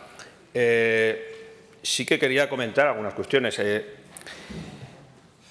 Estamos hablando del insulto, de evitar esos insultos, evitar esos reproches, esas acusaciones personales. Pero también otras cuestiones que también son importantes si queremos cuidar el carácter democrático de las instituciones. Y una, por ejemplo, que el Partido Socialista evidentemente se está caracterizando últimamente, es por que los portavoces del Partido Socialista en Madrid, y los ministros se niegan a responder a las preguntas que hacen otros grupos, que hacen los periodistas. Las preguntas incómodas. A ver, cuando decimos rebajar el tono y entrar en el debate, pues lo que se pide es eso, es entrar en el debate y rebajar el tono. Desde luego, estamos muy satisfechos por el resultado de la votación, pero creo que hay que hacer más cosas, hay que seguir trabajando por mejorar el carácter democrático de las instituciones y recuperar, quizás un poco de esa forma, la confianza de los ciudadanos en los políticos. Yo creo que la visión que tienen los ciudadanos de los políticos en este país es bastante peyorativa, pero precisamente porque lo que consideran es que siempre estamos echándonos los trastos unos a otros e insultándonos, cuando realmente, y como se ha comentado anteriormente, el debate político cada vez tiene menos peso. Pero no solo en los debates parlamentarios. También, cuando se atiende a los periodistas, hay que tener un cierto talante democrático. Muchas gracias. Gracias, señor Morón. Señor Villagrasa. Gracias, señora presidenta. Estoy seguro, señor Morón, que hablaba del talante con los periodistas, de aquellos que no se les veta para los actos de los partidos políticos. Usted ha salido con el discurso escrito pensando que el Partido Socialista no íbamos a condenar expresamente lo que les hemos dicho 1, 2 y 3 veces. No nos gusta la violencia verbal, no nos gusta el insulto, no nos gustan las faltas de respeto. Denunciamos cuando miembros del Gobierno tienen actitudes agresivas. No nos gusta que en Aragón ni tampoco en España se estén llenando páginas y páginas de diarios con insultos al presidente del Gobierno de España, el de todos, a la esposa del presidente del Gobierno de España, a los ministros, a los expresidentes. Es que ustedes tienen también que mirarse al espejo, y yo he dicho todo de una manera muy calmada, muy sosegada. Fíjense incluso, señor Morón, que la violencia usted de la que hablaba, la de los insultos, la de la física, pues mire, se lo dice el secretario de organización de un partido que han estado ustedes yendo con panderetas a la puerta de su sede toda primavera. Fíjese usted todos los días. Y señores del Partido Popular, parece que ustedes no querían que aprobáramos la iniciativa porque algo que tenía que ver con la mesura, con el respeto, con la sobriedad, con la tranquilidad, ustedes han decidido que sea la señora Herrarte la que salga a la tribuna a hablar de cualquier cosa menos de mesura, de respeto, de tranquilidad. Desde luego, yo no estoy tan capacitado en viajes internacionales, en las posiciones del señor Milei, la especialización en el kirchnerismo de la señora Herrarte. Yo no viajo tanto, no viajo ni incluso de partido. Socialista soy y socialista seré. Lo que sí que les pido a ustedes es que, aunque queden muy graciosos, les jaleen y les retuiteen mucho, piensen dentro de 15 años, cuando nadie de nosotros sigamos en el escaño, cómo se nos recordará por lo que dijimos, por lo que hicimos y por cómo nos expresamos. Gracias. Gracias, señor Villagrasa. Señora Herrarte. Gracias, presidente. Bueno, quería empezar lamentando que Chunta no quiera que se disculpen con el vicepresidente del Gobierno ni que retiren el insulto de bastardo, porque los políticos nos manifestamos votando. Quería agradecer a todos los partidos que han votado a favor de nuestra PNL, muy especialmente al PSOE. Señor Villagrasa, yo le he dicho que yo creía en su rectitud de intención.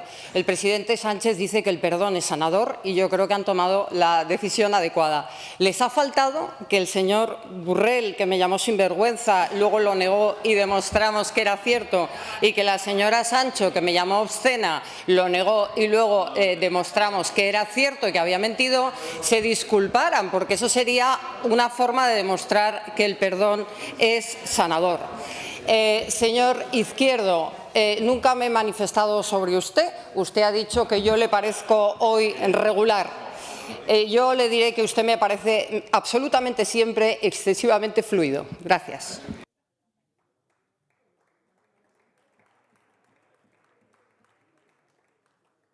Gracias, señora Herrarte. Continuamos con el siguiente punto del orden del día. Punto número 13. Debate conjunto y votación separada de las siguientes proposiciones no de ley.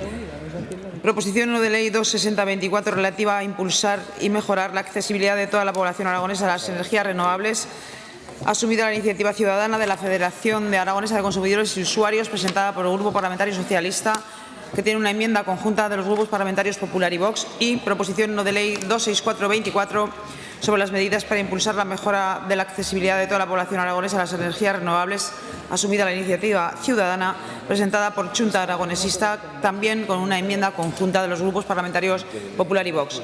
Comenzamos con el turno único para la presentación y defensa de las iniciativas de los grupos parlamentarios proponentes y, en su caso, para la defensa o fijación de posición respecto de las enmiendas presentadas, comenzando por el Grupo Parlamentario Socialista, para lo cual tiene la palabra la señora Soria por tiempo de 5 minutos.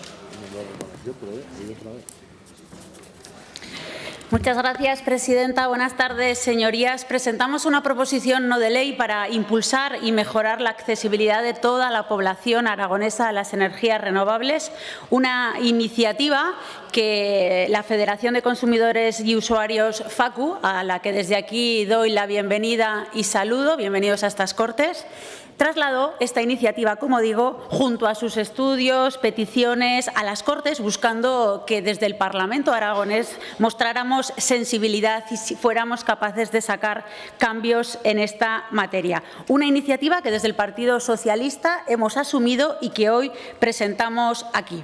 El objetivo de esta proposición no de ley no es sino impulsar y mejorar la accesibilidad de toda la población aragonesa a las energías renovables. El elevado precio de la energía hace que hasta el 43,5% de los hogares españoles vivan en una situación de vulnerabilidad energética. El acceso a la energía, como ustedes saben, está directamente relacionado con el bien de las personas. Y precisamente las energías renovables constituyen la garantía de una energía asequible para los consumidores que pueden, por un lado, o bien producir su propia energía de manera individual o a través de las comunidades energéticas y consumirla sin depender del mercado. Pero las familias y, sobre todo, las más vulnerables carecen de esas herramientas que permiten entender estos nuevos conceptos y las implicaciones que tienen las energías renovables. Por eso, por sí mismos, sin una política de apoyo a esta reivindicación, creemos que es inviable que los ciudadanos consigan hacer suyos estos cambios. Y con esta iniciativa parlamentaria tratamos de animar al Gobierno de Aragón a que sea quien lidere los cambios que son necesarios, por ejemplo, impulsando una formación específica que esté dirigida a los profesionales de los servicios sociales, a los municipios aragoneses, a las organizaciones de consumidores y usuarios, para que seamos todos capaces de poder orientar a los consumidores y, en definitiva, traslademos una comunicación clara que explique a las familias, a los hogares y, sobre todo, a los más vulnerables los beneficios de acogerse a las renovables. Por eso, desde el Partido Socialista nos unimos a la reclamación de FACU para que las distintas administraciones den un espaldarazo definitivo a las energías renovables, impulsando el régimen de las comunidades energéticas, democratizando el sistema energético, estableciendo políticas que fomenten el autoconsumo para que todos los ciudadanos se beneficien de los ahorros que genera en la economía familiar. Y eso es lo que se recoge en esta iniciativa, que presenta 3 puntos. Uno, primero, para que las Cortes de Aragón instemos al Gobierno, en primer lugar, a impulsar el régimen de las comunidades energéticas en Aragón y agilizar los procedimientos administrativos. También, en segundo lugar, para diseñar y poner en funcionamiento una formación específica en materia de energías renovables dirigida a los profesionales de los servicios sociales, a los municipios aragoneses, a las organizaciones de consumidores y usuarios, para que estos puedan orientar a los consumidores con especial atención a los que sufren una situación de vulnerabilidad energética y atender mejor sus reclamaciones. Y, en tercer y último lugar, desarrollar una comunicación clara a través de la Dirección General de Protección de Consumidores y Usuarios que explique a las familias y hogares aragoneses, especialmente, como vengo diciendo, a los vulnerables, de los beneficios de cambios tales como la sustitución de calderas por bombas de calor o electrificación de las cocinas de gas, para evitar que los consumidores inviertan en falsas soluciones. Por tanto, señorías, lo que pedimos aquí, en nombre y haciéndonos eco de esa petición de la Federación de Consumidores y Usuarios FACU, el poder sacar adelante por unanimidad estos 3 puntos, esta iniciativa, como digo, por unanimidad de todos los grupos parlamentarios. Podemos concluir que el acceso de toda la población a las energías renovables, sin duda, como todos compartiremos, va a ser un tema protagonista, un tema clave, máxime en este contexto actual de cambios económicos y ambientales que estamos sufriendo. Por tanto, señorías, les pido la votación a favor de esta iniciativa. Gracias. Gracias, señora Soria. Turno ahora del Grupo Parlamentario Chunta Aragonesista. Señor Palacín, su turno, 5 minutos. Gracias, señora presidenta. De Chunta Aragonesista nos sumamos a esta reclamación de la Federación Aragonesa de Consumidores y Usuarios, CECUFACU, a los que me gustaría saludarles, que están presentes aquí en el Pleno. En la pobreza energética podemos hablar de que hay 3 factores que ayudan a definir la escala de un hogar. Por un lado, la renta familiar. Por otro lado, el precio de la energía, que por desgracia vemos cómo sube año a año, y por otro lado, la eficiencia energética. Estamos hablando de rehabilitación, de mejora de las condiciones de las viviendas. Hasta un 43,5% de los hogares están en situación de vulnerabilidad energética. Estamos hablando de un bien básico al que todas las familias tendrían que tener derecho. El acceso a la energía está directamente relacionada con el bienestar de las personas. Estamos hablando de un fenómeno, el de la pobreza energética, que tiene graves consecuencias para nuestra sociedad. Tiene problemas sociales, sanitarios, económicos y medioambientales, por lo que es necesario seguir trabajando para erradicar este problema. Las energías renovables pueden ayudar en el acceso a una energía asequible para los consumidores, con el autoconsumo, con la producción propia o con las comunidades energéticas, que ayudarían a tener un acceso barato a la energía, ayudando a estas personas que se encuentran en dificultades y con su hogar en una situación de vulnerabilidad energética. Por lo que es bueno fomentar el autoconsumo, ayudar al desarrollo de las comunidades energéticas, que es el modelo adecuado para que haya una buena implantación de las energías renovables. Desde CECUFACU ya alertan que según qué modelo de renovables se implanten podríamos seguir con una brecha social. Por lo tanto, es importante que analicemos, que estudiemos qué modelo de energías renovables implantamos, y está claro que es muy positivo que se apoye el autoconsumo y que se apoyen esas comunidades energéticas. Las renovables tienen muchos aspectos positivos, pueden solucionar muchos problemas, pero se tienen que hacer las cosas bien. Por eso el Gobierno de Aragón se tiene que involucrar en un modelo sostenible y también social de implantación de las renovables para solucionar un problema que, por desgracia, llega a muchos hogares en todo el Estado español, y es necesario, como decía, que se utilicen las renovables de una forma positiva, ayudando a esa mejor accesibilidad a la energía y para que acabemos con ese problema de pobreza energética que tenemos. La iniciativa es la misma que ha hablado la representante del Partido Socialista, por lo cual ya no se la explico. Les pedimos el apoyo a esta iniciativa y a esta reivindicación que, como decía, compartimos desde Chunta Aragonesista. Muchas gracias. Gracias, señor Palacín. Turno ahora para la defensa de las enmiendas presentadas por los grupos parlamentarios Popular y Vox. Comenzamos por el Grupo Parlamentario Popular. Tiene la palabra la señora Navarro por tiempo de 3 minutos.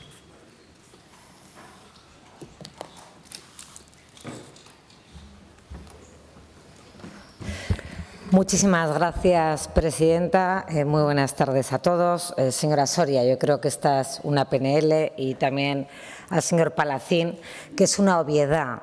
¿Cómo no vamos a estar de acuerdo todos los diputados de esta Cámara en que a las familias, precisamente las más vulnerables, pudiésemos formarles y fomentar en lo que son las constitución de comunidades energéticas para que ahorren en el precio de la factura y del gas de sus casas? Pues yo creo que es una obviedad. Por tanto, estamos absolutamente de acuerdo. Pero además sí que me gustaría darles algún dato. Nosotros hemos presentado 2 enmiendas, tanto a su PNL como a la de Chunta Aragonesista, porque es verdad que decimos que debemos de continuar con el trabajo iniciado. También el trabajo iniciado que iniciaron también ustedes desde el 2017, que creo que este Gobierno ha incrementado desde que tiene el honor de dirigir esta comunidad autónoma. Yo les voy a dar algún dato que quizá ustedes no conozcan y me van a permitir, como tenemos tenemos público y tenemos personas que creo que están interesadas en esto, que lo sepan. Respecto al primer punto de ambas iniciativas, que sepan que a través del Departamento de Bienestar Social y Familia, y en concreto desde el IAS, ya existe un convenio de colaboración con la Fundación Ecología y Desarrollo ECODES, que iniciaron ustedes en el 2017, pero que en el 2024 se ha vuelto a suscribir con más dotación presupuestaria. Tiene como objeto la disminución del índice de la pobreza energética a través del asesoramiento personalizado y el acompañamiento a familias en situación de vulnerabilidad. Como digo, se ha incrementado tanto la formación como el presupuesto y se suscribió el 17 de abril del 2024. Respecto al segundo punto de ambas PNLs, por eso decimos que debemos de continuar, también que sepan que ECODES está ahora mismo apoyando a toda la población aragonesa en situación de vulnerabilidad y a las trabajadoras sociales que les atienden, para ahorrar las facturas de energía y mejorar el confort de los hogares, mediante un asesoramiento personalizado de todas esas trabajadoras sociales, que incluye la optimización de los contratos de suministro energético y las recomendaciones de hábitos de consumo eficiente y medidas de microeficiencia energética en sus viviendas. Y han ayudado o han asesorado a más de 2.200 familias aragonesas y, por tanto, creo que hay que continuar y que vamos por el buen camino. Respecto a la Dirección de Consumidores y Usuarios, el tercer punto de sus ambas PNLs, decirle que en el 2023 se han atendido a 2.592 consultas sobre energía eléctrica, se han tramitado 724 expedientes relacionados con las reclamaciones a compañías eléctricas y hay un programa de educación permanente que se ha incrementado también en el 2024 y en lo que llevamos ya de año se han llevado a cabo de energía, de ahorro energético y 12 talleres para formar a todas las familias aragonesas. Entiendo que aceptarán igualmente las enmiendas. Tenemos que seguir fomentando la formación de comunidades energéticas con el objetivo, efectivamente, de rebajar esas facturas de la luz a las familias, pero sobre todo a las más vulnerables. Muchas gracias. Gracias, señora Navarro. Turno ahora para el Grupo Parlamentario Vox en Aragón. Tiene la palabra el señor Vidal por tiempo de 3 minutos.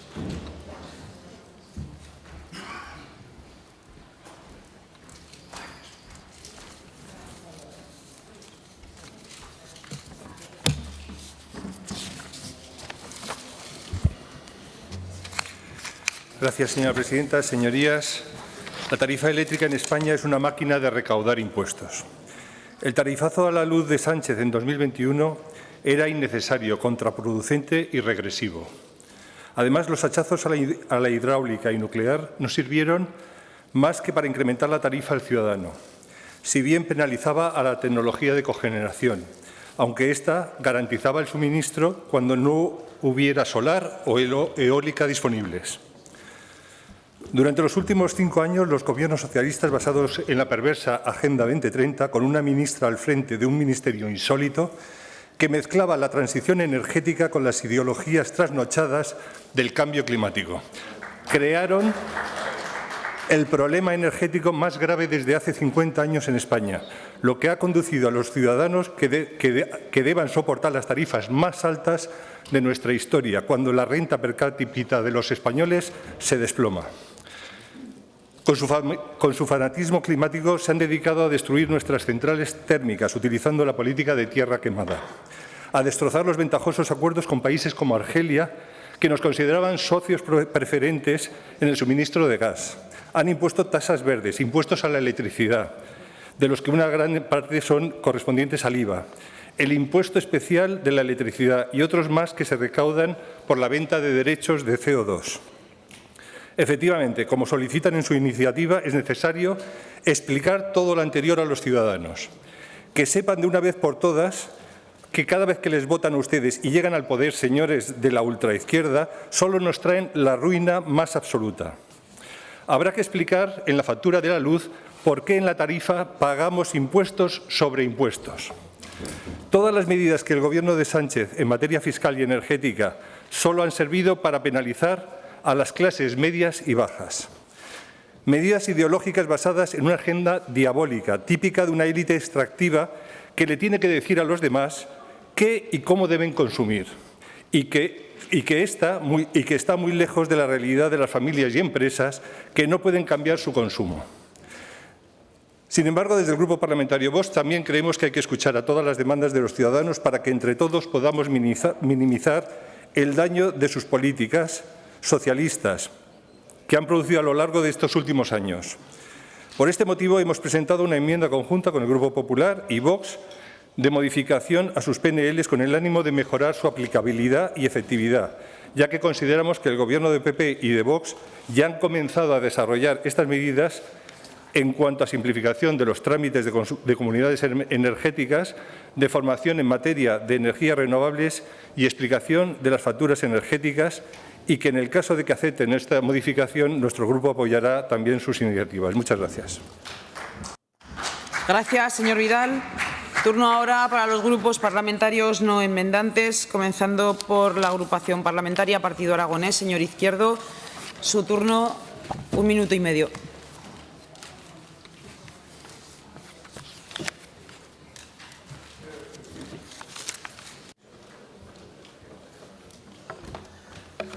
Gracias, presidenta. En cualquiera de los dos casos, acepten o no las enmiendas, lo apoyaremos. Creemos que lo importante es que la sociedad acceda a las energías renovables, las comunidades energéticas. Hay muchos ayuntamientos que lo están intentando, incluso los propios ayuntamientos, por lo menos lo que nos transmiten los alcaldes, es que no les está siendo fácil. Al final es una maraña burocrática en las que les cuesta muchísimo sacar adelante por lo menos los pequeños ayuntamientos y los alcaldes que lo están intentando, y ellos sí que cuentan con asesoramiento, cuentan con ayuda, cuentan con técnicos. Al final un consumidor, un usuario como pueda ser cualquiera de nosotros, tiene muy difícil el acceso a cualquier tipo de ayuda, de colaboración, de formación, y creemos que si se está haciendo, como dice el Partido Popular, continúese, y si no se está haciendo, como dice el PSOE y Junta Aragonesa, hágase. Contarán con nuestro apoyo, acepten o no la enmienda, porque creemos que lo importante es el objetivo y el sentido de esta proposición y, por lo tanto, la apoyaremos. Muchas gracias. Gracias, señor Izquierdo. Turno ahora para la agrupación parlamentaria Izquierda Unida. Señor Sanz, 1 minuto y medio.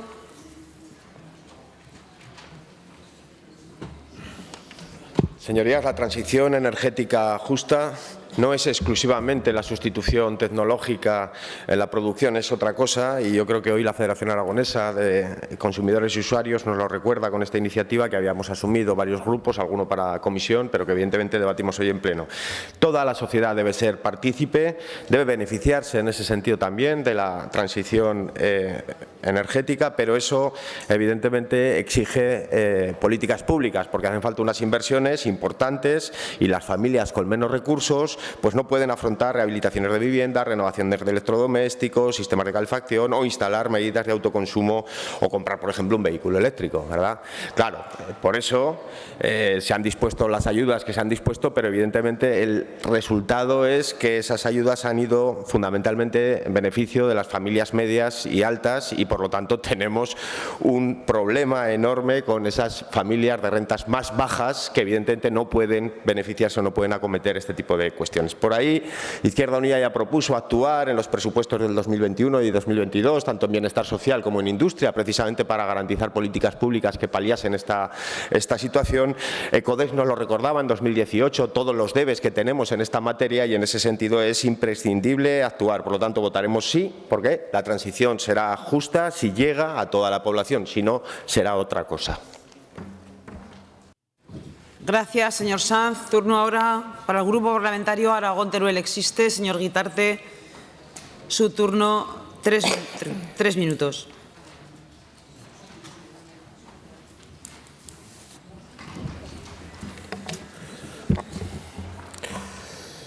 Pues debatimos aquí una misma iniciativa, 2 veces presentada por asunción de una iniciativa ciudadana por parte de 2 grupos políticos. Casualmente 2 grupos políticos cuyos diputados nacionales dan apoyo al Gobierno central. Y resalto este matiz, luego lo comentaré, porque el primer punto de la iniciativa habla de impulsar las comunidades energéticas en Aragón. Y no podemos estar más de acuerdo. Es el modelo que llevamos años defendiendo, frente al modelo que se impulsa desde el Gobierno de Aragón desde 2016, así como por el Ministerio de Transición Ecológica. Un modelo como el que pedimos de energía democrática, que es una oportunidad para el medio rural, desconcentrando y democratizando el acceso a la energía y para acabar con la pobreza energética. Por defender este modelo, frente a la especulación y al pelotazo, nos han acusado a veces de negacionistas del cambio climático y otras de estar opuestos al progreso. Una paradoja.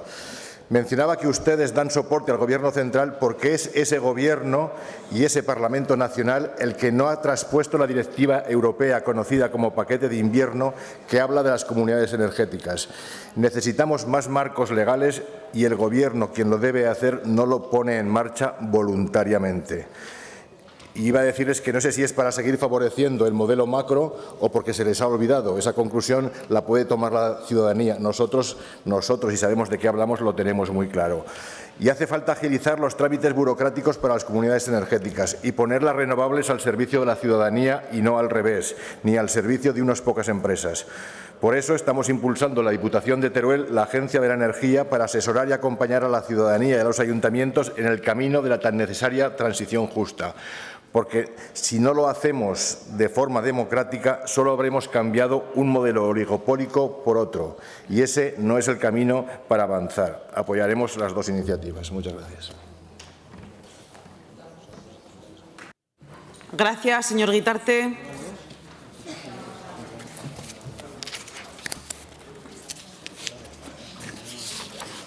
A los señores portavoces, señora Soria, señor Palacín, que han presentado las proposiciones para que fijen su posición respecto de las enmiendas. Por parte del Grupo Socialista, señora presidenta, a pesar de algunos discursos, vamos a aceptar la enmienda. Gracias. Gracias, señora Soria. Señor Palacín. Gracias, presidenta. De Junta Aragonesista aceptamos también la enmienda. Gracias, señor Palacín. Entiendo entonces que se pueden votar las dos a la vez. Comienza la votación.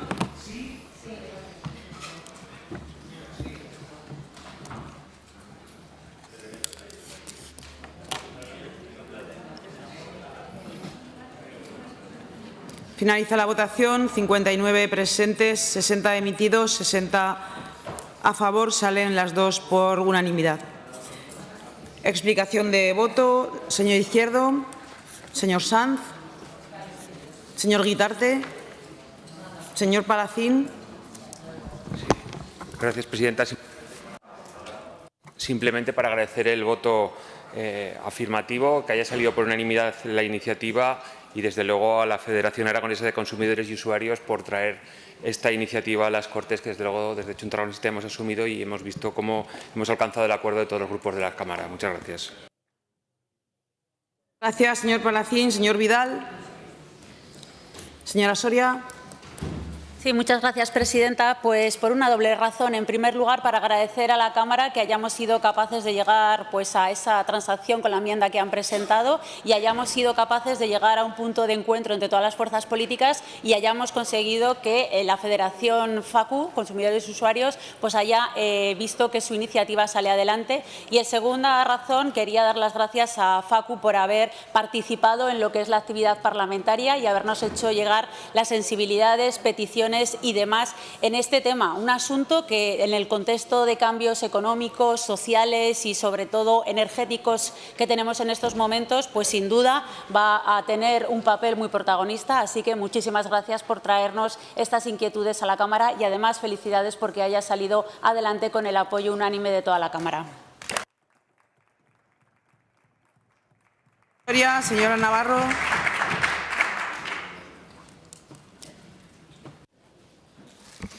Muchas gracias, presidenta. Pues yo también voy a felicitar, porque yo creo que con esta iniciativa, señora Soria, con independencia quien la haya presentado, ganan los aragoneses. Es una reivindicación que nos piden desde FACU, pero creo que también es de sentido común y se seguirá trabajando desde el Gobierno de Aragón, no lo duden, en fomentar las comunidades energéticas y, sobre todo, ayudar a las familias más vulnerables. Muchas gracias.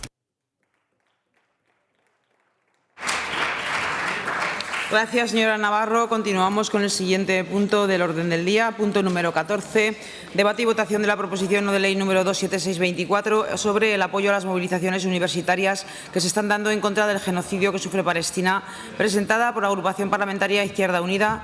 para cuya presentación y defensa, señor Sanz, 5 minutos. Gracias, presidenta. Señorías, mientras aquí debatimos acaloradamente sobre amnistías y sobre violencia verbal, decenas de miles de niños son asesinados y asesinadas, centenares de miles de seres humanos son desplazados y heridos, centenares de hospitales y escuelas son arrasados, cientos de miles de viviendas son bombardeadas. Señorías, mientras ustedes y yo estamos aquí sentados en nuestros escaños, un pueblo entero, el pueblo palestino, está siendo borrado del mapa, está siendo aniquilado. No lo dice Izquierda Unida, lo dicen las Naciones Unidas, lo dice la Corte Penal Internacional y lo dice ya también el Tribunal Penal Internacional, la Corte Penal Internacional. Hay que decir que basta ya. Y este Parlamento se tiene que posicionar para hacer todo lo posible también como institución que representa a un pueblo comprometido precisamente con la paz y con el fin de este genocidio, porque no es posible ni viable seguir permitiendo esta situación. Desde el 14 de mayo de 1948, que celebrábamos el otro día, el aniversario de esa terrible fecha, de la catástrofe, el día de la catástrofe de la Nakba, cuando cientos de miles de palestinos tuvieron que ser desalojados de sus tierras, el pueblo palestino ha sufrido una constante ofensiva de ocupación que se ha saldado con innumerables resoluciones de las Naciones Unidas, en las que le exhortaban a Israel como potencia ocupante, así es caracterizada en el marco del derecho internacional, que cumpliese estrictamente con la legalidad internacional, es decir, el derecho al retorno, el derecho a la vida y sobre todo la salvaguarda de los civiles palestinos, de la vida de los civiles palestinos, porque los civiles palestinos no son jamás, son palestinos y palestinas, nada más. Todas ellas han sido incumplidas, todas ellas, durante décadas, ante la pasividad y la connivencia de la comunidad internacional. Esto no empezó el 7 de octubre, señorías, esto viene de largo, pero lo que está pasando desde el 7 de octubre a esta parte no tiene nombre. No tiene nombre y transgrede desde cualquier punto de vista moral lo tolerable. Y yo lo que pido es que esta Cámara se pronuncie en ese sentido. ¿Por qué? Porque Israel está cometiendo crímenes de guerra. Y no lo digo yo, lo dice el Tribunal Penal Internacional, que ha dictado una orden de arresto internacional contra Netanyahu y su ministro de Defensa. Y este Parlamento tiene que hacer lo posible para hacer cuanto esté en sus manos de cara a frenar esta catástrofe. Debemos decir basta. Israel está incumpliendo todos y cada uno de los elementos relacionados con este conflicto que desarrolla el Convenio de Ginebra. Todas las convenciones y los 3 protocolos anexos. Todos los que tienen que ver con el cumplimiento estricto de los derechos humanos. Si quieren, debatimos sobre esta cuestión. Y nadie está diciendo nada. Son crímenes de guerra intolerables en un Estado ocupante. Es verdad que hemos reconocido o vamos a reconocer al Estado palestino, pero de poco va a servir esto si el Gobierno de la Nación no desarrolla todas las medidas que está en su mano en materia diplomática y también internacional para poner fin al cese del genocidio que está sufriendo el pueblo palestino. Es urgente y debemos comprometernos todos y todas. Exigir el fin de las relaciones con Israel, que precisamente ha hecho Israel motu propio. Bueno, nosotros tenemos que practicar ese bloqueo que practicamos con otros países que invaden territorios que no son el suyo. Yo recuerdo ese debate que hubo en esta Cámara sobre la guerra en Ucrania. Y aquí no estamos diciendo nada. Mientras, vuelvo a decir, decenas de miles de personas están siendo aniquiladas. Y miren, alguna reflexión sobre el derecho a la legítima defensa. En el marco del desarrollo del derecho internacional y del derecho internacional humanitario, que es el que rige en estas situaciones. El derecho a la legítima defensa no otorga a un Estado licencia para usar la violencia sin límites. Ningún derecho a la legítima defensa puede extenderse jamás al derecho a infligir violencia masiva, indiscriminada, hambre o cualquier otro castigo colectivo a un pueblo, que es lo que está sufriendo hoy el pueblo palestino. Nada, ni la legítima defensa, ni nada justifica el genocidio. Las prácticas del genocidio están prohibidas, son norma absoluta, imperativa en el derecho internacional. Y el Alto Tribunal en 2004 dejó claro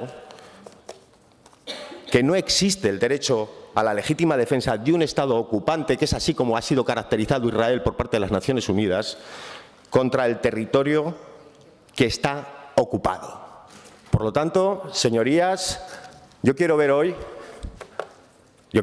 si realmente este Parlamento escucha a la calle, pero sobre todo si tiene sensibilidad. Y si volvemos a situarnos en materia del defenso de los derechos humanos, en materia de respeto a la comunidad internacional y a las instituciones de las que nos hemos dotado, incluso para poner normas a la guerra, ¿qué es lo que se está infringiendo? Y nos callamos por otros intereses. Yo les pido el voto favorable. Gracias, señor Sanz. Se ha presentado una enmienda por el Grupo Parlamentario Popular, para cuya presentación y defensa tiene la palabra la señora Herrarte por tiempo de 3 minutos.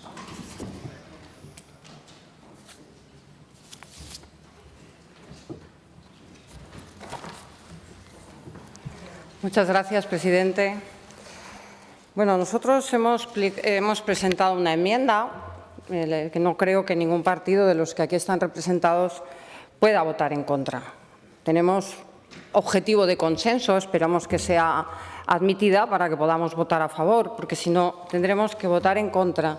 Le voy a leer una de las frases de su PNL. Poner fin a la guerra de ocupación que ha declarado Israel contra la Franja de Gaza.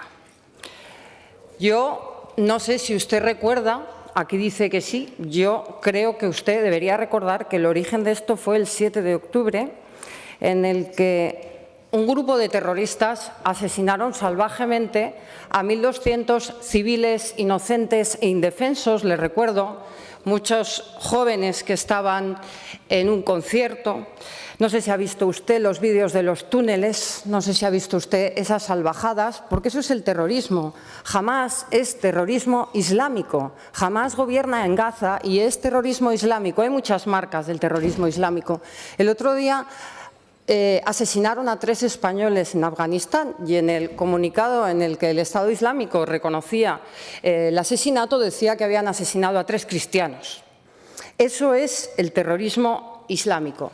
Aquí estamos 67 diputados, 2 letrados, público arriba. Si viniera aquí un grupo terrorista islamista, ¿qué creen que harían con nosotros, que somos españoles y, por lo tanto, cristianos e infieles? Nos asesinarían a todos sin temblarle la mano y luego se irían a celebrarlo. La enmienda que hemos presentado, se la voy a leer, en primer lugar pone las Cortes de Aragón condenan la utilización de las víctimas civiles de Israel y Gaza con objetivos políticos. No se puede mostrar la realidad de forma simplista y manipulada con un culpable y un inocente. Las víctimas civiles de Gaza y las víctimas civiles de Israel son víctimas civiles por igual y no se puede usar su memoria para hacer política. En segundo punto, exigimos la liberación de los rehenes que mantiene secuestrados Hamás. El otro día encontraron el cadáver de esa joven alemana que asesinaron en el concierto. Yo creo que, aunque solo sea por respeto a ella, deberían de retirar esta PNL. En tercer lugar, las Cortes subrayan el derecho y, a su vez, deber de los Estados a proteger a sus ciudadanos, asegurando un entorno en el que puedan vivir en paz y prosperidad, con un sistema político que incluya elecciones libres y justas, separación de poderes, Estado de Derecho y protección de los derechos civiles y políticos. Los ciudadanos cedemos parte de nuestra libertad al Estado para que nos proteja, Y les recuerdo una vez más que Hamás gobierna en Gaza y es un grupo terrorista, que la vicepresidenta de este Gobierno utiliza el lema de Hamás, utiliza él desde el río hasta el mar, y les recuerdo que Israel es una democracia. Y en cuarto lugar, finalizo ya, finalizo ya. Queremos reconocer la labor del Ejército. Todos los días son buenos para reconocer la labor del Ejército, pero yo creo que en estas circunstancias más. El otro día salieron de aquí, de Zaragoza, una misión al Líbano con casi 13 militares españoles. Nunca sabremos la cantidad de asesinatos que han evitado la labor tan importante que hacen para preservar la paz, para evitar la guerra, para evitar atentados terroristas. Y yo creo que, así como cualquier día es bueno para reconocer la labor del Ejército, también quiero decir que más del 90% de esos militares que están cuerpo tierra recibiendo tiros a veces a bajo cero y otras con calor y sin agua corriente son hombres. Y ya que hablamos tanto aquí de las virtudes de las mujeres, creo que es bueno reconocer también la labor de ese más de 90% de militares que están en primera línea de fuego. Gracias. Gracias. Turno ahora de intervención para los grupos parlamentarios no enmendantes por tiempo de 3 minutos, comenzando por Aragón Teruel Existe. Tiene la palabra la señora Buch.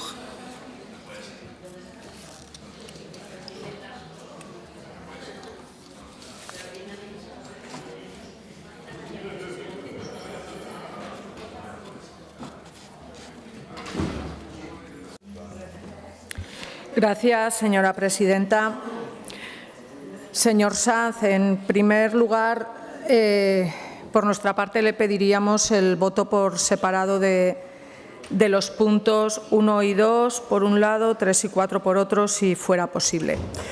Estamos totalmente de acuerdo con el apoyo a las movilizaciones universitarias, unas movilizaciones que se han extendido a lo largo de todo el Estado y que, desde la humilde opinión de esta diputada, son una gran esperanza en la vuelta del movimiento estudiantil más reivindicativo. Unas movilizaciones que no son de ningún partido, como algunos quieren hacer creer, y que son de la comunidad universitaria, una comunidad que ha apoyado en mayor o menor medida estas movilizaciones. El Gobierno central, después de muchas vueltas, por fin ha reconocido al Estado palestino, una promesa hecha 1000 veces y por fin cumplida.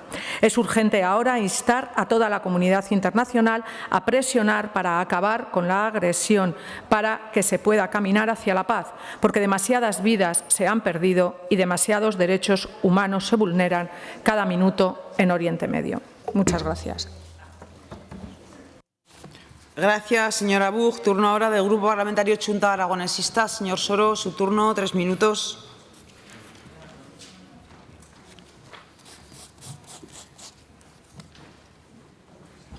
Gracias, presidenta. El conflicto entre Israel y Palestina no nace con ese acto terrorista, que es un acto terrorista, de un grupo terrorista porque es un grupo terrorista como Hamás. No nace entonces, por supuesto, una vez más, no sé las veces que he condenado ese ataque terrorista de un grupo terrorista en este hemiciclo, lo vuelvo a hacer, señora Herrarte, sin ningún problema.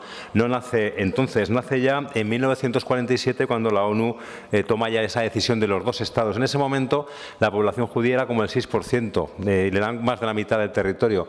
Ahí empieza el germen del problema y sobre todo cuando en el 48 nace el Estado de Israel y con el apoyo absoluto de Estados Unidos. Y la cosa ha ido a peor. Lo he dicho alguna vez, esta no es una historia de buenos y malos. Aquí no hay buenos y malos, aquí hay malos y malos. Y quien sufre las consecuencias es la población. La de, por supuesto, la de Palestina y también, en parte, por supuesto, la de Israel.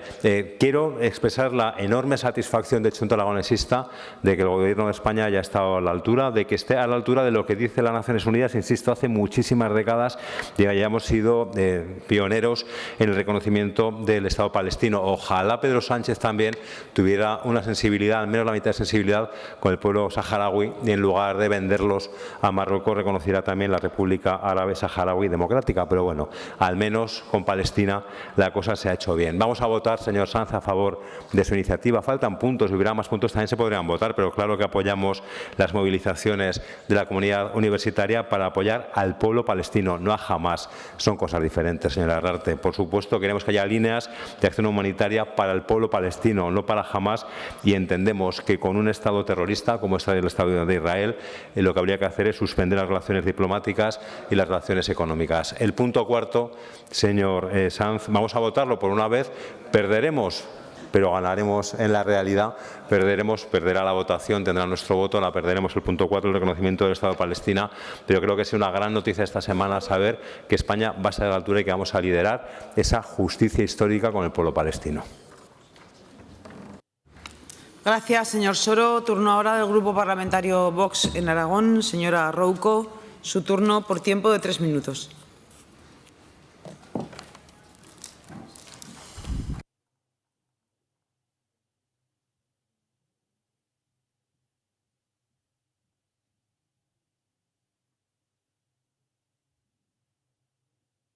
Gracias, presidenta. Bueno, el señor Villagrasa ha dicho antes que la discrepancia política debe quedarse siempre en el plano argumentario. Así lo he entendido yo. Pero claro, tenemos una vicepresidenta del Gobierno de España que ha dicho expresamente del río al mar. Y eso es una expresión que llama al genocidio de los judíos. Odio y violencia. Sí, señor Villagrasa, no ponga esa cara. No es nuevo. Del río al mar es una expresión antisemita. Y entonces, a este movimiento, ¿cómo la llamamos? ¿Movimiento de paz o movimiento antisemita jaleado desde la izquierda? Estas concentraciones espontáneas que llaman acampadas, en las que se exponen carteles que dicen prohibido el paso a sionistas con la imagen de un perro. Y esa es la imagen de las universidades públicas azuzadas por asociaciones supuestamente pacifistas, pero profundamente izquierdistas, radicales, genocidas, con apología, como digo, genocida.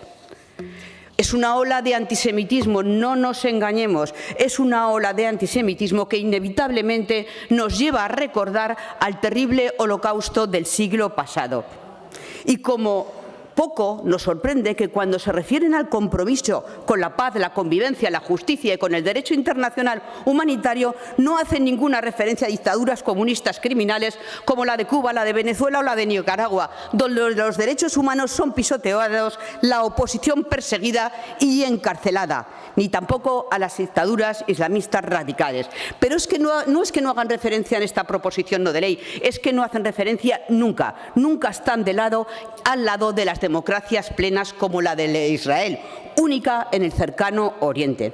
Porque además sorprende que en estas concentraciones por la paz, en la que aparecen judíos como perros, no hay ni una nota de condena por las más de 1.200 personas israelíes asesinadas por los terroristas de Hamás, ni un clamor por la liberación de los secuestrados, la mayoría de ellas mujeres utilizadas como armas de guerra, ni una nota de condena, ni una manifestación feminista. Secuestraron, asesinaron, violaron, se fotografiaron junto a cadáveres y se regocijaron. Y hoy aún lo hacen. Aún hoy Hezbolá dispara decenas de proyectiles a Israel y ustedes callan.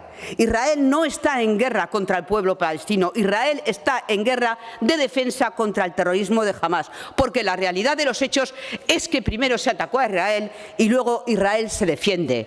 Porque el orden de los hechos sí altera la realidad. Y desde Vox decimos no a un Estado palestino controlado por terroristas y por el islamismo radical. Y ni siquiera los palestinos quieren un Estado que esté llevado por un islamismo radical. ¿Y dónde quedan países como Egipto en los que no permiten entrar a los palestinos? Yo se lo digo, porque no quieren que el éxodo palestino impida que luego haya un Estado palestino de paz y no subyugado por el islamismo radical. Gracias. Gracias, señora Rouco. Turno ahora para el Grupo Parlamentario Socialista. Tiene la palabra el señor Ortiz por tiempo de 3 minutos.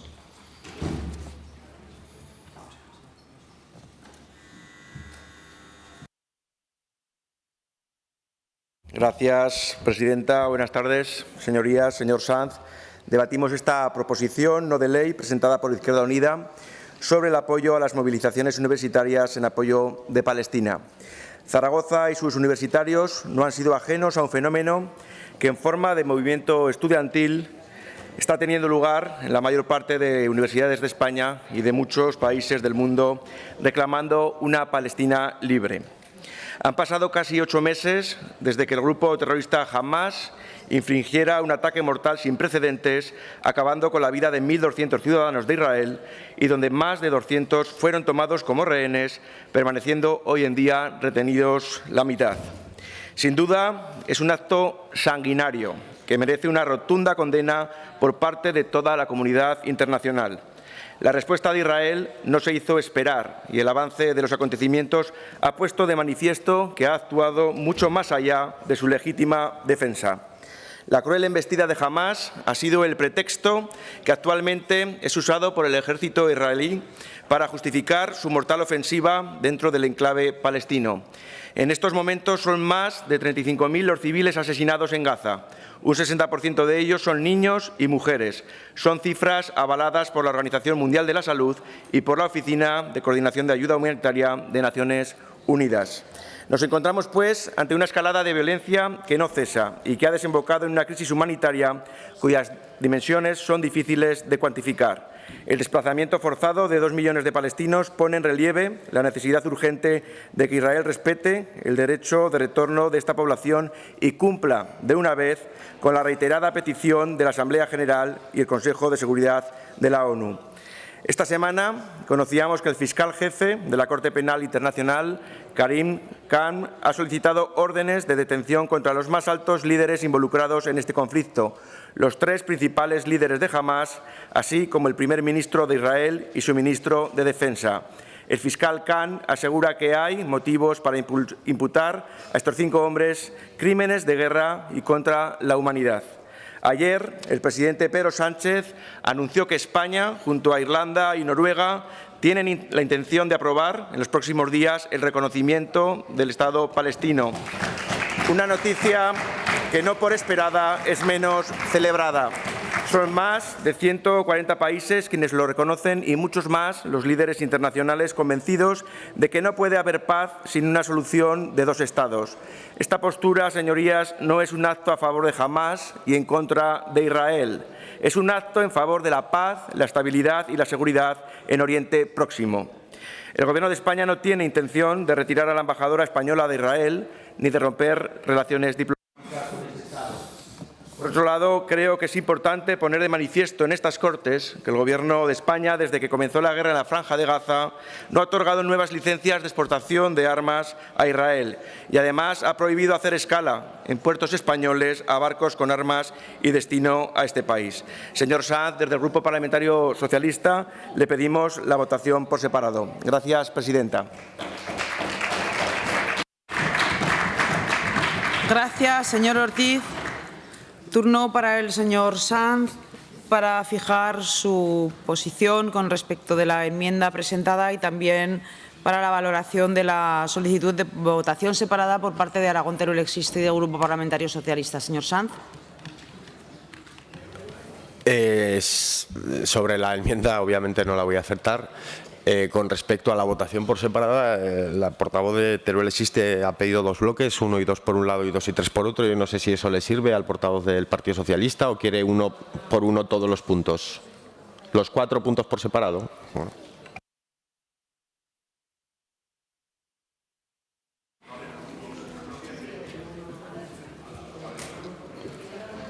Los 4 por separado. Votamos los 4 puntos por separado. Señora presidenta, no aceptamos la votación por separado. Que no aceptamos la votación por separado. Bueno, votamos como no ha habido una modificación en la iniciativa, no tiene que haber un acuerdo unánime de todos los grupos, con lo cual votamos la iniciativa en sus propios términos, en los términos originales. Comienza la votación.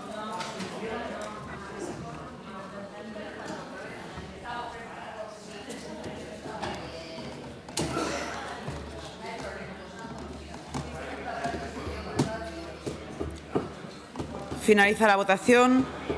60 presentes, 61 emitidos. Votos a favor 4. Esta es una abstención, ¿verdad? Sí. Votos en contra 31, abstenciones 26. Con lo cual decae la iniciativa. Pasamos a la explicación de voto. Señor Izquierdo, Partido Aragonés. Señor Sanz.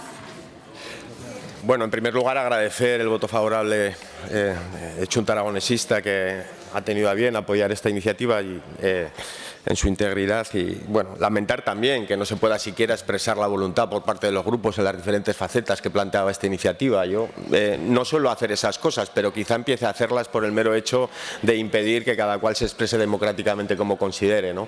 Yo creo que esta es la casa de la palabra y en cualquier caso debería ser también la casa de los derechos humanos y sobre todo la casa, si es de la palabra, de la escucha.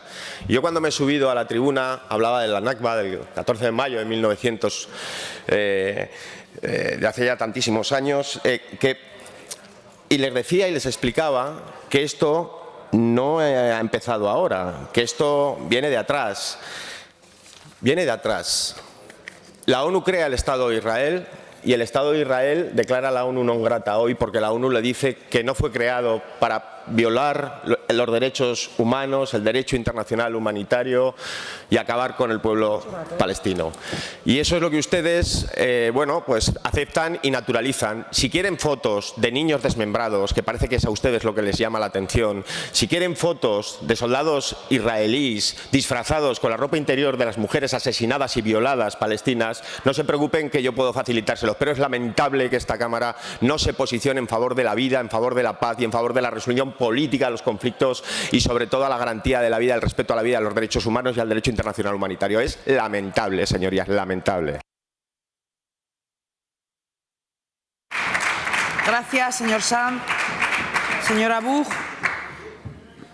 Señor Soro. Señora Rouco. Señor Ordiz. Sí, gracias, presidenta. Simplemente para agradecer al señor Morón que no nos haya dejado expresarnos en libertad ni en democracia. Ustedes, señor Morón, que peregrina por España con una caravana por la libertad, no nos han dejado hoy votar en libertad. Gracias.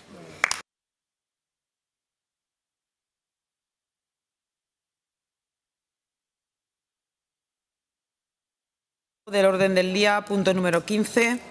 Debate y votación de la proposición no de ley número 27724 sobre los informes relativos a la Ley de la Memoria Democrática, presentada por el Grupo Parlamentario Socialista, para cuya presentación y defensa tiene la palabra la señora Lastuey por tiempo de 5 minutos. Gracias, presidenta. Buenas tardes. Volvemos a hablar de memoria democrática. Sabíamos que volveríamos a hacerlo. Y volvemos a hacerlo porque ha habido organismos internacionales, en este caso el Consejo de Derechos Humanos de las Naciones Unidas, que a través del informe de 3 relatores ha puesto en cuestión la derogación de las leyes de memoria democrática en diversas comunidades autónomas y su sustitución por leyes de concordia. Todo esto parte, evidentemente, en nuestra comunidad autónoma de la primera iniciativa que tomaron ustedes, que además fue una iniciativa tomada por los grupos parlamentarios y no por el Gobierno, fruto del acuerdo de gobernabilidad entre Vox y el Partido Popular, de derogar la ley de memoria democrática sin más y más. ¿Qué ha ocurrido posteriormente? Lo que ha ocurrido posteriormente es que otras comunidades autónomas gobernadas por la misma coalición, por Partido Popular y Vox, han intentado también derogar esas leyes de memoria democrática, sustituyéndolas por las llamadas leyes de concordia. Aquí las leyes de concordia fue una cosa que se sacó de la manga el Gobierno para decirnos que no pasaba nada, que iba a seguir habiendo políticas de memoria, pero en otras comunidades autónomas se ha convertido en proyectos de ley que lo que persiguen es derogar la memoria y sustituirlo por leyes con un contenido completamente distinto. Ante eso, el Gobierno de España ya anunció, yo no sé por qué después ha habido tanta sorpresa, que defendería con todos los medios legales a su alcance la memoria democrática.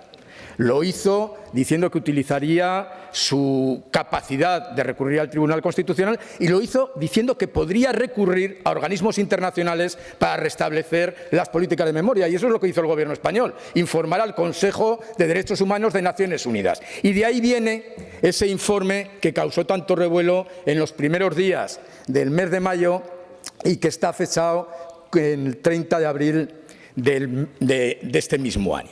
Bueno, la reacción del Gobierno de Aragón a mí me sorprendió, porque lejos de ser una reacción mesurada, una reacción, valga la redundancia, gubernamental, en la que lo que se hiciera fuera seguir los procedimientos, lo que se pretendió fue ridiculizar y desacreditar la labor de los relatores de Naciones Unidas. El Gobierno de Aragón protagonizó una rueda de prensa en la que su portavoz y vicepresidenta segunda y la consejera de Presidencia analizaron el informe y dijeron básicamente 3 cosas. En primer lugar, que era un informe inducido por información del Gobierno central y plagado de errores, falsedades y bulos. Eso se repitió varias veces y, por tanto, creo que sería importante para la vicepresidenta esa sucesión de adjetivos. Errores, falsedades y bulos.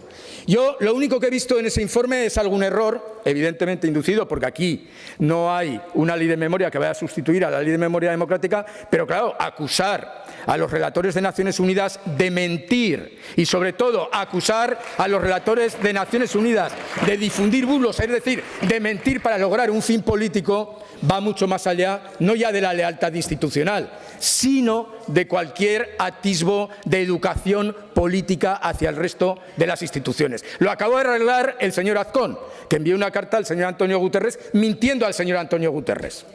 Mintiendo porque, aparte de reafirmarse en los argumentos que dieron la vicepresidenta segunda y la consejera de Presidencia, pues añadió una mentira como que es que se ha elevado en un 10% una partida del presupuesto absolutamente inexistente, decir que va a extender las políticas de memoria no solo a la Segunda República, sino a todos los fenómenos de terrorismo, no sé qué tiene que ver eso con la memoria democrática, y decir que se había condenado en Aragón el franquismo y los crímenes del franquismo. Yo espero que en el plan de memoria democrática figure como plan del gobierno PP-Vox una condena explícita del franquismo, de sus crímenes y del golpe de Estado del 18 de julio de 1936.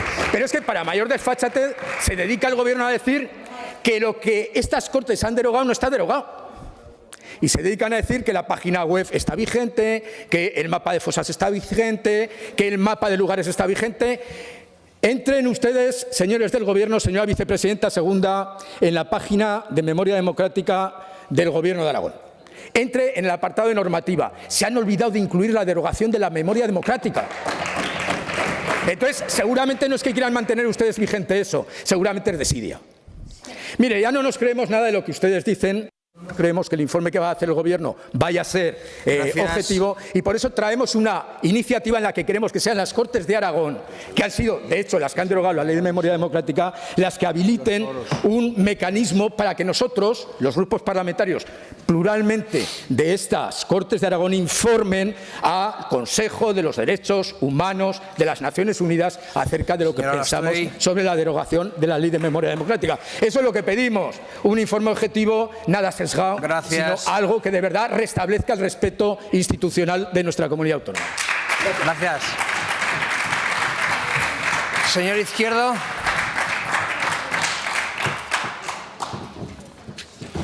Señor Izquierdo, su turno.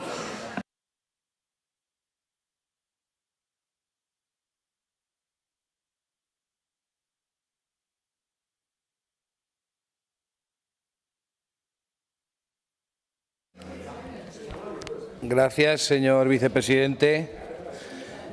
Señora Alastoy, nosotros en el Partido Aragonés vamos a hacer lo mismo que hicimos en su momento, nos vamos a abstener. No entendemos que pueden aportar los grupos que no aporten la información que legalmente puede aportar el Gobierno, la verdad. Tampoco entendemos que esta ley que se derogó, sí que es verdad que la consejera dijo que seguía la partida económica para la exhumación de las fosas y sigue. Si usted dice que ni aparece la derogación, fíjese bien a ver si no la han derogado. O sea, igual no la han derogado. Yo creo y creemos que esto no aporta nada absolutamente a los cambios legislativos que está habiendo. Hay un cruce de cartas entre el Gobierno de Aragón y Europa, que lo resuelvan ellos, que el Gobierno de Aragón, hombre, legítimo es, señora Alastoy, no creo que tengamos que ir nosotros a decirle a los servicios jurídicos del Gobierno de Aragón si hacen su trabajo bien o no. Por lo tanto, me voy a abstener porque creo que esto no aporta nada. Muchas gracias. Gracias, señor Izquierdo. Señor Sanz.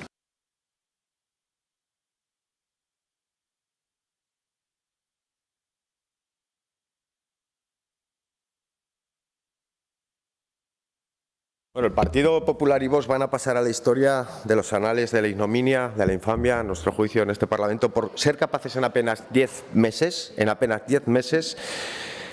de legislar contra uno de los principios fundamentales en materia de derechos humanos que rigen para todos los países, que es el principio de no regresividad. Lo debatíamos el día que trajeron a colación la propuesta de derogación de la Ley de Memoria Democrática. No se pueden derogar aquellas cuestiones que desarrollan los tratados que tenemos suscritos, tal y como determina el artículo 10 de nuestra Constitución española. Eso no se puede hacer, y eso es lo que evidentemente ha venido a decir el relator de las Naciones Unidas. ¿Y que nos encontramos? Que es culpa de Sánchez, que el relator miente o, peor aún, que la ONU es cómplice de terrorismo, que eso también lo hemos leído en boca del vicepresidente del Gobierno de Aragón. En fin, señorías, estamos pasando a la historia de la vergüenza parlamentaria. Y ustedes saben que esto va a acabar en el Constitucional. Y solo por eso ya es vergonzoso. A mí lo que más me preocupa, señorías del Partido Popular, es que son ustedes, y no se dan cuenta, los que cotidianamente están dando alas precisamente a estos discursos en todos los ámbitos, no solo en el cultural o en el ideológico, como es el caso, también en el económico, como hemos visto esta mañana en el debate de la ley del impuesto de las renovables. Y ustedes están permitiendo esto. Ustedes son los que están amparando estas cuestiones y es profundamente preocupante. Votaremos que sí, evidentemente, y mañana debatiremos profundamente también con la consejera de Presidencia. Gracias. Señor Soro, tiene la palabra.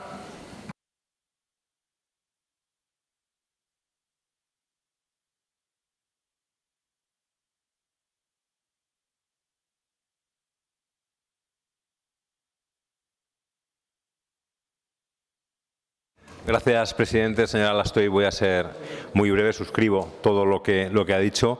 Vamos a votar a favor de la iniciativa. Realmente tenemos una situación que no deja de ser curiosa. La derogación de la Ley de Memoria Democrática, no solo la derogación, todo lo demás que dice en su artículo único la Ley de Memoria Democrática, que es tan grave como la propia derogación, no surge del Gobierno, surge de una proposición de ley de los grupos que se presenta en la fecha más facha del año, justo en la fecha más franquista del año, y se aprueba por estas Cortes. Es decir, cuando alguna vez yo he intentado hablar de esto con la consejera competente, se excusaba ya en su momento, casi se excusa ahora, de que esto no va con ellos, que era una cosa de las Cortes, que era una cosa de los grupos, y efectivamente nace como proposición de los grupos y lo aprueba este Pleno. Es decir, que realmente el Gobierno poco tiene que ver.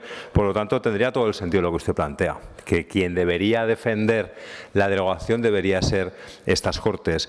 Menos mal que van a votarle en contra, porque si nos tuviéramos que sentar usted y yo a defender frente a Naciones Unidas lo que ha hecho el PP y Vox, no se nos ocurrirían, creo, argumentos. Vamos a votar a favor, insisto. Seguiremos hablando mucho de memoria democrática, espero, porque desde luego ni ustedes ni nosotros nos rendimos. Gracias, señor Soro. Turno ahora para el Grupo Parlamentario Vox en Aragón. Señora Arranz, su turno.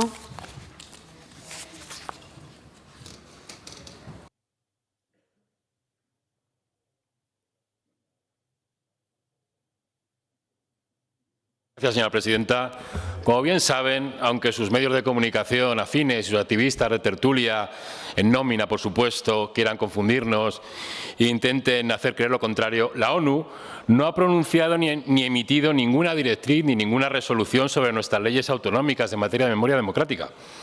Lo saben perfectamente. Únicamente son tres relatores de la ONU, que son activistas y militantes izquierdistas muy claramente determinados, que han comparecido en el Congreso siempre de la mano de Podemos, Esquerra Republicana, Bildu, casualmente. Y lo único que hicieron fue responder a una denuncia presentada por el Ejecutivo de Pedro Sánchez con una comunicación a España para preservar la memoria histórica frente a las leyes de concordia tramitadas por Vox o impulsadas por Vox en los gobiernos de Comunidad Valenciana, Castilla y León y nuestra derogación de la Ley de Memoria Democrática de Aragón. Por supuesto, nosotros no aceptamos a tales relatores como neutrales e independientes, porque son meros activistas políticos de izquierdas.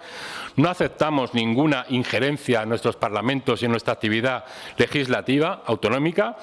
Y las leyes de concordia o nuestra derogación de la Ley de Memoria Democrática no atenta en absoluto a ningún derecho fundamental ni derecho humano.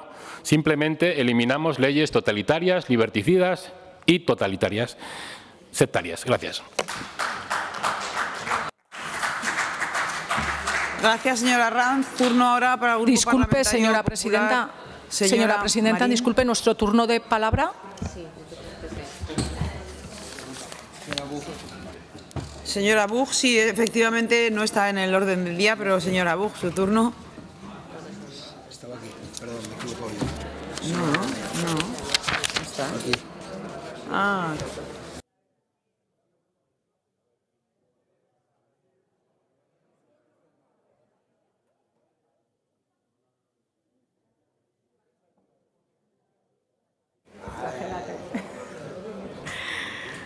Bueno, gracias, señora presidenta. Apoyaremos la proposición no de ley en línea de nuestras intervenciones y votación en el Pleno cuando tuvimos que pronunciarnos sobre la ley que derogó la anterior Ley de Memoria Democrática en Aragón. Creemos que es adecuado que la Mesa y Junta de Portavoces que habiliten un procedimiento para que los grupos parlamentarios de las Cortes de Aragón informen a los relatores de Naciones Unidas sobre su posición y visión acerca de las consecuencias que la aprobación de la Ley 1/2024 de derogación de la Ley de Memoria Democrática. Y les voy a contar qué les diríamos nosotros o qué les diremos nosotros a los relatores. Nosotros explicaremos nuestra visión y trasladaremos a los relatores de la ONU la publicación de un sacerdote que vivió en primera persona algunos hechos, Gurmensindo de Estella, fraile capuchino en el convento de esta orden en Zaragoza, en la iglesia de San Antonio en el barrio de Torrero, y capellán de los condenados a muerte durante la Guerra Civil y los primeros años de posguerra de la cárcel de Torrero. Sus memorias publicadas por otros dos historiadores y sacerdotes capuchinos relatan el desgarro de una persona que contempla impotente las ejecuciones sin juicio, sin defensa, a veces por acusaciones y denuncias y otras por causas banales, de 1.700 personas. Documentan estos asesinatos en Zaragoza con pelos y señales hasta el año 1942.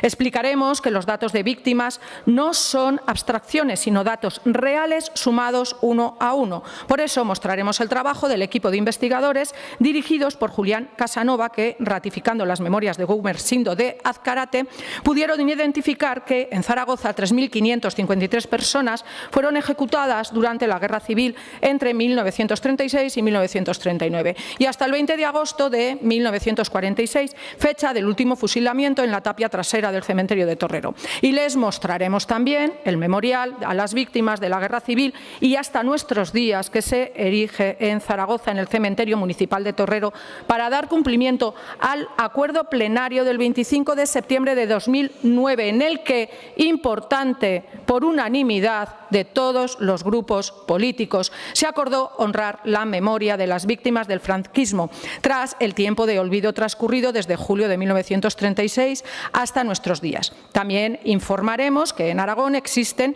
589 fosas en las que se estima que hay enterradas hasta 10.000 víctimas. También, evidentemente, cerraríamos esta intervención, aparte de sumar otras muchas cuestiones, con la frase que hay en el memorial: una contribución a la recuperación de nuestra memoria histórica colectiva, porque solo recuperándola puede sanar. Como ven, señorías, yo estoy convencida de que cuando subo a este estrado en ocasiones se me escucha.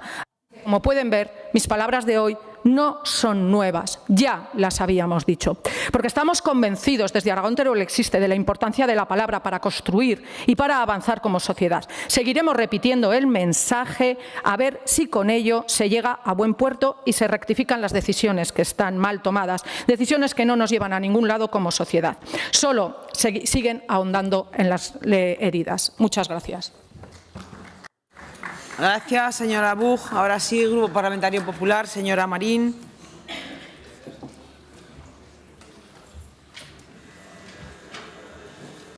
Muchísimas gracias, señora Presidente. Señora Lastuey, el informe al que hace referencia esta proposición no de ley no se dictó por el Consejo de Derechos Humanos de Naciones Unidas, sino por 3 relatores a los que la ONU ni ha reconocido como pertenecientes a esa organización, ha manifestado que no cobran de ella y además también ha manifestado que no expresan la opinión de esta organización. La ONU no reconoce ese informe, el 4 del 2004. La ONU no tiene competencias legislativas sobre sobre las comunidades autónomas y, en todo caso, quienes tendrían que contestar a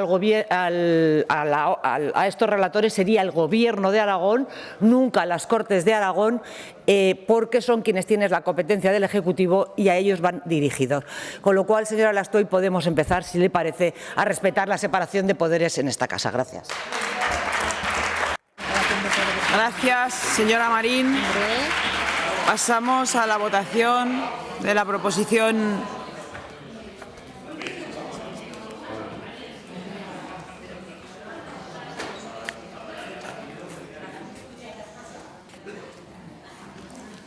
Pasamos a la votación de la proposición no de ley. Comienza la votación.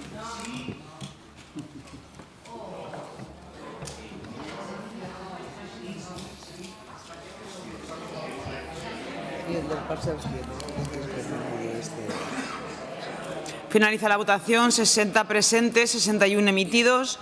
Votos a favor 29, en contra 31, abstenciones 1. Explicación de voto. Señor Izquierdo. Señor Sanz. A mí me gustaría aclarar una cosa, señorías, porque están diciendo cosas que no se ajustan a la realidad. Los relatores especiales son titulares de mandatos, directos además, del Consejo de Derechos Humanos de las Naciones Unidas. No cobran precisamente para ser independientes y poder emitir informes independientes.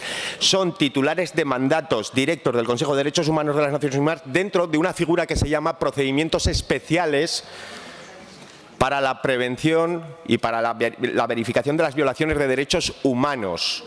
Yo les aconsejo que no denosten las herramientas de las que nos hemos dotado multilateralmente a escala internacional, como las Naciones Unidas y todas sus herramientas y mecanismos, porque se están haciendo una fotografía bastante desafortunada, especialmente ustedes, señora Marín. Señora Buch. No.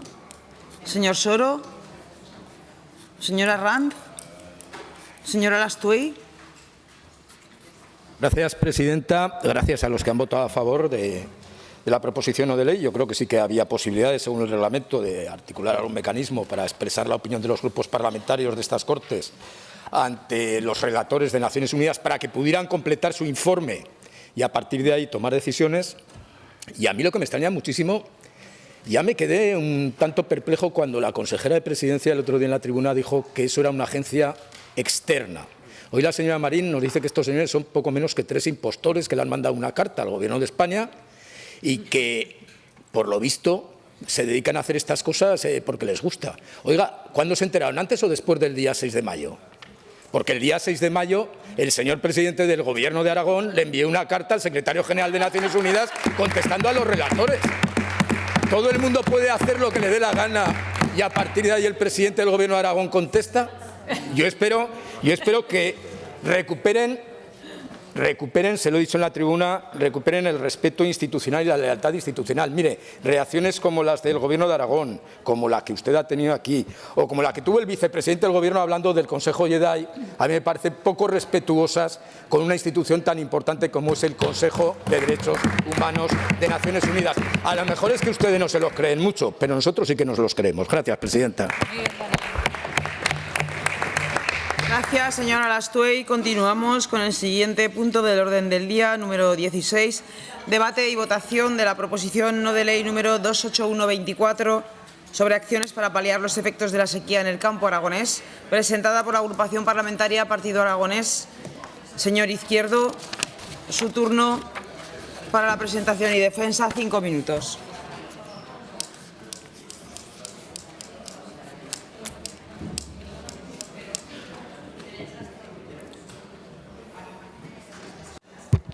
Gracias, presidenta.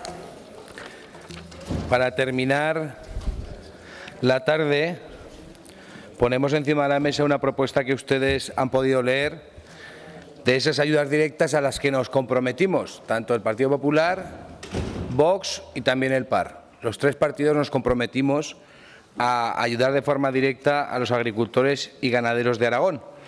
Hecho que no se ha producido, por más que insista el consejero, ayuda directa es aquella que llega directamente y no mediante de un préstamo. Esto no lo digo yo.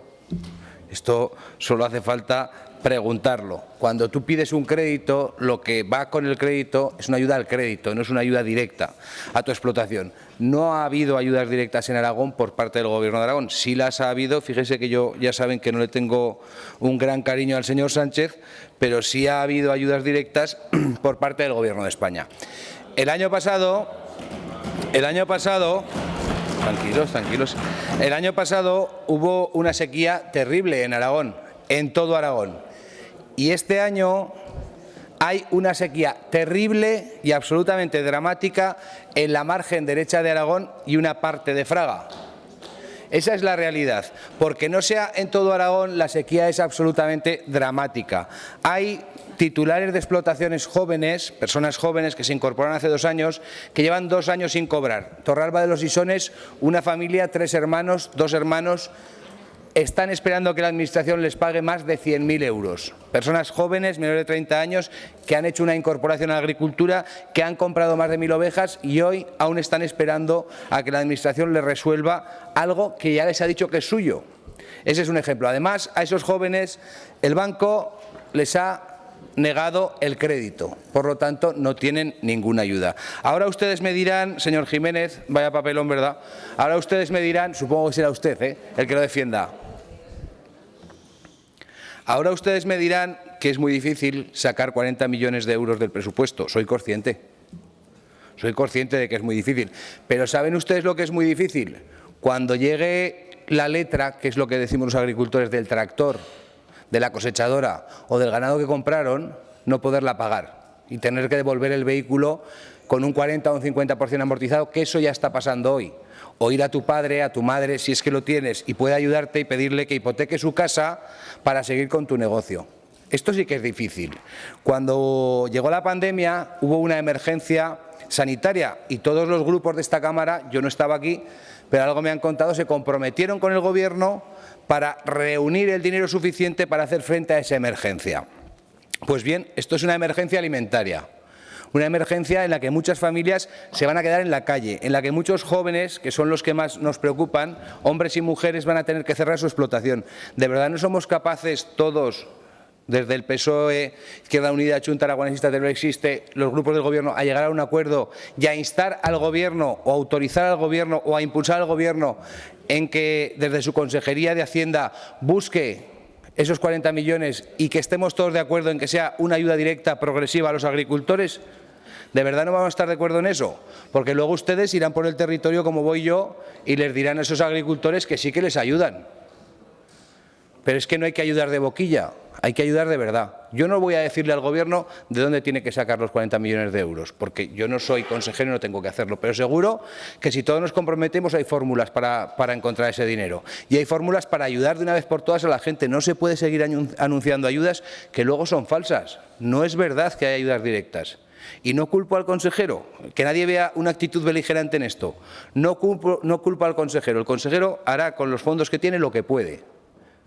Ni culpo al Gobierno, ni estoy tirándole a nadie ninguna piedra a la cara. Lo que estoy diciendo es que todos deberíamos comprometernos de verdad si nos lo creemos. Y si no nos lo creemos, seamos valientes y digámosle a los agricultores y a los ganaderos aragoneses que no les podemos ayudar por múltiples motivos, que se busquen la vida. Y no pasa nada. Pero ya vale de engañar a la gente, porque la gente sí que espera una ayuda directa. Los agricultores y los ganaderos jóvenes y las agricultoras y las ganaderas jóvenes sí que esperan una ayuda directa. Los de Huesca, la mayoría, este año, por suerte, van a tener cosecha. Y yo me alegro. ¿Qué van a hacer los del resto de Aragón? ¿Volver a sacar otro crédito? Los que pueden sacarlo, otros 100.000, 200.000 euros de crédito en 2 años. ¿Y eso cómo se devuelve después? Yo lo único que les pido es que tomemos conciencia, que trabajemos en equipo y que lleguemos a un acuerdo todos. 40 millones de euros en un presupuesto de casi 6.000 millones no se pueden buscar de verdad. ¿O no queremos buscarlo? No es cuestión de que uno le diga al otro cómo tiene que hacerlo. Y termino. Presidenta, yo lo que digo es que todos nos comprometamos, y también le pido a la oposición el esfuerzo de comprometernos a que el Gobierno se encargue de hacer ese trabajo y entre todos apoyarle para que lo haga. ¿De verdad no somos capaces de llegar a este acuerdo? Luego, yo lo que les digo es que no vayamos por ahí diciéndole a la gente que verdaderamente nos preocupan sus problemas, porque la sensación que tiene la gente del campo es que no les preocupamos nada, y desde luego ya les aseguro que por lo menos a nosotros sí que nos preocupa. Muchas gracias. Gracias, señor Izquierdo. Se ha presentado una enmienda conjunta de los grupos parlamentarios Popular y Vox. para cuya defensa, en primer lugar, tiene la palabra del Grupo Parlamentario Popular el señor Jiménez, por tiempo de 3 minutos.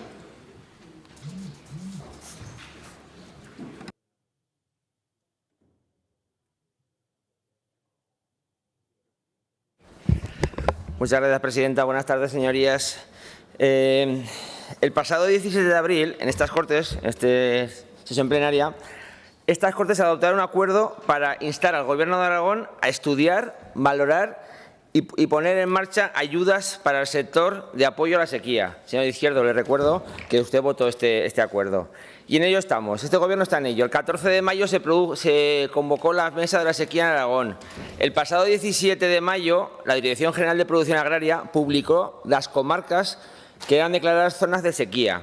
Y hoy, esta mañana, nuestro presidente ha hecho público que este Gobierno, formado por PP y Vox, va a poner encima de la mesa 6 millones de euros para ayudar a estas zonas de Aragón que están sufriendo la sequía.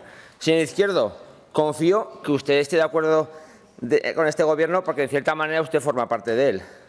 Y este Gobierno está cumpliendo el encargo que se hizo el 17 de abril.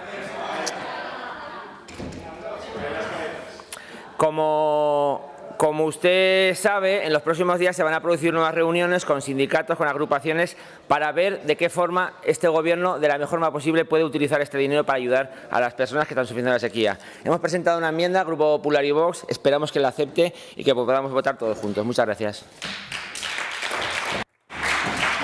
Gracias, señor Jiménez.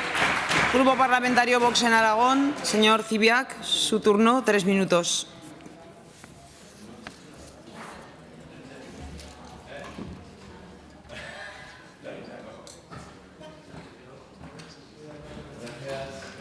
Gracias, señora presidenta. Señorías, bueno, el señor Jiménez lo ha explicado muy bien. Planteamos una enmienda a la proposición no de ley del partido aragonés, en la que la clave es, en esa enmienda, es seguir trabajando a través del Departamento de Agricultura. ¿Y por qué decimos seguir trabajando? Hombre, pues porque nos ha dejado de trabajar desde que comenzó la legislatura.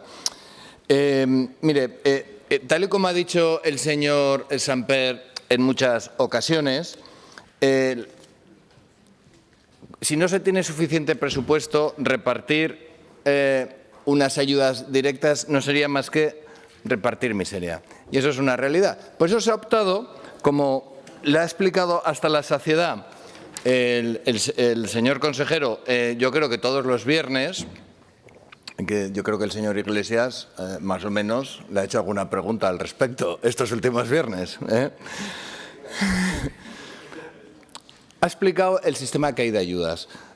Hay unas líneas de financiación que todo el mundo sabe cómo funcionan, de ICO-MAPA SAECA, que viene con una subvención directamente al capital, que va directamente al bolsillo del agricultor, que lo pone el Ministerio de 40 millones, que el Departamento de Agricultura, que el Gobierno de Aragón pone otros 10 millones que han ido directos al bolsillo del agricultor y que se está, sí, al bolsillo, a la cuenta directa, estos 10 millones a la cuenta han ido, y que hay otros 6 millones que se van a movilizar próximamente, que estamos pendientes de determinar esta nueva línea de ayudas y que va a haber una reunión en los próximos días con las OPAs, con cooperativas agrarias y con otros agentes del sector, y que, desde luego, no me vengan otra vez, que ya se lo tuvo que explicar el señor Morón en la última comisión, no le vuelvan a llamar créditos blandos, que ya se lo explicamos, porque no lo son,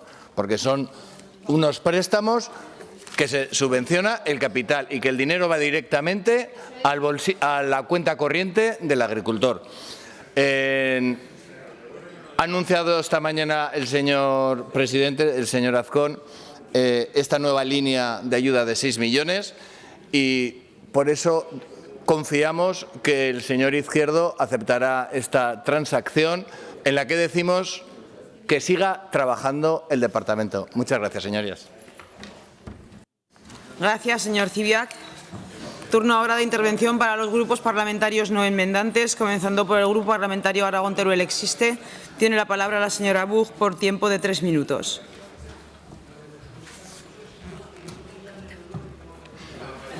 transacción.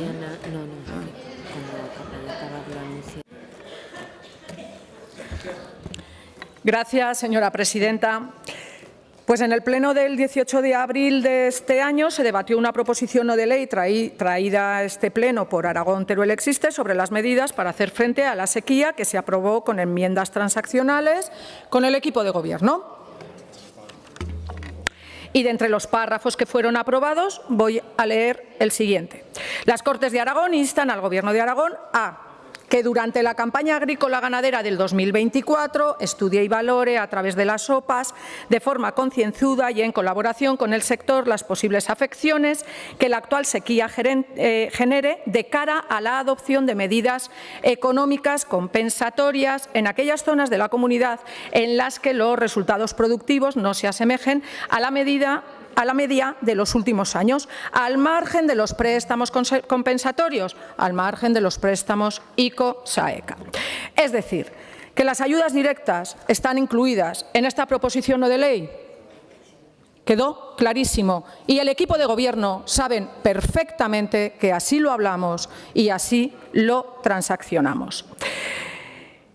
Incide además en ayudas directas a los agricultores afectados en las comarcas agrarias perjudicadas por la sequía y cuantificando los daños de acuerdo con las OPAs. Y una segunda cuestión, la sequía ha colocado a los agricultores de muchas comarcas en una situación extrema, cercana a la quiebra. Como consecuencia de la presión social de los sindicatos agrarios Uagayupa, que denuncian a pie de campo que sus remolques no se podrán llenar de cereal este año, que la cosecha no ha crecido, de manera que las ayudas directas son necesarias y tienen que ser directas, tal como fueron aprobadas en esa proposición no de ley del día 18. También se le suma a esto la presión de los grupos parlamentarios y, debido a ello, el Gobierno de Aragón anuncia este martes pasado unas ayudas de 6 millones de euros para suplir los efectos de la sequía. ¿Es un paso? Bien, sí, pero de verdad escaso, muy escaso. Es un cambio en la dirección que estaba llevando este consejero, que quería tomar una y otra vez se estaba oponiendo a estas ayudas directas, pero repito, el montante de los 6 millones no es suficiente, porque la situación es mucho más grave y tampoco se puede tapar con los préstamos ICO. Vigilaremos que esos 6 millones no sean tales, sino que tienen que ser bastantes más, pero sean realmente para esas ayudas directas, que se distribuyan bien y trabajaremos para que se incrementen. Por favor, díganle al señor consejero que recuerde que los préstamos ICO-SAECA no tienen nada que ver con las ayudas directas. Y aunque ustedes hayan dotado de una bonificación del 5%, no son ayudas directas. Así que dejen de mezclar estos préstamos con lo que de verdad necesita el sector, que son las ayudas directas. La situación es grave, no jueguen al escondite, dejen de hablar de repartir miserias, porque eso solo ofende mucho más aún al sector y, por supuesto, que aprobaremos esta proposición no de ley que recoge las cuestiones que se aprobaron el día 17. Muchas gracias.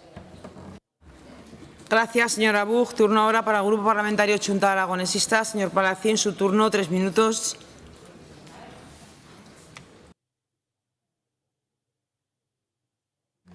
Gracias, presidenta. Buenas tardes, señorías. Con la sequía estamos hablando de un problema muy grave que está afectando a muchas comarcas zaragozanas y a comarcas turolenses que tienen unas pérdidas muy importantes. En algunas zonas llevan 2 años de sequías que están afectando de una forma muy grave a todas estas comarcas. En este momento hay 170.000 hectáreas arrasadas y 140.000 hectáreas que están en riesgo de no tener ningún beneficio. Y eso es algo que nos tiene que preocupar a todos los que estamos aquí, por supuesto al Gobierno de Aragón. Esta situación está ocasionando pérdidas en torno al 50% en algunas zonas, pero es que hay otras que están llegando al 70 y al 80%. Estamos hablando de zonas donde el trigo y la cebada son cultivos muy importantes y son la principal fuente de ingresos y donde no van a poder cosechar nada por culpa de la sequía.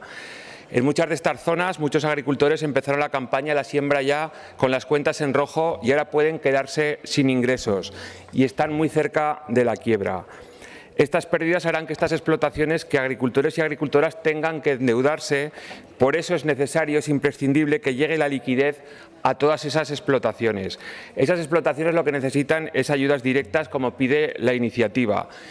Una iniciativa que pide que el presidente de Aragón cumpla las promesas que hizo durante la campaña, esas ayudas directas al sector agrícola que vemos cómo no llegan. Los partidos que pedían ayudas directas ahora nada de nada, se han olvidado de esas peticiones que hacían. Y desde luego los préstamos para nada son una ayuda directa y lo que ahora mismo necesitan estos agricultores y agricultoras es liquidez y esas ayudas directas. Por lo tanto, votaremos a favor de esta iniciativa. Muchas gracias. Gracias, señor Palacín. Turno ahora al Grupo Parlamentario Socialista. Señor Iglesias, su turno. 3 minutos.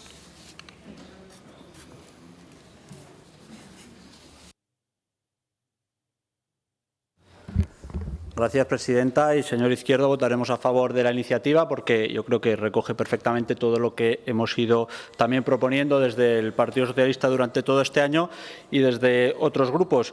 Y, señor Cibiac, realmente me gustaría no tener que seguir insistiendo en la cuestión de las ayudas directas. Me gustaría mucho, y yo estaba convencido, hace prácticamente un año, cuando llegué a estas Cortes, yo estaba convencido que este tema tendría poco recorrido, porque yo sinceramente pensaba, cuando aprobamos una moción en 2023, que la pactamos con ustedes sobre las ayudas directas, con ustedes y con todo el arco parlamentario, yo pensaba que era una cuestión de que no podían pagar presupuestariamente en el año 23 y en el año 24 lo iban a hacer, pero no. Lo que hemos visto es una huida hacia adelante del departamento, de hacernos creer que dan unas ayudas que no han dado, y claramente hace un año ya que el señor Azcón nos dijo aquello de que tiene que pasar para que miles de agricultores y ganaderos que pueden perderlo todo por la sequía reciban la ayuda. Pues ha pasado un año y la sequía se ha agravado en muchas zonas de Aragón, en todo lo que está al sur de la Sierra de Alcubierre, en alguna comarca también de la provincia de Huesca, que por cierto no está incluida en el decreto, como en la zona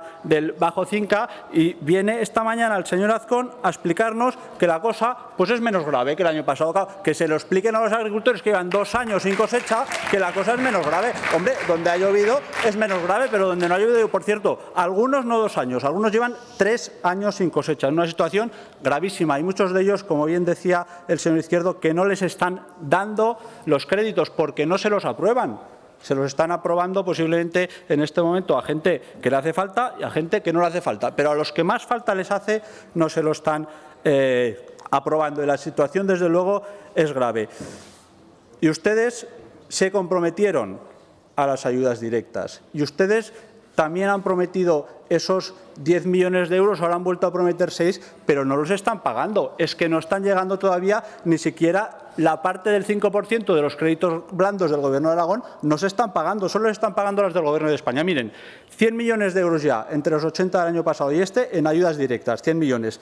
314 millones en la ayuda a los créditos y las rebajas fiscales del 15, el 30, el 80% a 38.000 agricultores que suman 89 millones de euros que suman al 35% por la adquisición del gasoil. Porque ustedes hablan mucho de las rebajas fiscales, pero no aplican ninguna. Prometieron un plan de reducción de impuestos para el campo. No se ha visto ese plan. Lo que lo ha rebajado ha sido el Gobierno de Aragón. ¿Saben a quién se lo han rebajado? A los que heredan 5, 6, 7 pisos en el centro de Zaragoza. Y sinceramente, el señor Izquierdo decía, ¿de dónde podemos sacar ese dinero? Yo se lo digo, ya lo hicimos en la enmienda a los presupuestos, de esa rebaja fiscal que les han hecho a los herederos de los más ricos. No voy a ser populista y no voy a decir que lo saquen del campo de fútbol, que nos costaría 0 euros a todos los aragoneses. Y tengo que preguntarles una cosa para concluir, señora presidenta, a los señores del Partido Popular. ¿También defienden ustedes, señorías del Partido Popular, la mentira de que la subvención a los créditos blandos son las ayudas directas prometidas? Muchas gracias. Gracias, señor Iglesias. Turno para la agrupación parlamentaria Partido Aragonés. Señor Izquierdo, para fijar su posición con respecto de la enmienda presentada. Gracias, señora presidenta. No voy a aceptar la enmienda por una cuestión muy sencilla, señor Jiménez, y se lo digo a usted.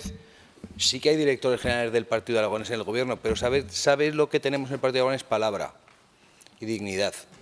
Yo me comprometí a ayudas directas. Ya estamos otra vez, las comentaristas de la jugada. Estáis muy divertidas. Señor Jiménez, tenemos palabra y dignidad. Y yo me comprometí en un documento escrito con el Partido Popular. Y yo no voy a romper mi palabra. Y pediré ayudas directas cada vez que tenga la oportunidad. Usted haga lo que tenga que hacer. Pero a mí no me diga en esta enmienda, que me lo dicen los dos grupos, que se están dando ayudas directas, porque eso es falso. Lo que pedimos en la proposición del Partido Aragonés son 40 millones de euros distribuidos de forma equitativa entre los agricultores en función de su dependencia de la agricultura. No es lo que me ponen ustedes. Ustedes quieren cambiar la proposición para que sea votable. Pues voten lo que quieran. Pero a mí no me venda usted la moto y no me diga si tengo o no tengo, si yo ya sé lo que tengo.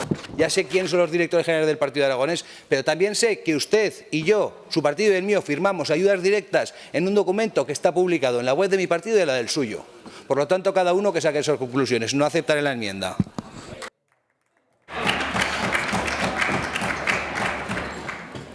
Gracias, señor Izquierdo. Se vota la proposición no de ley en los términos originales. Comienza la votación.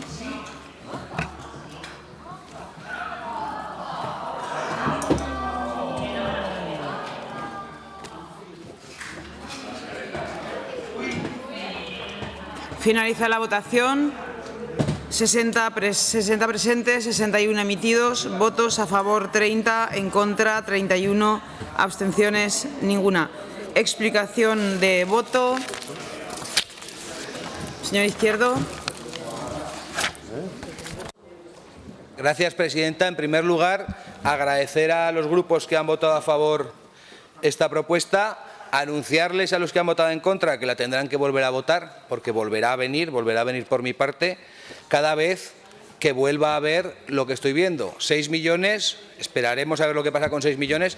Les voy a dar un dato, unos 6 euros por hectárea, 7 de la zona que hay de sequía. Cada uno que haga sus cuentas y un agricultor que tiene 100 hectáreas que vean ustedes lo que va a recibir. Cada vez que tengamos oportunidad volveremos a hablar de esto, porque lo firmamos y lo que se firma se cumple.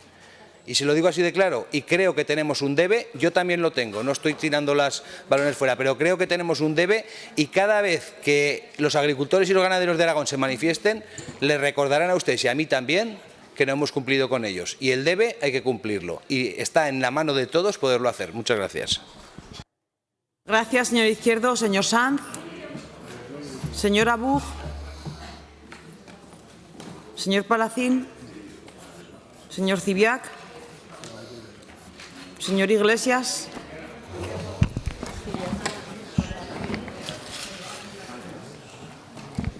¿Conocen ustedes los sucesos que le pasaron a Julio César en el final de su vida? Hay una obra maravillosa de Shakespeare, tiene una conocida frase, et tu, Brute, den voll Caesar. Se lo traduzco.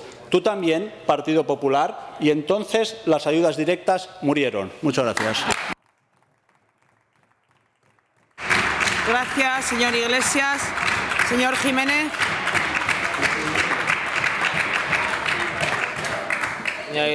Señor Iglesias, maravilloso su latín. Un aplauso. Señor Izquierdo, mire, formo parte de un maravilloso grupo de personas, 28. Formamos parte de un gobierno maravilloso que se está dejando la vida por trabajar por otros aragoneses. Así que no les importa. Y sobre todo, formo parte de un grupo de personas. Ante todo, educadas. Apúntenselo. Este grupo tiene una dignidad más que cualquiera de nosotros, con lo cual tenga usted claro que las palabras dignidad, en el caso nuestro y en el caso de mi persona, usted no sabe con quién está hablando, no me conoce lo suficiente. Dicho esto, este gobierno se está dejando la vida por intentar solucionar los problemas que un gobierno cuatripartito dejó a esta tierra y su partido no formaba parte. No, su partido no formaba. No, he dicho, su partido no formaba parte de aquel gobierno que estamos pagando ahora. Dicho esto, hoy nuestro presidente Jorge Azcón ha hecho públicas 6 millones, los primeros millones de euros para estas ayudas que van a llegar a la sequía. Y queremos que las OPAs, los sindicatos, las cooperativas sean quienes decidan cómo se reparte ese dinero. Algo que antes tampoco se hacía, que ustedes legislaban consigo mismos, no para ellos. Muchas gracias.